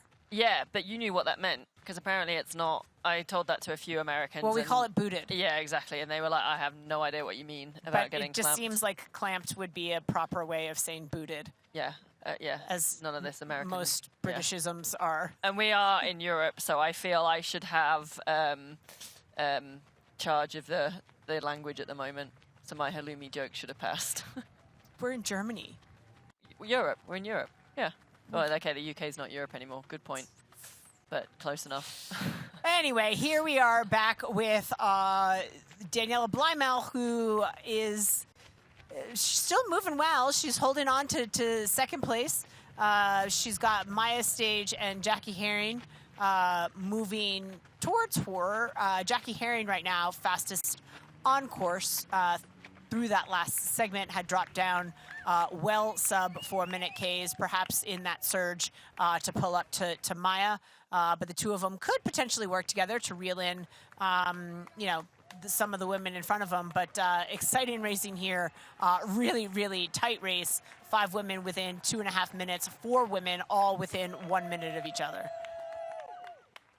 Yeah, it is super exciting. And it's going to be great to see how this unfolds. We've still got, I think they're just sort of coming to the end or nearing the end of one lap, or they have just come to the end of one lap, those top 5 women. So heading out again, being able to see each other as they sort of loop in and out of the course, and getting all, like you said, the splits and the noise from the spectators, especially when you run past and they're like, she's just up the road, you can get her. Well, and it gets a little complicated now that we're on a 4-loop run course. Yes.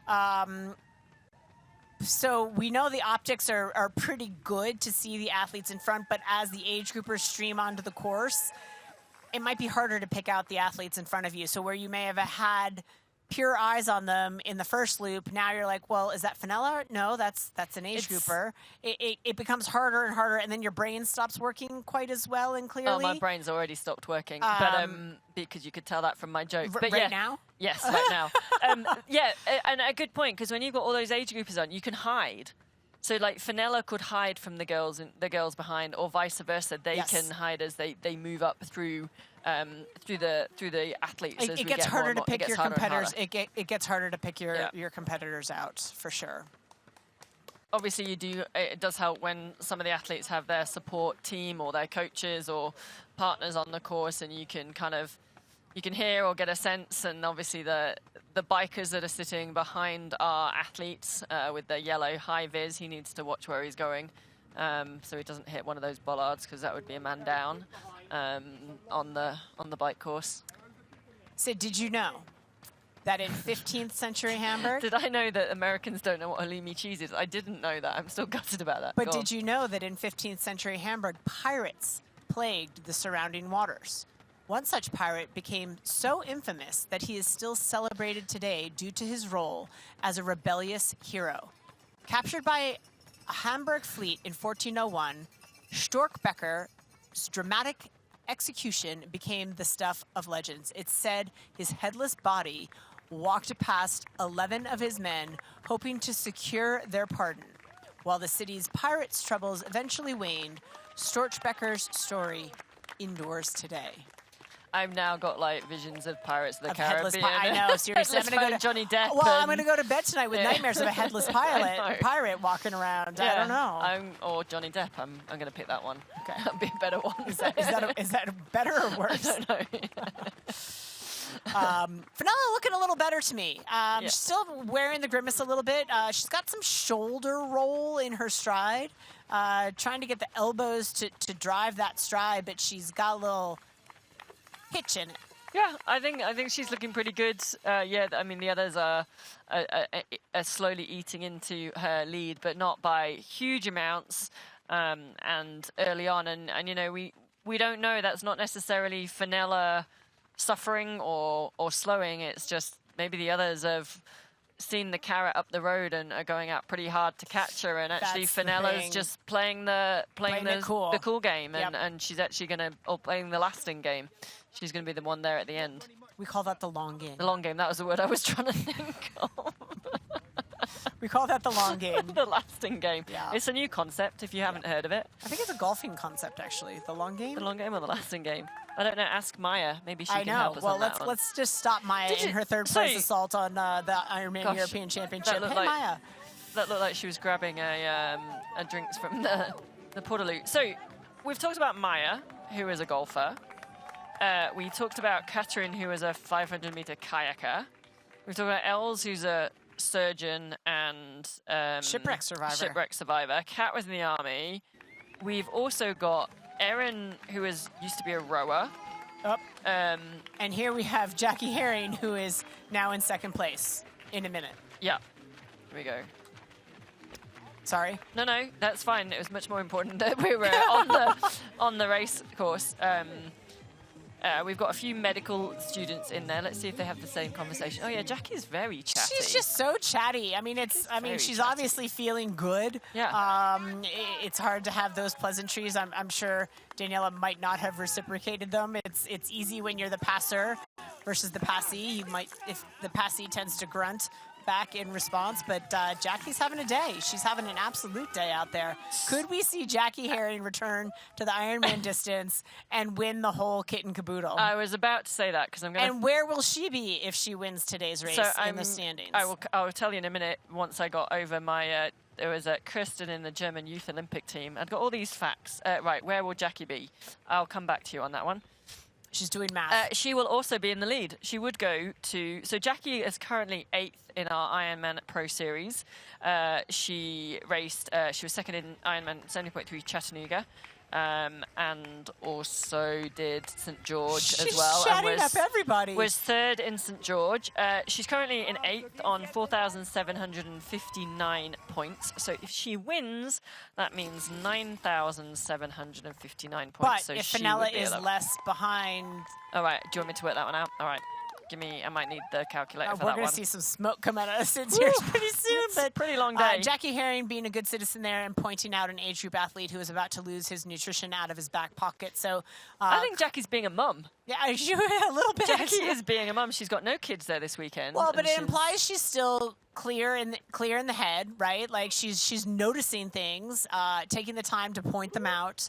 Yeah, I mean, I think it's not long now because last time he met, Daniela was only 24 seconds behind Fenella, and here we have Fenella. So Jackie now has Fenella Langridge in her sights and still looks relaxed. It doesn't look like Jackie is overexerting herself by any means. That's right. So Jackie is currently basically 14 minutes behind Fenella on a per second point basis. 14 minutes? Yes. So Jackie would have to beat Fenella by 14 minutes in order for Jackie to take the lead in the series, not Fenella. Think so. Fenella is 834 points ahead of Jackie. Yes. So what's 834 seconds?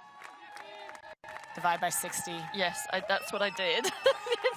13.9. 13.9. There we go. 14 minutes. Whew, phew, yeah. Got it right. We're starting to worry being for calculators. Engineer and maths. Yeah, Jackie's looking great. Let's see what do you think she's going to say this time? Good. Like Jackie's just... Do you think Jackie's at this point going, oh my gosh. Why haven't I been doing Ironman all along? I'm in the lead. Yeah. After 9 years, 2 kids. Thought I was, and was very competitive over that 70.3 distance, over that half distance, had some great results. And now has come back to racing, thanks to, she did say, the draw of the Ironman Pro Series. It was exciting for her.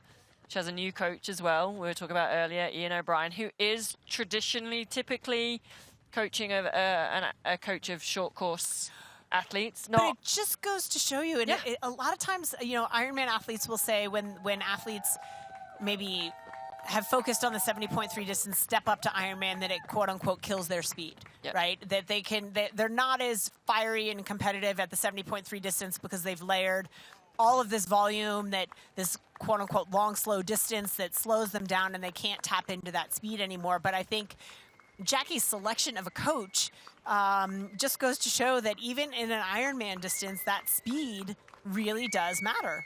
Yeah. And I think it also goes to show kind of that coach-athlete relationship. And if you find a coach that you communicate well with, that gets how you train, you know, understands her commitments as a mum with kids and as a wife, as a family, and jobs and stuff, and then the travel involved and what races you pick and stuff, like, I think that is so powerful. Yeah. Yeah, and you trust your coach. Well, yeah, I mean, if you... I'm not saying the others don't, obviously. Be darned what that athlete's, you know, perceived strength is or specialization is. If Ian O'Brien is known as a short course draft legal coach because a majority of his squad is comprised of such, I think he's just proven that he's no slouch at Ironman coaching either. I wonder if he's stayed up. I know, we should give him a shout and tell him to wake up. if he's a former military guy. So what? It's about 4:30 in the morning back in the States in Colorado. Yep. He may be up. He may be Might up. have got up early to see the run, and we'll see his athlete Jackie Herring in the lead. I wonder if her kids are up, her family are up watching. I wonder if they've stayed up all night to watch, because I think she's just there on her own. I think she just traveled across. Which again, we talk about some of the moms being a bit of a. I mean, God bless kids, and they all love them, but a little bit of a holiday. It's a holiday. Come and do an Ironman race. Sounds amazing. But Jackie Herring is our leading female, so obviously the splits that you see on the board were at the last timing check, which was at the end of the first lap at 10.4 kilometers when Jackie was in fourth place. But now, a few kilometers on, she has overtaken Maya, she has overtaken Daniela, and she just overtook Fenella, and she is now on her return to Ironman racing after a 9-year hiatus. She is now leading our European Championships Ironman Hamburg. She looks fantastic. She looks super relaxed. I think she looked a bit in shock, to be honest. She looks absolutely super relaxed. She's got great torsion through the core, driving sort of the hips and the pace. I mean, she looks remarkable. Calm, cool, collected. We'll see if she stays that way after this quick break. Don't go away. We're going to come right back to you.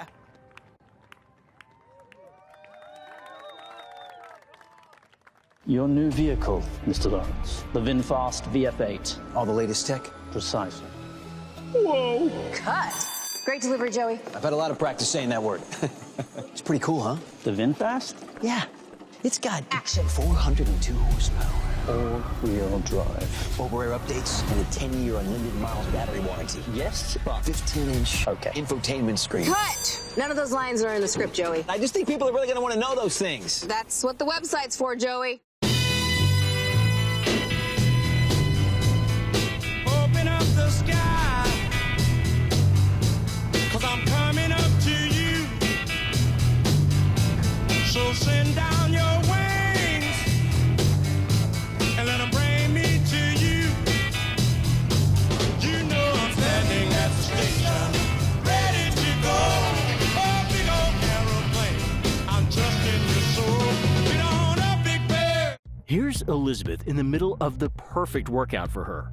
To create it, we analyzed her biometrics and genetics, her recovery rate, injury risk, and aerobic potential, her recent training sessions, the temperature, humidity, and elevation, the demands of her next race, and billions of data points from athletes just like her. With TriDot, Elizabeth gets faster. And what does she have to do? I just opened TriDot and did my workout. TriDot. We do the technology, you do the training.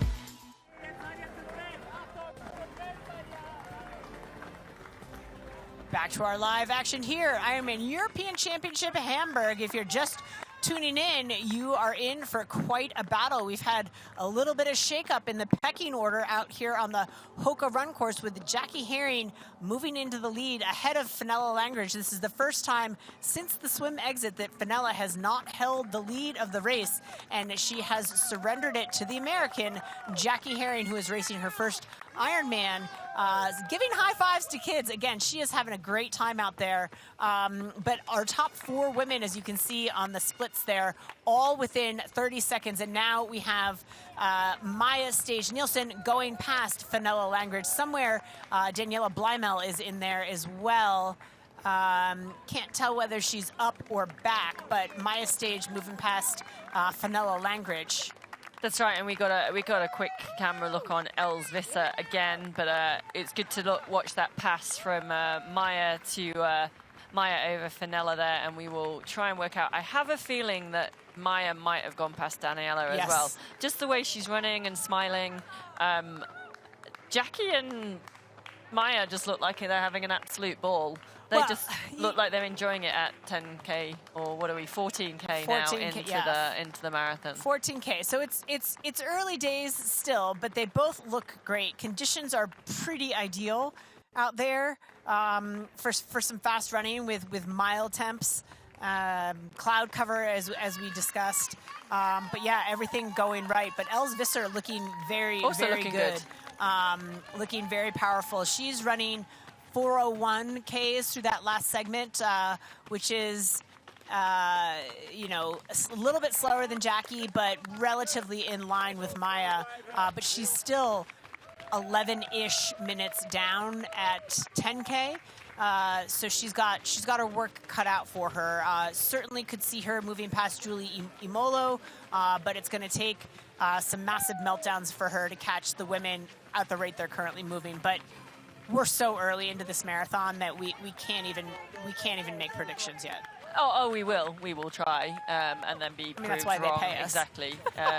So I'm going to come up with I'm going to come up with a fun fact, but before I come up with a fun fact... Is it about cheese?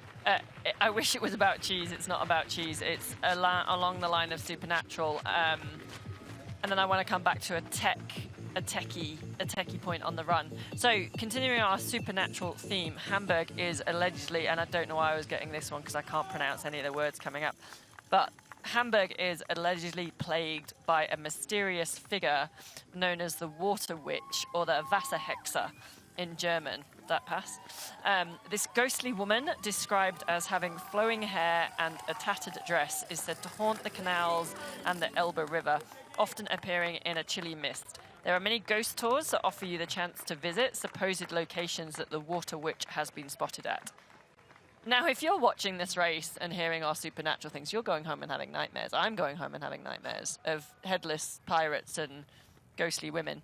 And water witches. And water witches, yeah. But anyway, I'm sure we'll get on to German delicacies soon, and some currywurst and bratwurst and the rest. Our factoid guys team can get behind that one. Back to Jackie Herring, crushing it. Now, I was going to tell us, seeing as we're on the Hoka run course, I was going to give a little bit of an insight into the shoes that some of the athletes are wearing, particularly Maya and also Els Visser, but I will hang on to that until we have one of them on screen. One of them on the screen.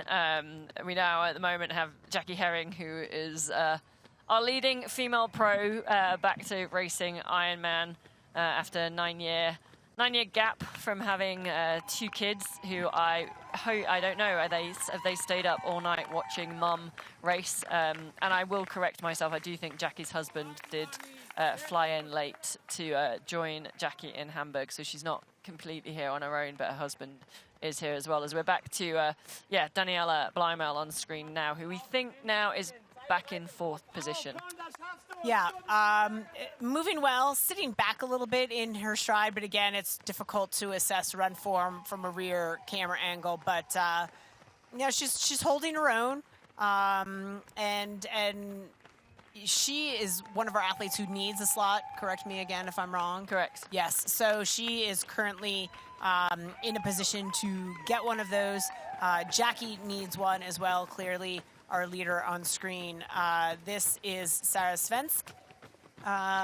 Going past Julie, I think. I don't think that's Julie, actually. Might be wrong. I think Julie had a hat on. She did. No, she had the cameraman.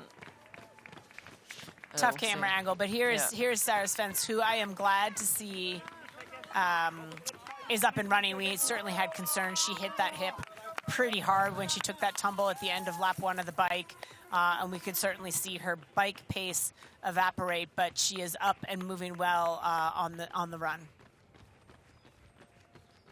Yeah, great to see Sarah out there again. She is another one that she raced in Mallorca, and that's Laura Jansen. Oh, there we go. Her. And that's Jansen. Thank you. She hasn't got a slot, so again, both of these two wanting to get that slot for the Ironman World Championships, VinFast Ironman World Championships in Nice. We will see how that unfolds right after this break.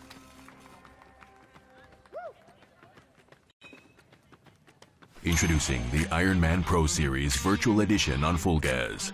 Join athletes from across the globe as they conquer bike courses from the Ironman Pro Series. Challenge yourself, travel the world, and earn your exclusive Finisher's Medal. Push your limits and make your mark. Exclusively on Full Gas. Unleash your inner champion. Register now at fullgas.com.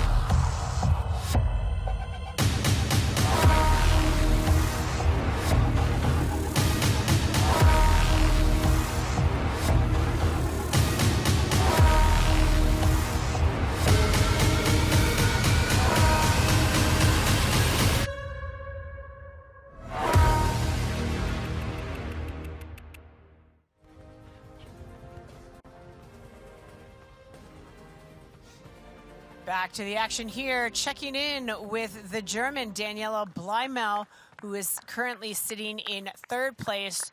Her stride's lost a little bit of its pizzazz, would you say? It has a little bit from that sort of, I guess, second to middle or second to 10 kilometers, but I also do think it is her style of running. We said, you know, she doesn't have a lot of vertical movement off the ground. She is very economic and efficient, I would say, as a runner. And I think it's quite deceptive, her run, of actually sort of how fast she is moving compared to what you might see to others. But yes, I don't think she's got quite the zip as she had at the start. She's slowed from those near 4-minute Ks to about 4:15. It just looks like she's back in her stance a little bit, so feeling a little bit of the fatigue. So she's going to want to get that aid on at the aid station, a couple of form corrections. Like, how do you keep? We talked about it on the bike a little bit about, you know, you tend to break the course up into sections. How do you stay engaged on the run?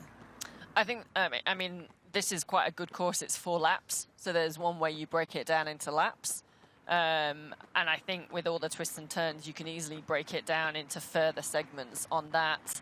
As we said as well, on the run, as it gets filled with more and more age groupers, ticking off the age groupers from behind, picking off landmarks on the run. But yeah, I think, you know, you break it down. You know, there's the little bit round to the south side of the Kennedy Brücke and around the inner Alster, and then you've got the longer run section along the outer Alster. So yeah, definitely ways to break it down, and then obviously just making sure you're still taking on that nutrition. So a bit like you said on the bike, that checklist through of, are you taking nutrition? What's my form like? What's my arm carriage like? Is my foot turnover still quick? Are my hips high? Or all that sort of thing. I think you can keep yourself engaged. How would you are you a 4-lap? Do you like 4 laps? Do you like 2 laps, 1 lap for the marathon run? I would say I typically like a lapped course because I feel like the laps come at you.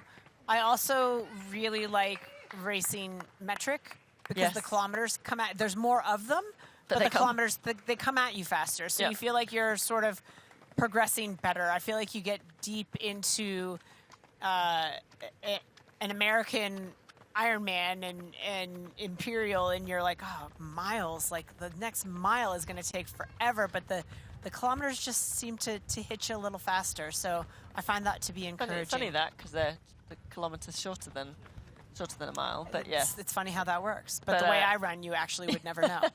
But you do have more of them to get through, as we're back with our female leader, Jackie Herring. Just if those of you joining us, we're now on the run, second lap of our marathon run course, 4 laps here in Ironman Hamburg. It is a pro female race only. The men, for the European Championships, the men are racing in Frankfurt in August. Obviously, there are age group males on course and our age group females. They're all vying for their own age group slots for the VinFast Ironman World Championships, respectively, in Nice and Kona. But from a pro perspective, it is just our women who are center stage today.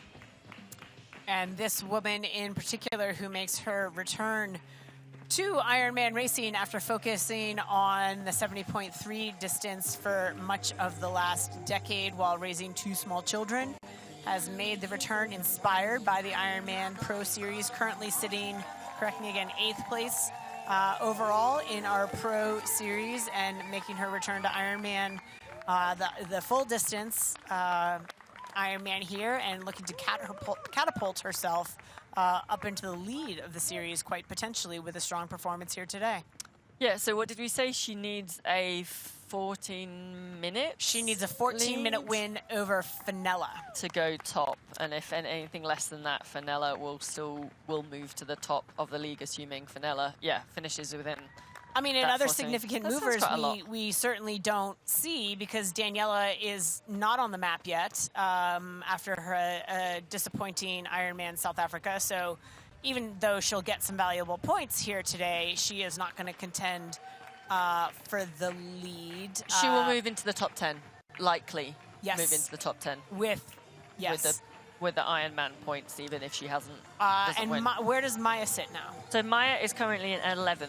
So again, Maya is likely to move into the top 10. She needs to be 34 minutes behind whoever wins, and she will move above Emma Pallant-Brown, who's currently in second. Obviously, there's a lot of people above that moving in as well, but that's if people are following my maths. Again, Sarah Svensk not yet rated. Els Vissard not yet rated. This is her first Pro Series race. So again, we're as exciting a race as this is, we may actually not see that much movement within the top 10, a couple of catapults, but not significant movements as we see Jackie Herring in first, Fenella Langridge in second, Daniela Blamel in third, Maya Stage Nielsen in fourth, and Julie Yamolo in fifth place, currently through 14.5 kilometers.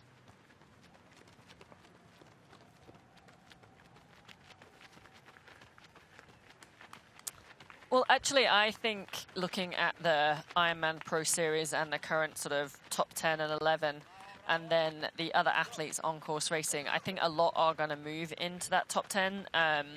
The other athletes we can look at, Sarah Svensk has got points from Mallorca, Elisabetta Corridori too, Julia Yamolo, Erin Schenkels, and Sabrina Roth. They're all sitting at 1,000 to 2,000 points. So in theory, if they're not a huge amount behind, given that from, I think on the Ironman race, from 5,000, it's an hour and 42 minutes? 42 minutes, I think, down to 0 points. So, and to move into the top 10, they really only need sort of 3,000 points to move ahead. Paula Findlay is currently sitting in our top 10 position at 4,287 points. So I think there could be a big change. Obviously, Ironman, the races have that 5,000 points, and it does make a huge difference in this Pro Series. Absolutely. Pro Series. But what I love is sort of the ping pong effect that we roll directly next weekend into another Pro Series race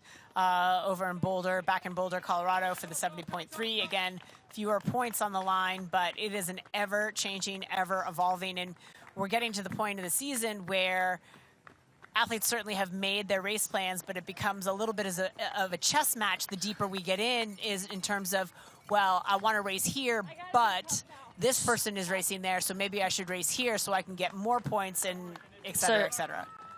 Yeah, although start lists and that have already kind of closed, you can't quite, you need to plan a bit more in advance. But we are into, as you said, we have the next, so this weekend and the next 4 weekends are back-to-back racing for the Ironman Pro Series. So next weekend is Ironman 70.3 in Boulder. The weekend after that, we go back down to we go to Asia Pacific, and we have Ironman Cairns. The weekend after that, on the 23rd of June, is up to Canada with Ironman 70.3 Mont Tremblant, and then back to Europe on the 30th of June for Ironman 70.3 Les Sables de l'Envendée. And then we have a couple of weeks off before we go back to an Ironman and Ironman Vitoria back in Spain as well. And then Lake Placid, and it's all just kicking off. We got races all over the place. But the next 4 weeks are pretty full on. Yeah, absolutely. And at this stage, you can't, I'm going to say, I don't think athletes are necessarily planning their races around it, but at some point, athletes are going to pivot to playing offense and defense, is what I'm saying. As races dwindle in numbers and the effectiveness of these points, I remember it in terms of when we were on a points system for qualification for the World Championship, that not only would you race to get more points, but you would race to block a competitor who might take points away from you. So I think that we will see in the later stages of the series, deep into the year, athletes defending positions because their nearby competitors are on the start list and they will have to defend in order to stay in that coveted top 10. Obviously, the top 50 taking home bonuses, but the most significant payouts among the top 10. Correct. Yep. On screen now. So I'm going to do my, well, here we go. We have the VinFast performance analysis on the run, which is Maya Stay Nelson on screen now. She's on 4:05 minute per K pace, so that's thanks to our VinFast performance analysis. And I'm going to go to a bit of a techie thing. Oh, we've gone to Jackie now. I was going to go to a techie thing on the Hoka run course because Maya was... Just to say, through the timing, Matt, Maya is only 22 seconds down of Jackie. So this is still an amazing battle. That gap is not, it's actually come down. Maya was 29 seconds down at 14K. So she's reeled a couple of seconds back in, and she's looking very, very good. Yeah, I'm not sure who you'd call now, but we'll see. I'm going to go to our techie bit before we go off camera again. So Maya, you just want to fence it. I do. I just want to like get being this. perched on top of that fence. No, I'm going to say Maya. So you can see Maya.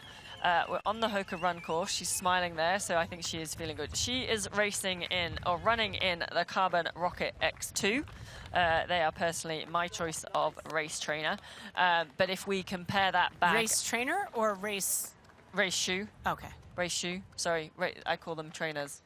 That's again an English-American thing. But if they're trainers, you wear them for training. A trainer is what you wear for running. On your feet? Yeah. Okay.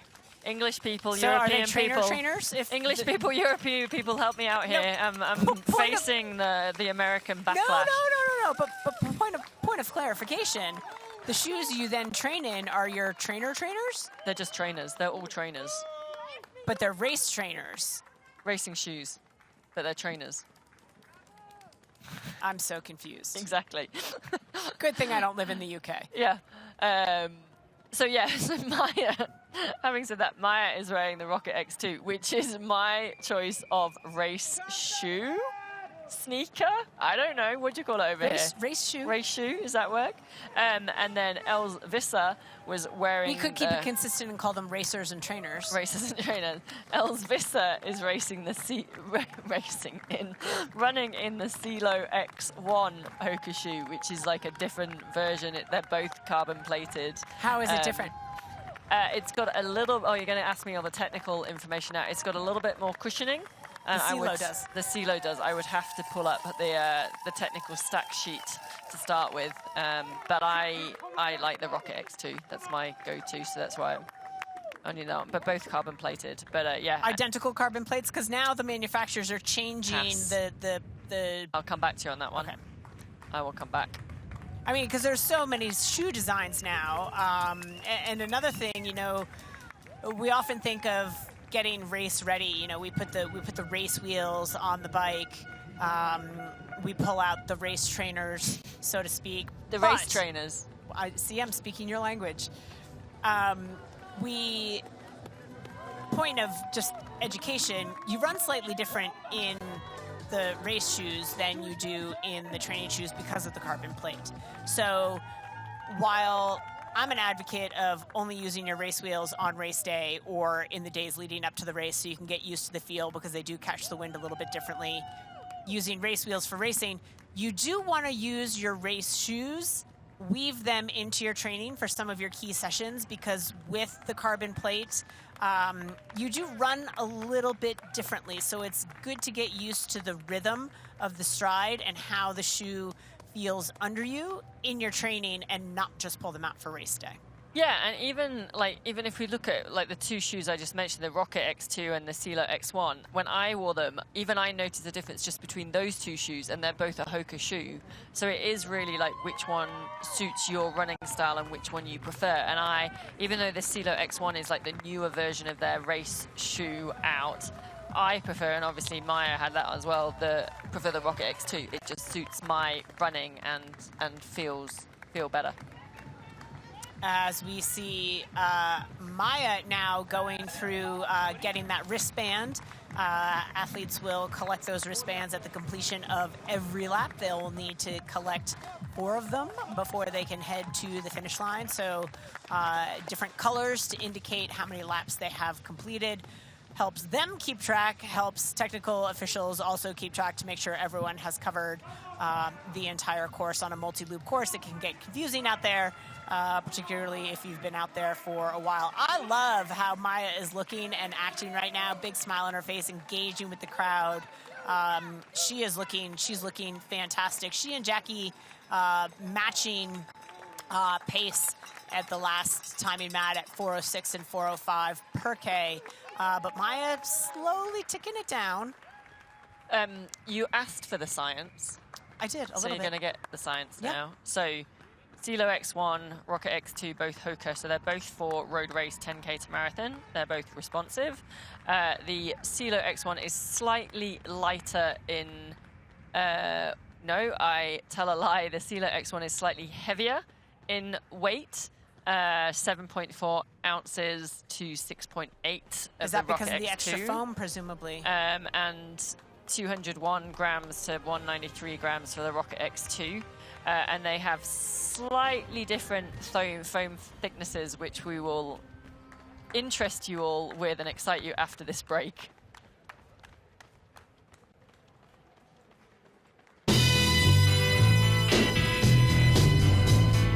Open up the sky, 'cause I'm coming up to you.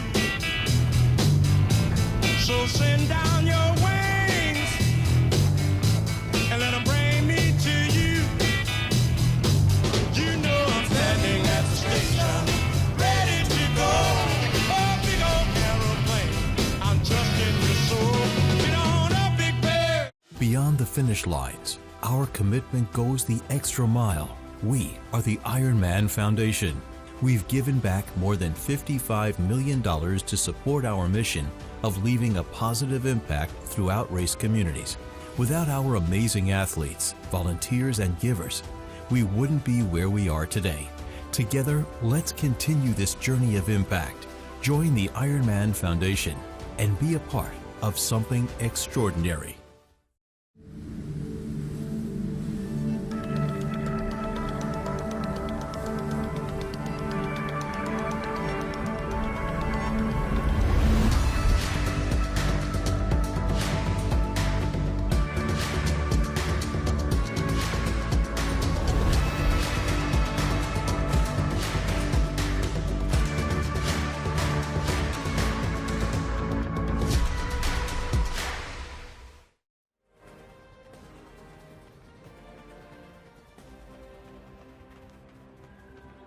Back to the action here in Hamburg for the Ironman European Championship for professional women. You're watching Fenella Langridge, who held the lead through the entire bike course and the early stages of the marathon. She has fallen to 4th place. So Daniela Bleimel has gone past Fenella Langridge as her pace has slowed to nearly 4.5-minute kilometers. But up the road ahead through 20.9 kilometers in the conclusion of the second of 2 laps on this Hoka Marathon course, Maya Stage Nielsen has eaten away another handful of seconds on Jackie Herring.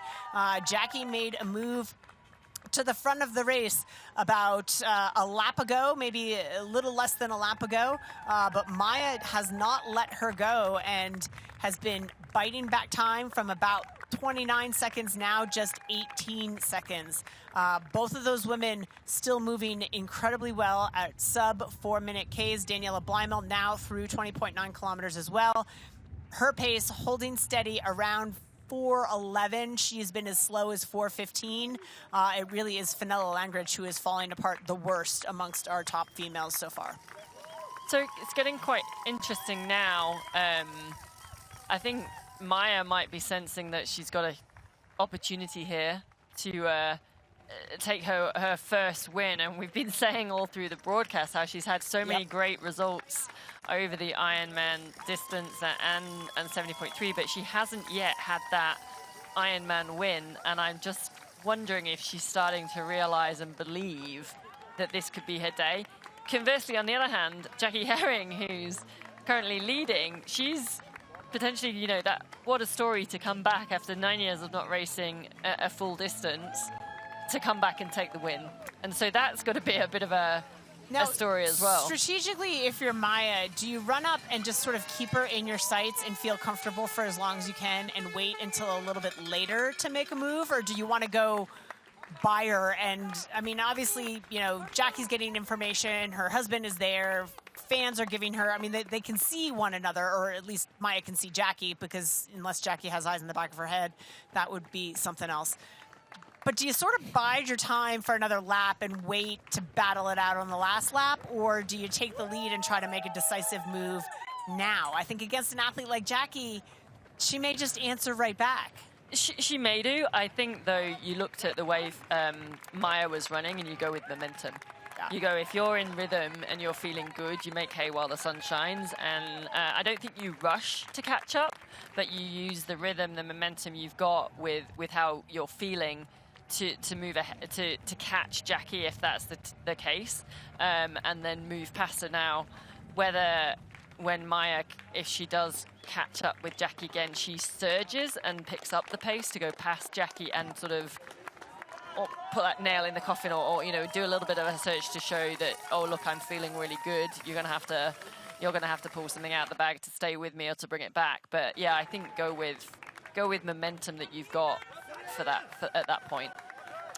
And quite a battle going on right now between third and fourth. So Daniela Blymel had gone past Fenella Langridge, but that gap stays at just 30 seconds. So those two pretty much locking horns and deep in battle as well.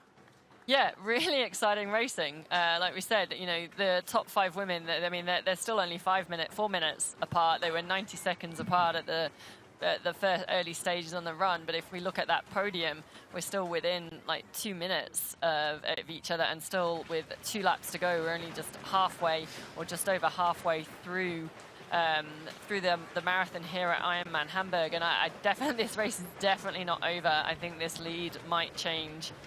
At least, I think, one more time, whether that's back and forth. Or maybe, yeah, as you said, Maya might catch up to Jackie, and then maybe they'll run together. They had a bit of a chit-chat at the first passing. Yeah, maybe that'll happen again. Certainly could see some out and back, but right now, to your point, the momentum with Maya Stage Nielsen looking very, very good. Smiling on her face. A little stumble there on the cobblestone, so under the bridge, the lighting not quite as good. Just caught her foot there on one of the cobbles, but recovered nicely. No ill effects. And still waiting to get a split on Els Visser to see how she's moving back at 19K. 4:07, so she's still moving very, very well, and could, you know, she's making inroads on Julie Amolo if she can hold it together, and even, dare I say, while she's still 9-ish minutes back of Fenella, if Fenella continues to degrade and Els can still run strong. I mean, Els can run her way top 5. Certainly top 5, and possibly podium, depending on what happens with Daniela Blymel. Yeah, and for those of you waking up early morning in the US who might be tuning into our broadcast of Ironman Hamburg,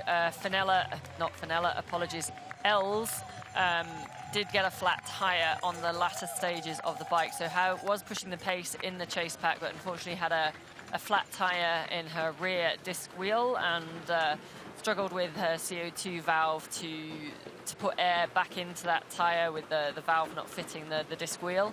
So lost, I think, about 9 minutes or so in the end. So that's why, if some of you are tuning in, thinking Els Visser might have been a little bit further up the race than where she currently is, and that's because she had that flat tire with about 20 Ks to go.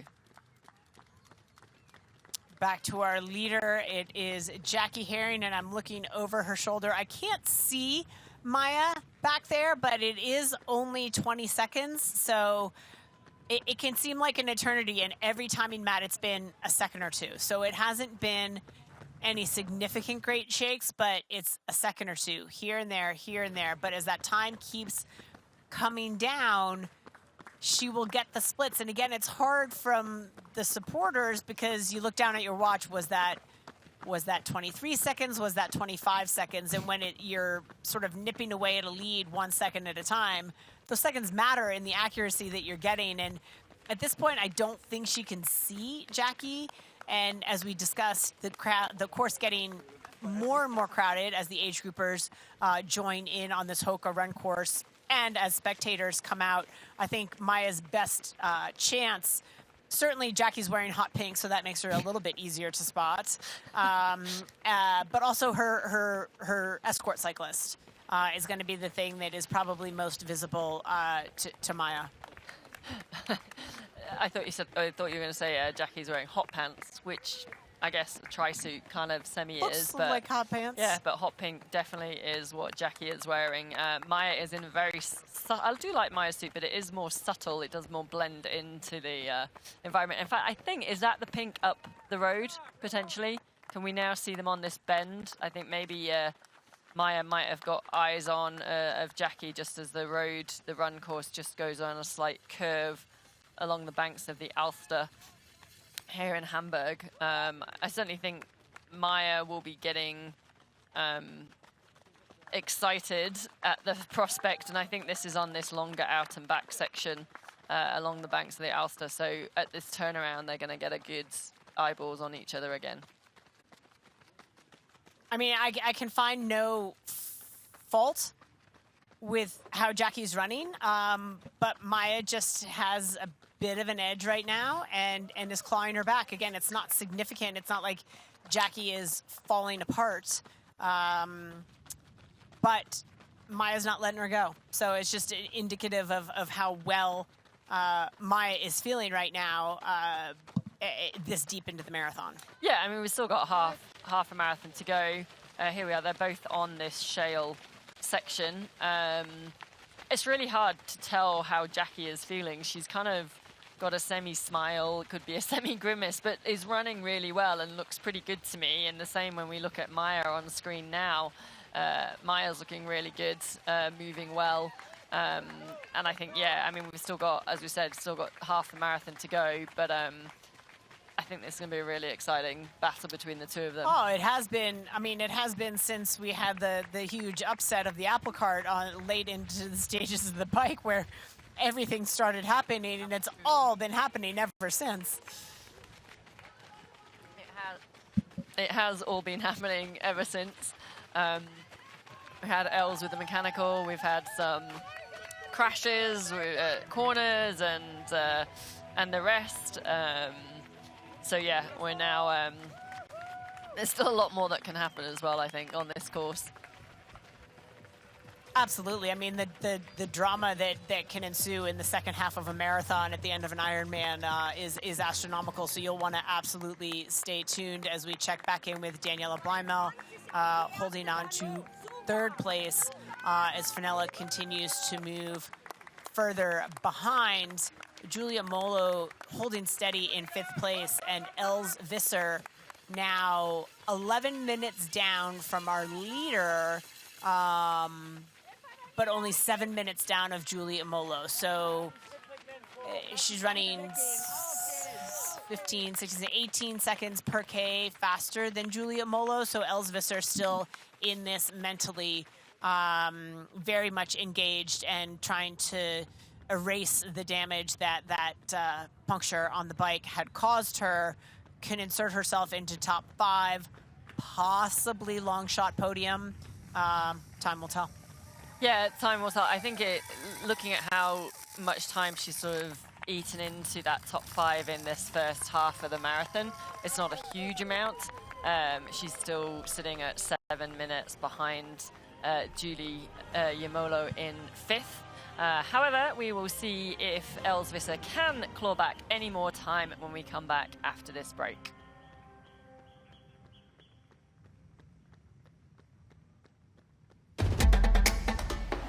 You know, and we know. The thing about challenging yourself is, you're always looking for what's next.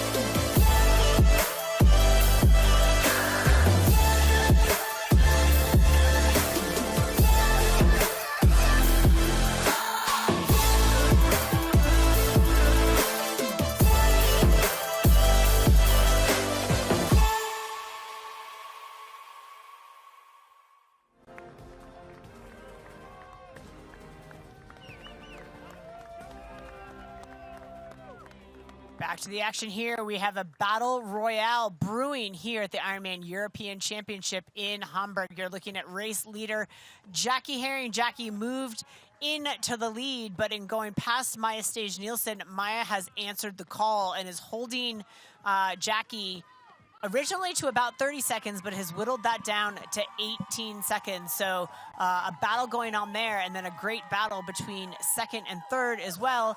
Daniela Blymel had moved past our original race leader for much of the bike in the early stages of this Hoka Marathon in Fenella Langridge, but Fenella also holding Daniela to about 30 seconds. And then, of course, we have Els Visser down in 6, who is charging hard to insert herself into the top 5, but she's still got her work cut out for her at about 7 minutes out of the top 5 and 11 minutes down from the lead of the race.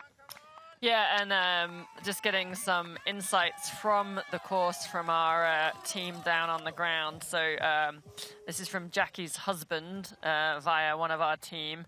I'd like to see Jackie smile a little bit more. She's really digging into the well now, which is a little bit what we'd sort of picked up. She's still running well, and he obviously knows her better than I. Wasn't sure whether it was a smile or a grimace, but yeah.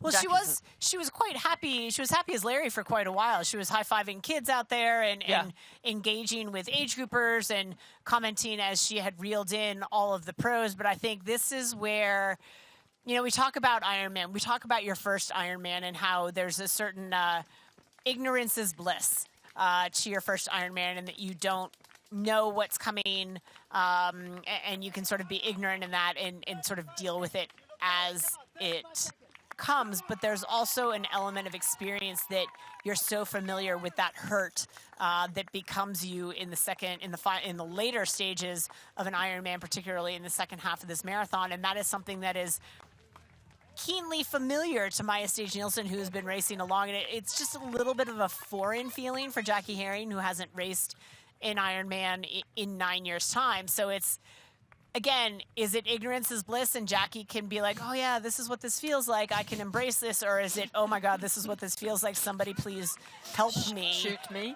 You know, maybe. I mean, quite possibly, not literally, but yes. Why did I choose to do this? In the familiar feeling for Maya, she's like, okay, I know what this feels like. I've done this 1,000 times in the last 5 years. And Jackie's like, oh, it's been a minute. I forgot what this feels like. So the ability to embrace it as an ignorance is bliss, or now the familiarity is coming back to Jackie in a way that seems maybe not that pleasant. I'd love them to know, and this is just this, we've got an out and back section along the bridge, so Jackie is going to get to see where Maya is and vice versa in just a moment. But and we're going to get a timing mat. And we're going to get a timing mat. Woohoo! We did see Daniela Blymel's husband just earlier giving her, obviously, encouragement and splits on course. As we see Jackie rounding that timing mat, it's going to come through any moment now. We're going to be able to see, I think she might have put a little bit of time back in to Maya. I think she did too. Her pace has slowed from just under 4-minute Ks to 4:11, and there goes Maya the opposite direction. It had been 22 seconds. I'm going to say that's back to possibly 30 seconds, if not a couple seconds over that. Yeah, so I think maybe Jackie's, taking back control of the race again, but we still have... this is the 25-kilometer mark, so still 17 Ks to go. Still a lot can happen as these two women. And there we go, 41 seconds. 41 so yeah, seconds. Actually, so that's a pretty significant. So now Maya's going through that hurt locker. She was feeling great. She was smiling to everybody. Now you can see shoulders a little bit hunched. The head is dropped a little bit. She's looking at the ground. I know that feeling. It's a horrible place to be. She's still moving well, but she just doesn't feel as good as she did a kilometer ago. And she's been engaged with this age group athlete, the gentleman in the blue top just in front of her. She's been running with him for not quite a full lap, but nearly a full lap. Again, it could be great for her. She's just engaged on him. Don't look ahead of the road at Jackie. Focus on the guy right in front of you. Keep checking the pace to make sure he's not leading you down a bad path. In terms of pacing, but take advantage of letting someone else do the pace setting, tuck in on his shoulder, and keep, hoping / working towards bringing Jackie back to you. But that was a bad stretch for Maya for sure. Yeah, and Maya just needs, like you said, she just needs to get the nutrition in, get the hydration as we go around another out and back section there. So she's going to get another sighting on Maya as they're going to cross over each other. You know, it's still, we've still got 17Ks to go. Like, you can go through so many more ups and downs in this race before the end of the marathon. But if we do just recap our top 5 women so far through, we have had our leading women through the 25-kilometer mark. That is Jackie Herring from the USA is our first place female. Maya Stage Nelson is 41 seconds back. And then behind them, Daniela Bleimel, Fenella Langridge, and Julie Yemolo.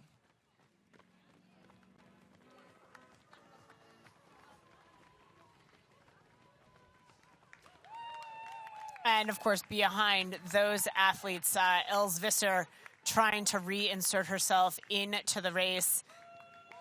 Seems likely she could get her way into the top 5. Moving forward from that, it's going to take some meltdowns, but hey, meltdowns absolutely happen.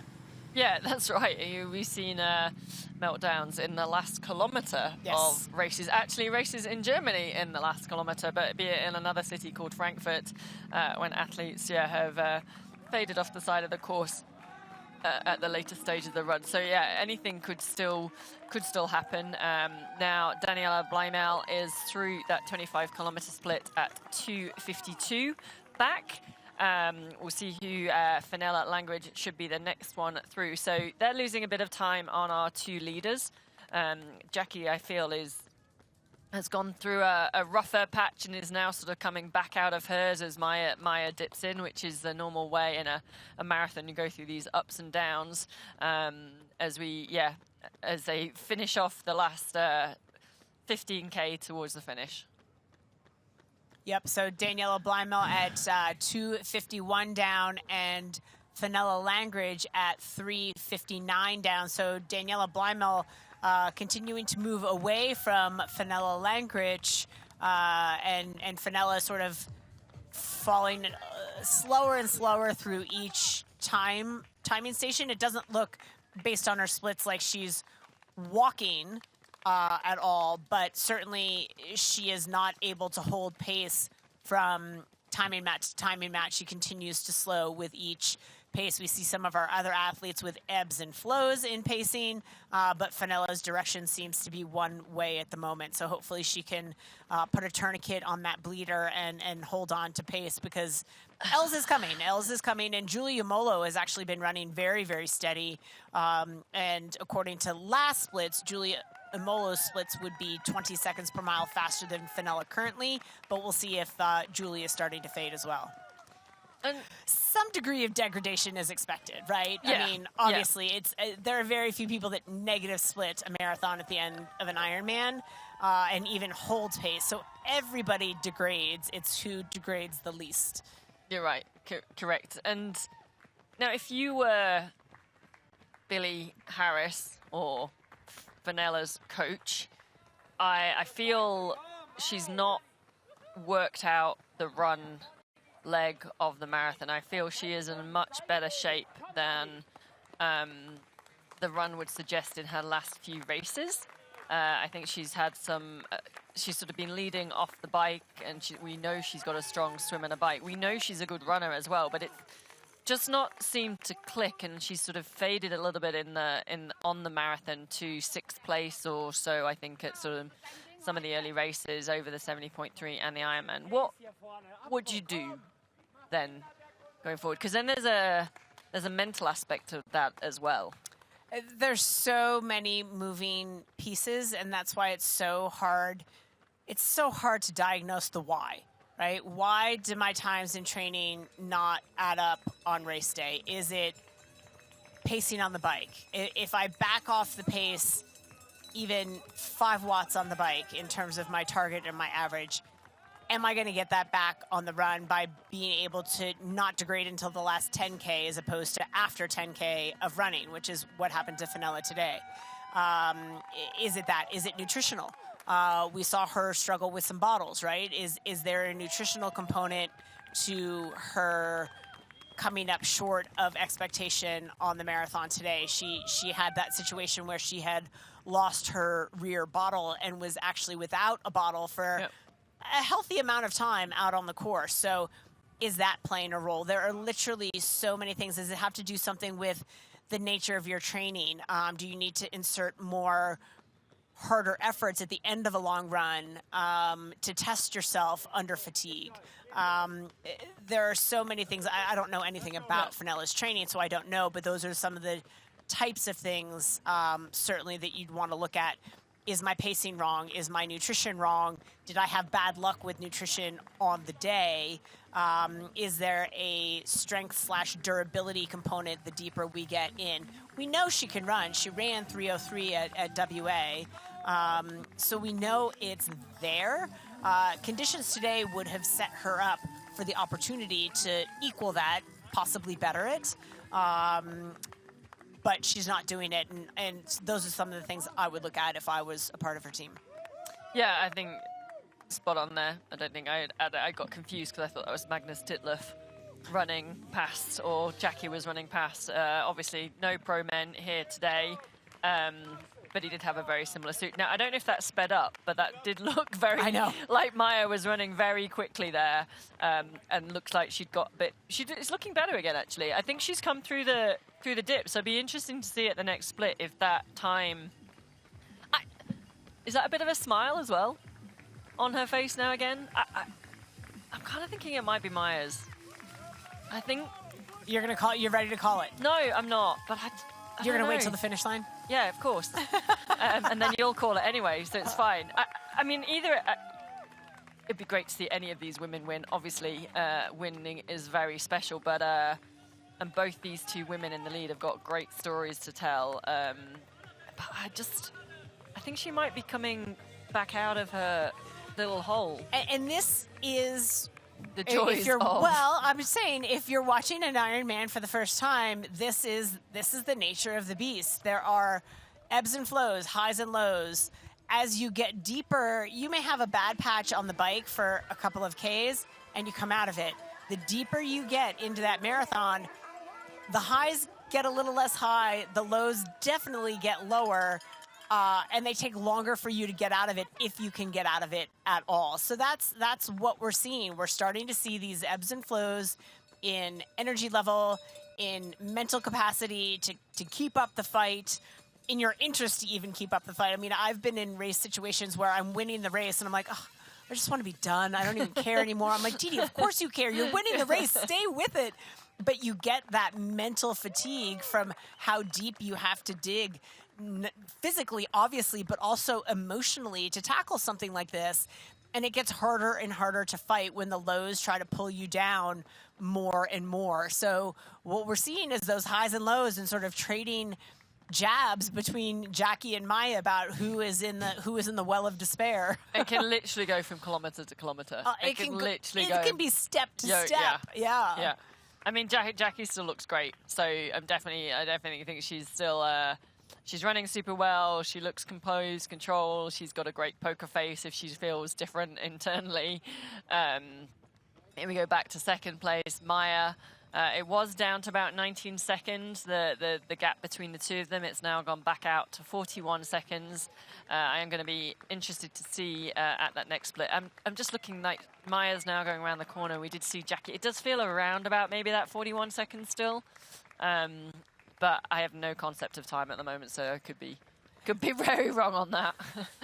Well, what's exciting is that the next timing mat is at 29K, so we're basically at a lap and a little bit to go. So we're getting to the business end of it.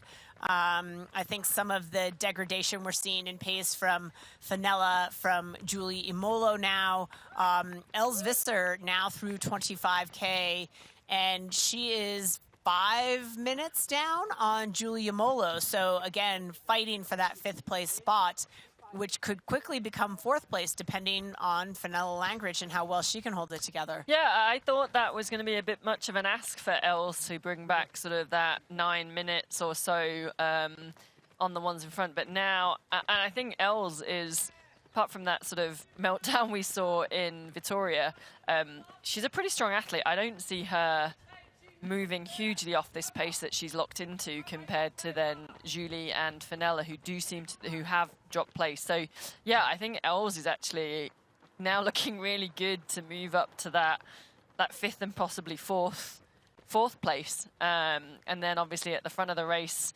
we've got the battle between Jackie and Maya. And Daniela Blymel on screen now is sort of relatively, I say, comfortable in third position. She's 2:52 Optically. down optically. Thank you. Yeah, well, down I off say the leaders. optically she doesn't look that comfortable. Yeah. Okay. Yeah. Good point. But position-wise, she's sort of 2:52 back off the leaders and doesn't have a hands-on battle at the moment. Got a minute or so ahead of the others, but we're going to see more racing. We'll be right back after this break.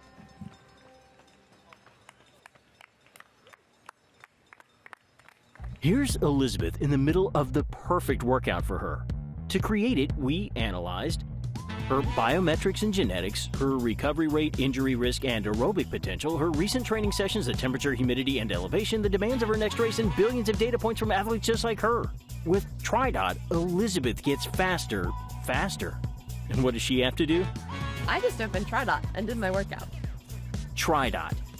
We do the technology, you do the training. Hey man, do you have a non-alcoholic beer that actually tastes good? I think you mean athletic. Excuse me? Do you have that great non-alcoholic beer? I'll set it. Found it. Do you have a favorite non-alcoholic beer on the menu? Ah. Athletic it is. She's funny.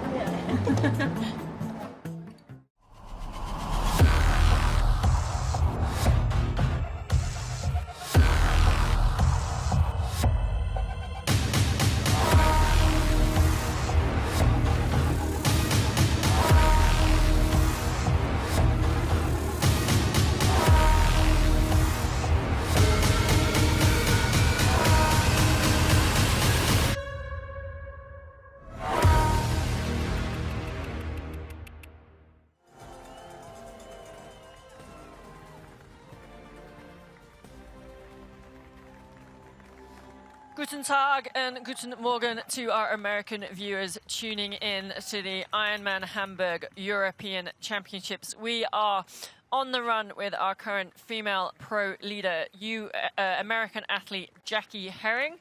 She is coming to the end of the third lap. We are over 25 kilometers. The next timing split will be 29 kilometers at the end of lap 3 with just one lap left to go. Jackie's having a fantastic race. She was came out of the water with a few minutes behind the leaders, rode solid on the bike all day when other things were happening. Bottles were being dropped and a few crashes on the way, and then took the lead on the first lap of the run. It's not over yet. It's not completely convinced. Maya Stage-Nielsen currently sits at 41 seconds behind. These two have sort of been battling it out on the run, that gap closing and expanding out as we go. I was going to say, Jackie has really executed a pretty smart race here. She swam well to be in that mix of athletes in the chase group. I mean, I don't say well in that it was a surprise. That's where we would have expected her, not necessarily with Fenella, but amongst the chasers. And she was very smart and calculated throughout the entire bike. She stayed out of trouble. Clearly, some of our athletes had some trouble out on the bike. She stayed out of trouble. But I also didn't see her at the front a lot. She was in a group. I'm not saying she was anything, underhanded about how she was behaving on the bike, but she stayed safe and she did as little work as possible versus we saw Maya on the front a lot, doing a lot of work. We saw a lot of other athletes, but Jackie sort of stayed safe and said, hey, I'm not going to stick my neck out. And it really is playing to her favor in that she may have come off the bike a little bit fresher for it. Again, we have draft legal distances, but we know that even at 12 meters, you are getting a benefit from the athletes in front of you, and particularly the way the race dynamic. I mean, there were 6 or 7 women in that pack at one point, so if you're 6th or 7th wheel, there's a bit of a yo-yo effect that you have to manage, and that you're surging and settling to stay in touch with the group. But when you're 6 or 7 wheels back, that 12 meters is amplified in terms of the benefit that you're getting, and she really did take strategic advantage of that, and it's working out for her so far here today. Can she hold on? Yeah, I mean, Jackie's a super smart racer. We see on the screen now Germany's Daniela Bleimel. She had a fantastic bike. Daniela actually rode a 4:20.47, I think it was, and actually came into transition just 26 seconds down from Fenella Langridge, who was our race leader for a long time and looked to be sort of, well, they were all flying on the bike. It was a very fast course. But Daniela fastest on the day. But Daniela fastest on the day, and actually started running really well, and she's still running really well. Let's put this like relative. We're critiquing and we're saying this athlete's slowing and this athlete's slowing, and we've said that it's sort of that a war of attrition and who slows the least amount. But these women are all still running really, really fast. I mean, we're still talking around that 3-hour marathon, 3 to 3:05, 3:10. That's still like very legit running at the end of an Ironman. And doing it under pressure, because they're putting the pressure on each other, certainly amongst our top 5, with Els trying to fight her way back in, and certainly the women spreading out a little bit further back in the field. But these top 5 women have been engaged in such a battle that was, within 90 seconds coming off the bike, and has, gapped here and there, but this is still a really, really tight race by Ironman standards. It is. It's been really great. Like you said, we had those top 4 within 90 seconds, and it's a little bit more now, but it's still been super exciting. If we just scan our eyes down to our top 10 that we have on the board now. So down in 10th place is, I think it's Katrine Grable Christensen, thank you, from Denmark. She's just moved up into the top 10. Elisabetta Corridori in 9th from Italy. Laura Janssen in 8th. Sarah Svenks in 7th. Els Visser in 6th. Julie Yamolo 5th, and then our top 4, Fenella Langridge, Daniela Bleimel, and then the top 2 battling it out, Maya Stage Nelson and Jackie Herring. So Jackie Herring now through 29.5 kilometers. What do you reckon it's going to be? Will it be less than 41 or more than 41? I'm going to say equal to 41. I'm going to say less than, just because I've got to go one way or the other. Because you can't say the same. Well, I don't know. You're getting pretty comfortable on the fence. Oh, I know. Yeah, I know. It's got cushioning on the fence. I'm going to go less. I would like to see it less, just because I want to see a big battle to the end. But I mean, Jackie is starting to sort of, as it goes on and on, she's looking. I guess I don't know if you call it more in control. I don't know if you can be at this stage in the marathon when it's a 41-second lead. I think it's going to be over 41 seconds. She's not looking stressed. No. She's not looking stressed. She doesn't, I wouldn't say she's necessarily enjoying this moment. I mean, a different type of enjoyment, sure. But I think she would like for it to be done, but she doesn't look like she's distressed. We haven't seen her engaging as much. Oh, yeah. I judge that as a sense of mental acuity. Minute 6.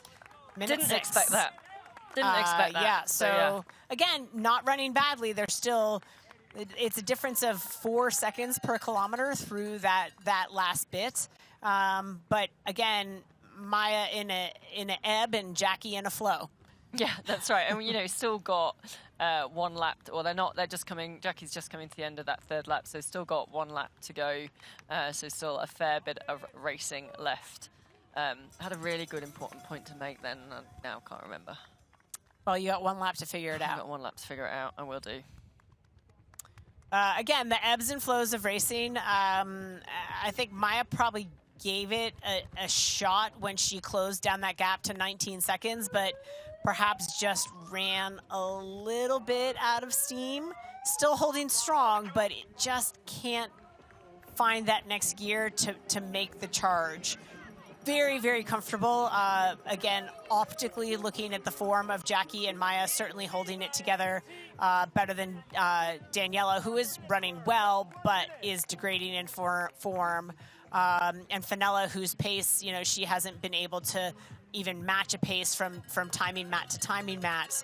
And Julia Molo, who's been, you know, very steady, but is also starting to slow. And then, you know, Els Visser. So it's a battle, but these women are very, very resilient in Jackie Herring and Maya Stage. Yeah, and just for if anyone's watching and keeping an eye on or wanting to know where some of the age group athletes are, if you keep an eye on our ticker at the bottom of the screen, it's got the occasional age group results. So male age group overall through lap 2 is scrolling along.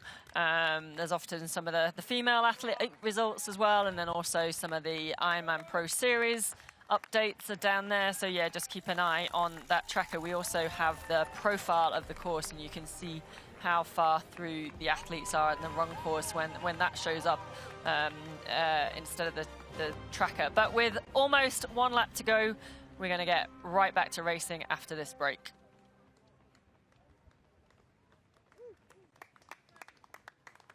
Introducing the Ironman Pro Series Virtual Edition on Full Gas.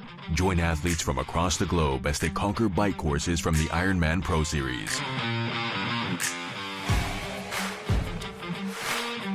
Challenge yourself, travel the world, and earn your exclusive Finisher's Medal. Push your limits and make your mark. Exclusively on Full Gas. Unleash your inner champion. Register now at fullgas.com.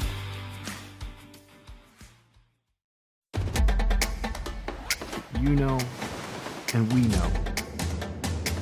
The thing about challenging yourself is, you're always looking for what's next.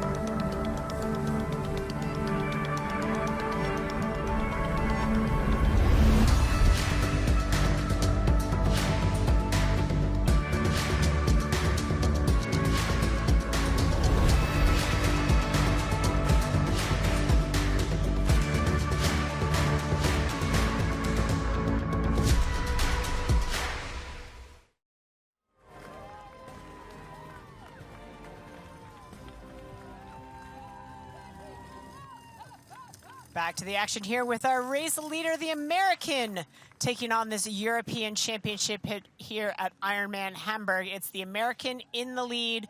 She is closing down the 3rd of 4 laps of this Hoka run course. Still looking strong, increasing her lead. Maya Stage Nielsen took a run at her, closed the gap down to 18 seconds, but Jackie has opened it back up to 1:05. With 1 lap, just over 10 kilometers to go. Daniela Blymel holding down 3rd place, continuing to lose time on these two women. She is 4 minutes, 15 seconds down. I would say not moving as well, but moving, I'll say, well enough. And Fenella Langridge about 1 minute and 35 seconds behind Daniela Blymel. So Fenella has sort of stabilized a little bit and is holding on steady in 4th place. We will next expect Julie Yamolo from France, who is having an outstanding day, I will say. Full distance debut for Julie Yamolo. She let out the swim, used Fenella Langridge for as long as she could on the bike, finally let her go. Rode alone for quite some time before the chase pack caught her.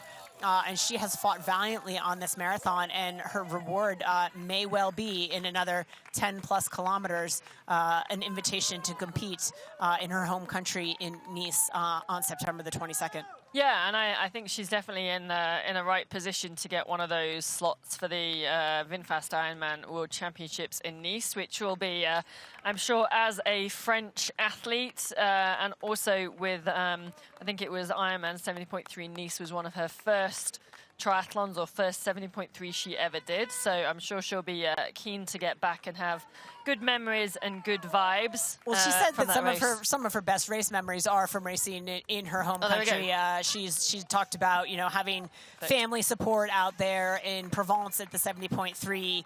Some other race memories at some of the, I'll call them local French races, but some of the wonderful venues that Ironman has in France. Those are some of her fondest memories, and you better believe that Nice would just add perhaps atop that list of French memories in her home country. Did we mention also that Julie Yimolo has a border collie? Yes, called named Peach. I was going to say Peach, called the French version of how you say peach in French. Exactly, that's the one. Elizabeth Corridori has a dog called Kona. Yes. I'm going to go through my dog facts now as we back with Jackie Herring as the leader. See, this to me is telling. In the beginning, Jackie would engage. She was engaging with people on the sidelines. She was chatting with age group athletes. She was chatting up the pros.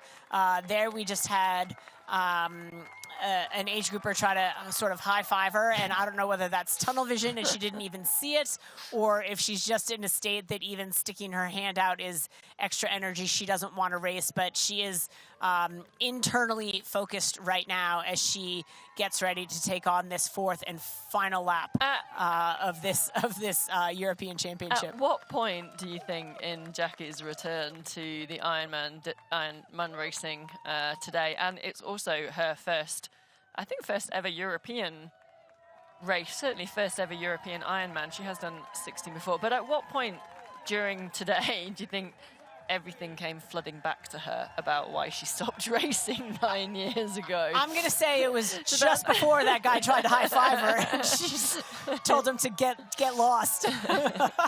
Not really. She didn't say that. She would never say something like that. She's far too kind. But she definitely is internally focused right now. Yeah. You know, you would think going through a bit of a scream tunnel as we have here with the fans banking both sides of this race course as they head out for their fourth and final lap, that you would get a little bit of a boost, a smile, grab a high five, but not Jackie Herring. She's in a world of her own right now. It is what they said, isn't it, as well, about the run course, this 4 lap, and you do run past the finish line, what is it, three times before you get to go down the finish. And whether that's 3 lots of motivation or 3 lots of pain as you see that finish line and have to go past it. Yeah. And the finish line saying, nanny, nanny, boo-boo. Yeah, the other interesting fact is one of our Ironman commentators on the ground, Till Schenk, is a very good friend of Maya's and has been a big supporter, big friend for many, many years in Maya's racing. So I know that whilst he wants all the women to do well, and he is impartial in his commentary and does a very good job about that, I know he'll have and I think we saw him as she did run through that crowd, just trying to give an extra big cheer to really get her to this finish line and get her to maybe take that first win that she hasn't had on the board yet. Yeah, Till's got to cheer a little harder because that last timing split, she just gave up a few more seconds. Again, we're not talking meltdown, but the lead now 1 minute 15 seconds. So we need Jackie to enter a real world of hurt, or we need Maya to find another gear. But Jackie continues to inch away from her. As Maya brought her back in, inch by inch, Jackie is continuing to inch further and further away and running out of time for Maya to do anything about it. Yeah, she's running out of real estate, isn't she? And look, I'm going to be so excited to see if Jackie holds on for this win. I think that's a fantastic story. I will be a little bit like, I think Maya, because she is such a professional athlete, she's going to be super happy with her race. I do feel there might be that little bit of the one that got away again as she comes back with sort of another podium place, which is incredibly highly credible for Maya. She has an incredibly good resume of races. It's just that win that is missing that I feel that it would be great if she could just get, and I think maybe it's just starting to slip away from her during this race. But if we recap where our women are up to at the moment, so our leader Jackie Herring is through 31.4 kilometers onto her last lap. Maya Stage Nelson is in second. We have German local Daniela Beimel in third, British athlete Fenella Langridge in fourth, and French athlete Julie Yimolo in fifth.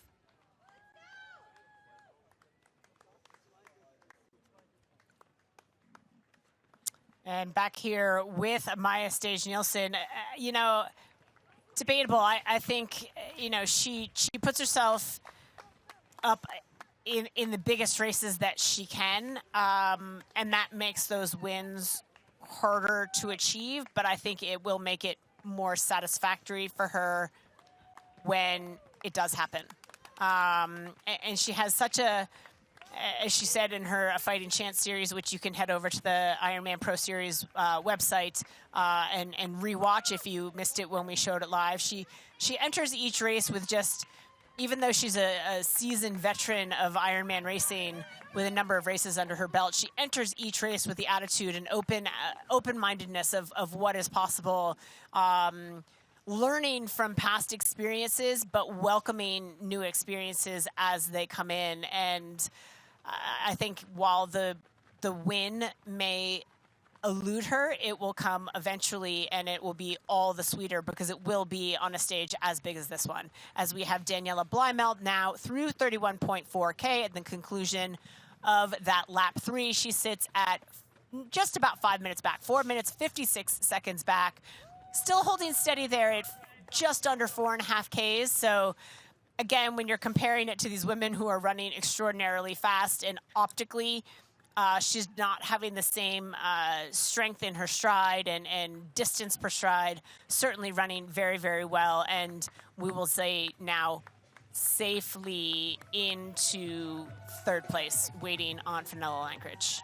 Yeah, and for Daniela, it's her first race in the Ironman Pro Series, so she's obviously going to jump up into the rankings, probably into that top 10, I would imagine, with the timing, maybe not quite as a... excuse me, where we're going. Now, Jackie Herring, our current leader, is in 8th position on the Ironman Pro Series ranking. She is likely to take the lead if this continues and she takes the 5,000 points. She'll move ahead of Danielle Lewis. But Fenella Langridge needed to be more than 14 minutes back, and I don't think that's going to happen. Oh, good correct? point, because Yes. I was just thinking about Maya in 2nd in the race that we're watching at the moment in Hamburg, but she sits in 11th. But for her to move above Danielle Lewis, and so in theory take 2nd place, she can only be 13 seconds behind Jackie, who wins, which I don't think is going to happen. And I'd also forgotten that Fenella is already sitting in 5th, and so is likely to still be in that 2nd place at the end of the day. Exactly. So I think we'll see. We'll see Jackie move to the top of the Ironman Pro Series rankings. She got to get there first. She's got to get there first. I think Fenella will probably move into 2nd. Danielle Lewis drop down into 3rd, and I think then Maya might move up into 4th. So lots of changing. There'll be some moving into the top 10 as well. But as we said, we still got two-thirds of a lap to go, and it all may go. As we saw on the bike in the last, we had a section of 10K where a lot of things happened and a lot of places were changed and athletes in and out. We could well go through a patch like that on the run. Well, and also, as is the case with the story of this series throughout this season, don't blink, because there's another race next weekend and everything's going to change. The apple cart will be turned over, and athletes that we weren't talking about then will insert themselves into the top 10, and the shuffle will happen all over again, and so on and so on and so on. So lather, rinse, repeat. It is the story of the Ironman Pro Series in its first year of competition. Yeah, that's right. And obviously, at the end of the year, an athlete can count 5 races of points towards their total number of points for their end of the Ironman Pro Series end of series ranking. 3 of those races can be Ironman races, so with that 5,000 points, and so the other 2 will be made up by 70.3. Obviously, not all athletes in the Ironman Pro Series are going to do an Ironman. Emma Pallant-Brown, for one, is mainly focused on 70.3, so she'll be hoping to get as many points as she can that way. And checking in with Daniela Blymelt, currently our 3rd position on the podium, running strong in 3rd place. Again, this is a bit of sweet revenge for Daniela Blymelt, who was forced out of her hometown race in Frankfurt last season with a bit of, I believe it was hypothermia. I'll have to double check on that, but it was definitely condition related.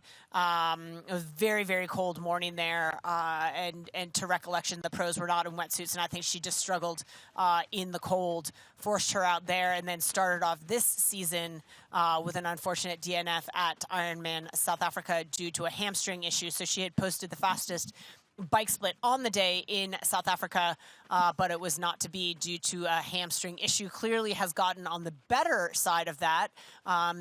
We don't know until we talk to her after if the hamstring played up with her at all today. May have impacted her position to be higher up on the podium. Gosh, she biked so well. Fastest split on the day to put her within 30 seconds of our race leader off the bike, but she has not been able to be as impactful here on the run, but holding a very strong third place and your top German, which I think the fans will go nuts. Yeah, and you know, I think after Danielle has had, a couple of years ago, she was incredibly dominant over the full distance and won some fantastic races in Germany. I think she's struggled a little bit the last couple of years coming back from her second child, and just, again, Ironman racing, it's so hard to get it to work and all click on the day. And so I actually think if she stays on, gets on the podium today, I think she'll see that as a big win. Yeah. Interestingly, on the Ironman Pro Series, so Daniela hasn't had a race yet in the series, so this will be her first. But if I look at the start list for Ironman 70.3 Boulder, which is next weekend, our Ironman Pro Series leader, Danielle Lewis, isn't actually racing next weekend, which I thought might be a bit of a surprise because she has raced a lot of races already, but she's not racing. So actually the chance for Fenella and Jackie and Maya to sort of hold on to those top points positions at the top of the series is for an extra week until we then go to Ironman Cairns the week after, and then another race after that. Again, if we look at Maya Stage-Nielsen and her performance so far in the series, only one race on the record, but it was a very good one. Took home 3,928 points at the Memorial Hermann Ironman Texas. Wasn't thrilled with that performance, but wiped the slate clean. Said she felt good over this last month, and that is showing here today as she currently sits in second. We'll come back with the exciting conclusion of this race after this commercial break, so don't go away. An exciting finish awaits.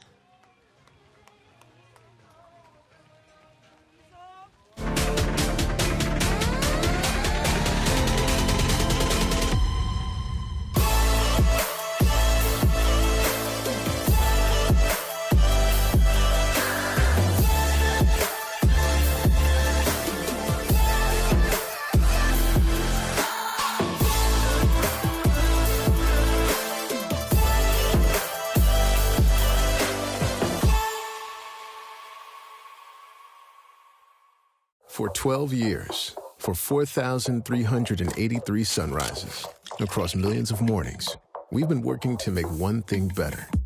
This, AG1 is foundational nutrition, a science-driven formulation to support whole body, brain, and gut health with just one of these, or one of these, once a day. Welcome to foundational nutrition. Welcome to AG1. Start at drinkag1.com.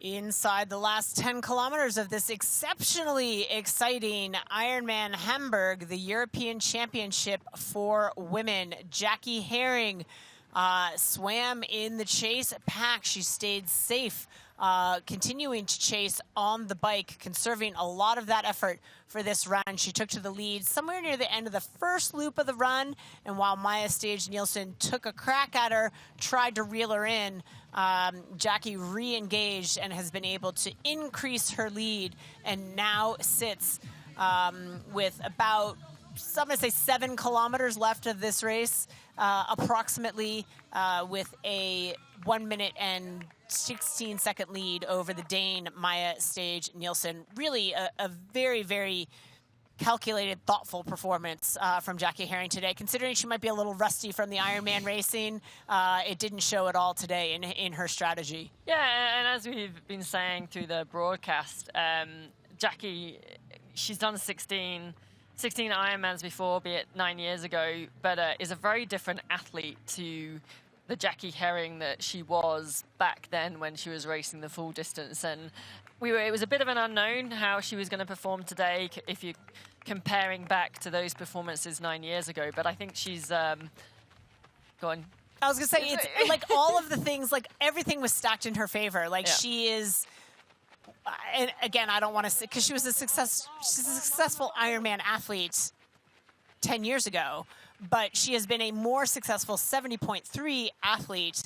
And when you look at the things, some of the things that go to make an Ironman athlete great, the maturity is a big difference between now and 10 years ago. The perspective now, racing, triathlon racing is a huge part of the family life, but she's a mom. And that perspective, I think, helps keep you grounded.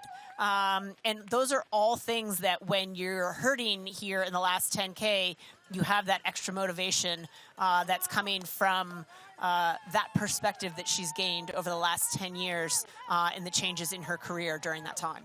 Yeah, totally. And on screen now we have our performance stats for the run presented by Precision Fuel and Hydration, which you just saw as our athlete on screen, Daniela Blymail, went through a Precision Fuel and Hydration aid station. She's currently running, or the last split was a 4 minutes 25 second average. So estimated time is 7 hours 56:48 at the next timing split. So that's our Danielle Blymail. She's our local German athlete, won Ironman Hamburg back in 2017, Ironman Frankfurt in 2022, I think. And actually, funny story, things that you don't want to do in races would be like forget your bike shoes. Oh, yeah.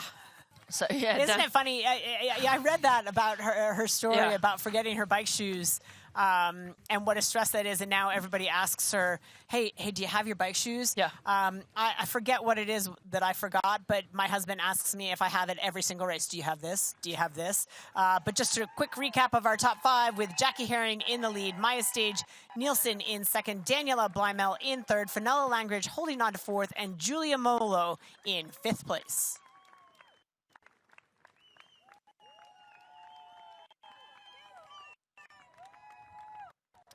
Yeah, it was actually at Ironman Frankfurt in 2022 that Daniela Blymail, it was a home race and she forgot her shoes, but fortunately, because it was a home race, could go back and get them in time. And obviously it wasn't too bad because she did go on to win that race, but yeah, she Nothing like a shot of adrenaline first thing in the morning.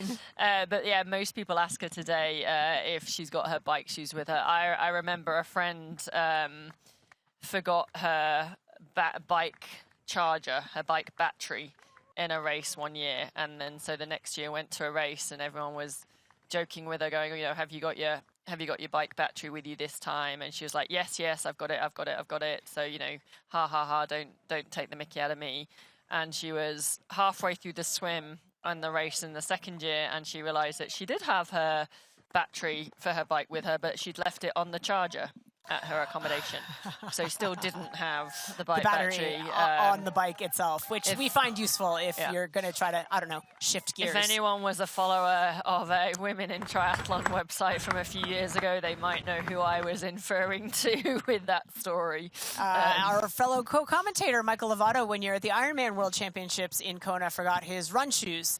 And had somebody go back and, I believe, get them for him and put them in his gear bag. But again, those things, we call that race brain when you are so consumed with all of the minute details that you've got to cover to get yourself to race day, all of the supplies and the nutrition and everything you need to check off that list, plus a brain that is full of the... mush. Well, the pending doom, I will say, for racing an Ironman, and some of those little details do seem to fall through the cracks. And now at 35.5 kilometers, Maya Stage-Nielsen sits 150 back. So Jackie Herring continuing to run away with it.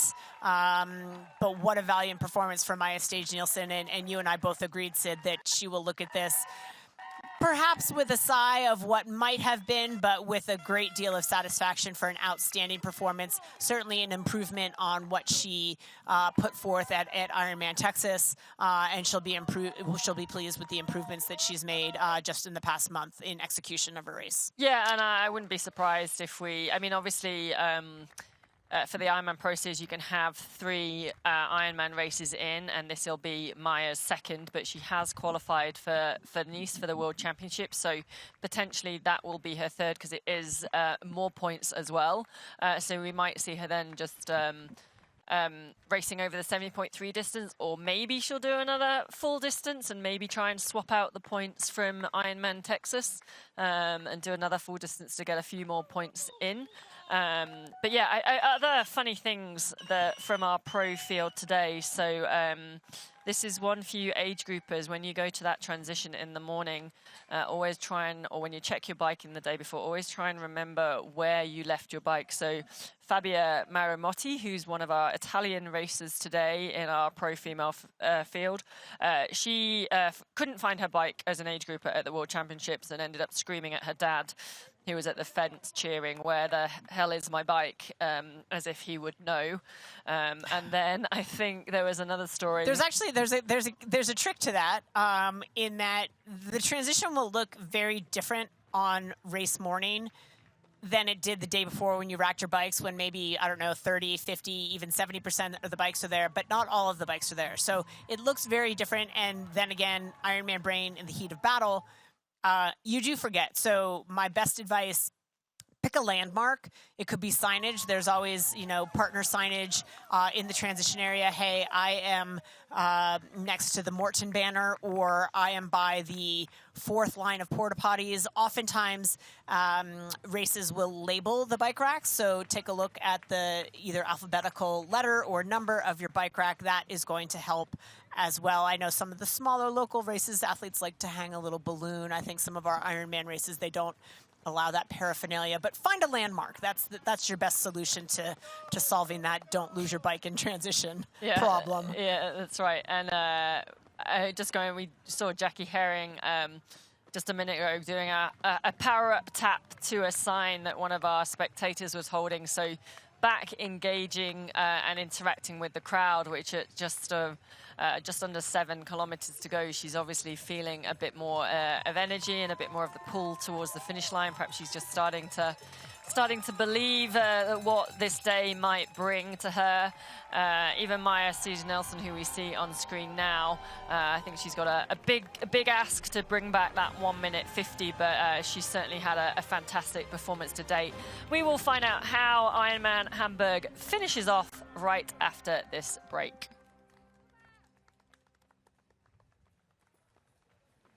Your new vehicle, Mr. Lawrence. The VinFast VF8. All the latest tech? Precisely. Whoa! Cut. Great delivery, Joey. I've had a lot of practice saying that word.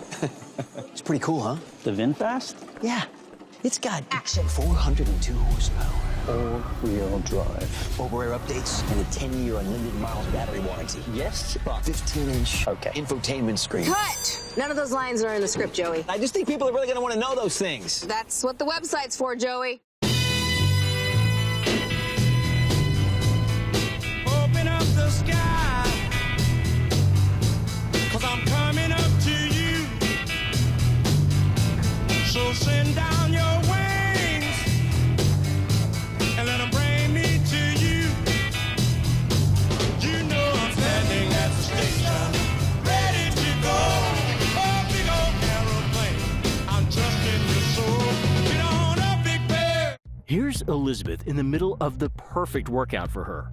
To create it, we analyzed her biometrics and genetics, her recovery rate, injury risk, and aerobic potential, her recent training sessions, the temperature, humidity, and elevation, the demands of her next race, and billions of data points from athletes just like her. With TriDot, Elizabeth gets faster. And what does she have to do? I just opened TriDot and did my workout. TriDot. We do the technology, you do the training.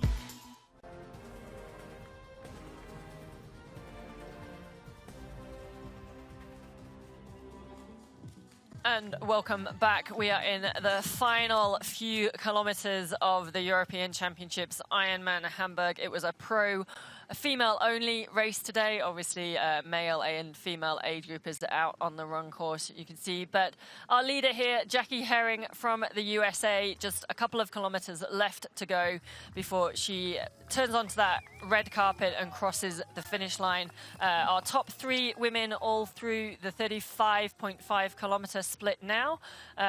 Jackie Herring just has extended her lead over Maya to 1 minute 50. It was down to about 19 seconds partway through the marathon on the second lap.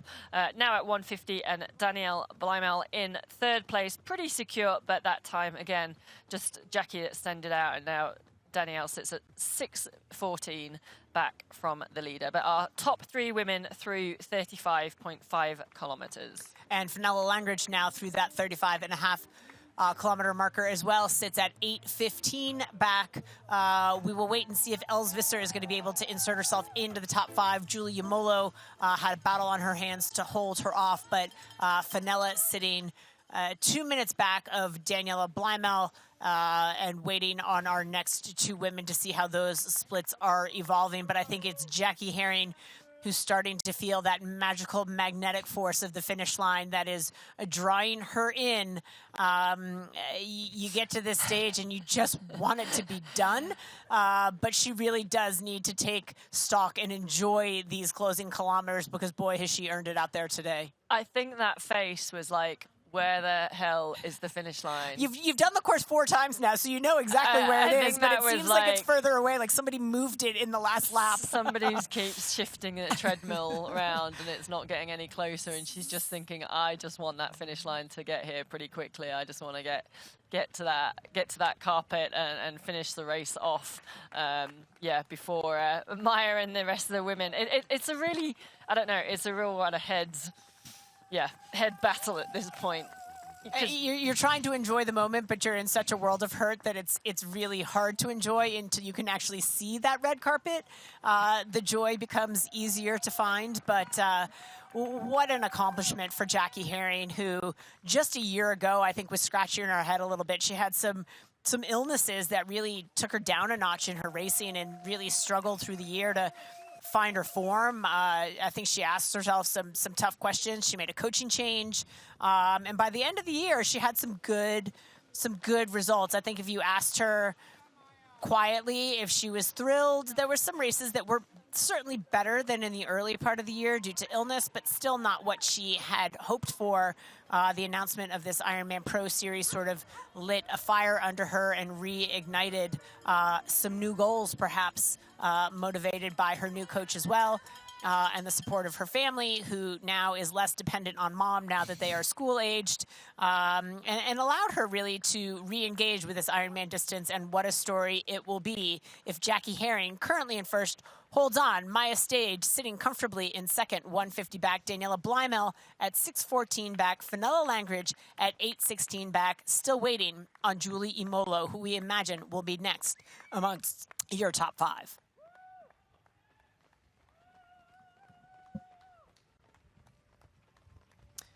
But I do love, I mean, I know we have talked about how great it would be for Maya Stage Nielsen, currently on screen and running very, very well in second place, to get her first Ironman win. Would certainly be a lovely story as well. But what a great story of, I'll call it, rebirth for Jackie Herring. Oh, yeah, I mean, fantastic stories from both these women. It has been a great day of racing. We had the two battling out in the swim. We had some great dynamics on the bike with Fenella off the front, and then a big powerhouse pack of strong riders.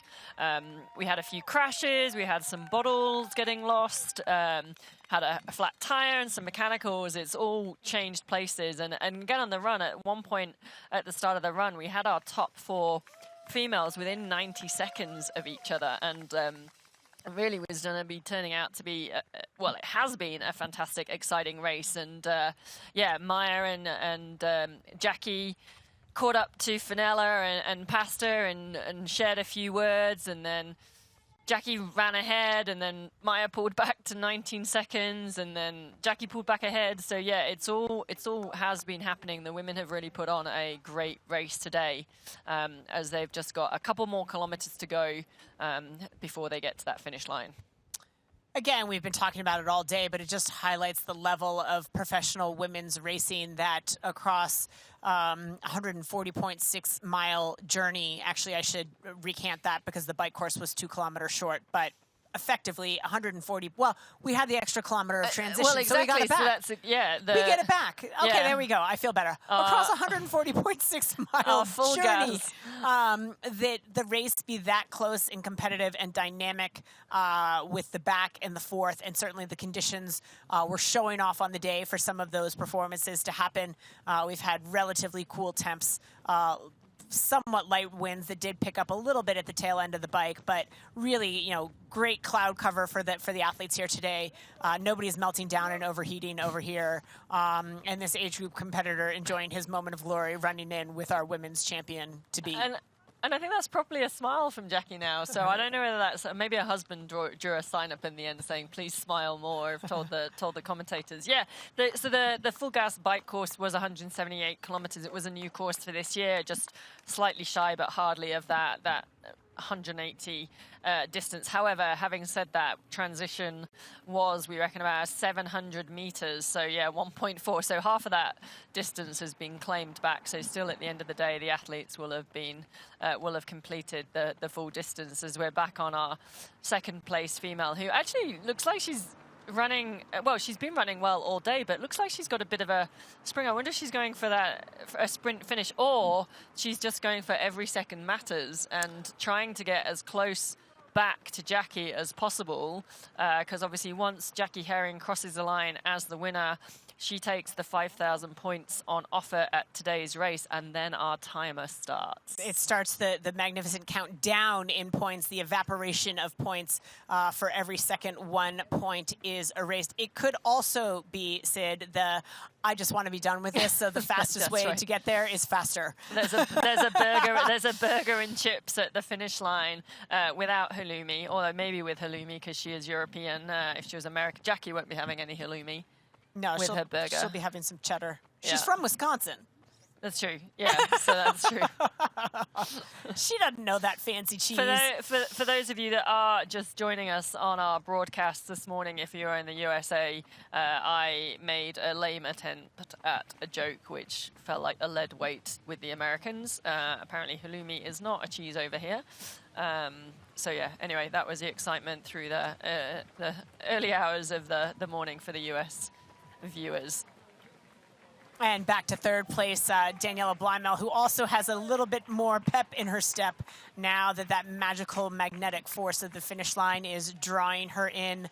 I think given the frustration of her DNF earlier this year at Ironman South Africa, she will be pleased with this. It appears as though that hamstring issue has not played a significant role. We, of course, will never know until we chat with her, but not playing a significant role in her race today, and certainly landing on the podium will help wash away some of the disappointment of that DNF earlier. All of these stories to come to their conclusion in just a few kilometers time, and we will, of course, get the thoughts of our podium finishers. But first, we're going to take a quick break to prepare for all of that. So stay with us. Don't go away. We'll be right back.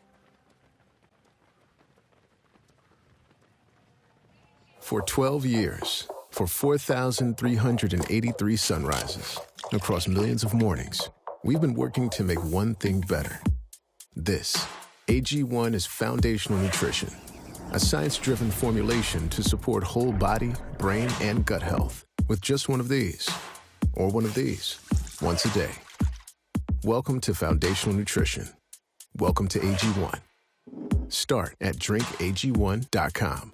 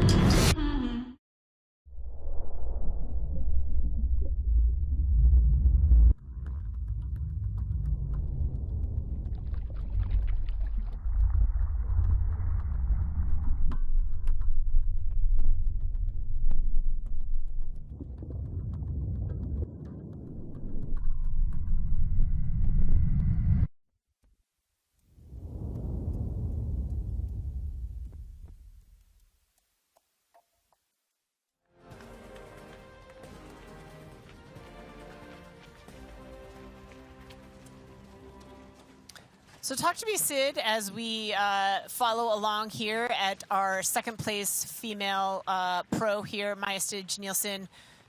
What your thought process is? Do you have a thought process in the last 3 kilometers of an Ironman? What is the thought process? In terms of what context are we sort of like just where? How loudly are the lambs screaming? Oh yeah, the lambs screaming. They've been screaming for a long time. The conversations or about the 5 different conversations of my different personalities in my head have been talking for a while. I think so Maya's in second. She probably knows she's not going to close down on Jackie. She probably knows she's pretty comfortably in second ahead of Daniela Bleimal, who's on screen now. Looks like she's got a posse of guys running with her. That might be frustrating for her at this point in the marathon as well, or it might be helping her get to the finish line. But I think for Maya, as we said, the Pro Series, it is every second matters. So it is once Jackie crosses the line, it's 1 point per 1 second. And we know that Maya wasn't particularly happy with her race in Texas, although she did finish 6th. So I'd imagine she wants to be pushing all the way to the finish line to try and get as many points as she can, because whilst in the Ironman Pro Series, at the moment, it might not seem a big issue, 1 point and 1 second, but come the end of the year, those few seconds could really matter. So I think, you're pushing through the pain. You just want to get to the finish line. You're trying to hold it all together. And just try and get the best performance out of yourself, even in these last few kilometers. And take care of the details too. We have seen Ironman races where athletes get consumed with the finish line and perhaps skip the aid stations, much to their detriment. So even in these late stages, it's still important to keep tabs on that body inventory, as we talked about. How's my form? When's the last time I drank something? When's the last time I ate something? Don't miss the opportunity for a snack, even with 2 kilometers to go. That's right. And also just looking at the rest of the women's standings. So pretty safe to say if Jackie just holds it together this last couple of kilometers, I know that's not as easy as it sounds, she's going to take out the title. She has just gone through the 40-kilometer split, 8 hours 11. Do the maths on that. What's the course record time?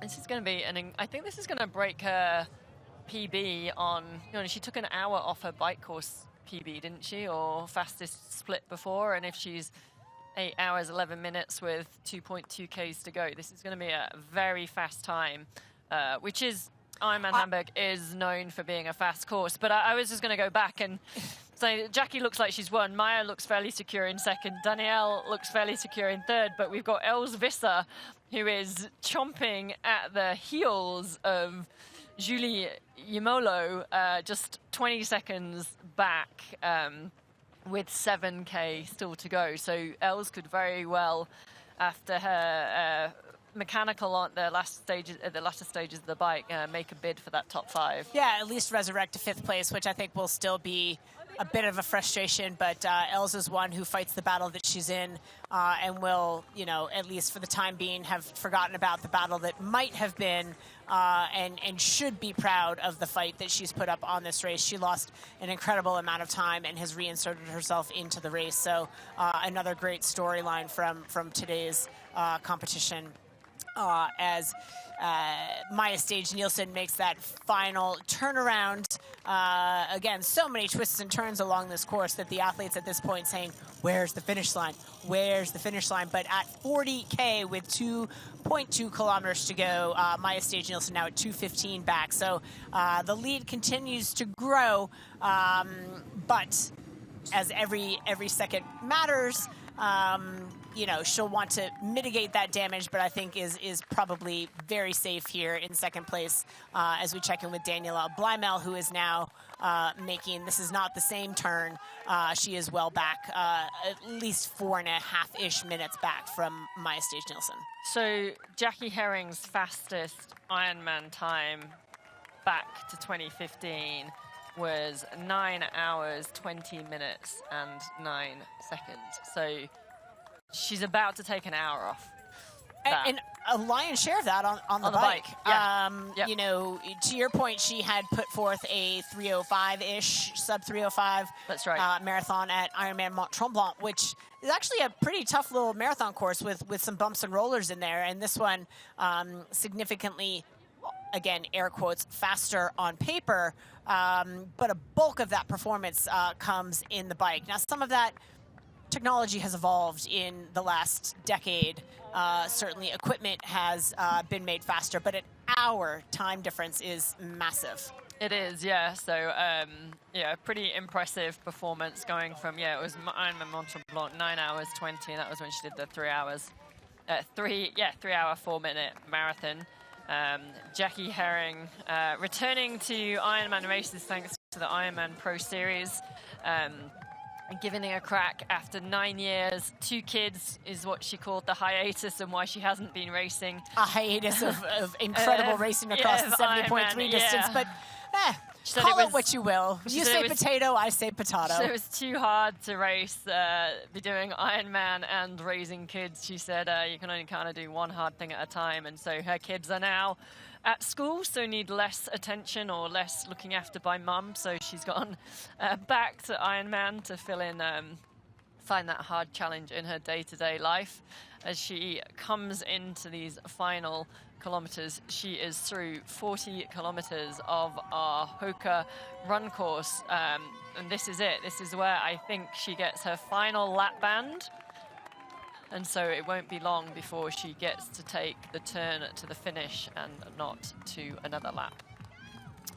That is a joyous turn indeed, especially when you've seen this turn off 3 times previously and not been able to take the arrow that says to finish. But she will run undoubtedly into the arms of her husband, who has made the trip over here to support her. And at home, her kids, Skylar and Hunter, now enjoying their morning bowl of cereal, cheering mom on. Kids, mom did it. What a performance from Jackie Herring here today. She makes her home living and training in Madison, Wisconsin, coached by Ian O'Brien.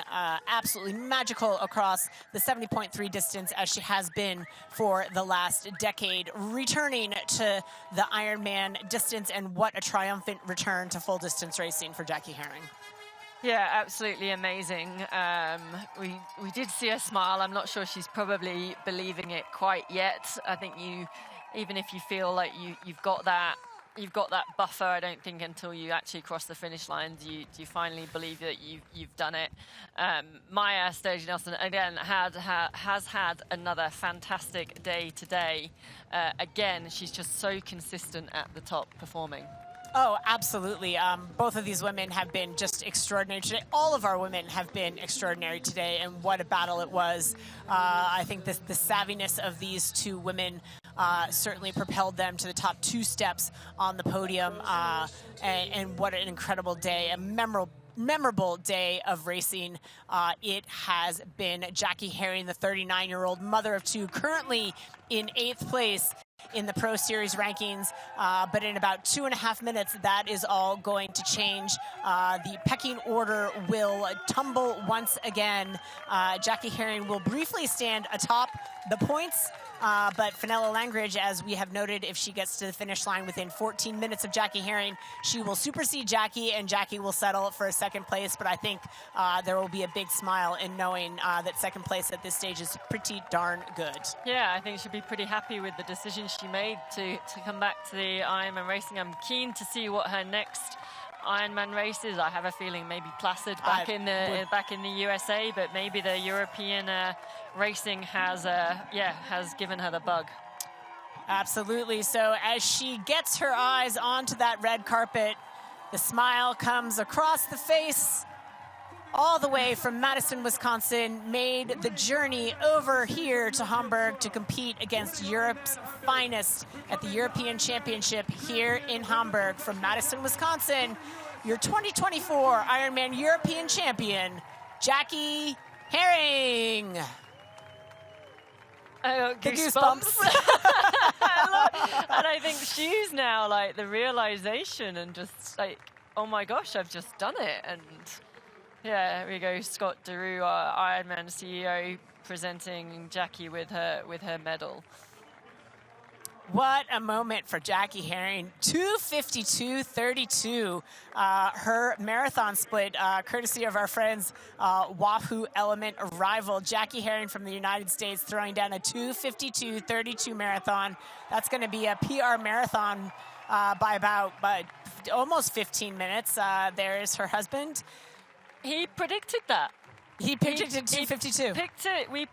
He said 2:50 to 2:52 based off her training runs. And I mean, considering her caliber of running over the 70.3 distance, it's not a surprise that she's then run a 2:52. But given her Ironman marathon performances back in 2015, they were sort of the 3 hour 15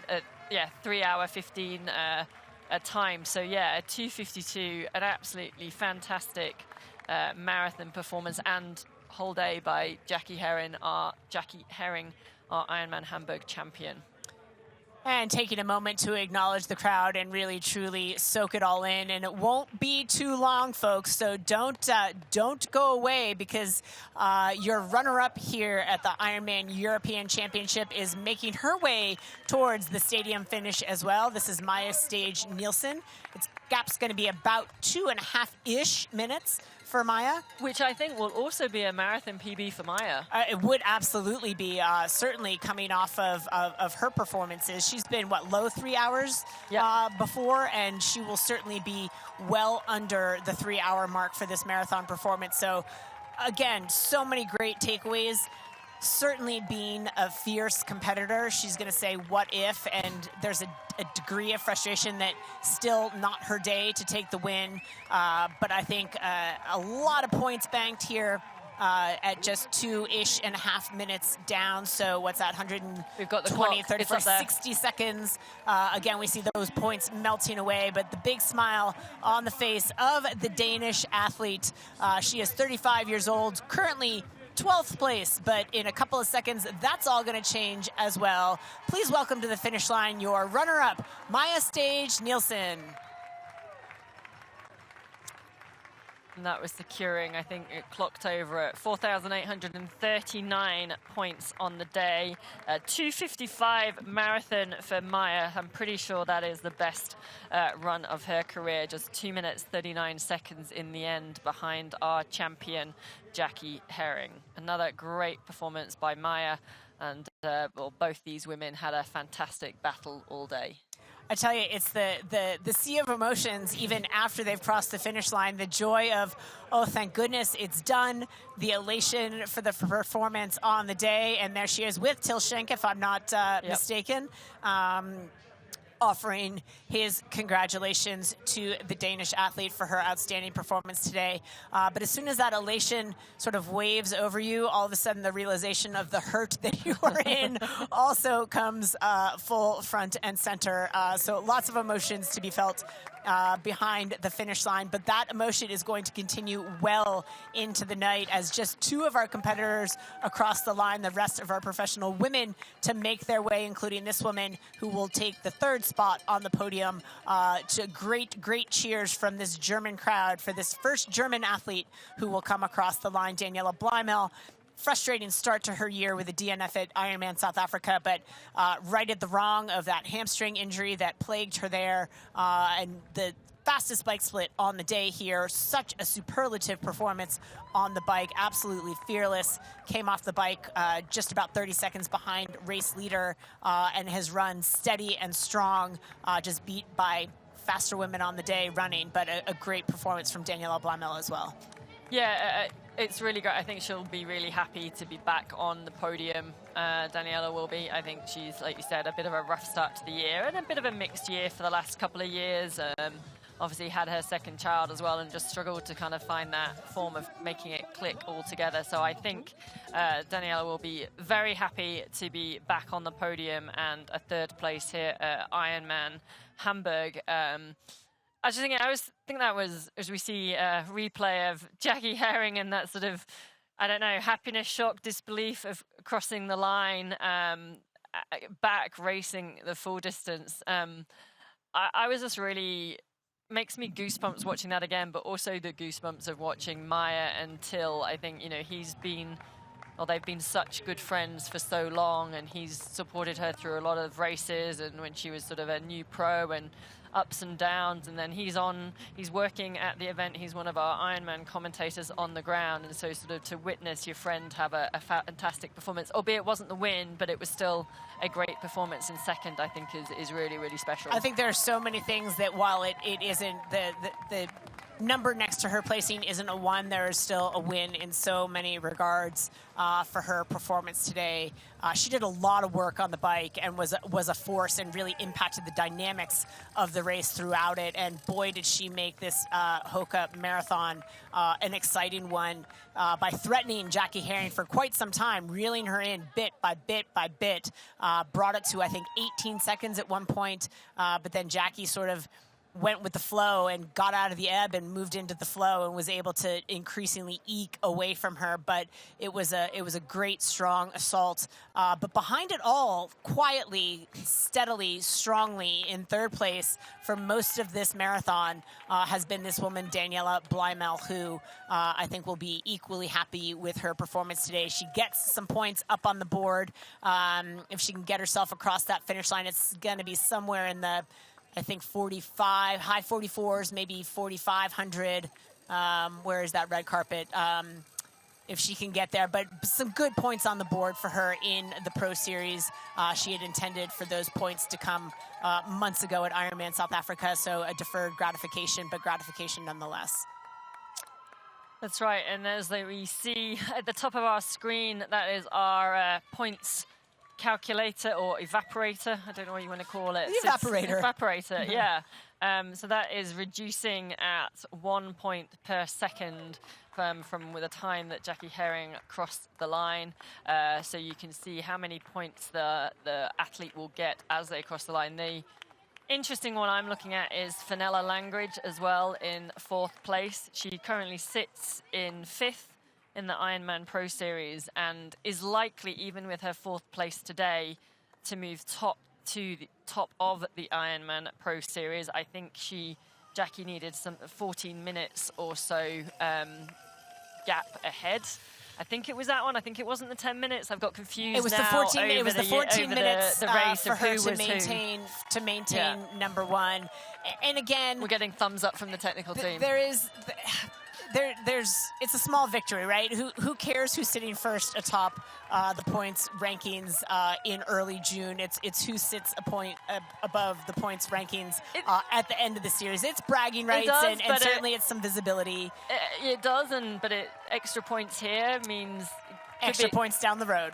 It means extra points down the road, and it could be the difference at the end of the day. So the points matter, but your current placing is somewhat irrelevant. But it's nice to say, hey, I'm sitting atop the points series right now. But now, with eyes on the red carpet, your first German athlete, the crowd going mad. She makes her home outside of Frankfurt, but Hamburg, close enough to home for Daniela Blymel. What a performance from her, a frustrating DNF to start the season, but here she is, 35 years old, from Germany, 3rd place, Daniela Blymel.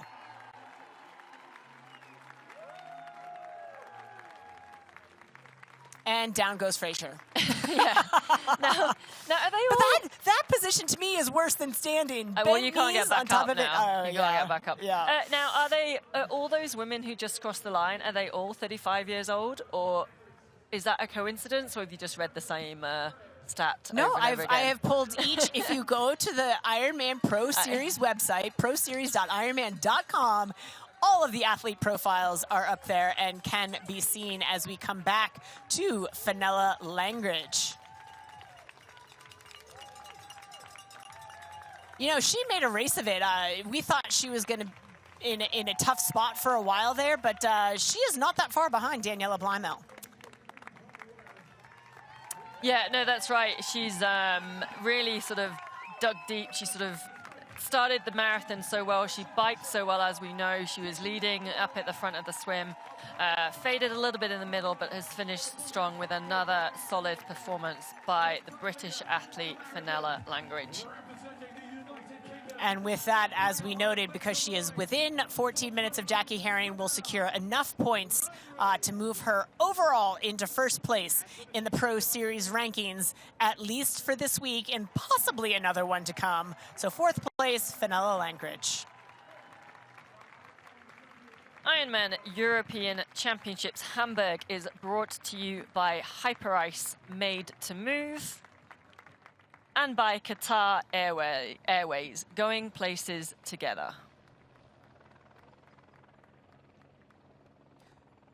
So while our top 4 athletes are across the finish line, we have a lot of great content still coming your way. So don't go away. We're going to take it down to the Hyperice Recovery Zone to chat with our women's podium. So stay tuned for that. It's always one of my favorite parts of the day to hear the war stories from out there. Let's take All right, it down here we to are Tilshank with Jackie our Herring. winner at the Ironman European Championship and the first long-distance race in the new Pro Series on European soil.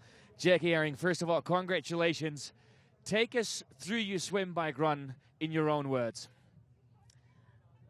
I'm slightly in shock, so it was just I'm gonna cry.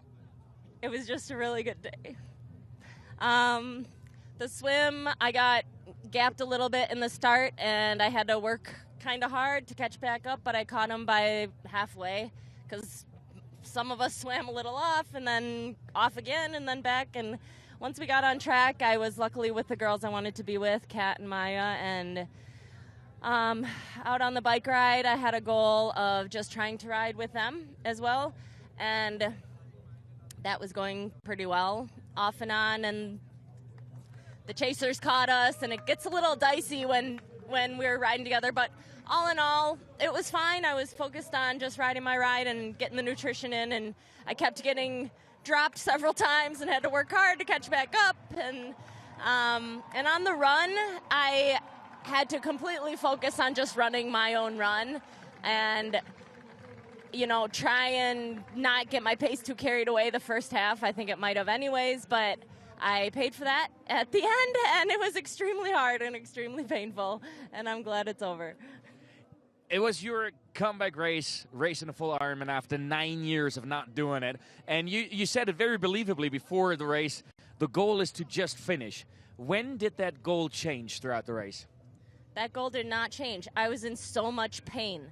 All I could think about was just, I kept saying, just keep it steady, like 1 mile at a time. I was going aid station to aid station mode. I think it's important to always keep the goal as finishing.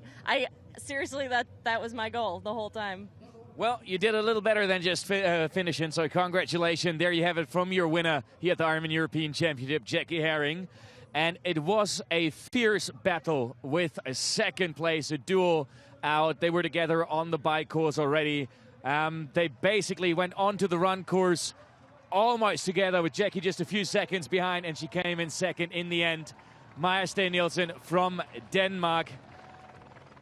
Big smiles when you got off the bike onto the run course. When did the smiles disappear on the run course?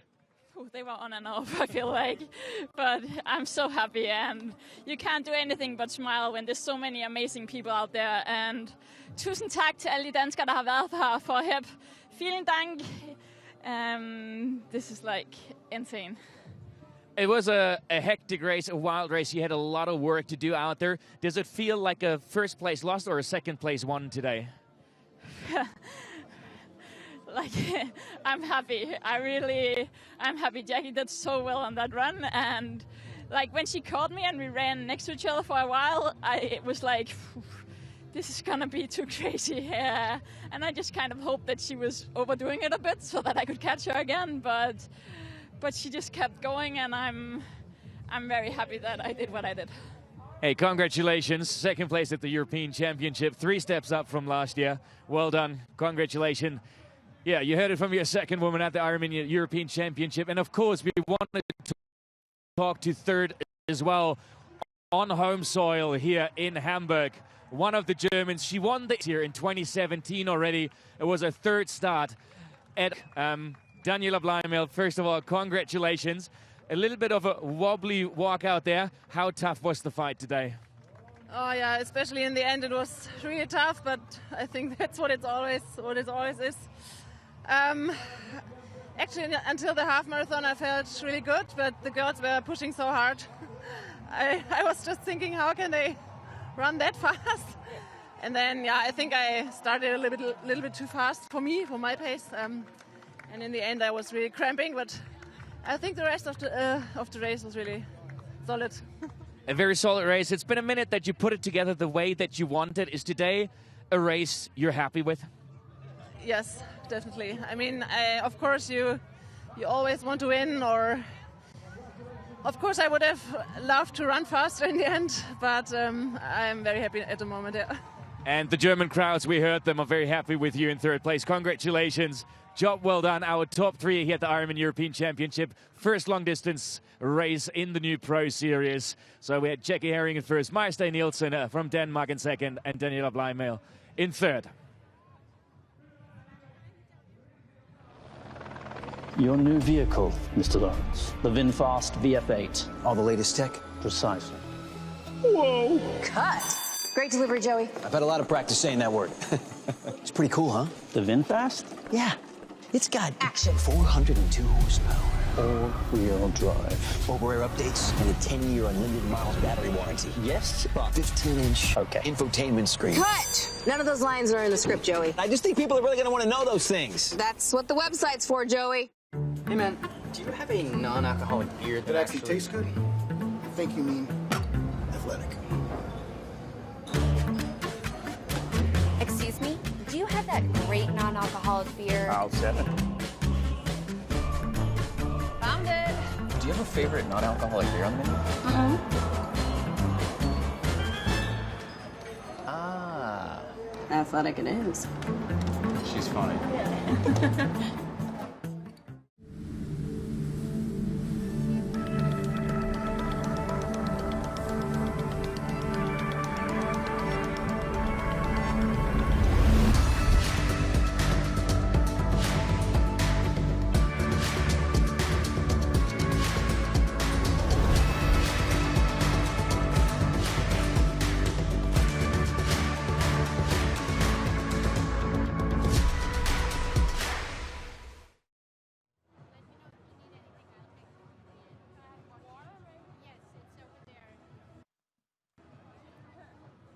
Ironman European Championships Hamburg is brought to you by VinFast, Boundless Together. And by Breitling, aspire for the ultimate finish line reward.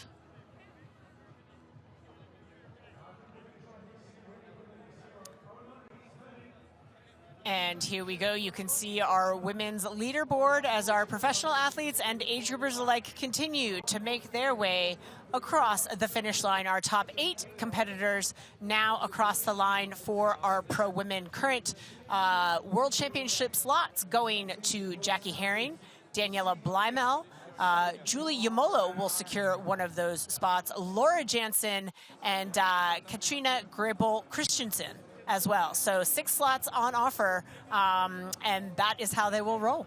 That is correct. So obviously, Maya and Fenella and Els already had their slots secured. So great racing for those other women down to the top 8 who have secured a place at the VinFast Ironman World Championships at Nice on the 22nd of September.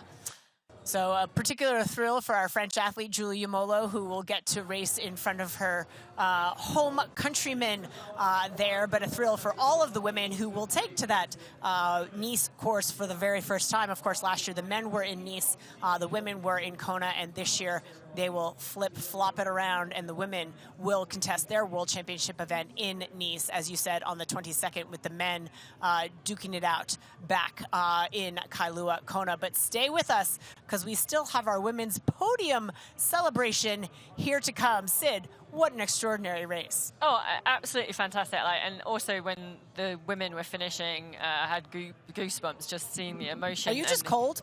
I am just cold. Yeah, maybe that's it. Maybe that's it. I'll pretend I'm cold and not the emotional finish of watching friends and colleagues and athletes do spectacular things. I think, you know, the interview with Till at the end with Jackie, just that emotion of just sort of a little bit of disbelief about what she's done. She now has, well, she's almost effectively ticked off 2. You know, she said in the interview of coming back to the Ironman Pro Series, just need to do 3. But as we go down to the presentations. And we have in third place, she's the first German across the line, but third place on the podium from Germany, it is Daniela Bleimel. Her time, 28:09. And she will take her athletic brew to help her celebrate. In second place from Denmark in 8 hours 21:54. And next up, our second place competitor. Much has been said about the emotion that this woman showed all day in racing. So solid, so strong. Not the top step yet for the Dane. Maja Stage Nielsen will stand on your second spot on the podium. Her time, 8 hours, 21 minutes, 54 seconds with a marathon PB of 2 hours, 55:45 for the former golfer from Denmark. Your winner and Ironman European champion from the United States in 8 hours 19. And our women's champion, what a story. It's been a 10-year nearly hiatus for the American from Madison, Wisconsin.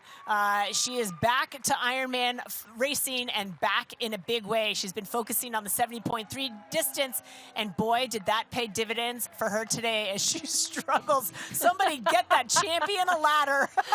Maybe she's just going to stand there in front. She's just going to sit. She is still trying. This is pure comedy. I'm sorry, I shouldn't be laughing. Do you know what? Situation. She can't. I think she's cramping. Do you know what? After the first full distance, after a long, long time, it does hurt so much more than, as you can see, Maya and Daniela, who have raced a little bit more recently. But let's give it up for our champion from the United States, Jackie Herring. She will take the second place in the overall rankings behind our fourth place competitor, Fenella Langridge, who did enough on the day to secure the points as our women. See, the women cooperative. I love that. Jackie Herring's winning time, 8 hours, 19 minutes, 14 seconds with a stunning marathon time of 2:52:32. She establishes an Ironman PR of almost over an hour compared to the last time she competed all those years ago. And of course, let's be mindful of the socials. So Maya with the camera out, you can check out Maja Stage Nielsen's Instagram, and that will be there momentarily. But get the phone out of the way. She needs to move the phone for her, because now it's for time for the Athletic Brewing Bath celebration. And of course, poor Jackie's going to get it all because she can't move, the poor thing. I did think when the other two were standing up, they were just going to pour Dump it on over her head. Yeah. I will say with the cooler temperatures today, that Athletic Brew does add a little bit of a chill, which might only enhance poor Jackie's cramping there. But what a fantastic podium and what a race these women put on today. The level of competition and the drama. It was not a snooze fest of an Ironman. There was back and forth. There was drama. There were penalties. There were crashes, and there were outstanding performances and memories that we will take from this race result in Hamburg. Yeah, it was a really exciting race. Some fantastic racing by the women, some great performances, and also lots of change and movement in the points for the Ironman Pro Series. Obviously, the winners taking away a lot of points, taking away a nice chunk of a prize money cash as well, but those points going towards the Ironman Pro Series at the end of the year. I think we now see it'll be quite a big change in that ranking that we'll have a look at shortly. But yeah, fantastic racing by the women today. And we will certainly look forward to the men contesting their European Championship as we take a look at our top 10 standings or top 10 results from today. In first, Jackie Herring, she'll take home 5,000 points. Second place, Maja Stage Nielsen gets 4,840 points. Daniela Bleimel will take home 4,465 points. Fenella Langridge takes home 4,378 points and will assume the #1 position. Fifth place, Els Visser at 4,189 points. That's right, and in 6th place, Julie Yemolo. She's 4,111 points. Laura Jansen in 7th. Elisabetta Curidori in 8th. And in 9th place, Erin Schenkels from Canada. And she will take home 3,635 points. So again, if this race has proven anything, it is that every second matters. Some shuffling about our leaderboard for the overall standings. Thank you for watching Ironman Now coverage of the Ironman European Championship Hamburg. This was the second Ironman race in the Ironman Pro Series. Congratulations to Jackie Herring for earning 5,000 points. And for all the Ironman Pro Series, go to proseries.ironman.com. You can watch even more Ironman Pro Series coverage with exclusive on-demand race replays in the United States and Canada by signing up for Outside Plus today. For those not in the US and Canada, you can watch on-demand race replays by visiting proseries.ironman.com. The next Ironman Now broadcast of the Ironman Pro Series will be on Saturday, June 8th. Ironman 70.3 Boulder. Coverage will begin at 8:30 a.m. Eastern Time. Watch the live broadcast for free. It will air exclusively on Outside TV in the United States and Canada. Globally, you can watch on proseries.ironman.com, DAZN, and L'Equipe Live. For our entire team, alongside the great Laura Siddle, I'm Dee Dee Griesbauer. Enjoy the moments and images from today's race.